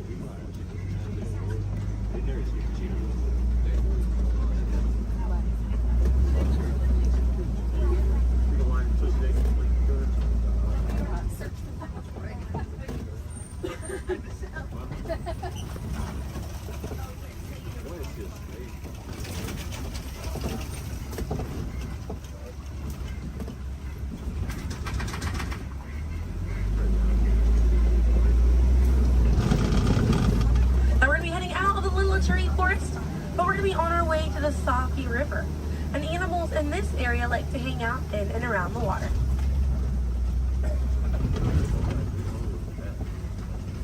Now coming up on the right hand side, we're going to see some pink-back pelicans. And the pink-back pelicans get their name for the pink skin that occurs on their back during mating season. Now those animals are colonial nesters, so they'll nest between 20 and 500 pairs. That's a group of 40 to 1,000 pink-back pelicans.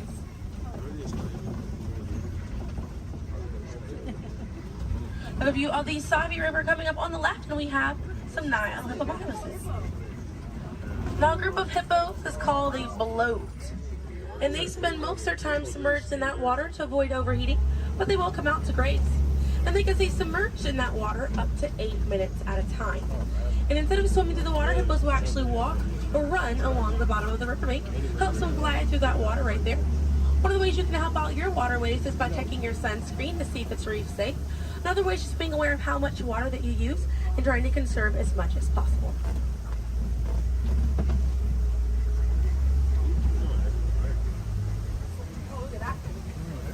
Another one there, taking a nap on that left-hand side.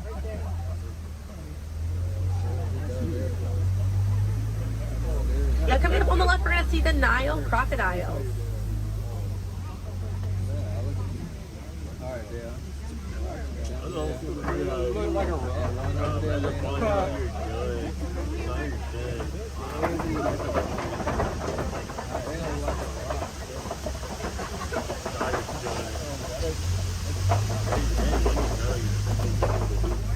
Now the Nile crocodiles can eat half their body weight in one sitting, and they can go months without eating if food is scarce.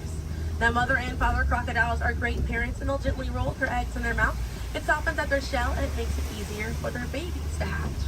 But we're going to be heading into the savannah now, and the savannah hosts millions of migrating animals every year. And it's home to Africa's most well-known animals, such as zebras and giraffes. I'm hoping that we'll be able to spot some today, but as we're getting out here, we have a pretty good chance to identify some animals with that animal spotting guide. We have lots of wide open spaces. Already, it looks like I can see the elands are out there. Wondering what other animals. I'm hoping it'll be a pretty busy day out there.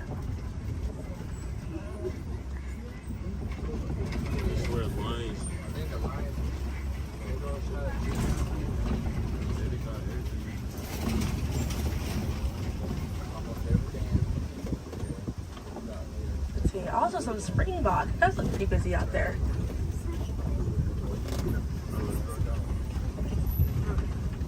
So we're still looking around here. Keep an eye on the right. They're going to be past this kind of rocky area. It's a herd of wildebeest way back there in that pathway. And the name wildebeest means wild beast in Afrikaans. And they'll travel in groups of 1.5 million, and they'll go about 500 to 1,000 miles every year. That's roughly the distance between here and New York.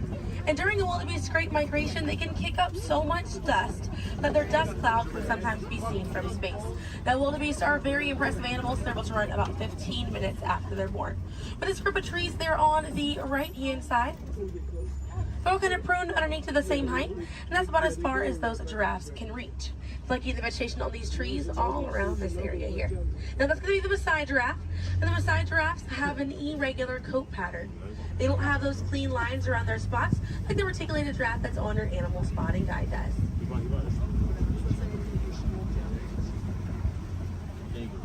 Now on the left-hand side, we do have the African painted dogs. There might be a little bit more people once we're a little bit further up here.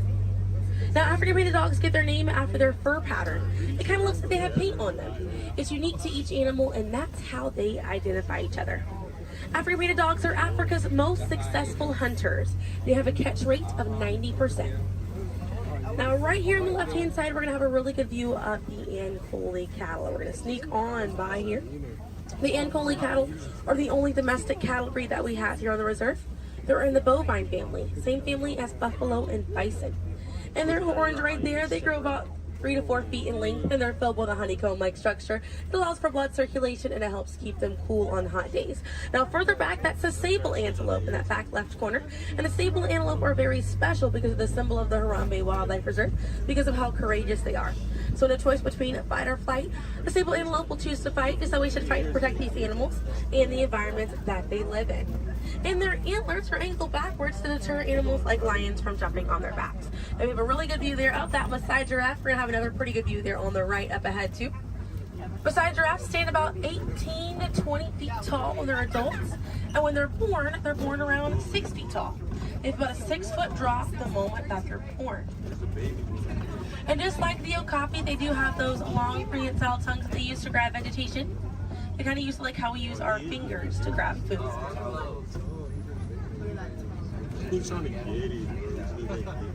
Really good view of them right there. They're actually the same number of neck bones or vertebrae in their neck as we do in ours. Theirs is just bigger.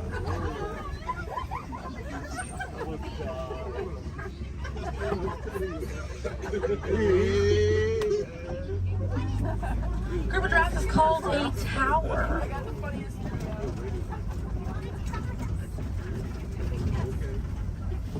Now we're going to see on the left-hand side we have the elands. Now the elands are right next to the springbok. The elands are the tallest antelope on the reserve. They stand at 6 feet tall at their shoulder. One of my favorite eland facts is they'll make a flower crown with their antlers to impress the females during mating season. Now it's not a perfect flower crown. They'll kind of root up at plants and bushes, but it's the thought that counts. Another eland right there, a couple of elands right there. And then we have the springbok, and the springbok are the smallest antelope on the reserve. They're able to jump 6 feet straight up into the air repeatedly and about 13 feet forward. And they're a symbol of a lot of sports teams over in South Africa. Now those elands right there, they can weigh up to 2,000 pounds.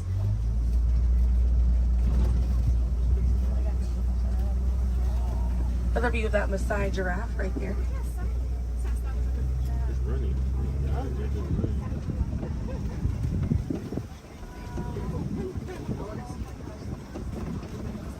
See what else we have Waiting around the corner for us.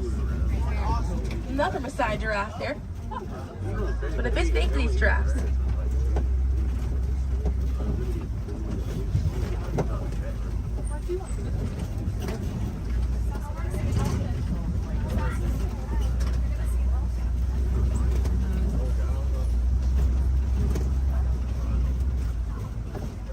We're going to see the African elephant up here. It's going to be on the right-hand side of the truck.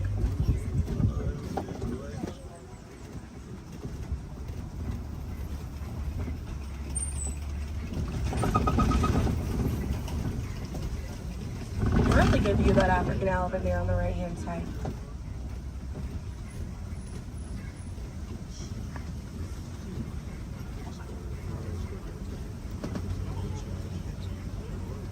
And on the left we have the mandrill. That's the male mandrill on the left. Lots to look at right here. Male mandrills weigh about 100 pounds. Females grow up to 30 pounds. And they can bare their teeth at each other as a sign of aggression, but they usually don't. They usually do it as a friendly gesture. So it's kind of like the mandrills are smiling at each other. Now we can see that elephant back there. And elephants are social creatures. That's going to be the African elephant. The females and their young will hang out in large groups together, and the males will form a loose bachelor group, or sometimes they will kind of hang out on their own, depending on their mood. And the way that African elephants stay cool is by flapping their ears. It runs air over the blood vessels that are dispersed all throughout their ears, and it helps bring their body temperature down.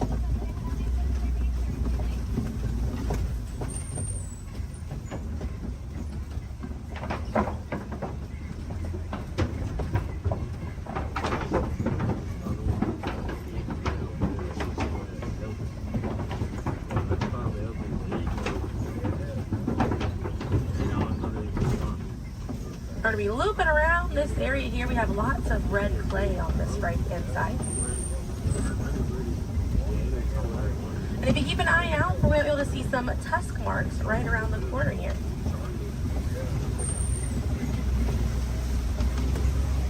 So those tusk marks on the right were caused by African elephants. And they'll scrape up against that clay and they'll eat it. More elephants there on the left-hand side. And they eat it because it contains the minerals that they need, sort of like how we take vitamins.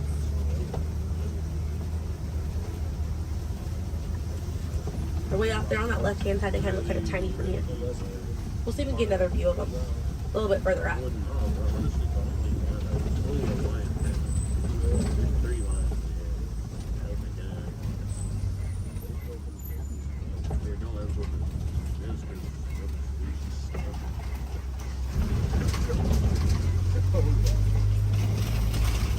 So on the right-hand side, we're going to pass by a couple of trees. There's one on the left by those elephants as well. And these trees are baobab trees. And baobab trees survive by storing water in their trunk, and they stay leafless about 9 months out of the year. Now, baobab trees have a few different nicknames. One is the upside down tree, and the other one you might be familiar with is the tree of life.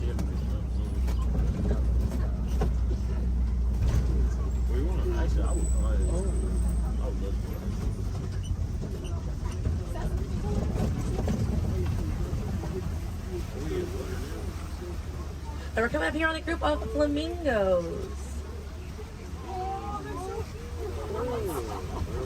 Group of flamingos is called a flamboyant. So here we have that flamboyant of flamingos.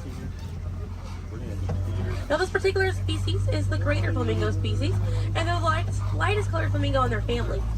They get their color from the brine shrimp that they eat, and over time it turns their feathers pink. It takes about 1 to 2 years to get that full pink coloring right there. When they're born all gray and fluffy.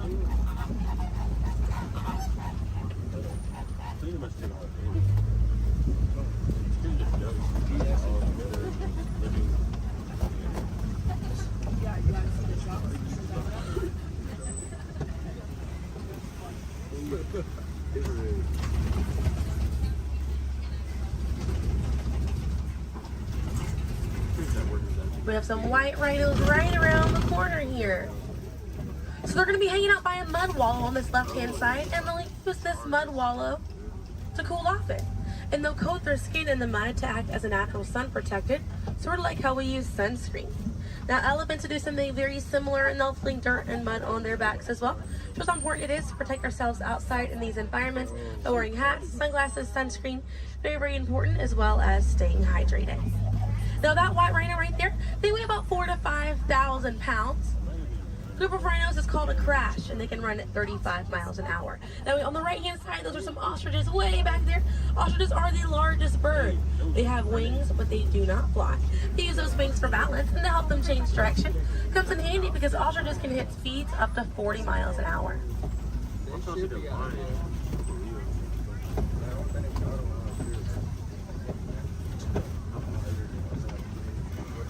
You see some cheetahs right around the bend here.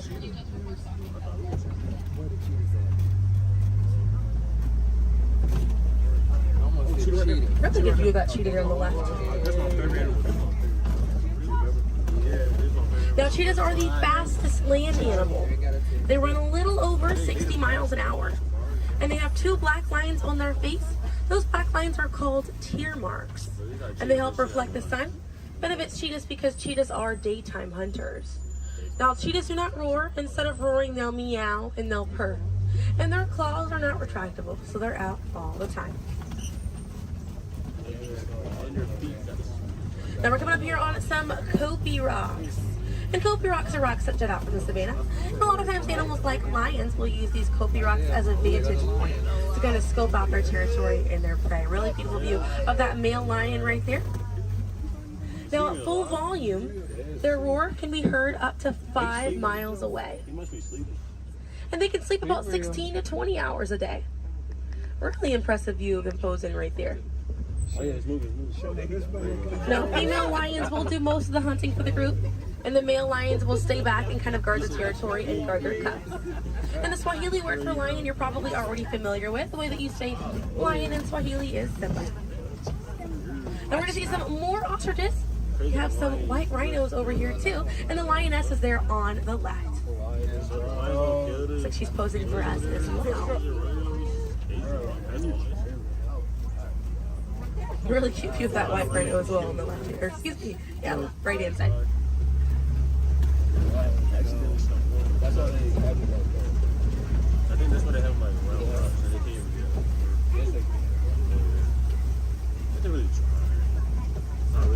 I can see some warthogs right around the corner because it wouldn't be a safari without them. Few of them over here. Warthogs are in the same family as domestic pigs. They're really intelligent animals and are the largest burrowing animal as well. And oftentimes they'll reuse burrows made by other animals and they'll back themselves into it with their tusks spacing out for protection. They're pretty fast. They can also run at 35 miles an hour. They're kind of rooting up over there. And they also have a mud hole that they use to cool off and to coat their skin in it to get some relief from bugs and insects. Also have a really good view of these white rhinos again on that right hand side. Now the white tail difference between a white rhino and a black rhino because they're both the same color. So the shape of their mouth. White rhinos have a wide mouth and black rhinos have a V-shaped or pointed mouth. Original word for white rhino was vite. Vite means wide in Afrikaans, but over time it was misheard and mispronounced and it turns into the white rhino. Another view of those warthogs as we're passing by on the left-hand side. But on the right, we're going to see some ostrich eggs in that tall, grassy area. And each one of those eggs right there weigh 3 pounds, and it's the equivalent of 2 dozen chicken eggs. Now those shells are so strong that the average man can stand on them and they will not break.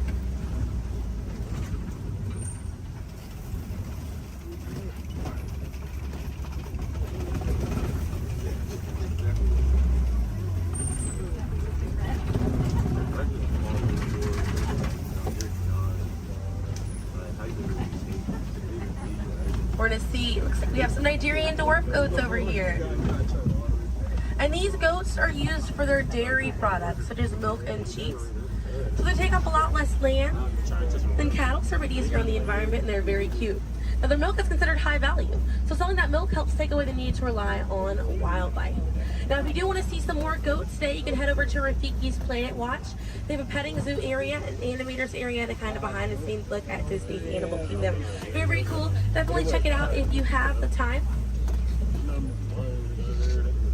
They have a conservation station over there, and inside that they do have an animal hospital as well. Pretty cool. It's going to be a train right away through the Wildlife Express. Those trains are going to start running at 9:30. The last train leaves at 4:30 today. The petting zoo is going to close at 5 o'clock once you're over there, and the animators experience is going to close at 4:45.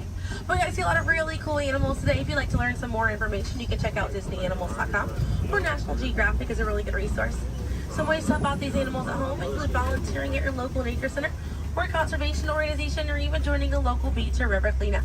Some more simple ways to help out at home include turning off the water while you brush your teeth, or using reusable water bottles instead of disposable ones. Now, those small changes really add up to make a big difference. And on behalf of Kilimanjaro Safaris, my name is Selena. I'm from Pensacola, Florida, and it was an honor to be your safari guide here today. I hope that you were able to see the importance of these animals and the environment that they live in. Now, here in the reserve, we don't like to say goodbye because goodbyes are far too sad and far too final. So I will leave you with the Swahili word, kwaherini. And kwaherini means to go well, with the intentions of seeing each other again one day. So kwaherini, my friends. Another word that we say here on the reserve is asante sana. And again, that means thank you. So thank you for joining me here at Kilimanjaro Safaris. I'll be dropping you off right around the bend here, right where I picked you up, so we still have a bit more of a journey together.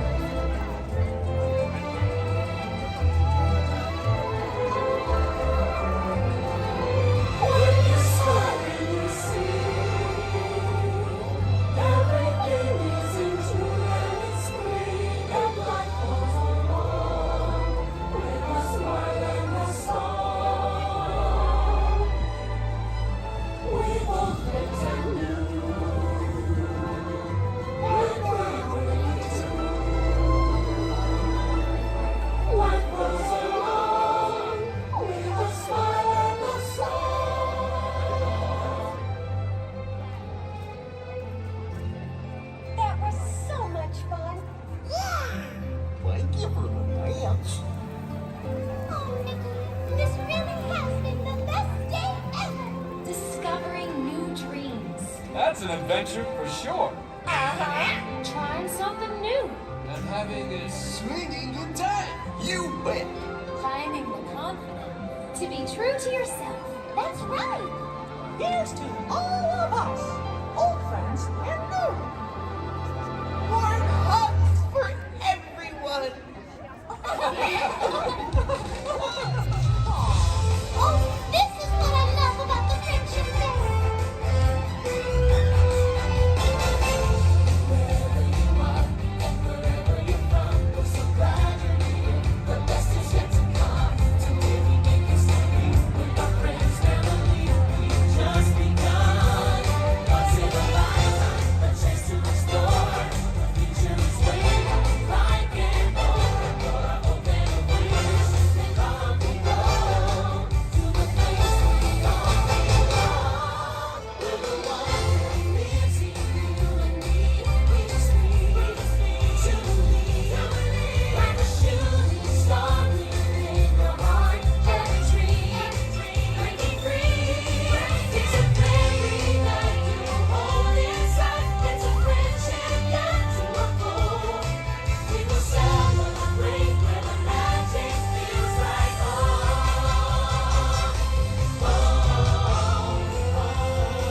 Let's go where the magic feels like home. Let's go where the magic feels like home. Let's go where the magic feels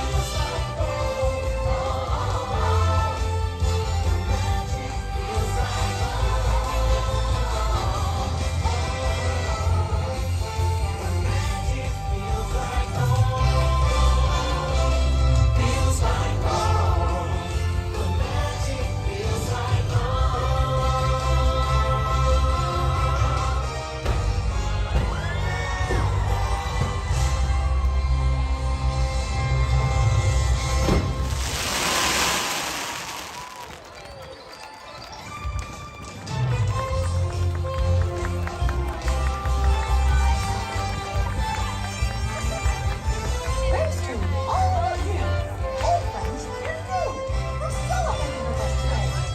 See y'all real soon.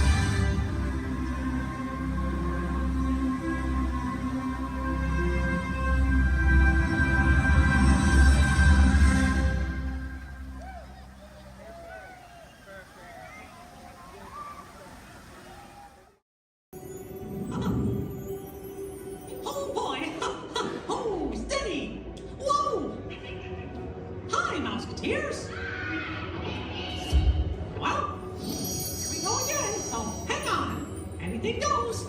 You ready? And let the show begin. Here's my pal Walt to tell you how the magic is made. There's a lot of satisfaction in developing ideas into reality. When we consider a new project, we really study it. Not just the surface idea, but everything about it. And when we go into that new project, we believe in it all the way. We have confidence in our ability to do it right, and we work hard to do the best possible job. There's really no secret about our approach. We keep moving forward, opening up new doors, doing new things, because we're curious. And curiosity keeps leading us down new paths. We're always exploring and experimenting. Everybody ready? Then on with the show!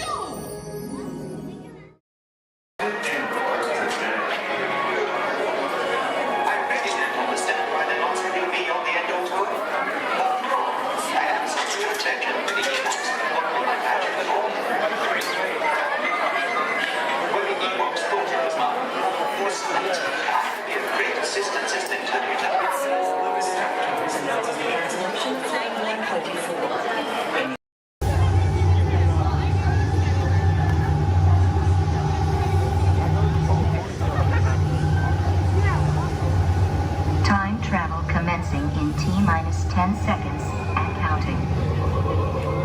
This is Seeker. Listen up. We've got to get in, grab the Iguanodon, and get out before that asteroid hits. Let's roll!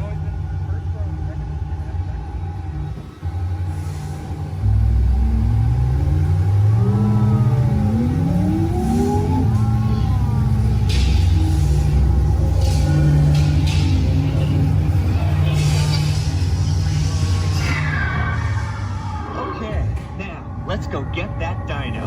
Computer, what are you tracking? Styracosaurus. Not our dino. Warning, meteor shower in range. Just little one. Oleoramus. Hadrosaur. Raptor. Time to get serious. Locking autopilot on homing signal now! Hang on! I'm tracking a big dino on the scope. Could be ours. Computer, full stop. Identify. Carnotaurus. Definitely not our dino. Go, go, go!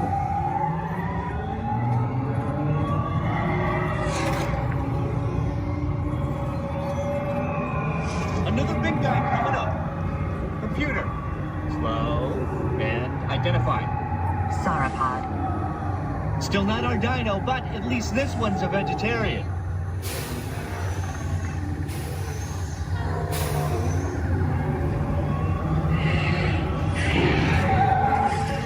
Asteroid impact in 90 seconds. We better move it.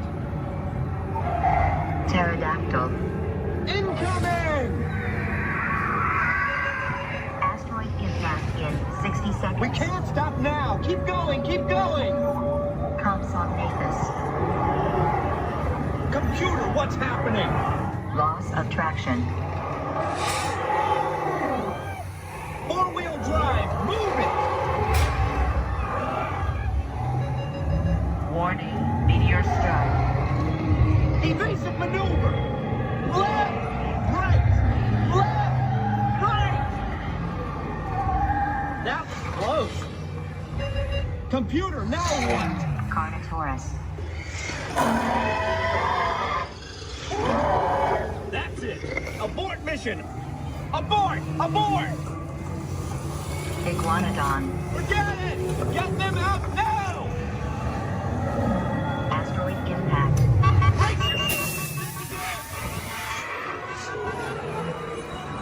They're not gonna make it! They're not gonna make it! Mission accomplished.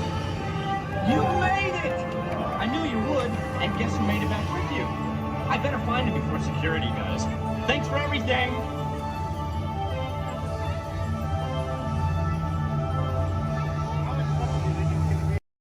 Set down, Wait. are getting much too short.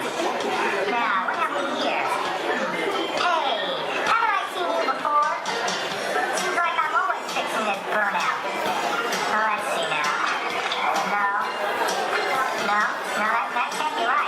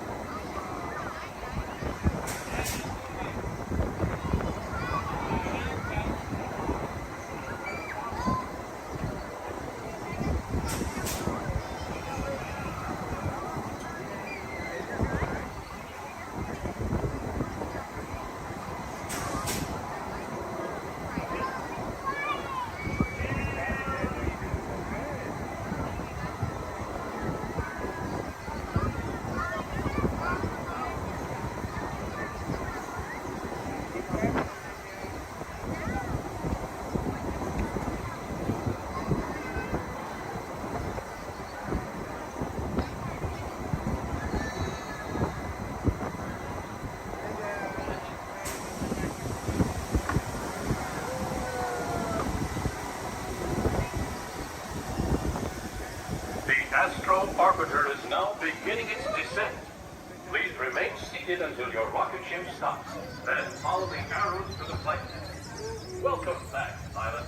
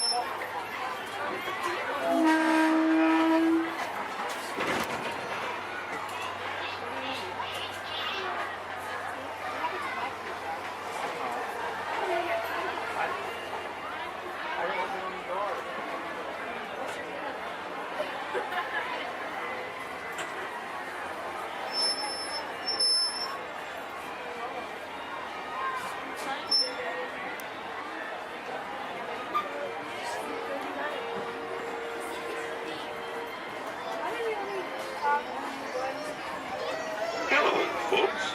Welcome aboard the Disneyland Railroad. We're now embarking on a grand circle tour of the Magic Kingdom, with stops at New Orleans Square, Mickey's Toontown, and Tomorrowland, followed by a visit to the Grand Canyon and Primeval World. We got a lot of traveling ahead of us, so remember, for a safe trip, you need to stay seated, keeping your hands, arms, feet, and legs inside the train. And please, watch your children. Bienvenidos a bordo del Disneyland Railroad. Para su seguridad, permanezca sentado y mantenga las manos, brazos, pies y piernas dentro del tren y cuide a los pequeños. Gracias.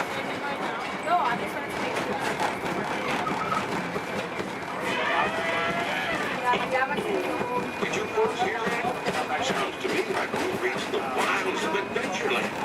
We just might run into a lot of savage critters out there. Including lions and tigers and tiki birds. Everybody best be on the lookout. You never know what may show up. We're approaching our first stop, New Orleans Square Station. This station serves Frontierland, New Orleans Square, and Utica. If you'll be leaving us here, remain seated until the train comes to a complete stop. Then watch your step while getting off. Have a good time at the frontier, you hear? For those of you continuing on, we'll resume our trip in just Square.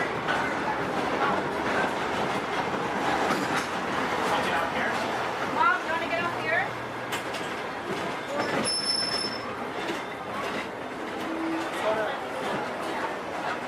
Get out here. Dad. Next stop is Town. Next stop is Toontown. Okay, I'll take it for you guys. What?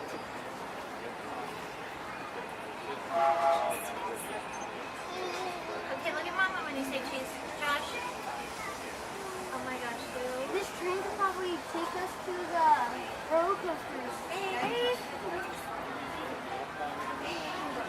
But it always seems up.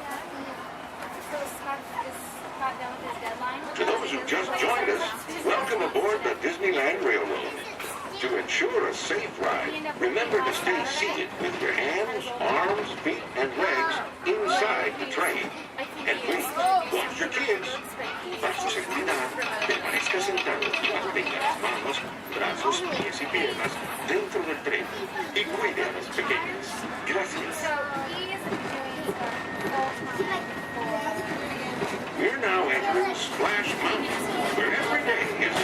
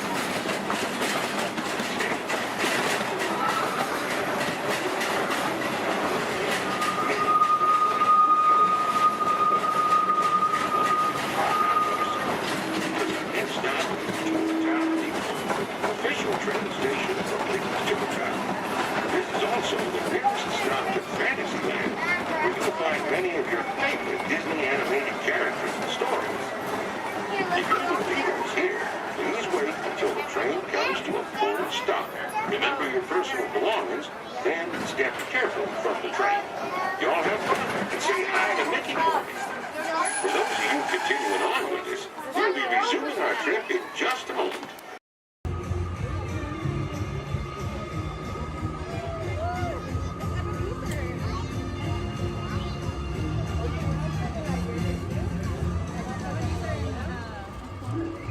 Attention explorers! Set your sights on the Discovery River, because he's at it again! Yes, famed billionaire and thrill seeker Scrooge McDuck is back in pursuit of high adventure! At the navigation helm, why, it's his personal pilot, chauffeur, and travel companion, Launchpad McQuack. This expedition will surely produce a grand ducktail!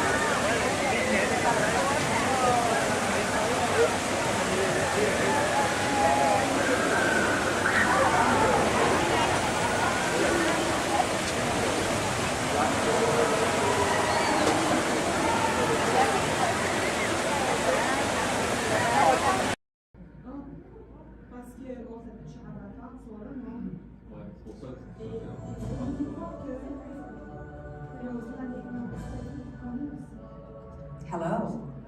I'm Dr. Marsh, director of the Dino Institute, and I hope you enjoyed those quaint exhibits in the old wing. That's how dinosaurs have been presented to the public since the study of fossils began over 150 years ago. Today, that bare bones approach is about to become extinct. In a perfect blending of science and technology, the Dino Institute has created the Time Rover, an amazing vehicle that will literally transport you to the age of the dinosaurs. How? That's proprietary. But the result is a breathtaking journey through a prehistoric world where you will witness the most spectacular creatures to ever walk the earth. In a moment, you'll be going live to our control center for a comprehensive safety briefing, and then it's on to the tour that will convince you forever that the future is truly in the past.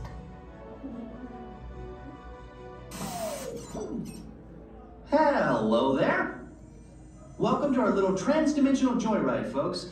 I'm Dr. Seeker, your friendly controller, and a heck of a paleontologist, if I do say so myself. But let's not talk about me, let's talk about you, and how you can help me make history today with the Time Rover. It's like this.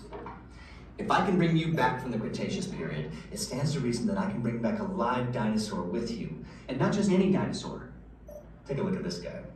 He's an iguanodon, and I'm certain that he is the key to understanding these magnificent creatures. I tagged him with a locator during an unauthorized field trip. Otherwise, I'd be traveling with you. Right now, our dino should be about here, at the very end of the Cretaceous period. That's where you're going today. I've arrived, it seems, just in time to correct a little misstatement. Dr. Marsh. That is impossibly close to the giant asteroid impact that destroyed most life forms on Earth. Our tours are designed to take you to the early Cretaceous period, and I can assure you that all Time Rovers have been securely locked on those coordinates. That's right. See? Securely locked. Access denied. Continue. Of course. We were just talking about seatbelts. Plug them in, use them. It can get kind of choppy out there, so keep your hands and arms inside the vehicle at all times. Flash photography? I wouldn't. It alters the homing signal, and that's not good. Oh, and one more thing. Those locked coordinates? We're in. Now, here's the drill. You follow the homing signal to the iguanodon, then I'll enlarge the transport field, and boom, you're back with one additional passenger extra large. And don't worry about that asteroid. You'll be in and out of there before it even breaks the atmosphere. Trust me, what could go wrong? Hey, it's me again. Remember, only you guys are going on this special mission, so don't tell anyone, okay?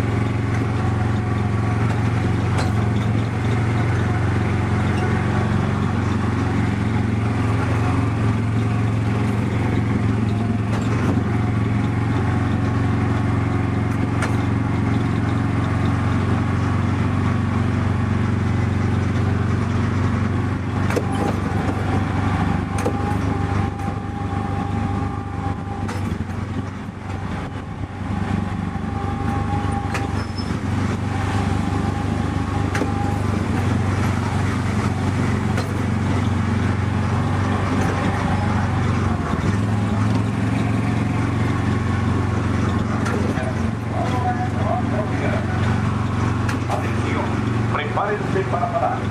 Se están acercando a la zona de desempate. Por favor, reduzcan la velocidad y mantengan una distancia mínima de un largo de auto entre su vehículo y el de adelante. Para parar su auto, quiten el pie del pedal. Gracias.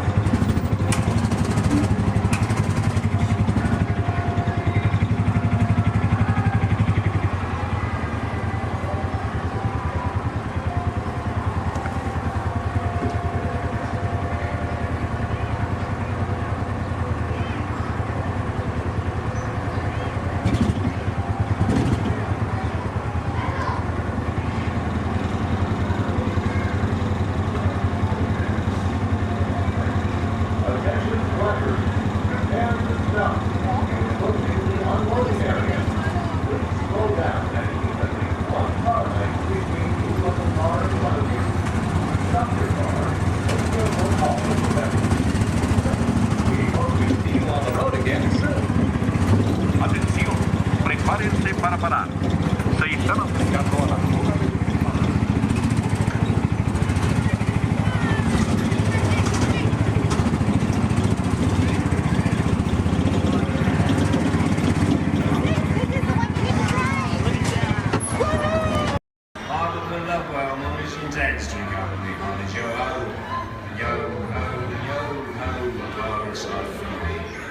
toast to piracy and its many shiny rewards. As a career, what could be more rewarding? Drink up, we have a show home. I humbly accept this magnificent treasure as my reward for a life of villainy, larceny, skullduggery, and lucidity. Drink up, we have a show home. Yo ho, the pirates love from me. I raise a toast to one of my many shipmates lost at sea. Salute, mezzanine. Drink up, be on the show. Rascals and scoundrels, villains and knaves. Drink up, be on the show. The devils and blacks, you really bad eggs. Drink up, be on the show. Drink up, lads. There's treasure enough for all. I shall take this paltry sum as a stipend to cover my expenses. Riches and jewels. Drink up, be on the show. Yo ho, pirates love from me. It is true, I am a pirate, bloody good. That is bad. Drink up behind the show. I'm foolish in so much gold just lying about giving away. Some miscreant might be tempted to steal it, eh? Marauding, embezzling, even hijack. Drink up behind the show. Hijack. Ah, my feathery friend, you've a divine singing voice. Do help yourself for a trinket. Small one. Drink up, we have a show. Yes, 'tis a fine treasure. We have temporary that is some climatic weird.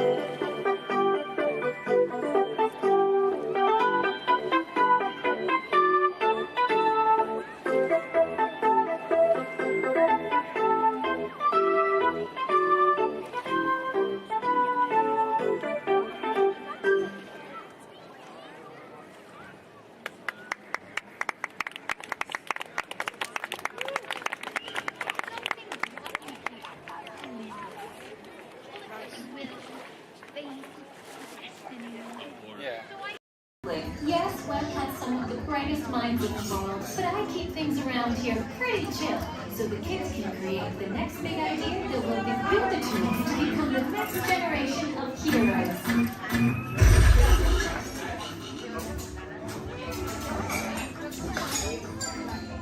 We hope you have a great time on your visit to the Worldwide Engineering Brigade Open House.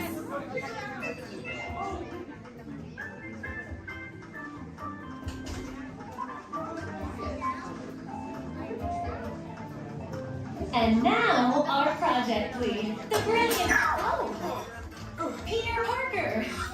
Hey, what's up? I'm Peter Parker. And here at Web, we get access to some pretty awesome tech, like vibranium from Wakanda, or this crazy alien juice stuff we have in Parliament and Star Tech. It all helps us develop really cool stuff, like these spider bots, for example. Check it out. They have this really cool self-replicating feature. Because? This is awesome. Buddy, you could stop doing that now. But anyway, you guys are here today to help us test the Web Slayer vehicle. Using onboard tech, you will be able to sling webs just like my buddy Spider-Man. Peter, your presentation is getting away from you. Yeah, I'm aware of that, Sharon. If you could just initiate the safety protocols, it'd be great. Problem with that, So Peter. anyway, if you want to sling a web, all you gotta do is sling your arm in the direction you want to shoot the web, and that's it. It's awesome. Peter, your spider bots are continuing to replicate and are consuming everything in their path. They seem to be stuck in self-replication mode. If you could just handle that for me, please. On it. Contacting Mr. Stark. Don't call Mr. Stark! Don't call Mr. Stark. Sorry, Michelle. Could you just call someone else? Ask them to do it. Okay. Contacting Spider-Man. Here. I'm gonna go find Spider-Man for us all, because he's around here somewhere. Okay, goodbye. Spider-Man! As you may have noticed, the spider bots are locked in that awesome self-replication mode. In spite of what you see, they were created to be robotic helpers that can break down raw material and create all kinds of useful tech. But because they are stuck in self-replication mode, the spider bots are currently consuming everything in sight and multiplying at an alarming rate. If left unchecked, my calculations predict this will lead to the devastation of the entire Avengers campus. It should be safe until Spider-Man gets here, as long as they don't get into the alien fluid. This is now a bigger problem. Activating threat level protocols. Hey guys, what's up? I hear you have a problem. I'm here to help. You made it. Great. Threat level is at exponential danger. You might need some help. Perhaps I'll call the Avengers? Don't worry, everyone. I got this. Okay, everybody. Open house is canceled. Wise idea. And I could use some help. Yes, you could. Sharon, prep the slinger vehicle. Already on. Everyone head to the slingers and we'll team up to stop the spider bots before they destroy the campus. It's easy. Okay, we have a plan. Please move quickly through the doors and down the hall to the slinger vehicle bay. Your open house demo has been upgraded to a high-stakes mission to save the Passengers will stand by the board.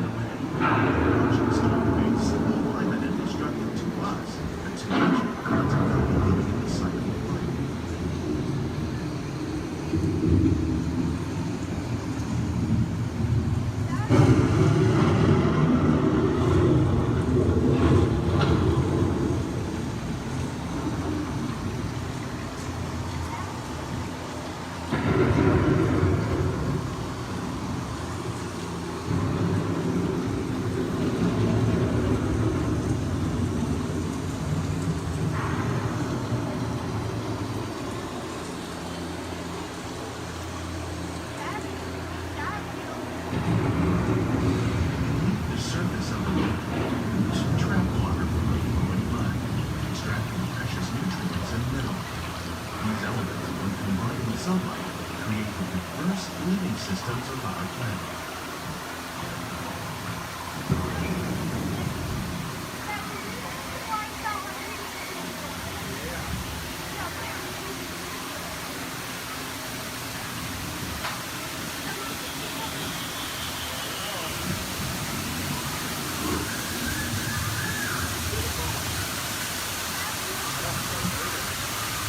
One of those living systems is the rainforest, home to the most amazing concentration of life on our planet.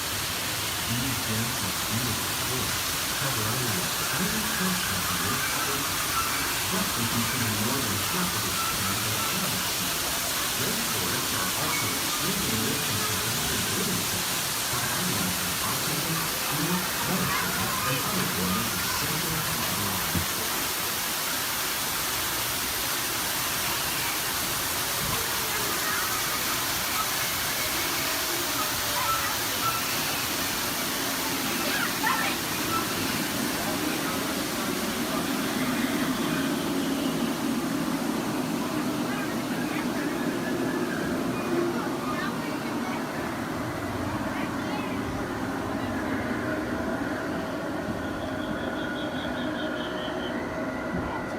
In the desert, nature has created a very different world known as beautiful living system. And while this arid landscape may seem lifeless, it is very much alive. The plants and animals that have learned to survive in these harsh conditions make use of what little water they can find and avoid the scorching rays of the relentless sun.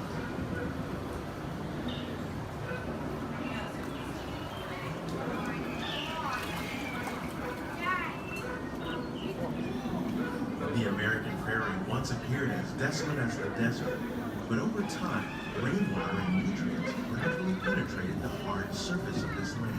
Even the hooves of the mud buffalo helped create the rich soil that one day become home to the American farm.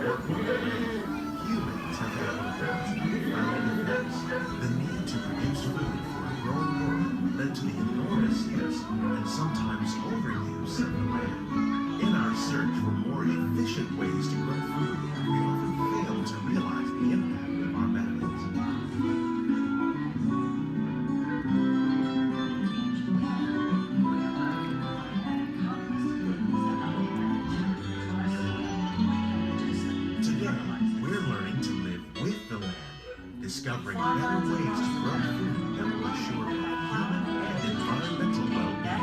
Fertilizers, we can enrich the soil without the use of chemicals. In Saudi Arabia and Mexico, we're learning to produce food on desert seacoasts by developing and planting crops that thrive on saltwater. Here at Epcot, we're learning to reduce the need for pesticides by using natural predators like ladybugs and wasps to control pests. In Japan, we're learning that by adding composted leaves and other plant material to our soil, we can reduce the need for fertilizers. In farmlands across America, we're learning that by plowing under vegetation containing natural fertilizers, we can enrich the soil without the use of chemicals. In Saudi Arabia and Mexico, we're learning to produce food on desert seacoasts by developing and planting crops that thrive on saltwater.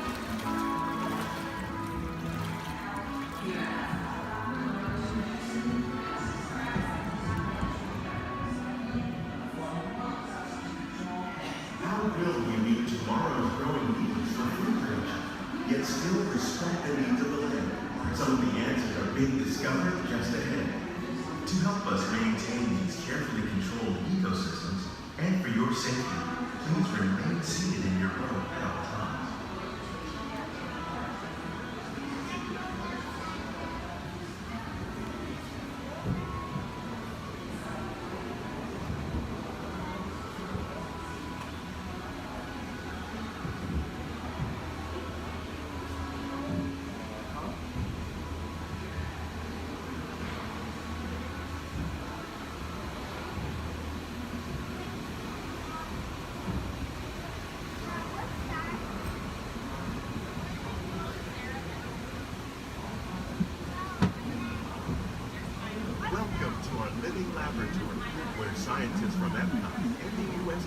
of Agriculture are exploring innovative ways to produce bountiful harvests now and into the future.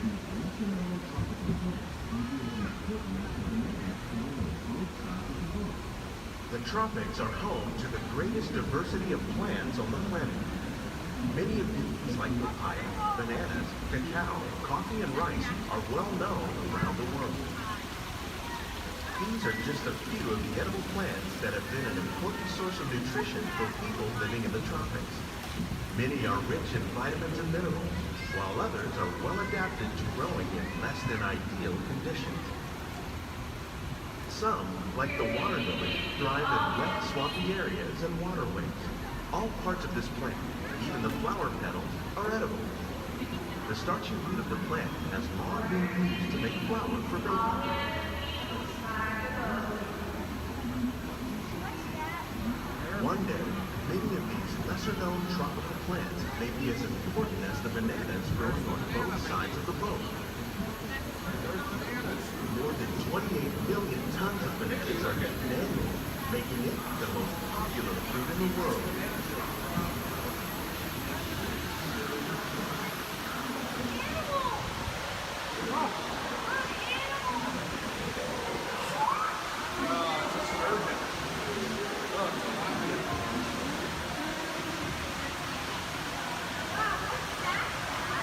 When you mention farming, you probably don't think of fish, but fish farming or aquaculture accounts for nearly half of all the seafood consumed globally. Tilapia, bass, and catfish, like the ones you see here, are three of the more popular crops raised by fish farming. The sustainable system you're using here recycles the water in the tanks. As a result, we're able to save millions of gallons each year. Our small fish farm produces nearly 5,000 pounds of fish each year to serve in restaurants around the nation. Innovations like this can play an important role in our efforts to produce bountiful harvests and still protect natural resources. Shrimp. That's a big shrimp.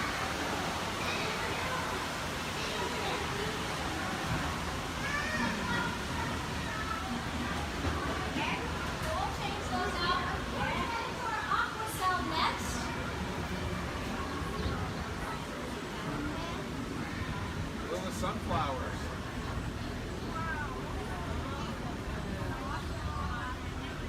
While there are more than 50,000 edible plant species in the hot world, peppers. most of us are only familiar with the handful that make up our everyday diet. The common grains growing here, wheat, maize, sorghum, and millet, plus rice, account for Look at nearly pomegranates. 2/3 of our global food consumption. Learning how to increase yields of these staples is an important goal of research around the world. A blue agave. A monkey puzzle tree. Orange. These plants are definitely on their way up. Innovative growing techniques like these increase yields, while more efficiently using resources like water, fertilizer, and pesticides. Another innovation at work here is our integrated pest management program. By populating our greenhouses with beneficial insects that prey on harmful pests, like aphids and flies, we are significantly reducing our reliance on conventional pesticides. We're growing these crops using our nutrient film system. This technique precisely controls and recycles water and nutrients. With it, we can produce over 27,000 heads of lettuce a year in this one small area. Look at the cucumbers.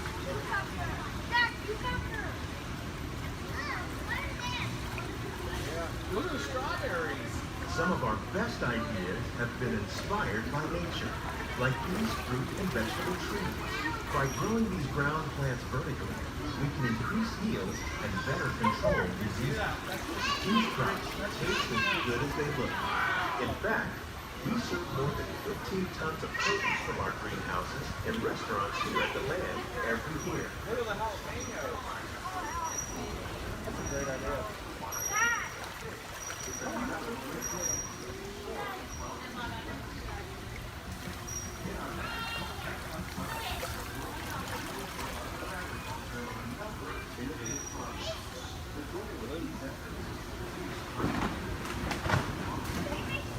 of agriculture may include innovative ideas like this vertical growing system. Plants grown in this way use a fraction of the space required by traditional growing methods. That saves water and increases production. The aquaponic system on your left combines hydroponics with aquaculture. The fish provide a natural source of fertilizer for the plants, and the plants help keep the water clean for the fish. It's another great way to produce more while using less. In our labs, Epcot scientists are working with the U.S. Department of Agriculture and other innovative projects. The goal of these efforts is to produce higher yielding and better quality lives. Together, we can continue to find more ways to increase food production and protect our precious natural environment. Only then will we truly be living with the land.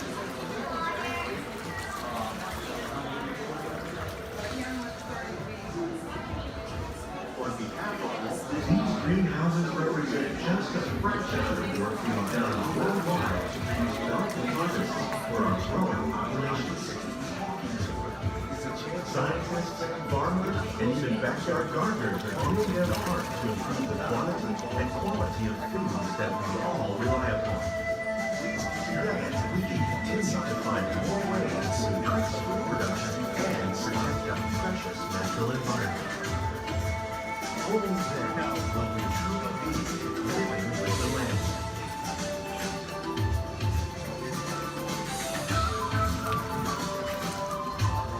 On behalf of Walt Disney World, we hope you've enjoyed this unique journey through our living laboratory. If you'd like a closer look, then check out the behind-the-scenes walking tour. It's a chance for the whole family to get up close and personal with the plants and growing techniques in our laboratory. Please keep your hands and feet inside the boat and remain seated until the boat comes to a complete stop.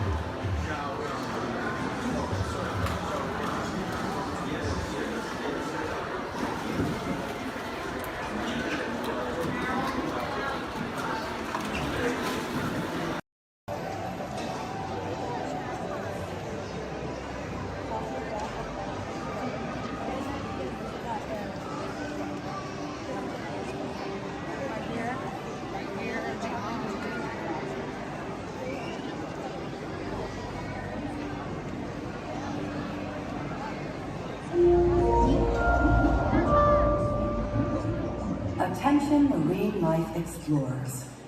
Do you ever wonder why pufferfish puff? It's a special adaptation that keeps them safe from predators.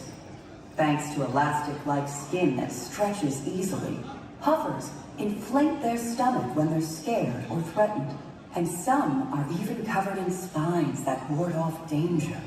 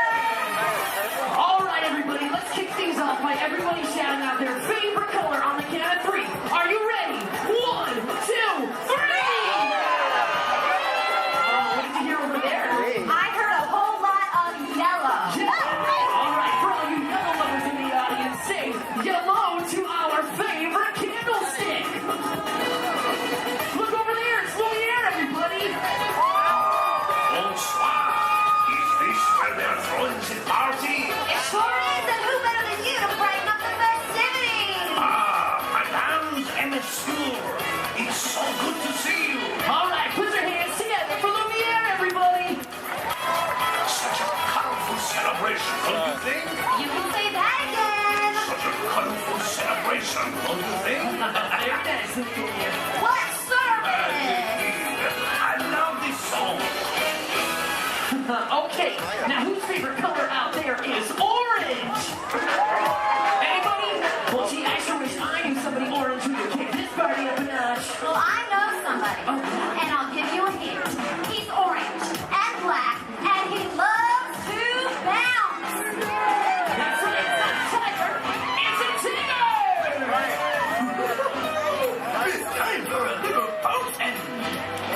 All right, everybody, now's your chance to get bouncing! There ain't nothing can bounce like the tiger. Except maybe you. Keep on bouncing.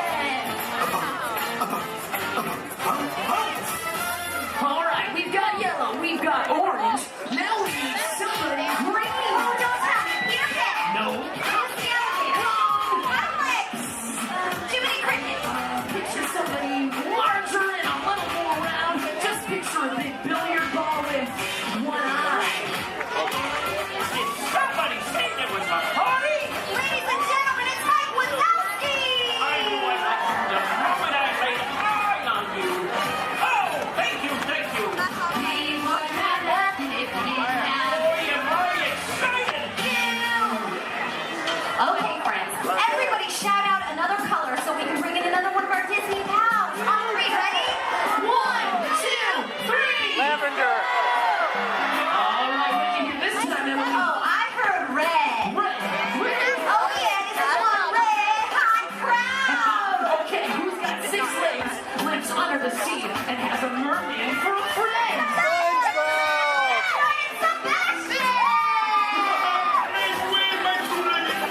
I love to celebrate. It's my favorite crowd. Hello, everyone. Hello, Sebastian.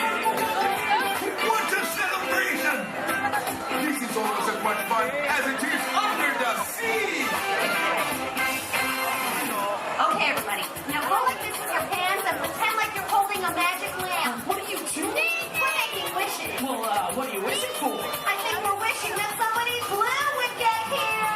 Don't look now, but I think you got your wish. Genie, wouldn't be a party without you. That's right. Mr. Blue himself.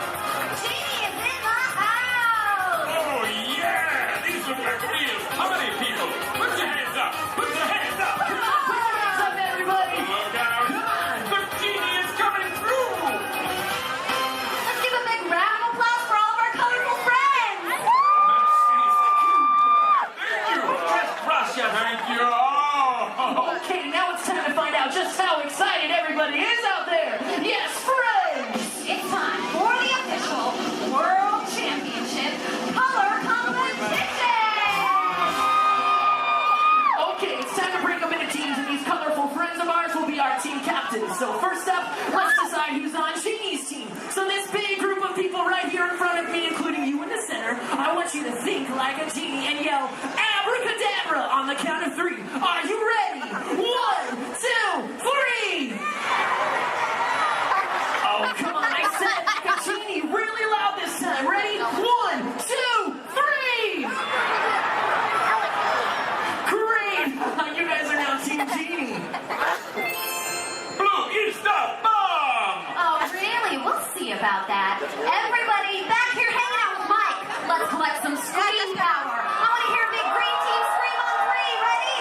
1, 2, 3. Fantastic! You guys are all now Team Wazowski. Good job, everyone. I'll be keeping my eye on you. Eye. Get it? Yeah, we get it, Mike. All right, now everyone around Lumiere, I want you to throw your candlesticks up in the air and wave them from side to side and make a little noise. Come on, guys. Oh, you can be louder than that. Come on. All right, you guys are now Team Lumiere. Merci. I am touched. All right, now everybody way over there by Tigger, and that includes everybody on the bridge. Let me see you jump up and down and make some noise. Perfect. You guys are now the Tigger team. That's terrific. Okay, looks like we have one team left. So everybody over here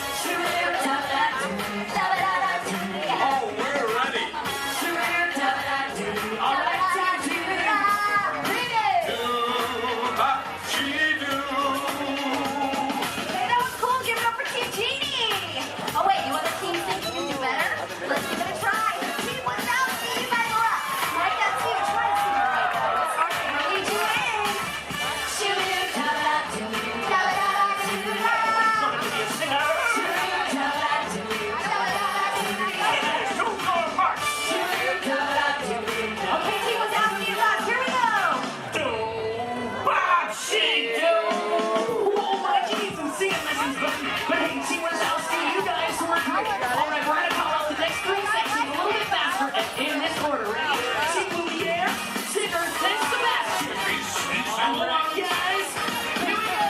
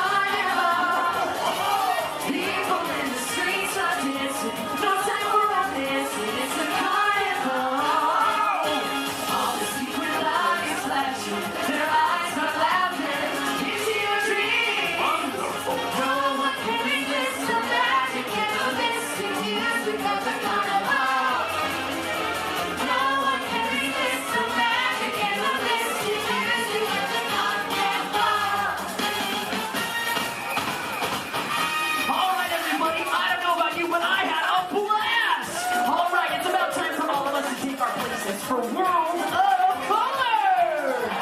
All right, let's give it up one last time to all of our colorful friends. Give it up for Sebastian, Lumiere, Tigger, Gene, and of course Mike Wazowski. Thanks everybody, we hope you enjoyed our Carnival of Color. Remember the exciting colorful magic is over. Now we're going to show something really spectacular. Something good. Something good.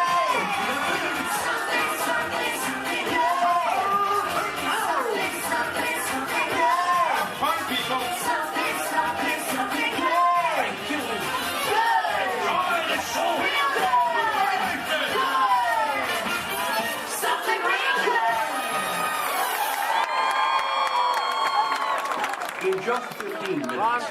Disneyland, no lasting, and hold on to all these items.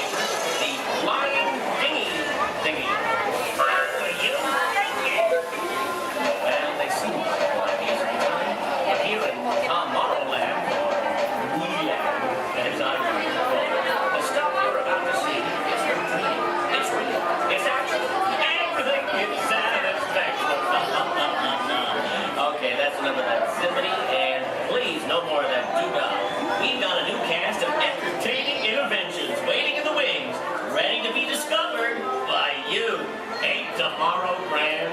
And now, a bright new world of innovations for your daily living. And it's coming to your doorstep in 3, 2, 1. There's a great big world of inventions.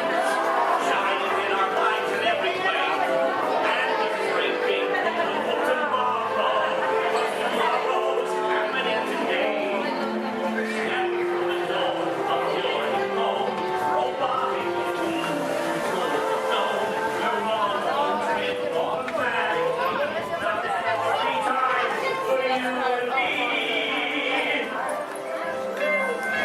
Honey, we have company.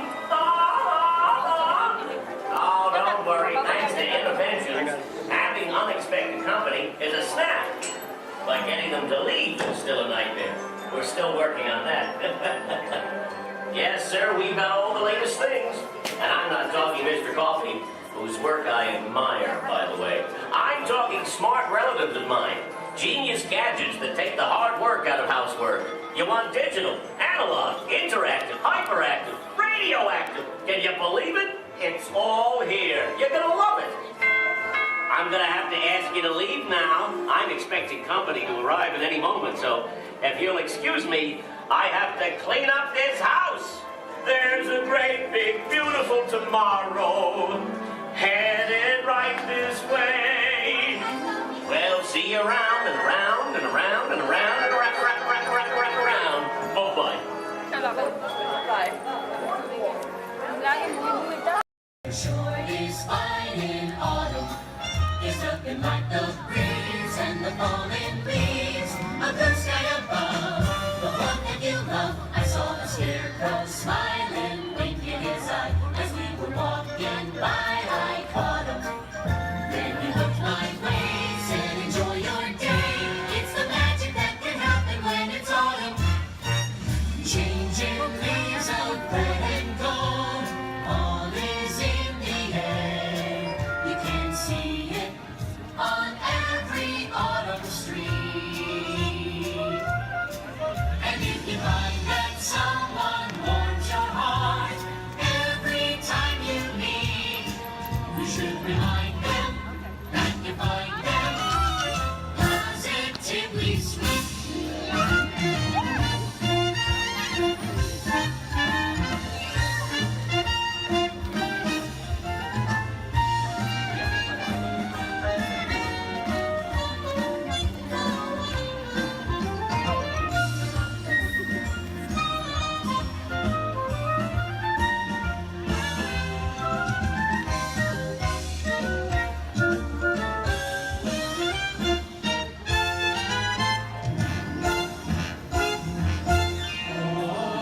Shine on, harvest moon, up in the sky.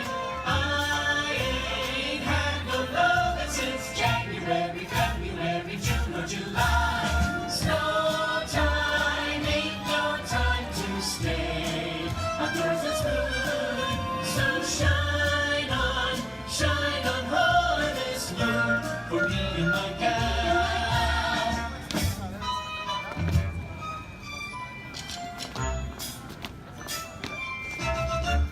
Shine on, harvest moon.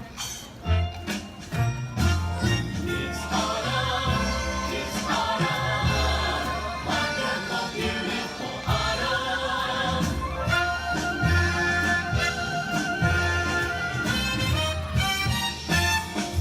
Let's take another hayride under the trees. It makes me smile from top to bottom, because the autumn chill gives me such a thrill. It's the magic that can happen when it's autumn. When it's autumn. When it's autumn. When it's autumn. It's the magic that can happen when it's autumn.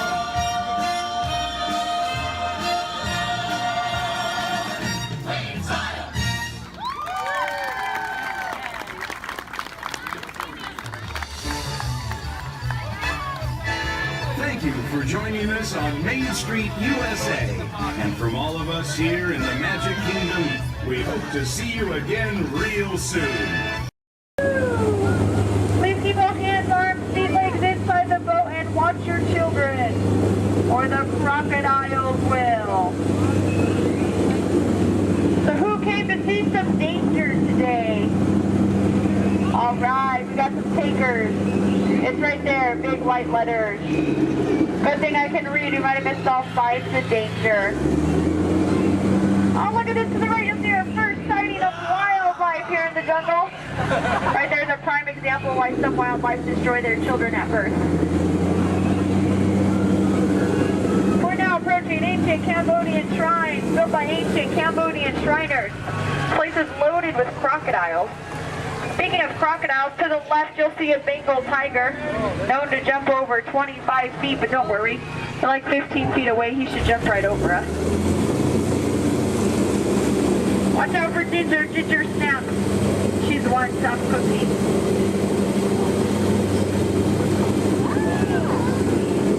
We are now entering the sacred bathing pool of the Indian elephant. Oh, looks like they all came out to play. You know, they say an elephant never forgets. I'd have to agree. Somehow they never forget to be here when my boat comes by.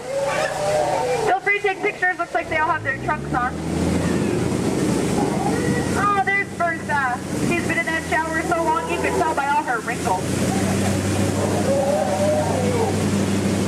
Oh, look at Squirt. Hi, Squirt. Uh-oh. That's why we call him Squirt. Here we go. Oh no, get down, I'm not kidding, I'm not kidding, I'm not kidding! I'm just kidding. Little dry humor. Oh, that looks dangerous! Let's get closer.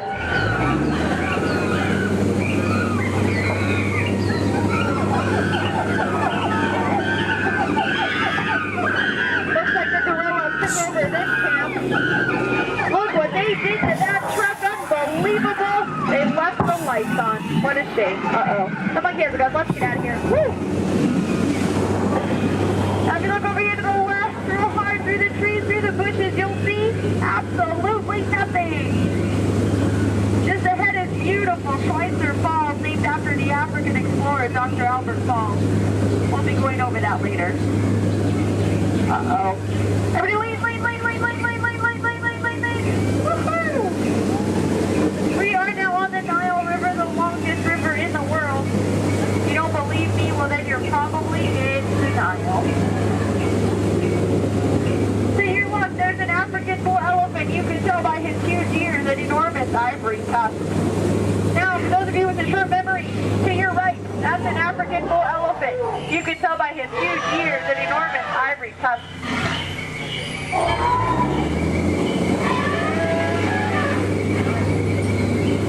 We are now in the African belt where the hand of man has never set foot.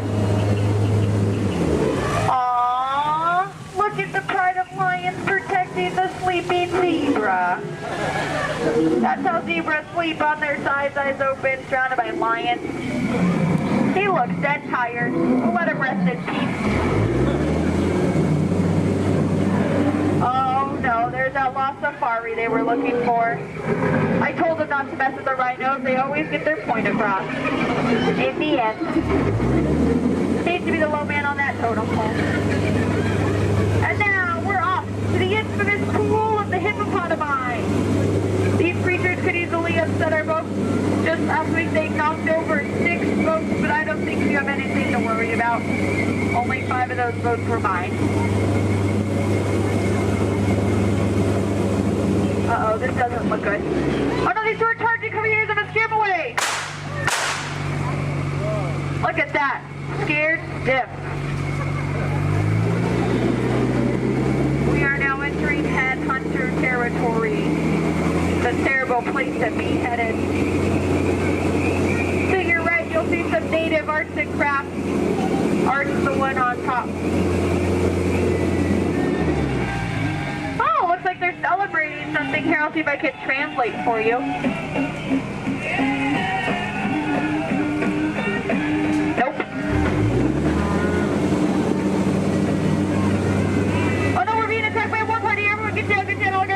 Watch out for spears. Spears, spears, spears, spears, spears, spears. Spears, spears, spears, spears, spears, spears, spears. Ooh, that was fun. See those spears flying by? And now the moment you've all been waiting for, the amazing, incredible, the backside of water. Woohoo! Get excited. Now if you look back, you can see the side of water. We're now in the Amazon. I heard it's a killer place to fish. Just stop, drop a line, and the fish are always biting. I think this looks like a pretty good spot right here. Uh-oh. Wait a minute, what are these bubbles? This isn't good, not in the Amazon. What is going on? Whoa! Piranhas! Man-eating piranhas! Ladies, children, you're safe. These are man-eating piranhas. Now these fish are on a strict diet.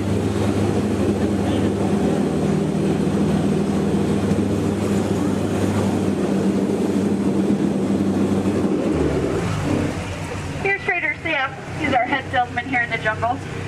Business has been shrinking, but it looks like he's having a special today.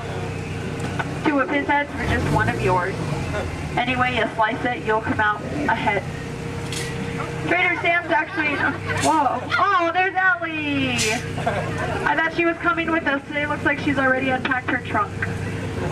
You might think that's water, but it's not. And now for the most dangerous part of our journey, the return to civilization. I don't know how, but you just survived the jungle cruise. Woohoo! Please keep all hands, arms, elbows, fingers inside the boat. Don't want you to get caught between the boat and the dock. That could really, really hurt my boat. Well, here we have Matt and Matt. They're going to have professional elbow grabbers to help you out today. All right.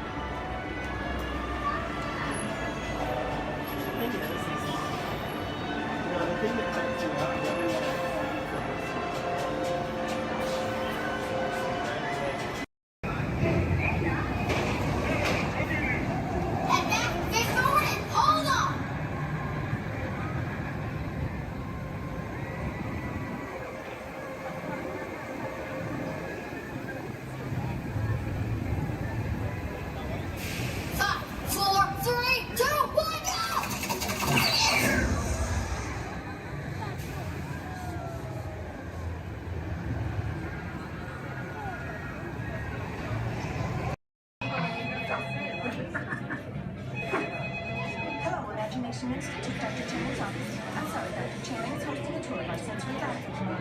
This hotel. Hello, Dr. Channing's office. Hello, Dr. Channing's office. Hello, Dr. Channing's office. What's that? You can't control your imagination and it's running wild. Oh dear. Yes, I'll have him call you as soon as he's available. Hello, Dr. Channing's. Sure, the secret word is trying. Oh, it works!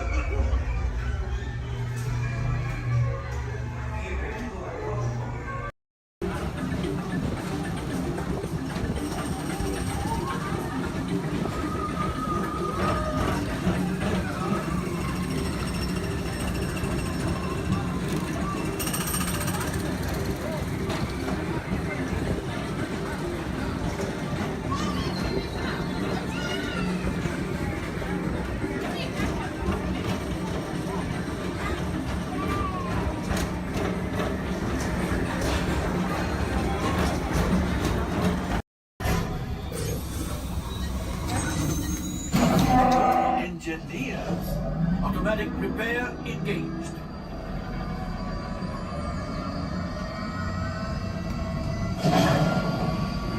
Right, pilot. Push the flashing button to take off. Pilot on the left. Move your stick to fly right and left. I was just about to say that. Pilot on the right. Pull back on the stick to fly out. And push forward to fly down. Oh, watch it. Julie is flying this thing up in the air. Weapons are online. Left pilot. Hit the booster. Now let's go get that coaxial. Right pilot. Make the jump to light speed.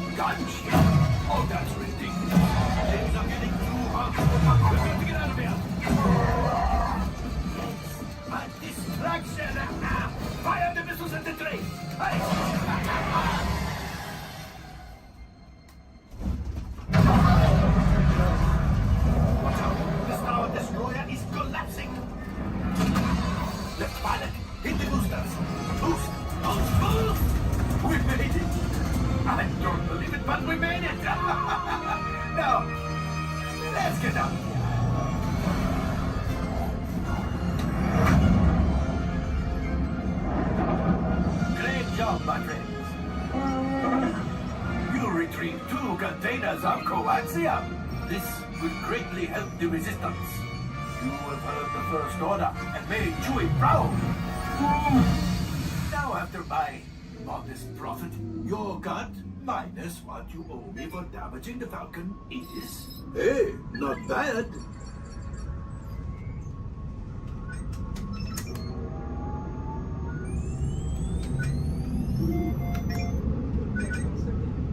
R5, damage report. Engine failure. All right. Hyperdrive leak. That is not too good. Multiple hull ruptures. Well, it might be worse. All right, I'm making an executive decision. Everybody out. Go on, get out.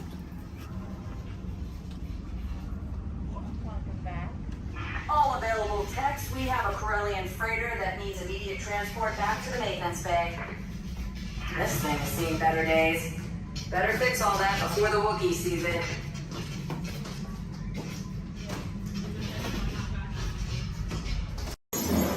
Welcome home. You arrived.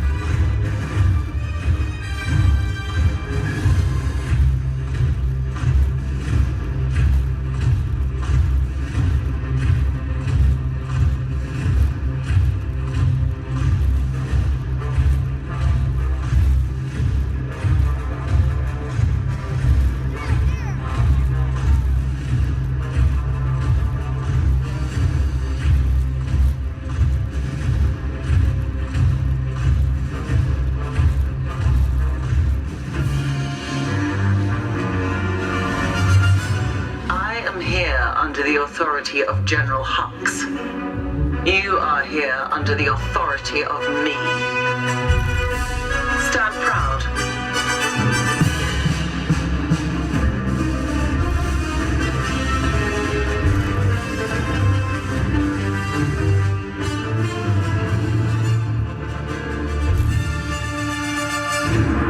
Troops in this division are held to the highest standard. Mine. Show me fearless.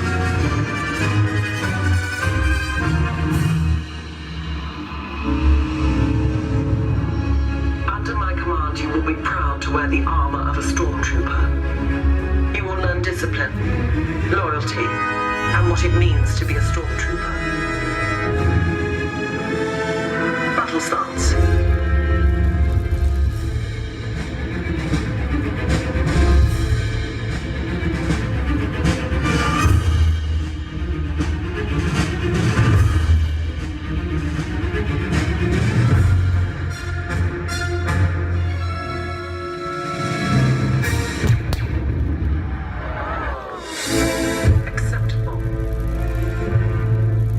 Attention. We do not tolerate traitors.